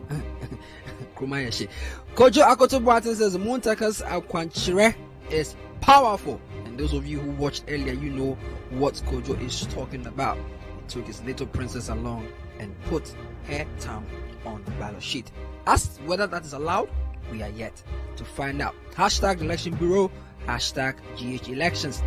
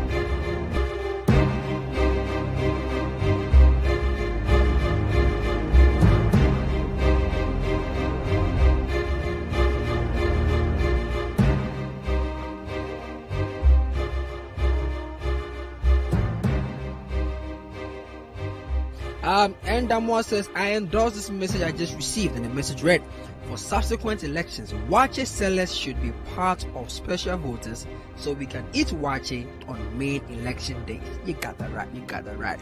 And on to some more disappointing wache fans. Kofi says, so sake of these elections, a million no come today. So what I go chop this morning? Hashtag election day. And so yes, that's just about it for the tweets or the reactions on election day. Keep them coming. Over to you, Olole.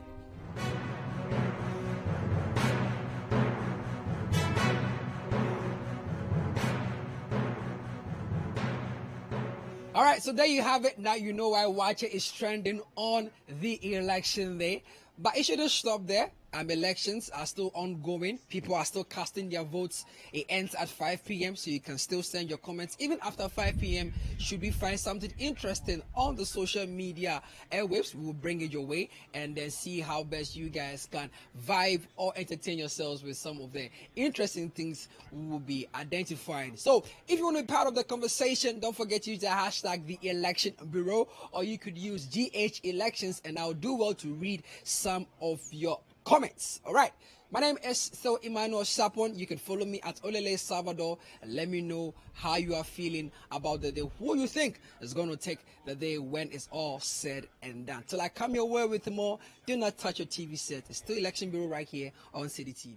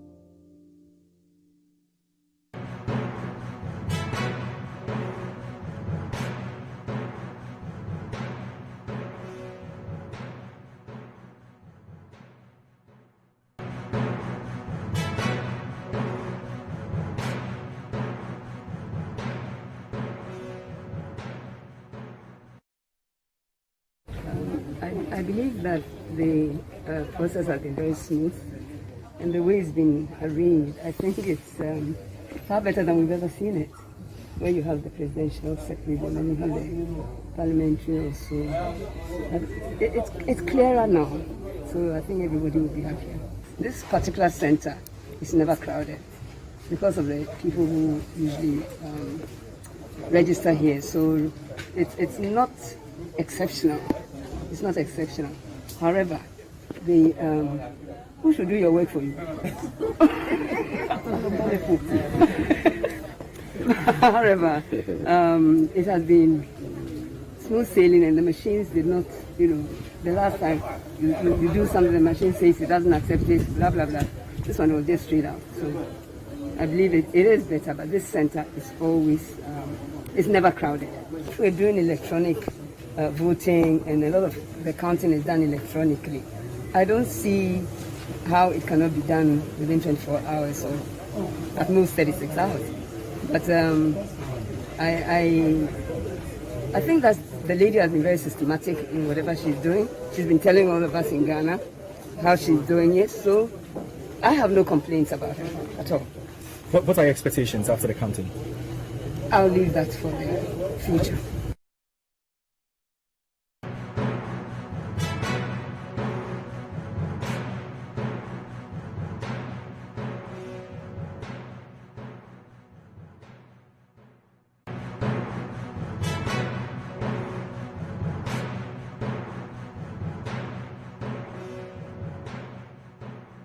The case for why you want to maintain this government has been made, and I think that it is very, very simple, and the people of Ghana would know that we are the government that has maintained macroeconomic stability against what we came to meet. We are the government that has pursued a lot of far-reaching interventions to reduce poverty. We are the government that has created jobs, more jobs than any other government in the first term of the Fourth Republic. We are the government that has created more infrastructure, whether it's roads, it's water, it's schools. We have done more than any other government in the first term of the Fourth Republic. There's no comparison. And so we have introduced free senior high school. We have introduced NAPCO. We have introduced one constituency, one ambulance, planting for food and jobs, one district, one factory, one village, one dam. All of these interventions are good reason why we should be maintained in office. But the decision is for the people of Ghana, and this is why we are voting. But I hope it is not taking us a campaign, because technically we are not supposed, but I'm answering your question. Yeah. If I may ask, sir, you are within a constituency which is well noted for your life.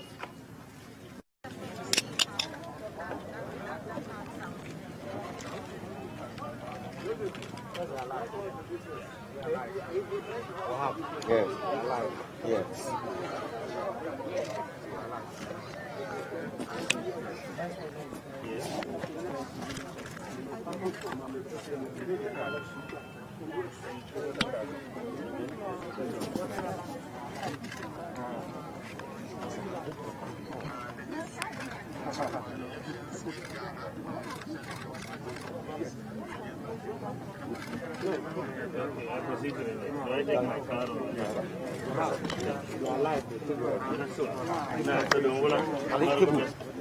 Currently,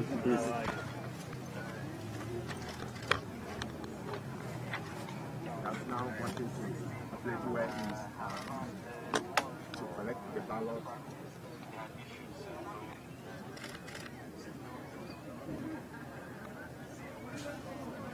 He's the official.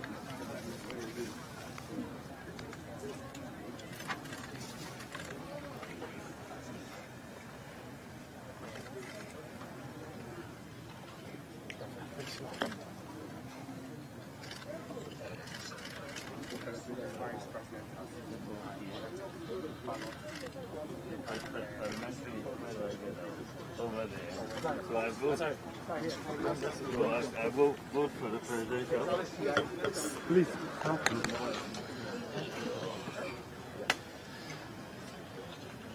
Currently, the mother who has arrived here, as Vice President, Dr. Madika, mother, she's here to very, very unfortunate. And I think that the sitting MP and his supporters, the blame can be squarely put at their door. They attacked and injured people. And I think that the security services have taken the necessary steps to ensure a very peaceful election today in Yagadakobore. They are very aware of it. But I want to tell everybody to come out and vote. Enough security is being provided, and everybody should come out and vote peacefully.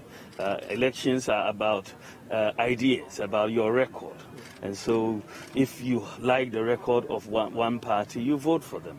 Or the ideas of one party, you vote for them. It's not about battles of fighting and injuring people or maiming people. So I ask everybody to maintain the peace and to come out and vote. And then after that, it is counted and we proceed. Anybody who wins, that is what God has decided. And then we will move forward.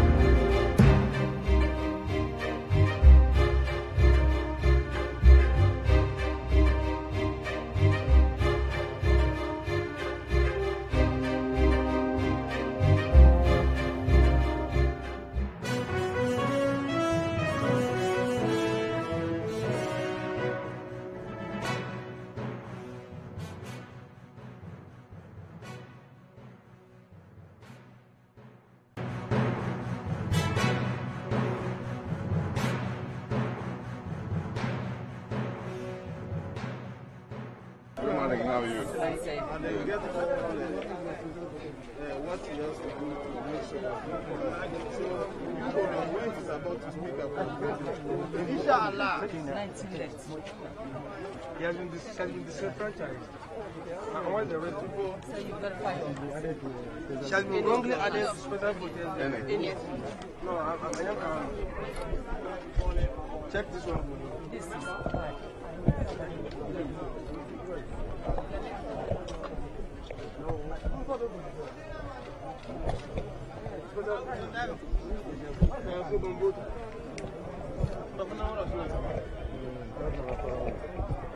Next.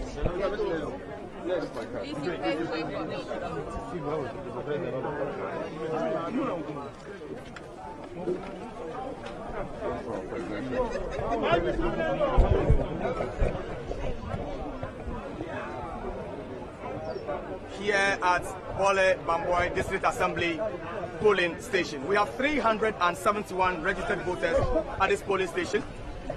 It is one of 115 polling stations across the Bole Bamboy constituency. Hello.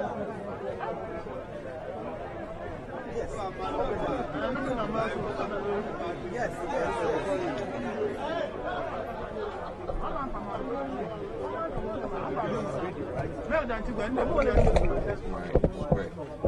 So you can use your thumb or any finger, but I'll use my thumb. Yeah.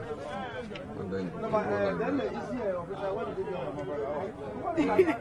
Then what you do is you have to clean your hand so that the ink will dry. Otherwise, if you try to fold it again, it will mark another place. So you go like that.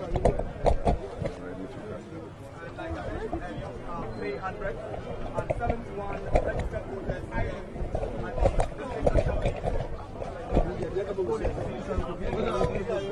voters. Polling station. So what you are seeing is the flag bearer for the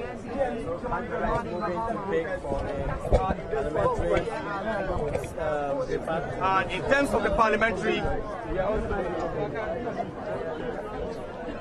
contest, it is between the NDC and MPP. This constituency has been a very safe place for the NDC since 1992. The former president, now flag bearer of the NDC, himself has been a member of parliament here from 96 to 2008.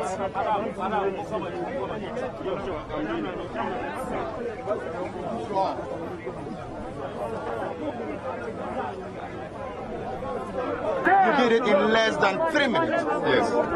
How do you see the process? Well, there was no queue, and that is usual of this polling station. I've voted here since 1992, and the process has been very simple, very smooth. And so, I mean, I voted presidential, parliamentary, and as you said, under 3 minutes. Yeah. Not sure you've done any monitoring yet, but what do you pick generally? I'm sure you've been speaking to your team on the ground. What do you pick up generally? It's too early yet to make an assessment, but there are a few hitches. Like, I mean, this polling station, there's a lady here. She's got her card. Her card is from this station, but her name is not on the list. One of my security personnel, I registered here with him, and during the exhibition, we checked his name was there, but we got here today, his name is not there. And so, I don't know if it's a generalized problem, but like I said, it's too early yet to make an assessment. You're going to get that rectified, is it? We don't know. We're waiting to find out what the electoral presiding officer will say, and we hope that they can rectify it. But these are some of the little things that we kept complaining about. I mean, the Electoral Commission said that they eliminated 30,000 names from the register without saying whose names they were. And I said that on the day people are going to come without knowing that their names have been taken off. Because if you take their names off, you must give them a reason why you've taken their names off. So now one of my security details' name is not there. He's got his card. He registered there, exhibition, his name was there. We don't know what accounts for that. Talking about challenges, last night we got some indication, some relief from the Electoral Commission that had to do with the Boem constituency. I'm sure that has come to your notice. What do you make of it? Well, I haven't picked everything up. I didn't hear anything about that there will be the presidential elections, but because of the creation of the Guam Assembly or whatsoever, they are unable to you do said the Guam. parliament. Yes, Guam, not here. Guam constituency. Guam in the OT region. Guam is having both presidential and parliamentary. It's Guam. Guam. Yes. So there will not be the parliamentary in the Guam constituency. Yeah, we've always known that because the processes for creating the constituency were not completed, and so they can't have parliamentary elections. But we have always known that they're going to have presidential elections alone. Yeah. Progressives and issues continue to pop up. What will be your stance? Well, what will be our stance? I mean, it will depend on what comes up, and it will depend on how widespread it is. And so it's very difficult to preempt and say what you will do when you don't know exactly what is going to happen, the nature of what is going to happen. Now, some of the issues that started recently, some places, verification machines not picking people. These are issues that have already started coming in. It means we stand vindicated. These are the issues we're warning the EC about. Remember I said that on the day, it's possible that their verification machines might not work because they failed to deploy and test them during the exhibition. They tested only 5,000 of them. We have almost 40,000 polling stations. And so I was cautioning that on the day, these are some of the things that will happen. 30,000 names taken out. They didn't tell us who they are. Who knows? My security man might be one of those whose names was taken out. He's come here. His name is not on the register, but he's got his card. He registered here. He came for the exhibition. His name was there. How his name is not there, we cannot tell. But like I'm saying, we cannot yet see the scale of it. It's only 10 a.m. and we're still receiving reports from all our polling stations because we have our agents reporting any incidents that happen. And so until I get an appraisal of it, then we know whether it's a very widespread thing or if there's a pattern to it or if it is just a one-off incident.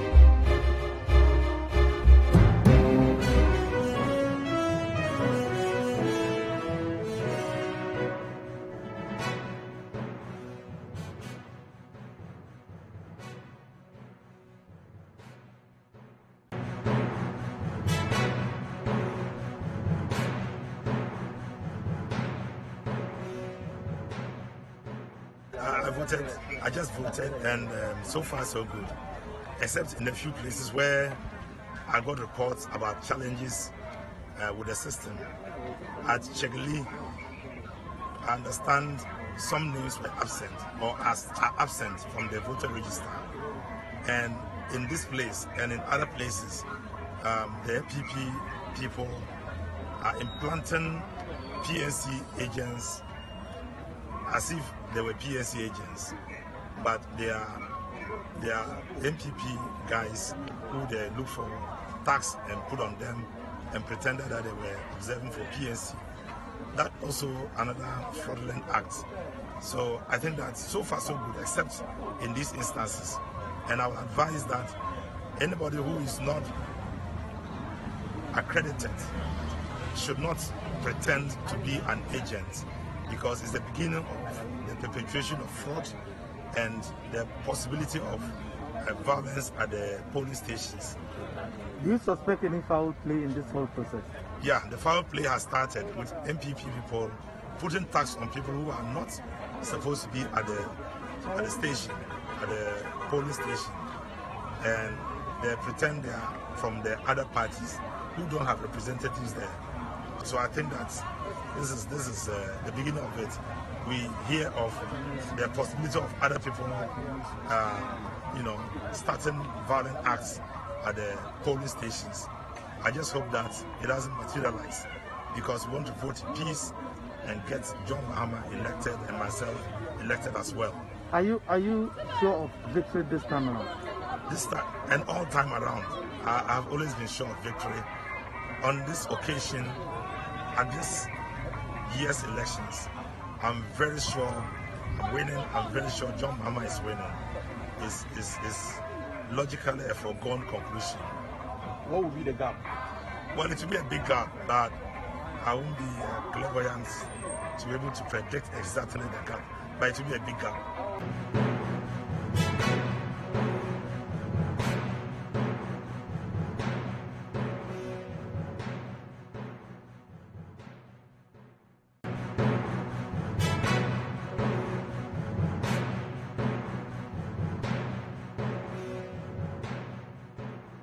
The IGP has done a bad job.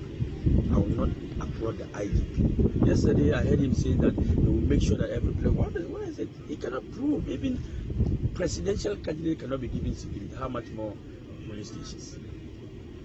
As you can see, I walked here with my wife, the regional chairman of our party, Alhaji Audu Sanusi, members of the party behind me. No security. The police station is here. It is not only this police station. Several police stations have no security. So we pray that the Ghanaian people will understand themselves and know that they are one people and not cause trouble, so that we have a purpose. If there's trouble here, who's going to resolve it? Because there's no police officer, there's no army officer, none of the security agencies are here. We are left alone. But God is in control. Allah knows best. And we pray that we, the people of Chisungo, will have a peaceful election by the time the time ends.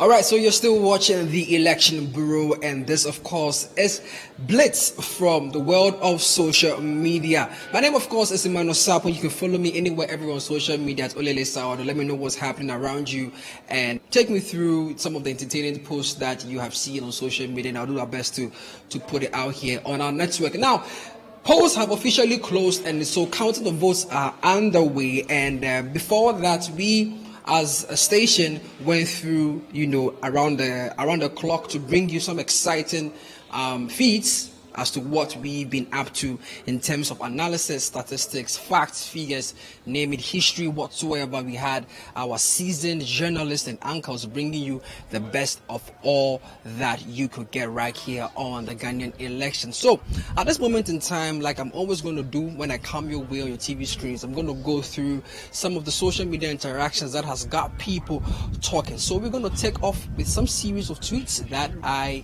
saw or intercepted and share them with you.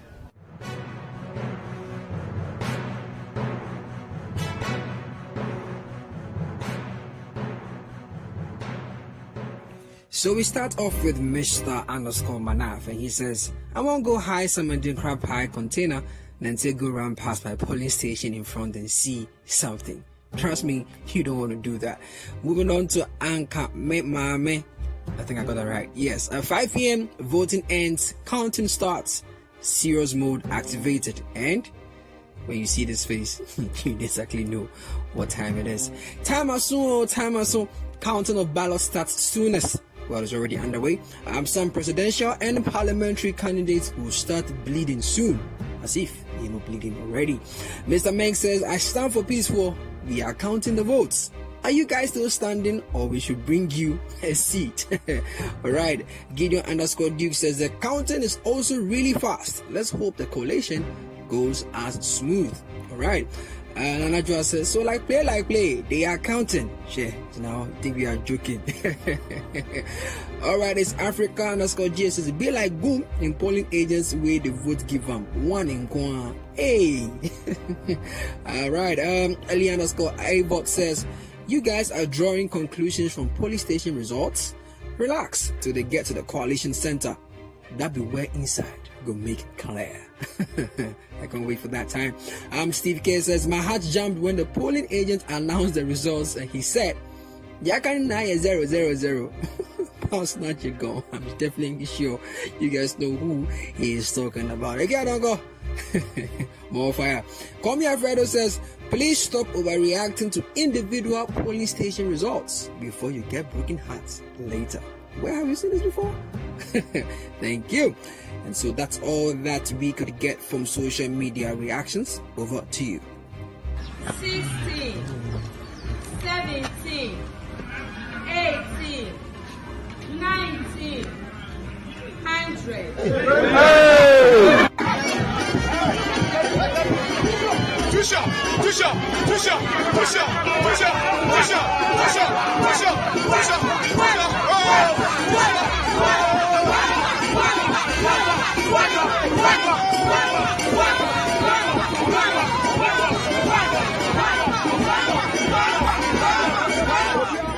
There you have it. Interesting tweets and entertaining tweets, of course, coming your way under the guise of the Ghanaian elections. Don't forget the hashtag is the Election Bureau, and the hashtag also you can use is GH Elections. Don't forget that you can add me at Olele Salvador and at Citi TV and Citi 97.3. Now, when you look behind me right now, there's some activity going on here. Not much I can say for myself, so I'm just going to speak to a gentleman here who is a known face right here in the city. His name is Kojo Akoto Boatin. He's the head of new media and the team lead for their team that is responsible for putting all the results together coming to the constituencies here on the city election bureau. Kojo, good evening. Good evening. How you doing? Oh, we are good. It's been a long day for you, huh? Yeah, it's been a long day, but it's fun. Ghanaians are choosing the next leader, the next parliament, the people who are going to manage the country and also make the laws. So it's a big exercise for Ghana, and not just for Ghana, it's also a big exercise for Africa, because the whole world is looking at the African example of Ghana, how we always do it and do it right. So what is happening is that for us, it's a big thing for us to represent the nation right and also capture accurate data, which we'll use to inform our listeners and the world. Now, there are lots of people watching us online on citinewsroom.com, on YouTube, on Facebook and other platforms. So it's up to us to show them the Ghanaian excellence from our data center, and the result we are collecting, processing, visualizing and disseminating through radio, TV and online. We always need to do the right thing.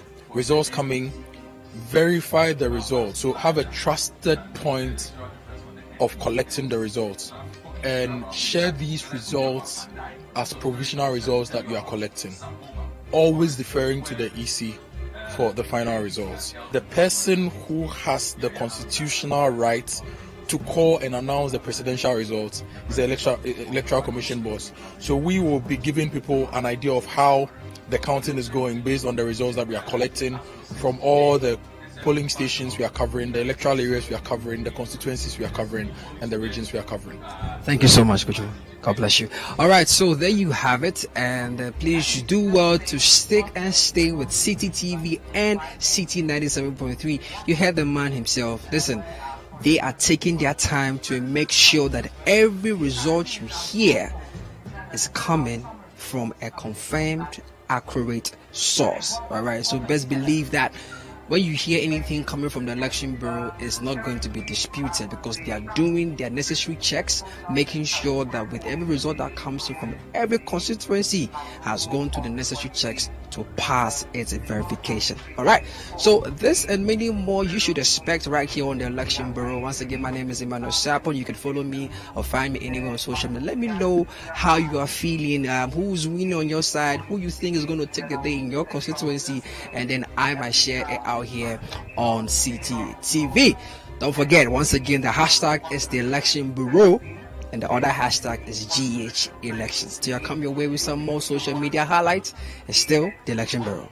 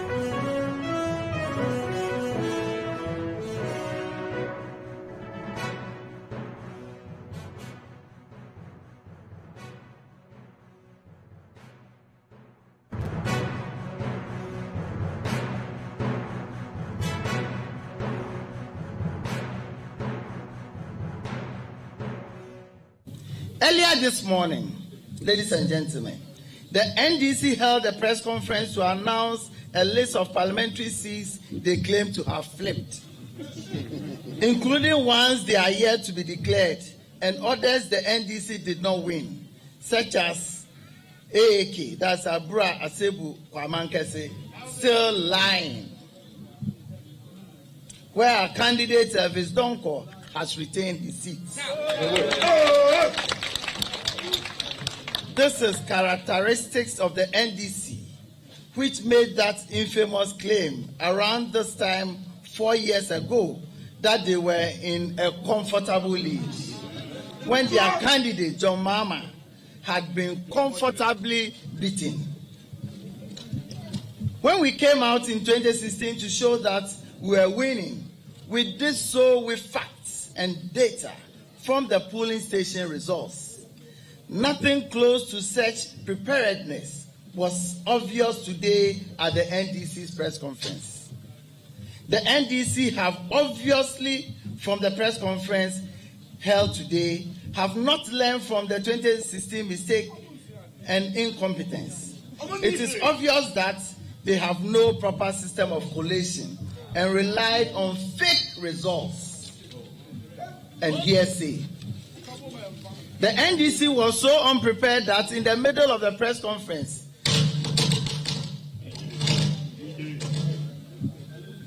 the speaker, Elvis Efiankra, had to rely on Sami Jemfi's whispers, his usual misinformation into Mr. Efie's ear. The NDC needs to take Ghanaians seriously and check their facts before addressing the nation. This is a serious matter about elections results. Creating insinuations which creates a lack of credibility on our whole election process. The MPP's 2016 win of majority of 169 seats in Parliament was historic and the first of its kind since the Fourth Republic dispensation. We are happy to announce that for the next Parliament, it is obvious from the results declared across the constituencies that the MPP will still maintain a majority in Parliament.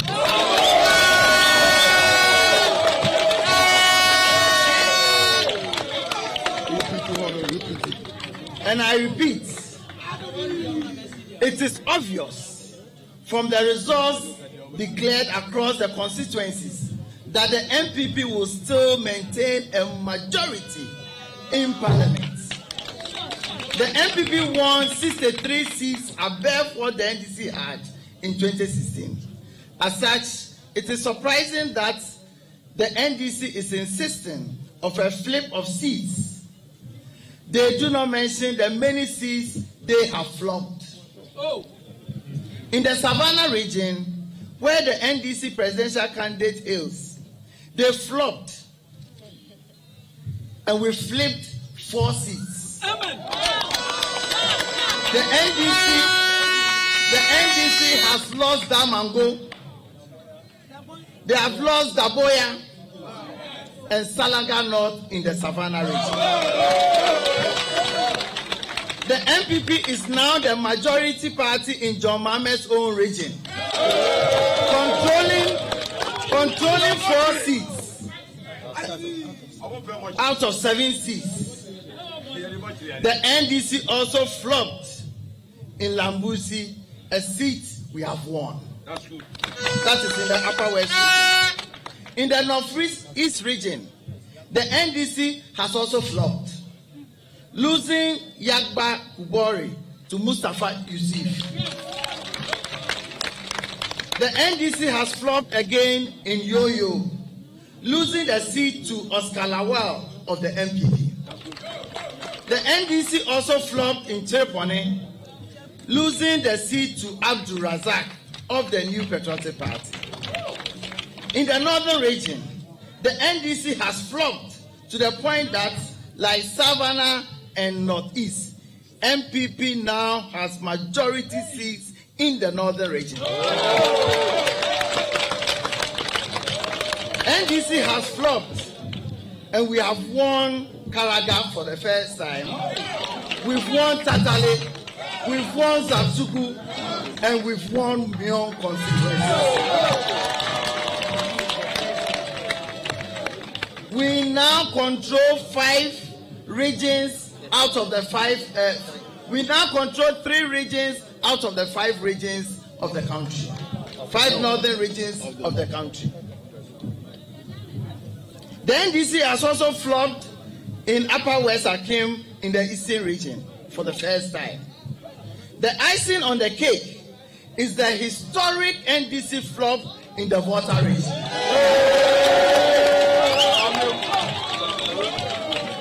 The New Patriotic Party is registering for the first time a seat in the Volta region in Hohoi constituency. And as we speak now, Honorable Peter John Amewu is the MP elect for Hohoi constituency.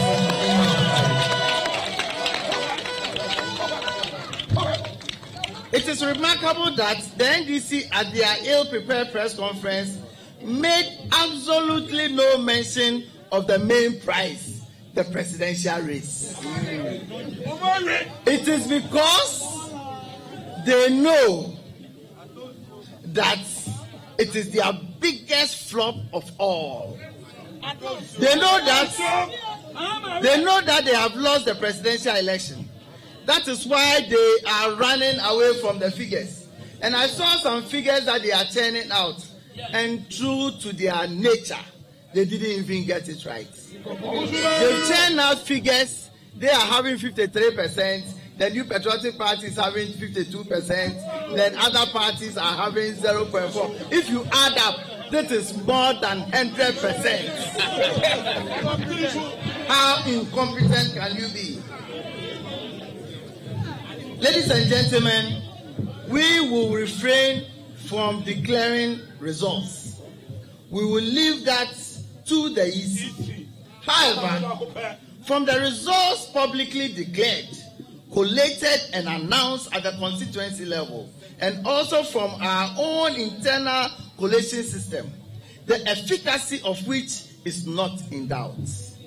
We are happy to announce that we have so far collated and vetted, as at 2:15 a.m., we have received in our situation room here in Accra the scanned pink sheets results from 34,040 polling stations nationwide, out of the total of 38,933, including special voting ones.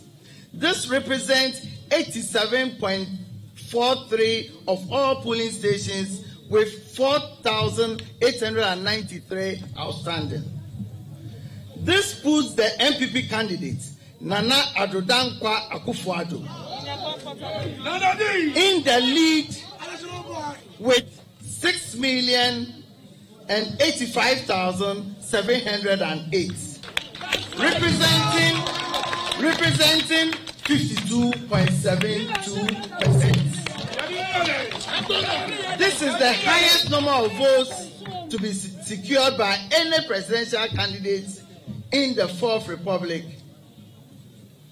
John Mahama is number 2 with a total vote as we speak now, 5,308,033, representing 45.93%. Each one of these pink sheets has been scanned and are available for inspection. Just as we did in 2016, we'll take some of the media people to our collation center and situation room for you to have a look at each and every pink sheet that has been scanned that we've received as we speak now. With just 4,893 polling station results still to go, with Nana Addo-Dankwa Akufo-Addo leading John Mahama by 777,675 votes, it will take much more than the usual propaganda to flip this. Whereas we do not wish to declare that we have won the presidential race, we can confidently say that Nana Addo-Dankwa Akufo-Addo has secured a clear, incontestable margin ahead of John Mahama. We will, however, as responsible citizens, wait for the EC to declare the final results.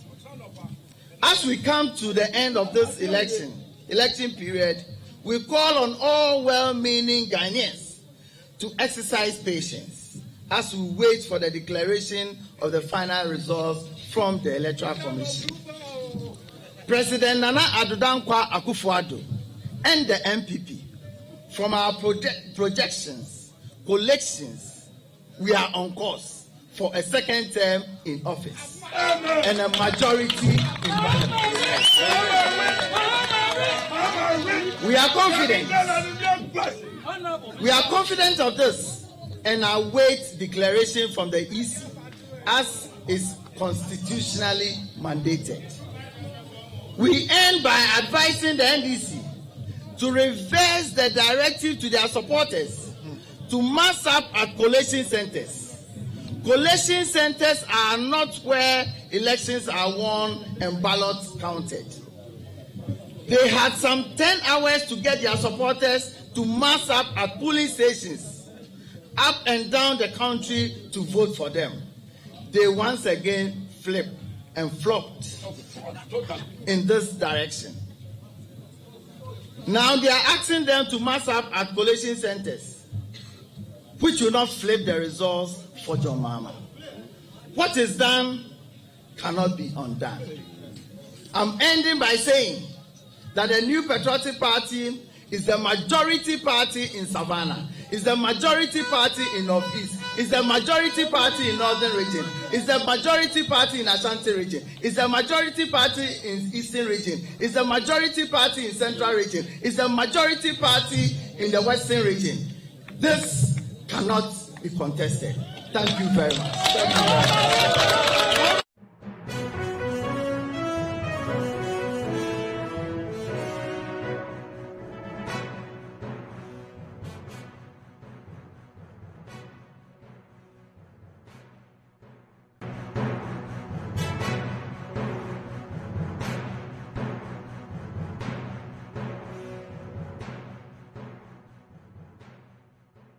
This is what is happening here.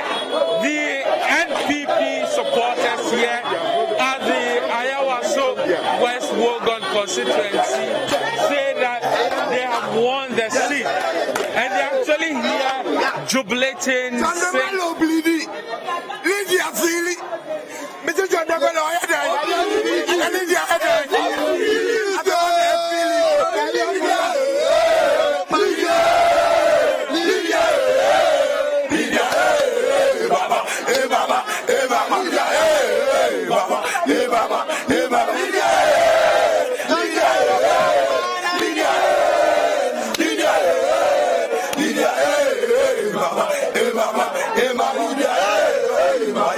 Why are you so confident? Why a mistake? Why are you so confident? I don't get all confidence. They say election, they won about 2 states. And you see a year, you're winning. And you're buying a Tammy Cool. And then this is one year, and you're one is that go up between my knee. And when you find every year, and by 1 year and 1 year, say 1 year and paying for any of the Babamu Maka. And you're going to say I win it. And it's almost be about to see ya.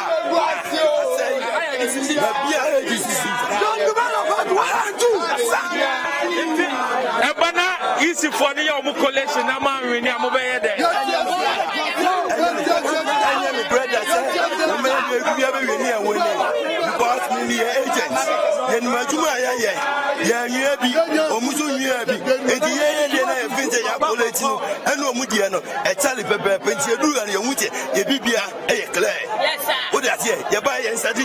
to once I'm on the boxes in the Konya, they can't even put me who said, oh, he said, you don't move into room.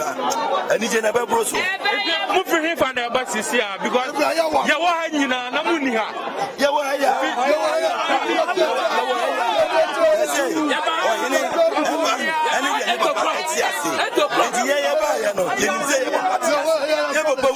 And the young Vietnamese in Kobe,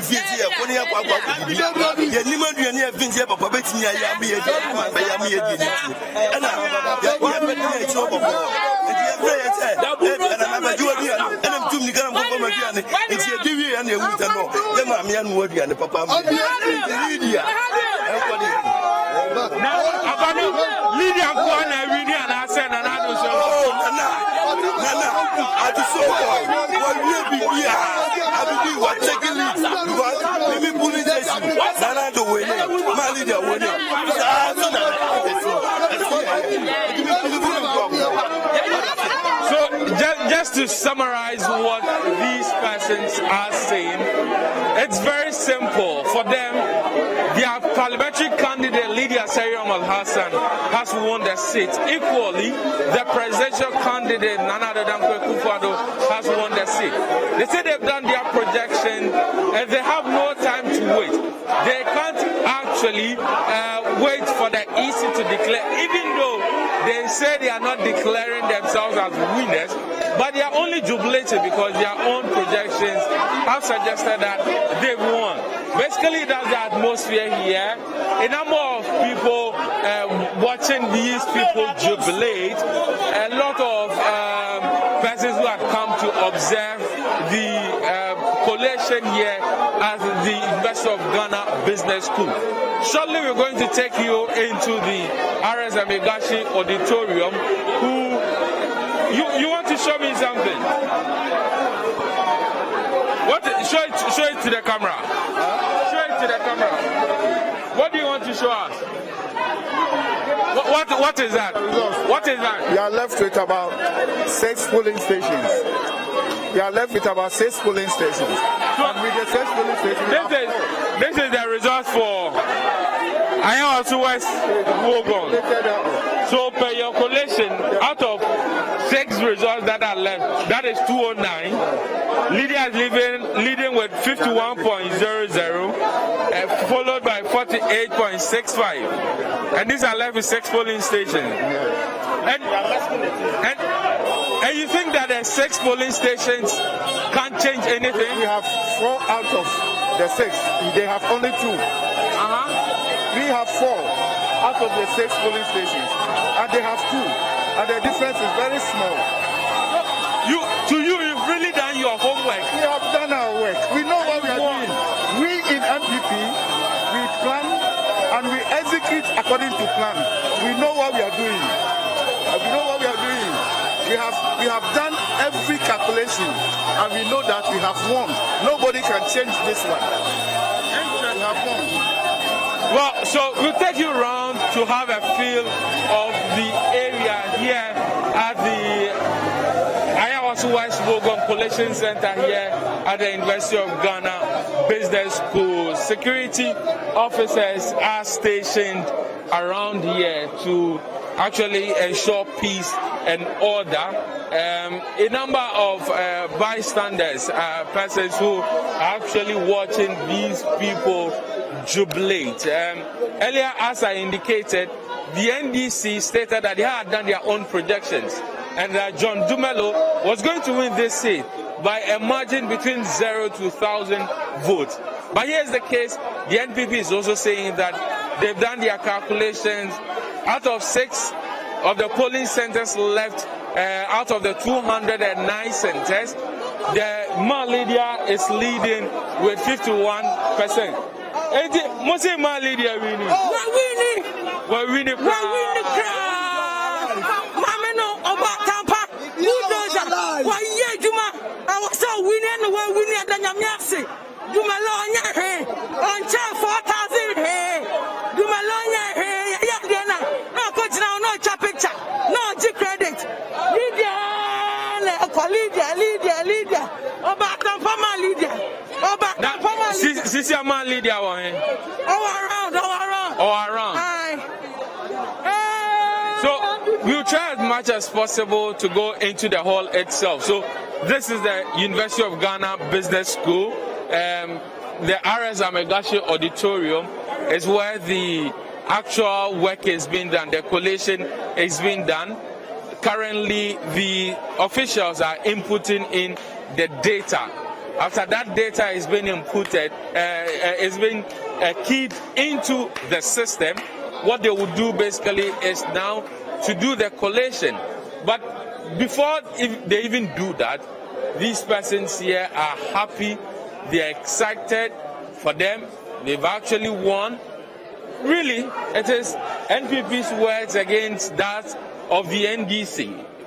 The NDC is saying that they are going to win this seat with a margin of 1,000 votes, according to the projections.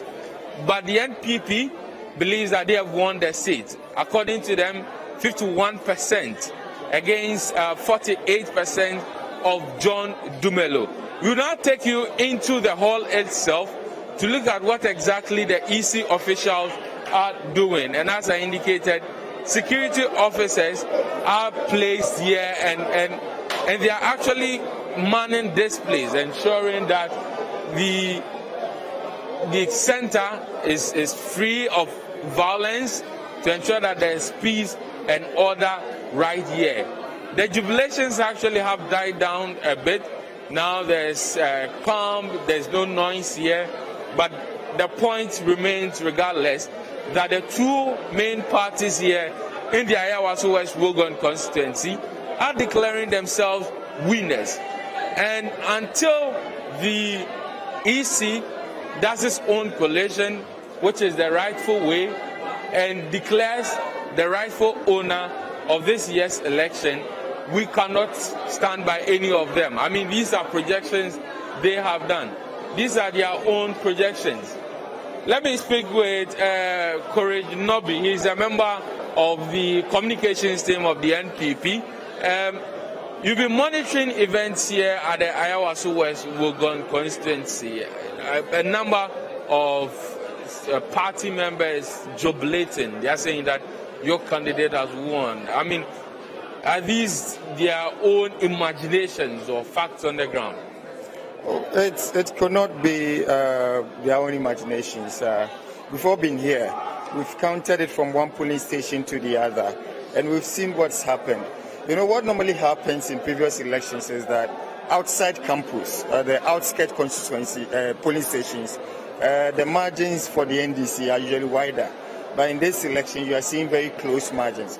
And on campus, we're winning. We won at least 40 out of the 44 polling stations on campus. So it might be a bit closer than before, but we are winning these seats. The NDC is saying that this is their best performance on campus. They are saying that they've won Gimpa. They've won at UPSA Hostel. This is the first time, or to a large extent, and what their members are telling us, this is the first time they seem to be winning on campus. And if they are doing very well on the University of Ghana campus, which is your stronghold, they don't think that you can in any way win this election. You know, if you look at what is happening in this particular election, the dynamics are quite different. They are different to the effect that we do not have the traditional constituents voting in this election because, I mean, COVID struck, so we did not have students on campus registering as usual. A few managed to come in, but majority of them are not students as we would have wished. And again, the demographic appeal of the candidates. If you look at our candidate, for instance, her varied background has proven to be an advantage, particularly going into the adjoining polling stations like Mempasem, Baoleshi, Abelepe, and others where we were not very strong contenders in the past. In this particular election, because of her varied background, we have emerged as stronger contenders there than before. And of course, you can single out Gempa, UPSA Hostel, and that's it. On Legon campus, all right, with all the factors going, out of 44, we have won 40. Well, the NPP's parliamentary candidate has just arrived here at the collation center. Lydia Sayyam Al-Hassan, she has just gotten here. How has the day been for you, madam?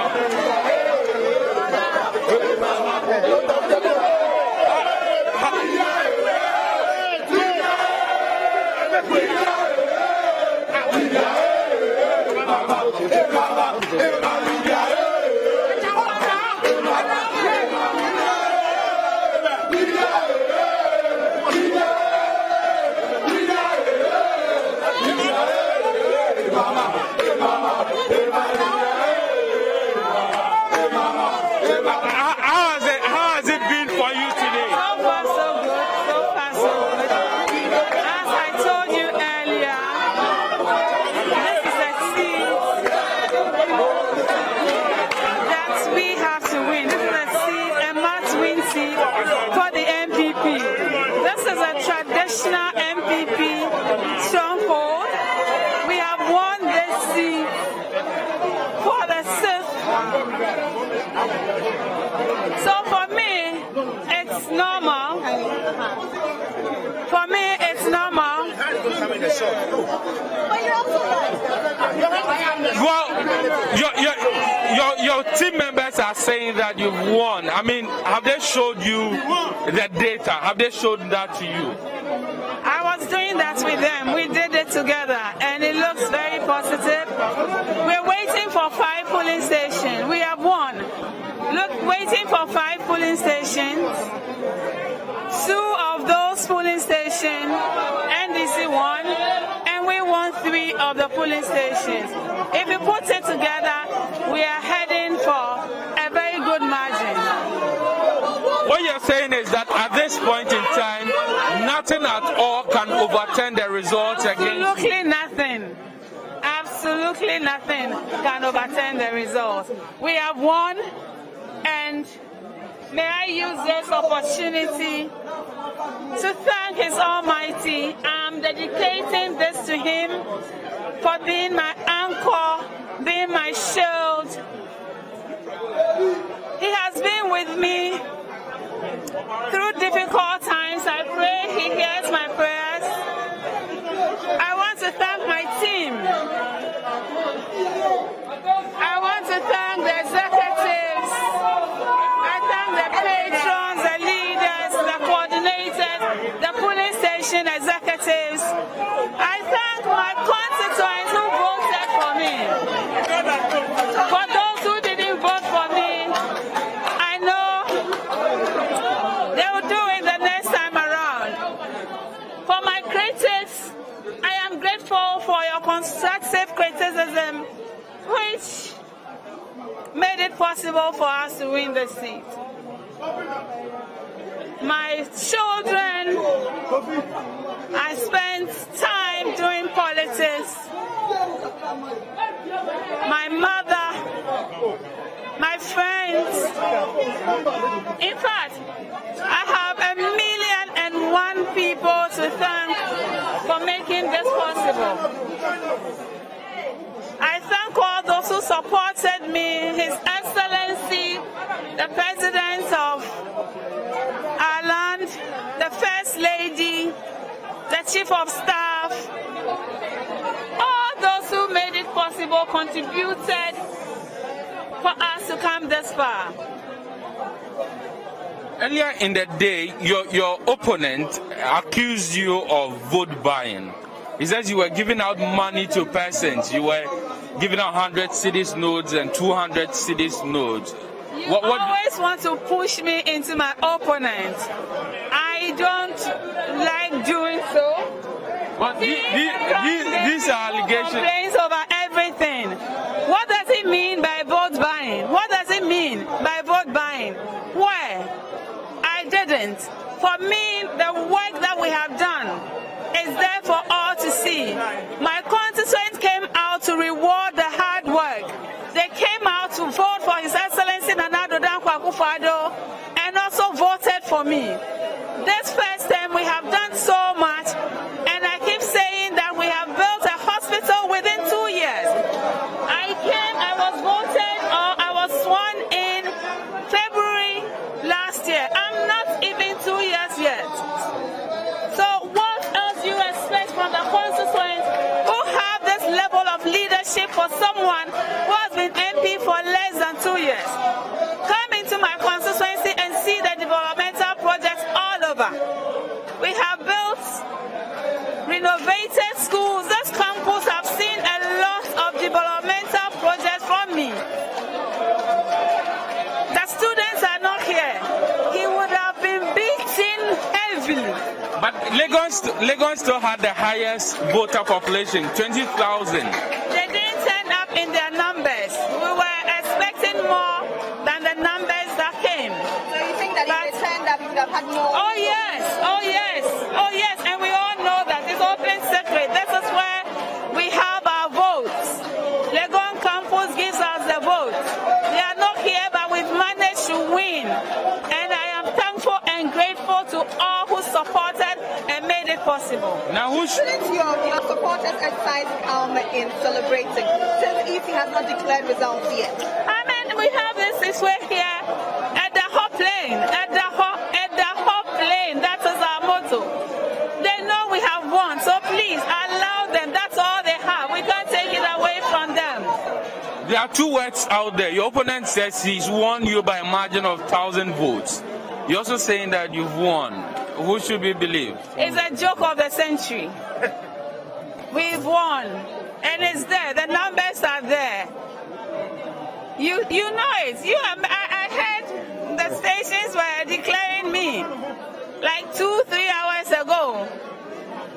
So for us, we have won, and we all know it that we've won. A lot of the women here call you Obatampa. Do you think the female gender played to your advantage? Like I told you this afternoon, somehow yes, but it's not just about that. I told you it's about hard work, it's about commitment, it's about dedication, it's about competence. So for them, they see in me a woman who can deliver, a woman who they can look up to, a woman that is their role model and who is raising women high. It's not just about being woman, but it's about being a woman who is delivering. Collation is yet to be done. You've come here with a number of your supporters. What exactly is your mission here? Are you going to stay throughout for collation? What exactly are we supposed to expect from you as you're here I am today? coming to stay in till I'm declared. That's what we're here for. And you know they've been here before. I just came in simple. I didn't come with so many people. We've been going around, we've been monitoring since morning, and it's the same team that I'm here with. Well, thank you very much. So that's the Madam Leah Seriam Al-Hassan, the MP for the Ayawaso West Wogan constituency. She's also saying what her constituents are saying, what her party members are saying. For her, she has won the seat, and that at this point in time, nothing at all can change the decision. Nothing at all can change the data. And again, as I repeat, we cannot independently verify what exactly has happened, what exactly they are saying, because the EC is yet to do its official collation. And we would actually follow up and go in there. She says she's here to do the. She says she's here to throw out the collation, and until she's been declared the rightful the MP of Ayawaso West Wogan again. So basically, we go inside. As I indicated, the EC officials have been undertaking an exercise that have been inputting into the data into their system where the calculations will be done. It's expected a hot seat like Ayawaso West Wogan, with all the social media attraction to this seat, with the personalities involved, you should expect these high stakes, and you should expect this level of confidence from both parties that indeed that they've won the seat.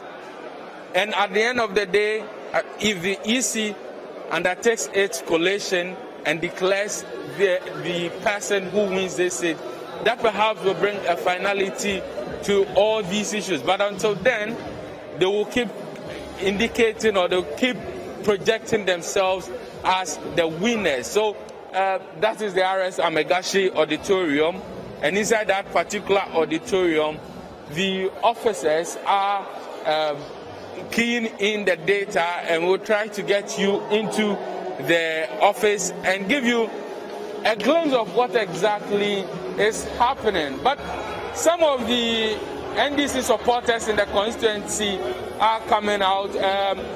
Kofi Wayo, you welcome to the City newsroom. Your supporters are saying that they've won.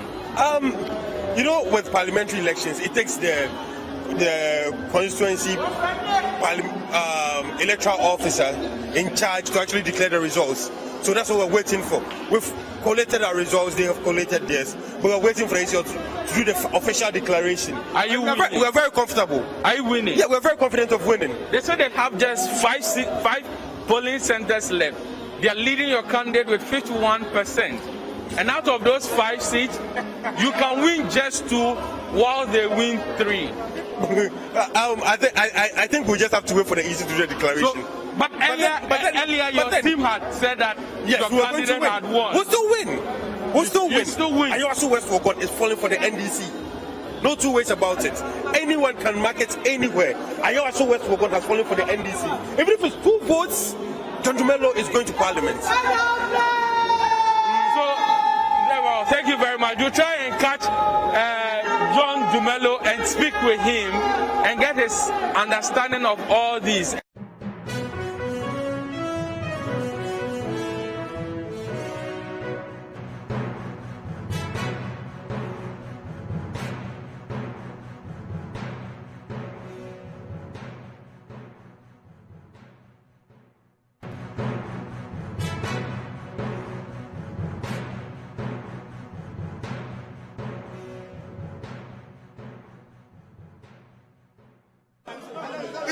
Look, these 2 people did not allow us to seal our boxes.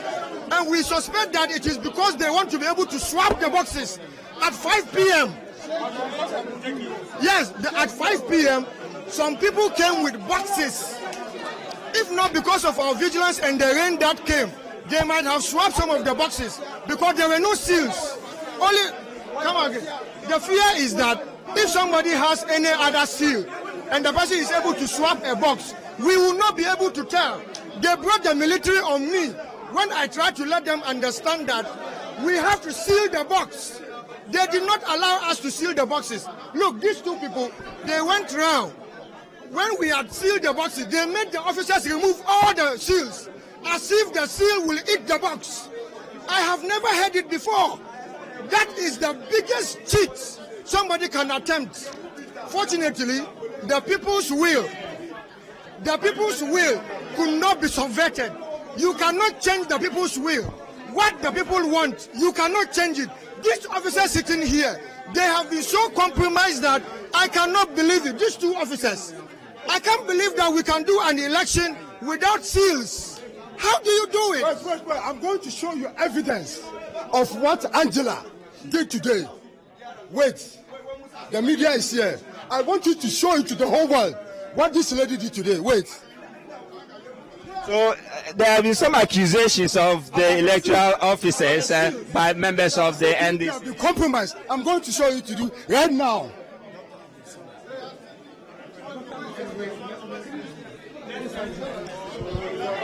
So this is the coalition center of the Asakari Mampong, the Ashanti constituency here at the Asakari Mampong Hinnis Palace. There's been some tensions here growing up following some accusations by some members of the National Democratic Congress.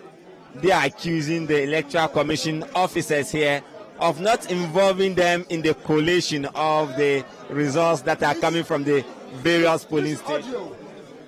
This audio I'm going to play, I had an interaction with Angela this morning. Angela, I think she is the Director of Elections for Asawasi. Angela told me she has never directed anybody to tell our people to remove the seals. I told her to intervene, and she told me I should wait for her, and she was coming there at Theocracy. Angela never came. Later, when the military came, Angela was bold to inform the military that we didn't have the right to seal the ballot until after the polls are over.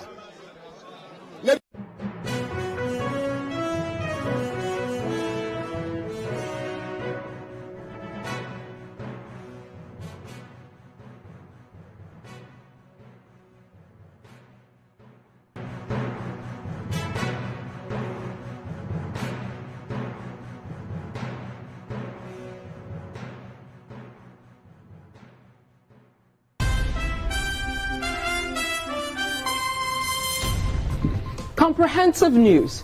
The Citi Newsroom at 8 p.m. on Citi TV is your most engaging news bulletin on TV.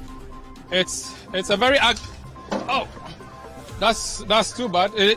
The youth are still throwing stones. They are still throwing stones here into our direction. And can I come in? I want to come in. Okay. Telling your stories better with correspondents covering every corner of the country. Getting access to potable water is a daily struggle for residents of Kakichekopi and Balekopi communities in the Ada East district of the Greater Accra region. City Newsroom at 8 p.m. Very fluent with issues that concern you. This is quite make up for Mr. Rabbi. Someone has a bread. Told you kind of 1 week. What do you say? Is it unfair? What all this? What all this? We are dying! We are dying! We are dying for Choco! With City Newsroom, your community is now connected. In this our community, all of us we are very sorry about this school. If we went to see the children, they are so small. Even my grandchildren are there. My grands outside there.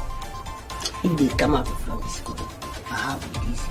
Every day at 8 p.m., City Newsroom is live on Citi TV.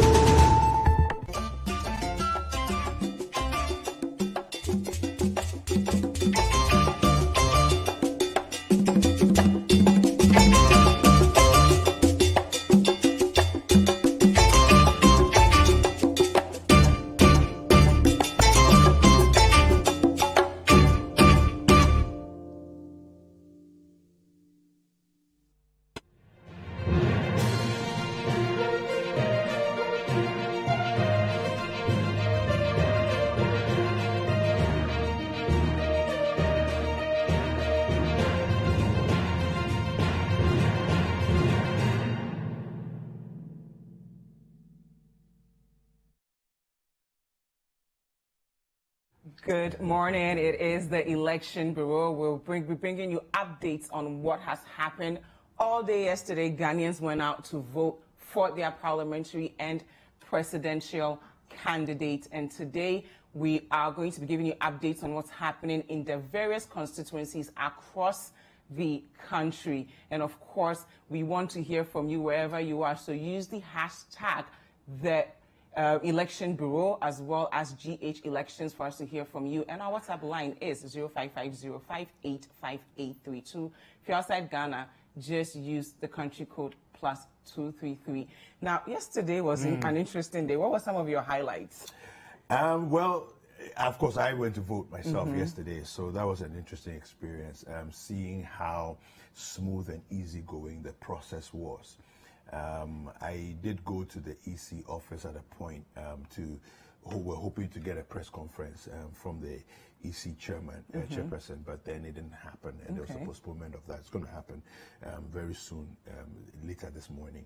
But then some of the highlights of what happened throughout the day were some of the hotspots, you know, flashpoints. Yes, Asawase, different places that we knew issues were going to happen. We suspected things would happen, and you know they didn't disappoint.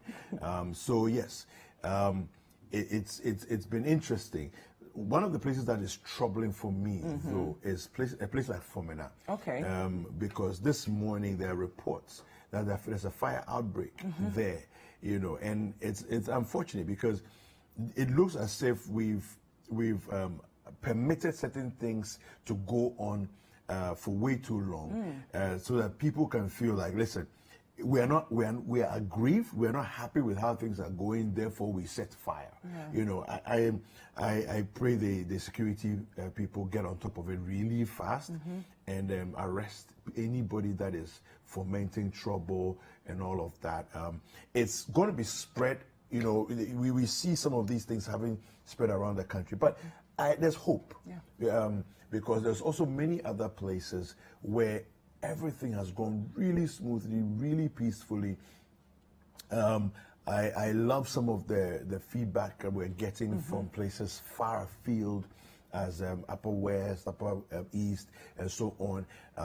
The elections have gone very well. Yeah. And, you know, we come to Accra, we look at places like Ayawaso. Yes, and I think because of the by-elections from Ayawaso West Wogon, some people were worried about how things will turn out. We do know that it's one of the constituencies with over 100,000 registered voters.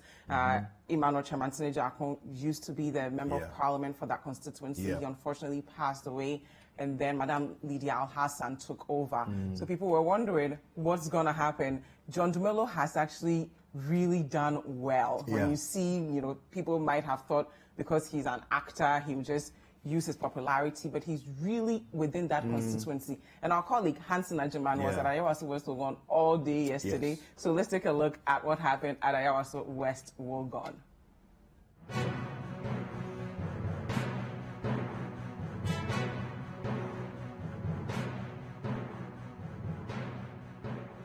Basically, this is what is happening here. The NPP supporters here at the Ayawaso West Wogon constituency say that they have won the seat. And they're actually here jubilating.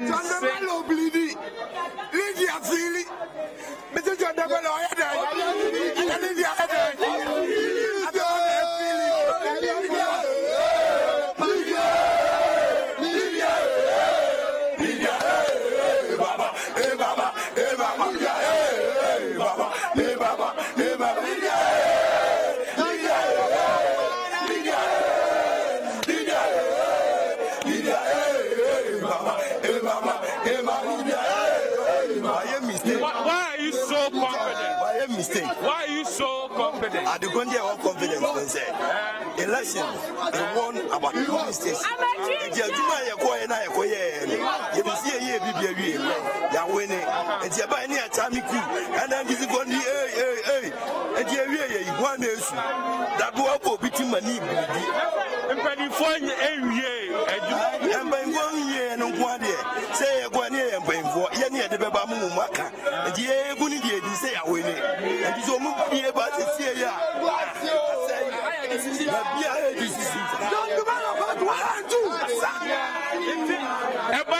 Easy for the young collection. I'm going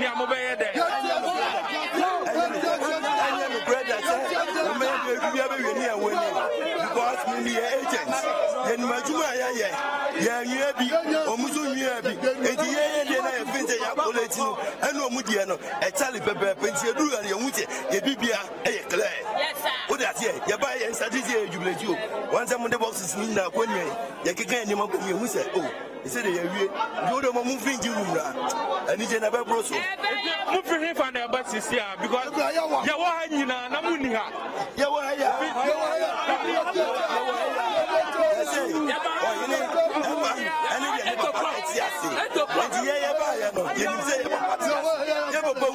and the young Vincent in Kobe Fizia,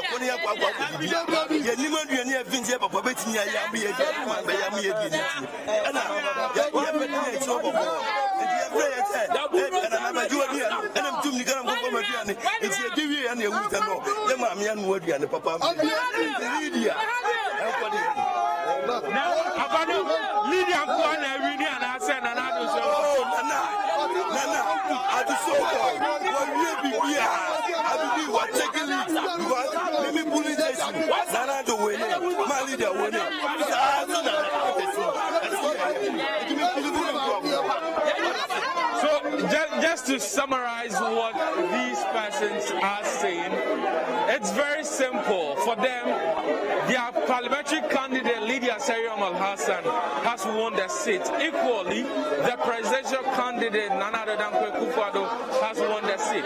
They say they've done their projection and they have no time to wait. They can't actually wait for the EC to declare, even though they say they are not declaring themselves as winners, but they are only jubilating because their own projections have suggested that they won. Basically, that's the atmosphere here. A number of people watching these people jubilate. A lot of persons who have come to observe the collation here at the University of Ghana Business School. Shortly, we're going to take you into the R.S. Amegashi Auditorium. You want to show me something? What? Show it to the camera. Show it to the camera. What do you want to show us? What is that? What is that? We are left with about 6 polling stations. We are left with about 6 polling stations. And with the 6 polling stations, this is the result for Ayawasu West Wogon. So per your collation, out of 6 results that are left, that is 209. Lydia is leading with 51.00, followed by 48.65. And these are left with 6 polling stations. And you think that the 6 polling stations can't change anything? We have 4 out of the 6. They have only 2. We have 4 out of the 6 polling stations, and they have 2, and the difference is very small. You've really done your homework. We have done our work. We know what we are doing. We in MPP, we plan and we execute according to plan. We know what we are doing. We know what we are doing. We have done every calculation, and we know that we have won. Nobody can change this one. We have won. Well, so we'll take you around to have a feel of the area here at the Ayawasu West Wogon Collation Center here at the University of Ghana Business School. Security officers are stationed around here to actually ensure peace and order. A number of bystanders, persons who are actually watching these people jubilate. Earlier, as I indicated, the NDC stated that they had done their own projections and that John Dumelo was going to win this seat by a margin between 0 to 1,000 votes. But here's the case, the NPP is also saying that they've done their calculations. Out of 6 of the polling centers left, out of the 209 centers, the Lydia is leading with 51%. Mose Lydia winning. We're winning. Mama no about Tampa. Bulldozer. Why yeah, Juma? I was so winning. We're winning at the Yamiasi. Dumalonia hey. On chair 4,000 hey. Dumalonia hey. Yeah, Diana. No coach now. No chapter. No G credit. Lydia. About Tampa, Lydia. About Tampa, Lydia. Sisi ama Lydia one. All around. So we'll try as much as possible to go into the hall itself. So this is the University of Ghana Business School. The R.S. Amegashi Auditorium is where the actual work is being done. The collation is being done. Currently, the officials are inputting in the data. After that data is being inputted, is being keyed into the system, what they will do basically is now to do the collation. But before they even do that, these persons here are happy, they're excited for them, they've actually won. Really, it is NPP's words against that of the NDC. The NDC is saying that they are going to win this seat with a margin of 1,000 votes, according to the projections. But the NPP believes that they have won the seat. According to them, 51% against 48% of John Dumelo.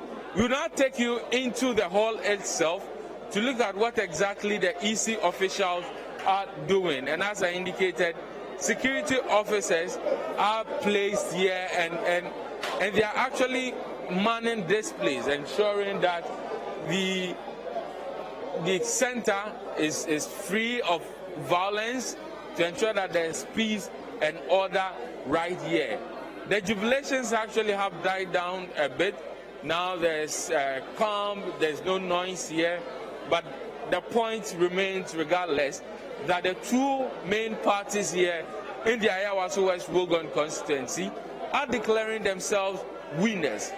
And until the EC does its own collation, which is the rightful way, and declares the rightful owner of this year's election, we cannot stand by any of them. I mean, these are projections they have done. These are their own projections. Let me speak with Courage Nobi. He's a member of the communications team of the NPP. You've been monitoring events here at the Ayawaso West Wogon constituency. A number of party members jubilating. They are saying that your candidate has won. I mean, are these their own imaginations or facts on the ground? It could not be their own imaginations. Before being here, we've counted it from one polling station to the other, and we've seen what's happened. You know, what normally happens in previous elections is that outside campus, the outskirt constituency polling stations, the margins for the NDC are usually wider. But in this election, you are seeing very close margins. And on campus, we're winning. We won, I think, 40 out of the 44 polling stations on campus. So it might be a bit closer than before, but we are winning these seats. The NDC is saying that this is their best performance on campus. They are saying that they've won Gempa. They've won at UPSA Hostel. This is the first time, or to a large extent, and what their members are telling us, this is the first time they seem to be winning on campus. And if they are doing very well on the University of Ghana campus, which is your stronghold, they don't think that you can in any way win this election. You know, if you look at what is happening in this particular election, the dynamics are quite different. They are different to the effect that we do not have the traditional constituents voting in this election because, I mean, COVID struck, so we did not have students on campus registering as usual. A few managed to come in, but majority of them are not students as we would have wished. And again, the demographic appeal of the candidates. If you look at our candidate, for instance, her varied background has proven to be an advantage, particularly going into the adjoining polling stations like Mempasem, Baoleshi, Abelepe, and others where we were not very strong contenders in the past. In this particular election, because of her varied background, we have emerged as stronger contenders there than before. And of course, you can single out Gempa, UPSA Hostel, and that's it.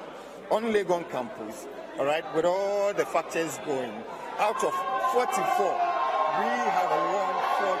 Well, the NPP's parliamentary candidate has just arrived here at the collation center. Lydia Sayer Al-Hassan, she has just gotten here. How has the day been for you, madam?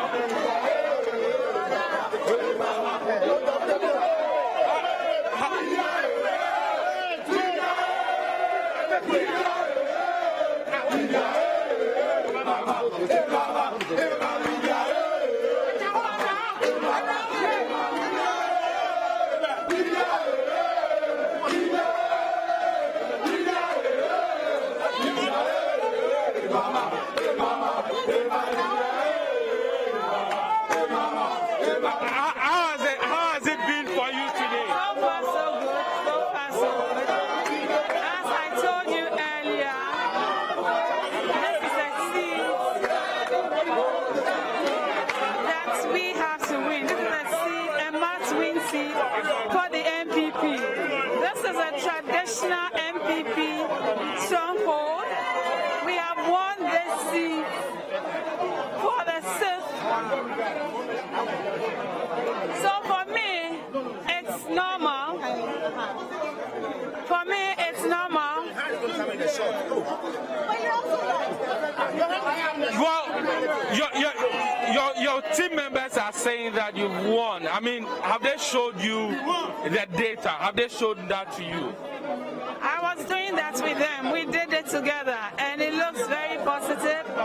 We're waiting for 5 polling stations. We have won. Look, waiting for 5 polling stations. 2 of those polling stations, NDC won, and we won 3 of the polling stations. If you put it together, we are heading for a very good margin. What you're saying is that at this point in time, nothing at all can overturn the results against you. Absolutely nothing. Absolutely nothing can overturn the results. We have won, and may I use this opportunity to thank His Almighty. I'm dedicating this to Him for being my anchor, being my shield. He has been with me through difficult times. I pray He hears my prayers. I want to thank my team. I want to thank the executives. I thank the patrons, the leaders, the coordinators, the polling station executives. I thank my constituents who voted for me. For those who didn't vote for me, I know they will do it the next time around. For my critics, I am grateful for your constructive criticism, which made it possible for us to win the seat. My children, I spent time doing politics. My mother, my friends. In fact, I have 1,000,001 people to thank for making this possible.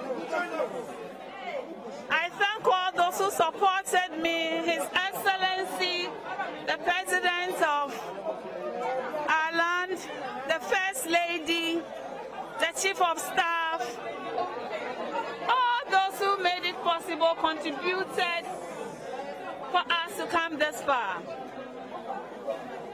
Earlier in the day, your opponent accused you of vote buying. He says you were giving out money to persons. You were giving out 100 cedis notes and 200 cedis notes. You always want to push me into my opponent. I don't like doing so. But these are allegations. Complaints over everything. What does it mean by vote buying? What does it mean by vote buying? Where? I didn't. For me, the work that we have done is there for all to see. My constituents came out to reward the hard work. They came out to vote for His Excellency Nana Addo Dankwa Akufo-Addo and also voted for me. This first time we have done so much, and I keep saying that we have built a hospital within 2 years. I was voted, or I was sworn in February last year. I'm not even 2 years yet. So what else do you expect from the constituents who have this level of leadership for someone who has been MP for less than 2 years? Come into my constituency and see the developmental projects all over. We have built, renovated schools. This campus have seen a lot of developmental projects from me. The students are not here.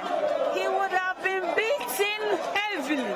But Lagos still had the highest voter population, 20,000.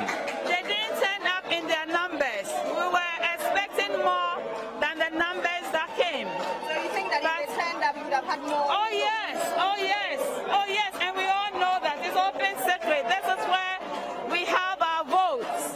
Legon campus gives us the votes. They are not here, but we've managed to win. And I am thankful and grateful to all who supported and made it possible. Now, shouldn't your supporters and sides come in celebrating since the EC has not declared results yet?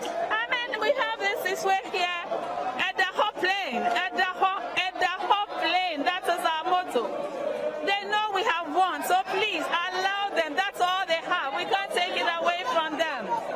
There are two words out there. Your opponent says he's won you by a margin of 1,000 votes. You're also saying that you've won. Who should we believe? It's a joke of the century. We've won. And it's there. The numbers are there. You know it. I heard the stations were declaring me like 2-3 hours ago. So for us, Yes, we have won, and we all know it that we've won. A lot of the women here call you Obatampa. Do you think the female gender played to your advantage? Like I told you this afternoon, somehow yes, but it's not just about that. I told you it's about hard work, it's about commitment. Welcome back, and that was the Ayawaso West Wogon constituency in the Greater Accra region. We know that that's one of the constituencies with over 100,000 registered voters.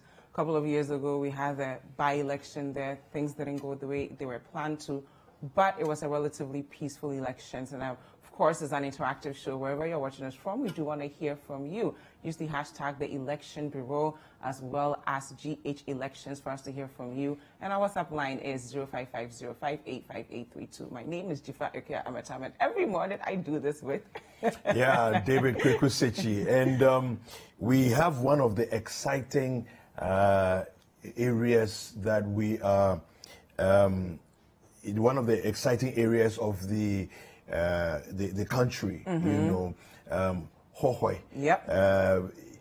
Particularly exciting because of who it is that is running there, you know, from government. John Peter Amewu. I mean, the energy minister. He did so well, even as an energy minister, and the people in that constituency have also said that he's done a lot of great work, but he's coming up against Professor Margaret Kweku, who's also a very strong person in that constituency as far as the grassroots is concerned. So our colleague Benjamin Aklama is there, and he's going to be giving us updates on what's happening in Hohoi.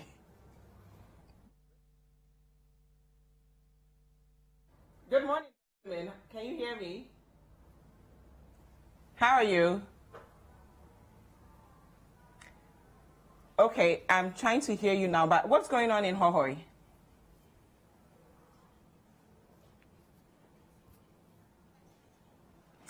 Okay, we'll still try and get a hold of Benjamin, but the Volta region as a whole, people have been, I mean, historically, everyone knows that that's an NDC World Bank, if we can use that word. So even when he decided to compete as a parliamentary candidate for Hohoi, there are some people who are wondering, can he actually pull this off for the NPP? I watched with fascination the way he went about it, you know, and he was very, one of the interesting things about John Peter Amewu is that he didn't necessarily say vote for me because as part of government we've done X, Y, Z. He ran on himself, you know, and pushed himself as an indigent of the community there and pushed that agenda, and I think that really worked for him. Well, you know. Benjamin is back on the line now. Good morning, Benjamin. Good morning, Jifa. Okay, we're still trying to hear you. Benjamin, can you hear me? Yes, I can hear you, Jifa. Can you hear me? Perfect. I hear you. How are you? I'm very well, thank you. How are you? I'm good. What's going on in Hohoi? Hohoi is calm this morning. It was a lot of jubilation yesterday evening after the counting of the ballots at the polling station. A lot of the people thought that they were in the energy minister Amewu was in the lead, and so they started jubilating. The presidential results have been collated, and I mean, you just released barely 10 minutes ago, and the result as it stands has the NPP getting as much as, give me a second, I'll pull that up. Go ahead, don't worry. Yes. So we'll get NPP, NDC, and then the other parties. Exactly, but we have the parliamentary one currently being counted. Now for presidential, we have the NPP getting 14,389 votes. Okay. And the NDC got 33,542. Wow. Then for GUM, there's 195. Okay. And for the CPP, there's 30 votes. For GSP, there are 15 votes. For GCP, there are 11 votes. For ABC, there are 27 votes. For LPG, there are 22 votes.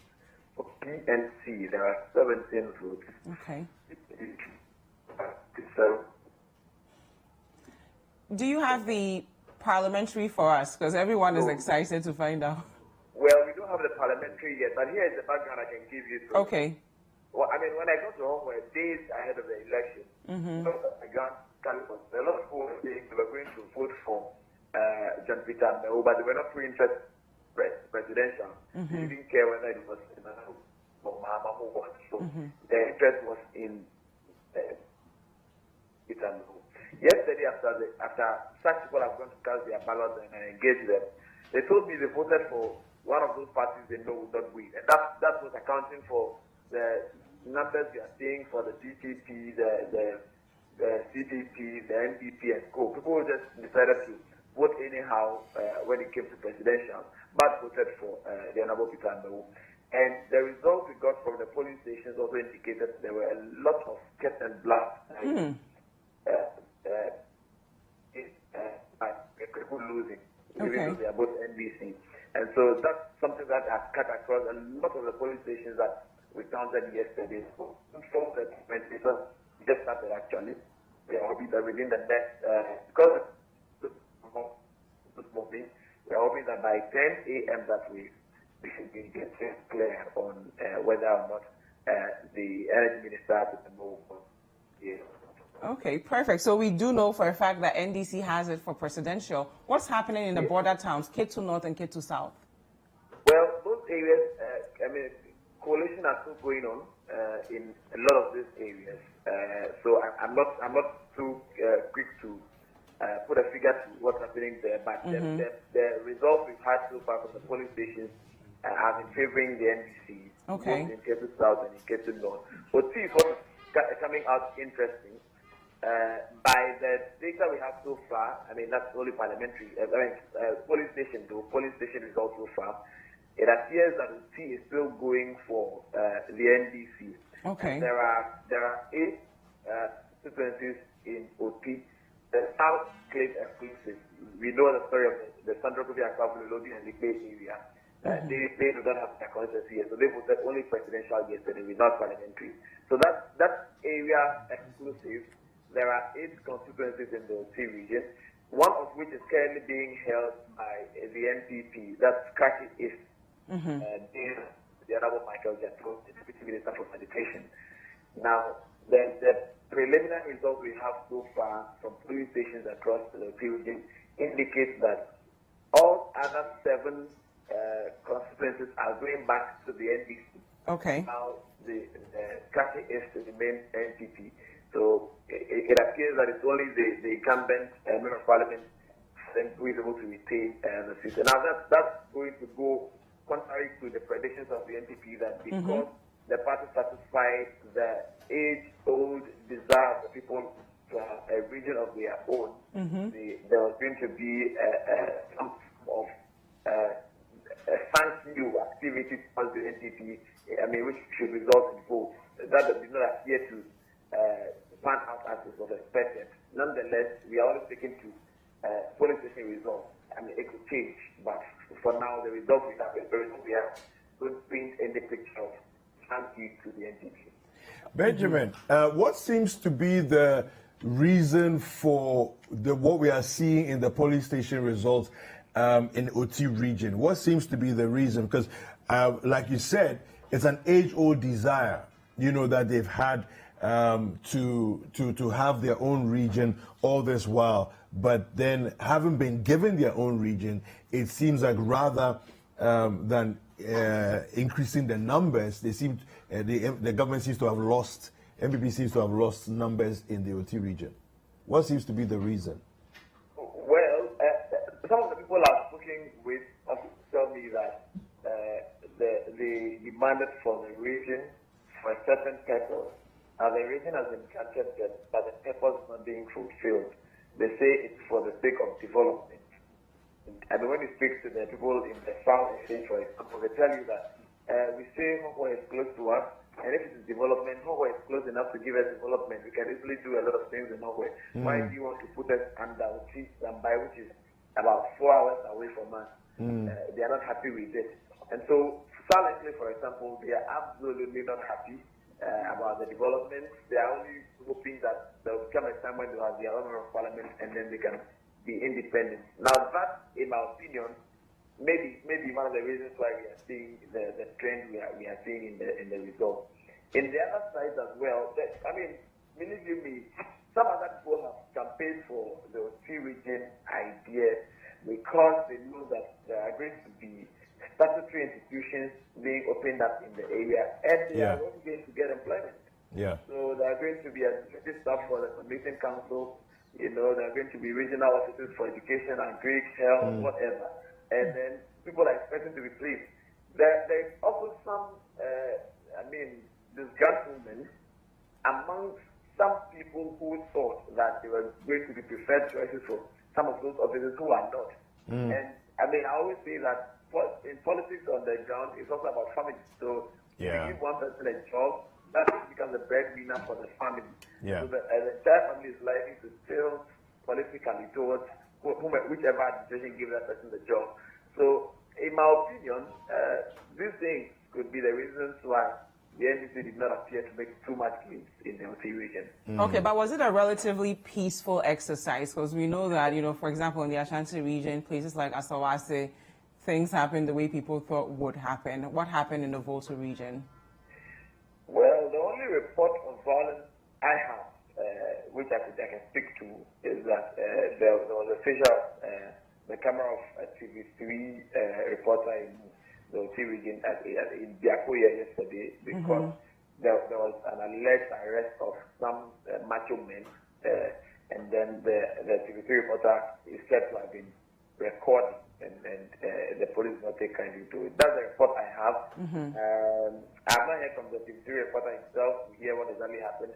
I have not heard from the police themselves. Aside what I'm telling you, I have not had concerns about any form of violence from across the entire region. All two regions, all 26 constituencies within the region where I've been manning almost all the constituencies. I've not had a single report of violence. The only challenge we had was the rain yesterday in Hopeway here in Keta, which distracted the process a little bit, but it's been generally peaceful. There's heavy military presence, especially in Hopeway where I am. Yesterday we had the military chopper flying at a very, very low level. This armored vehicles patrolling the whole community now and then, and as well as seen in the Kettle South areas, but we have not seen any form of intimidation, alarm. That's perfect. Thank you so much, Benjamin Aklama, for being with us, and we will check back in with you once we have the results for the parliamentary candidates. That's interesting. Yeah. so at least for the presidential, we know that NDC has it, but we're still waiting. Yeah. John Peter Amewu or Professor Kuku. Yeah. No, I think that the Volta region has been very interesting because, again, look at what Benjamin is saying. The whole experience was very calm and very event-free, as it were, incident-free. Apart from one incident, that happened there. I think he said Biakoya. But, it's been incident-free. And for me, some of these things are important. Important in the sense of entrenching our democracy, and going in the direction, in the direction in which we are trying to go. The commentary yesterday by different flag bearers was also for me very interesting as far as their opinion of the way the electoral process was going. So Nana Kunedu Ejman Rawlings, for example, was saying that for her this is probably the best election in terms of the process that we've ever seen. PPP Bridget Jobanoku also said this was a very good process, and she could tell that a lot of work had gone into it, and the process for her was very, very good, and this was probably one of the better elections. So these were comments that I heard them say yesterday. Then Ivor Greenstreet also spoke, and he said that, well, there were a couple of concerns he had, but for him, generally speaking, it was a pretty good election. So I think that all in all, there's a lot of positive feeling about the EC's capacity in terms of rolling out an election that seems to have been generally really well thought through well done. Yeah. And I think we all must commend the EC. I mean, we take it for granted because things went the way that they should have. But a place where things didn't go as planned, especially in the early hours, in the Greater Accra region, there were reports that the NDC parliamentary candidate Nilante van der Boy had been arrested, but our colleague Ni Aikwe Okain is there, and we'll be crossing to him to give us updates on what is happening there. But as you're home and you're watching us, we do want to hear from you. It's an interactive show, so use the hashtag the Election Bureau for us to hear your thoughts on how things went. Where did you go yesterday? How was the process like? Did you stay there for just 5 minutes? Were you there for 20 minutes? We want to hear from you. Or you can also use the hashtag GHElections. Our WhatsApp line is 0550585832. If you're outside Ghana, just use the country code +233 and we will receive your messages. Yeah. So, around this time yesterday, they had already, queued up and were getting ready to vote, and already there were disruptions because some people were felt as if they were being hampered. Yeah, they said there's a science to the way they organize their lives. Yes, exactly. Young people go this way, and all elderly go that way, and the whole card system numbers didn't work for them.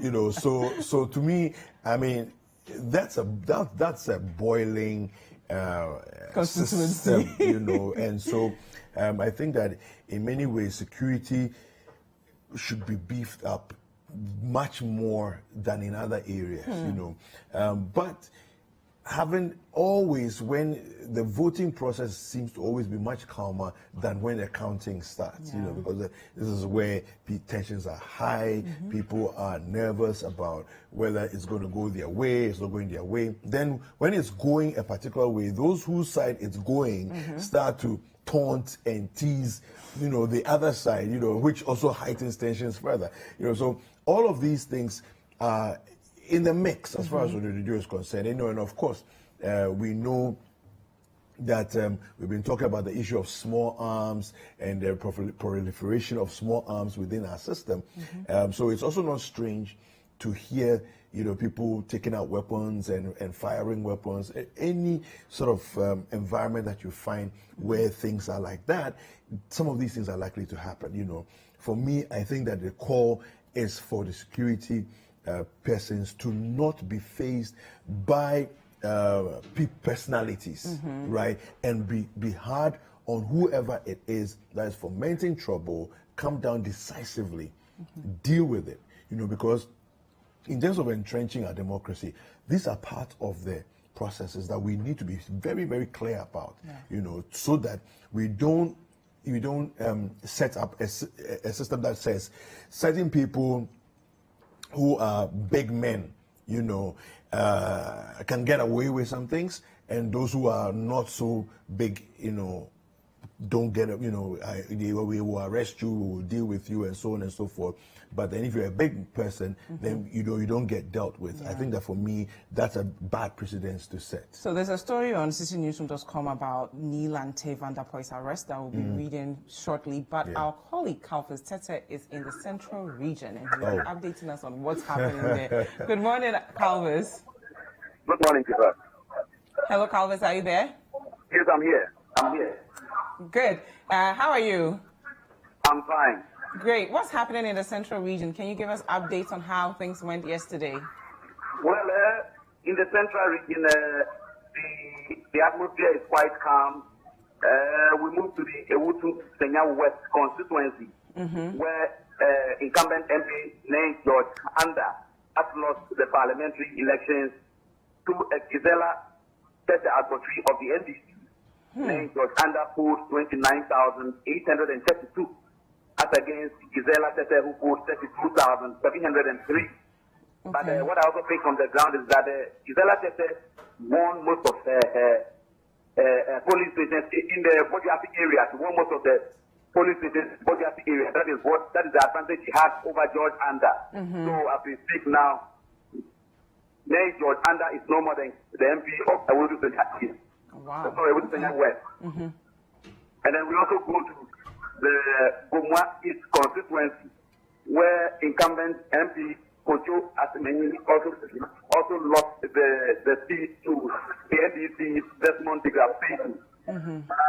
Kojo Asemeni lost by a slim margin. The election was a keen contest between the two.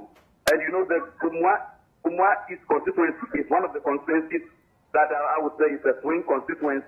Kojo Asemeni, after yesterday's declaration, had 35,156, while Desmond Digapiti of the NDC had 35,300.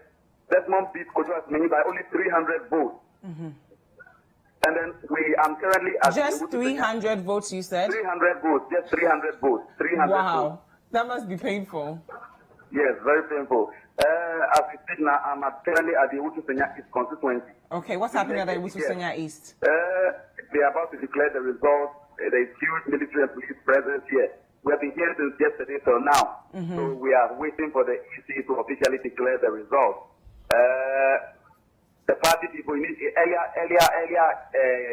in the morning, the police and military managed to take some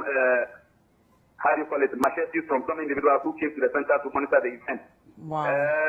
Yes, so the police were suspecting that there was a huge crowd here at the Kaswa Divisional Police Command where that place the polling that is the collating center. So the police went around and they managed to retrieve some items from some individuals in the crowd. They got a machete and then some clubs. So those individuals have also been arrested, and the police say they are going to deal with them. You know, the Utusenya East constituency has been noted for violence when it comes to elections. So the police is making sure that nothing untoward happens today. It will remember just yesterday some individuals were shot at the Step to Christ Registration Center. So here in the Utusenya East constituency, we are waiting for the EC to officially declare the winner of the polls that happened yesterday. What is the mood like in the Utusenya East, if you can explain it to us? It's a charged atmosphere here. You know, the both parties, the two main political parties, the NDC and the NDP, are of the view that they have won. But it's the Electoral Commission who is going to declare the winner of the election. So just from some few minutes, you see the NDC jubilating, then in another minute you see the NDP also jubilating. It tells you that both parties are keen on winning the seat.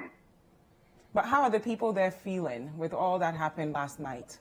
Yes, you know, the people of Kaswa are not happy with the events that happened yesterday because they felt the election offered them an opportunity to rewrite the wrong. And then again, that incident happened at the same venue, Step to Christ Registration Center. So the atmosphere here is quite calm. People have drawn back a bit because of the incident that happened yesterday. We're only waiting for the results from the EC.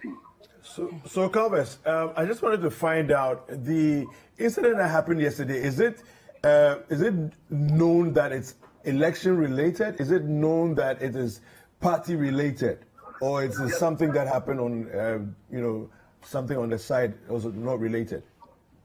No, the incident that happened is election related. Okay. Although we cannot align some political party to that incident, it is election related because those individuals who were shot at, the two individuals who were shot at, were from the NPC. So I would say it's election related. Quite apart from that, the police have also assured us that they are working hard to also make sure that the perpetrators of the crime are brought to book. Okay. Are there any other interesting highlights from Central Region that you can give us? Unconfirmed, the report I've also taken up from Pantaman is also indicates that the returning officer at the Blockfield Center in Pantaman was arrested by the police for taking the pink sheet to the house. According to my source at the Pantaman Center, the returning officer yesterday after the exercise felt that there was too much queue there, so he just went home with the pink sheet and then he brought it this morning.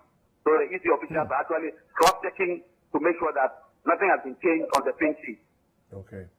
Okay, interesting. Well, thank you very much, Calvus. I'm sure we'll be talking to you soon. Thank you very much. Yeah, so that was our colleague Calvus Tete there. But it's interesting to see the seats that are being lost. I am a bit surprised. With which one? George Ander's seat. I didn't expect it. I mean, Giselle has been doing a lot of work, clearly, but I honestly didn't expect it. I thought he had that seat wrapped up, you know. But I think for me, the important thing is not for MPs not to take things for granted. No, but I think George Anda was one of the MPs who was very involved with his constituency. He's won a couple of awards for the kinds of things he set up there. So for some people, it will be shocking that he would actually lose to Gisela, you know. And of course, he's our Deputy Communications Minister, and he's worked really hard in that constituency. But then again, you never know what people are looking for. And I must say, some of the roads there are not so good. Yesterday, I was around that region yesterday, so some of the roads are not as good as they should be. So it could have played a role if you're an MP and people are constantly complaining about their roads. And we know that some of these communities are farming communities. People rely on the roads to get to the market. So if you're not able to deliver it for them, they might use that. But then the people have decided. And again, this is the Election Bureau. We do want to hear from you. We just heard that the Deputy Communications Minister, George Anda, has lost in the Ewutu Senya West constituency to Gisela Tete. So we will be updating you, but we do want to hear from you. Use the hashtag, the Election Bureau, for us to hear from you. And the other hashtag, of course, is GH Elections. And our WhatsApp line is 0550-585832. So if you're outside Ghana, we still want to hear from you. So use the country code +233. We're going back to the IRS. Let's go back. Our colleague Hansen Ajiman is on the line. Let's talk to you. Hansen, good morning. Good morning, Koku. Yes, how are you doing this morning? I'm doing great. It's been a long night. Yes. What can you tell us of what's going on in Ayawaso West Wogon? The final results have been displayed for viewing by persons in the collation center. Well, surprisingly, there's not too much noise because it looks like the group has won the parliamentary seat here at the Ayawaso West Wogon constituency. The news that they were going to win, and this is the NP, so that's the incumbent NP, Lydia Seriam Hassan. This Monday to retain the seat, and if you look at the figures, it's indeed a very tight race, a difficult one you will have to say. So the results now have been published or placed for viewing by persons at the collation center. Lydia Seriam Hassan had 39,851 of the total votes, as 12. John Center Simelo had 37,778 of the total votes cast. Now, if you look at the number of people who turned out to partake in this year's election, some 77,604 persons took part in this particular vote. I mean, the total value votes were 77,604, while the invalid votes were 595. So it's little joy here at the Ayawaso West Wogon constituency, the collation center. Even though they've been jubilating throughout the night, some of them are still standing, and then we take excerpts of what they make of the declaration so far by the EC.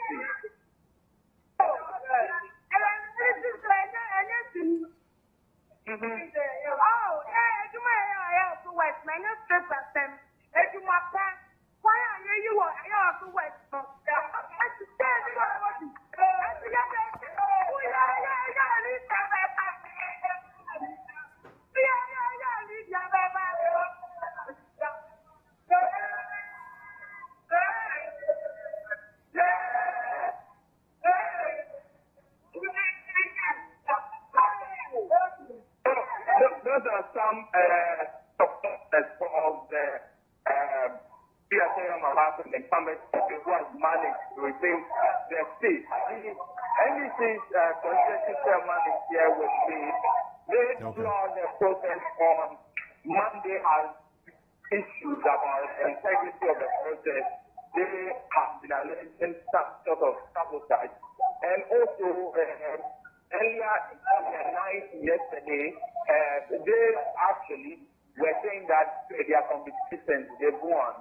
John, you're welcome to the Election Bureau on Citi TV. Can you help us with your feeling?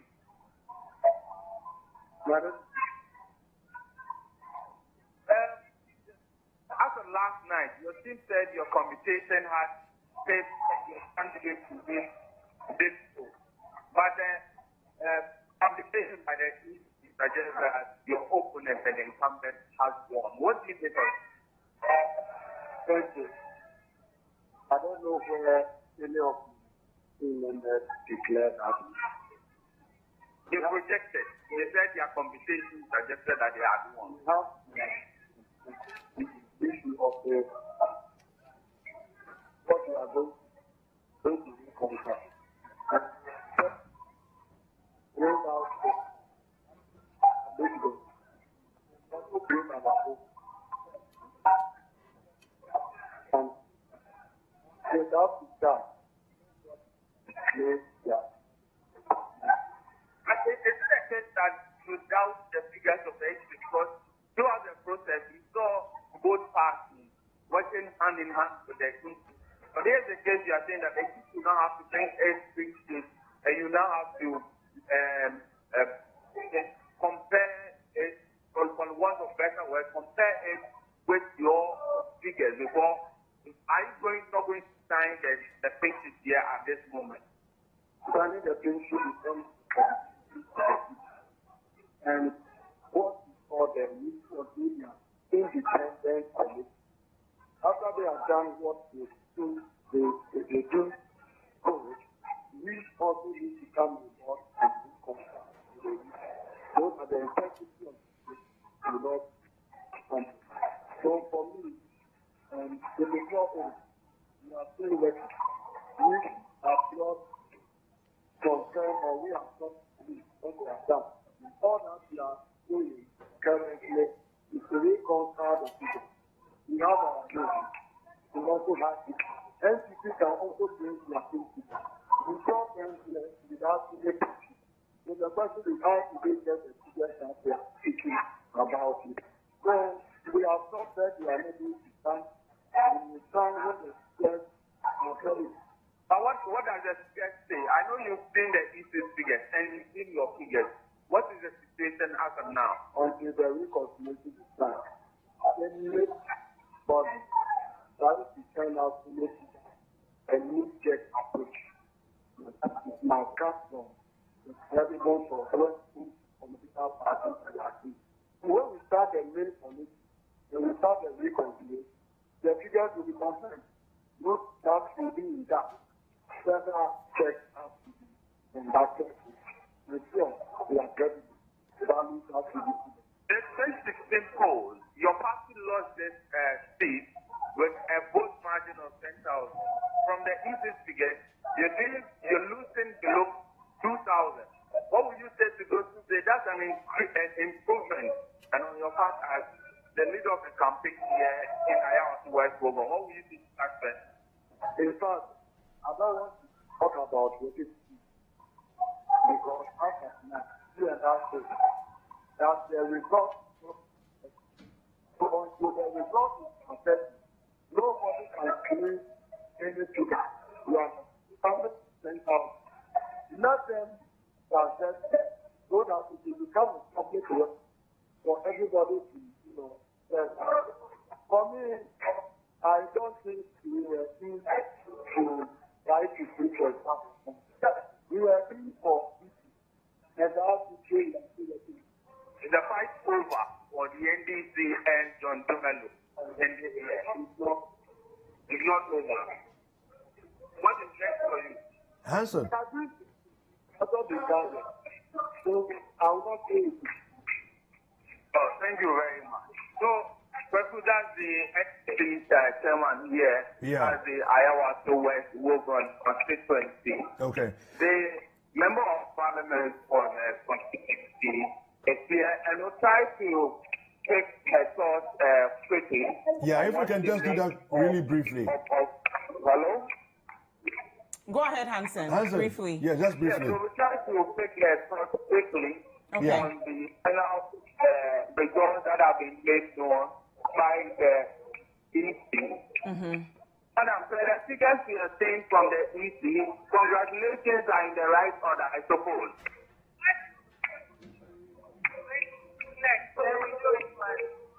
Otherwise, you have to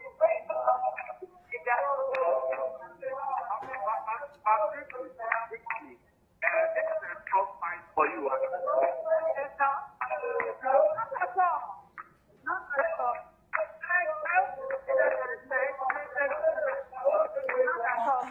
Hansen, can you move away from the noise a bit? We're struggling to hear you.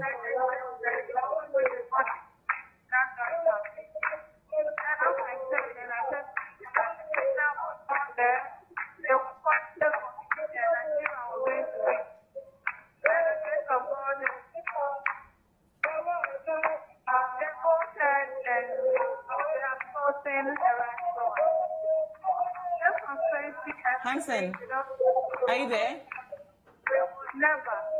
Okay, it looks like we won't be able to get a hold of Hansen, but that's interesting. A big congratulations to Madam Lydia Al-Hassan. Wow.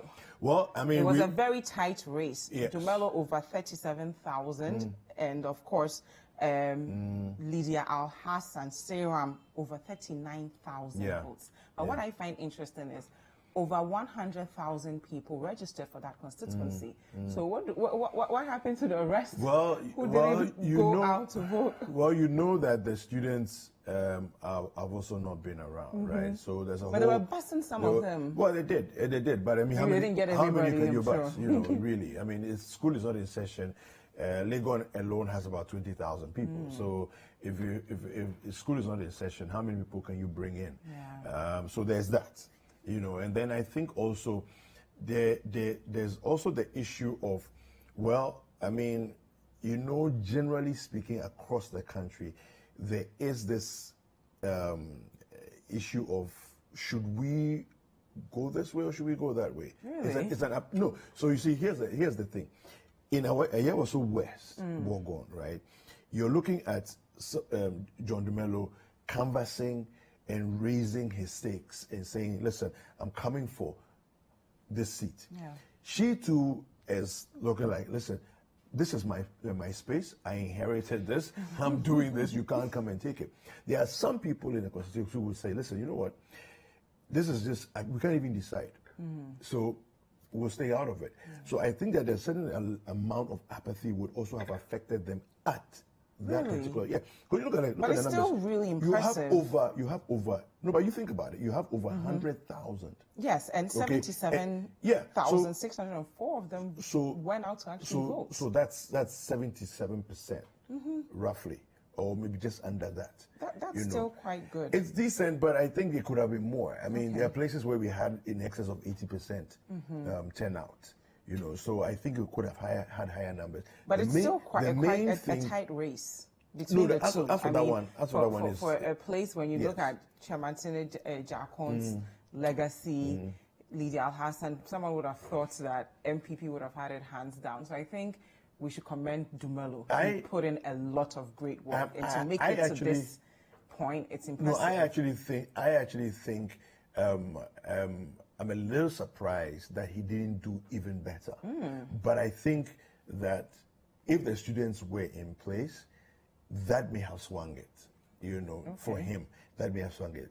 Having said that, though, when you look at the votes that came from the Legon side, it doesn't look like he did that well there. So then I'm also wondering, because before the election, there was this whole thing of his constituency is the campus. They both go to the campus, right? And I think Ejaku did a lot for the Legon school as UPSA in particular. So UPSA, not even University of Ghana that you're looking at. UPSA in particular. You know, so there's that. But then some people also are of the opinion that, listen, as an MP, Lydia didn't win the seat. She inherited the seat.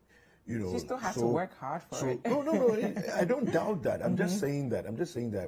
There's also that feeling that let's get someone who is on the ground, knows the constituency, is here with us, you know, has got boots on the ground, as opposed to someone who, let's say, has inherited and... Oh, I thought you were describing Lydia with that note. She also knows the constituency. She was very active in that constituency, even when Chemase Jackson was the MP. Yeah, but I feel, well, anyway, I mean, these are some sentiments that I've had from people within the area who feel as if John did do a lot of work, you know, in the lead up to the elections, and he was very visible compared to Lydia, you know. So, I mean, kudos to her. I think she's done very well. I thought John would have done better than he did, though. Wow. Yeah. I'm impressed with how far he's gone, and I think the next election, it can only get better from here. But I was mentioning Ododo and the issues going on there, and we do have an article on citynewsroom.com by Ni Latte Latte, and it says Ododo MP Ni Latte Vanderpoy arrested. The incumbent member of parliament for the Ododo constituency, Ni Latte Vanderpoy, has been arrested by police from the Greater Accra Regional Command. His research assistant, Sami Laye, disclosed this in a City News interview on Tuesday, December 8th, 2020. Mr. Laye said Nilante has not yet been charged, and his lawyers are doing everything possible to ensure his release. I'm going to quote what Mr. Laye said. As I speak with you, he has been arrested and sent to the Regional Police Command. Our lawyers are there trying to secure his release. We don't know which offense he has committed. He goes on to say, all we know is that he was at the Modak Hotel and was attacked by NPP hoodlums. So here we go with these vigilante issues again. Well, these are all allegations. We were having our collation at the Modak Hotel. The information the party got was that the NPP went around jubilating with their hoodlums. And when they got to the hotel, they started firing guns and attacking everyone there. The next minute, what we could see was the MP being arrested. We are here at the Accra Regional Command. We are waiting for him to be charged. So the MP had claimed that he was attacked by persons believed to be members of the governing New Patriotic Party at the Modak Hotel. So we know that this isn't the first time this has happened in Ododo constituency. A couple of weeks ago, not even a month, they were going on their peace walk. It's supposed to be a peace walk. It ended up being something completely different. Shots were fired again. MPP bottles, had its size. Offensive weapons. So many things. And you would think that for their day of voting, after voting, it will be a peaceful one. But it looks like that didn't happen. But our colleague, Ni Ayikwe Okain, is there. And he'll be updating us on what's going on. Good morning, Ni Ayikwe. Ni, are you there? Yeah, good morning. I can hear you. How are you? I'm doing great. Yourself? I'm good. What's going on in Ododo? Okay, so within the Ododo constituency, at dawn, the MP for the area, Nilante Vanderpool, was picked up by the Accra Regional Police Command. So we went there as journalists to find what exactly his offense was, but no one spoke to the media. Neither were we afforded the opportunity to also find out from him what exactly he's done to warrant such an arrest. But so after we got fed up, I should say, with no one responding to us, we had to leave the premises and come back. But later on, I had to go to his place that he was lodging, the hotel, Modak Hotel, to find out what the situation is this morning. And when I went there, the MP was there with some police officers. So, yes, and I had an interview with him. He says that he's been granted bail in addition with some 50 guys or young men who he says are party supporters. So these 50 guys and then he himself have been granted bail. However, he says that the police informed him that whenever he is needed, he will be called upon for some questioning. So that is it. And I asked him that so far, 254 polling stations out of work. He seems to be in the lead.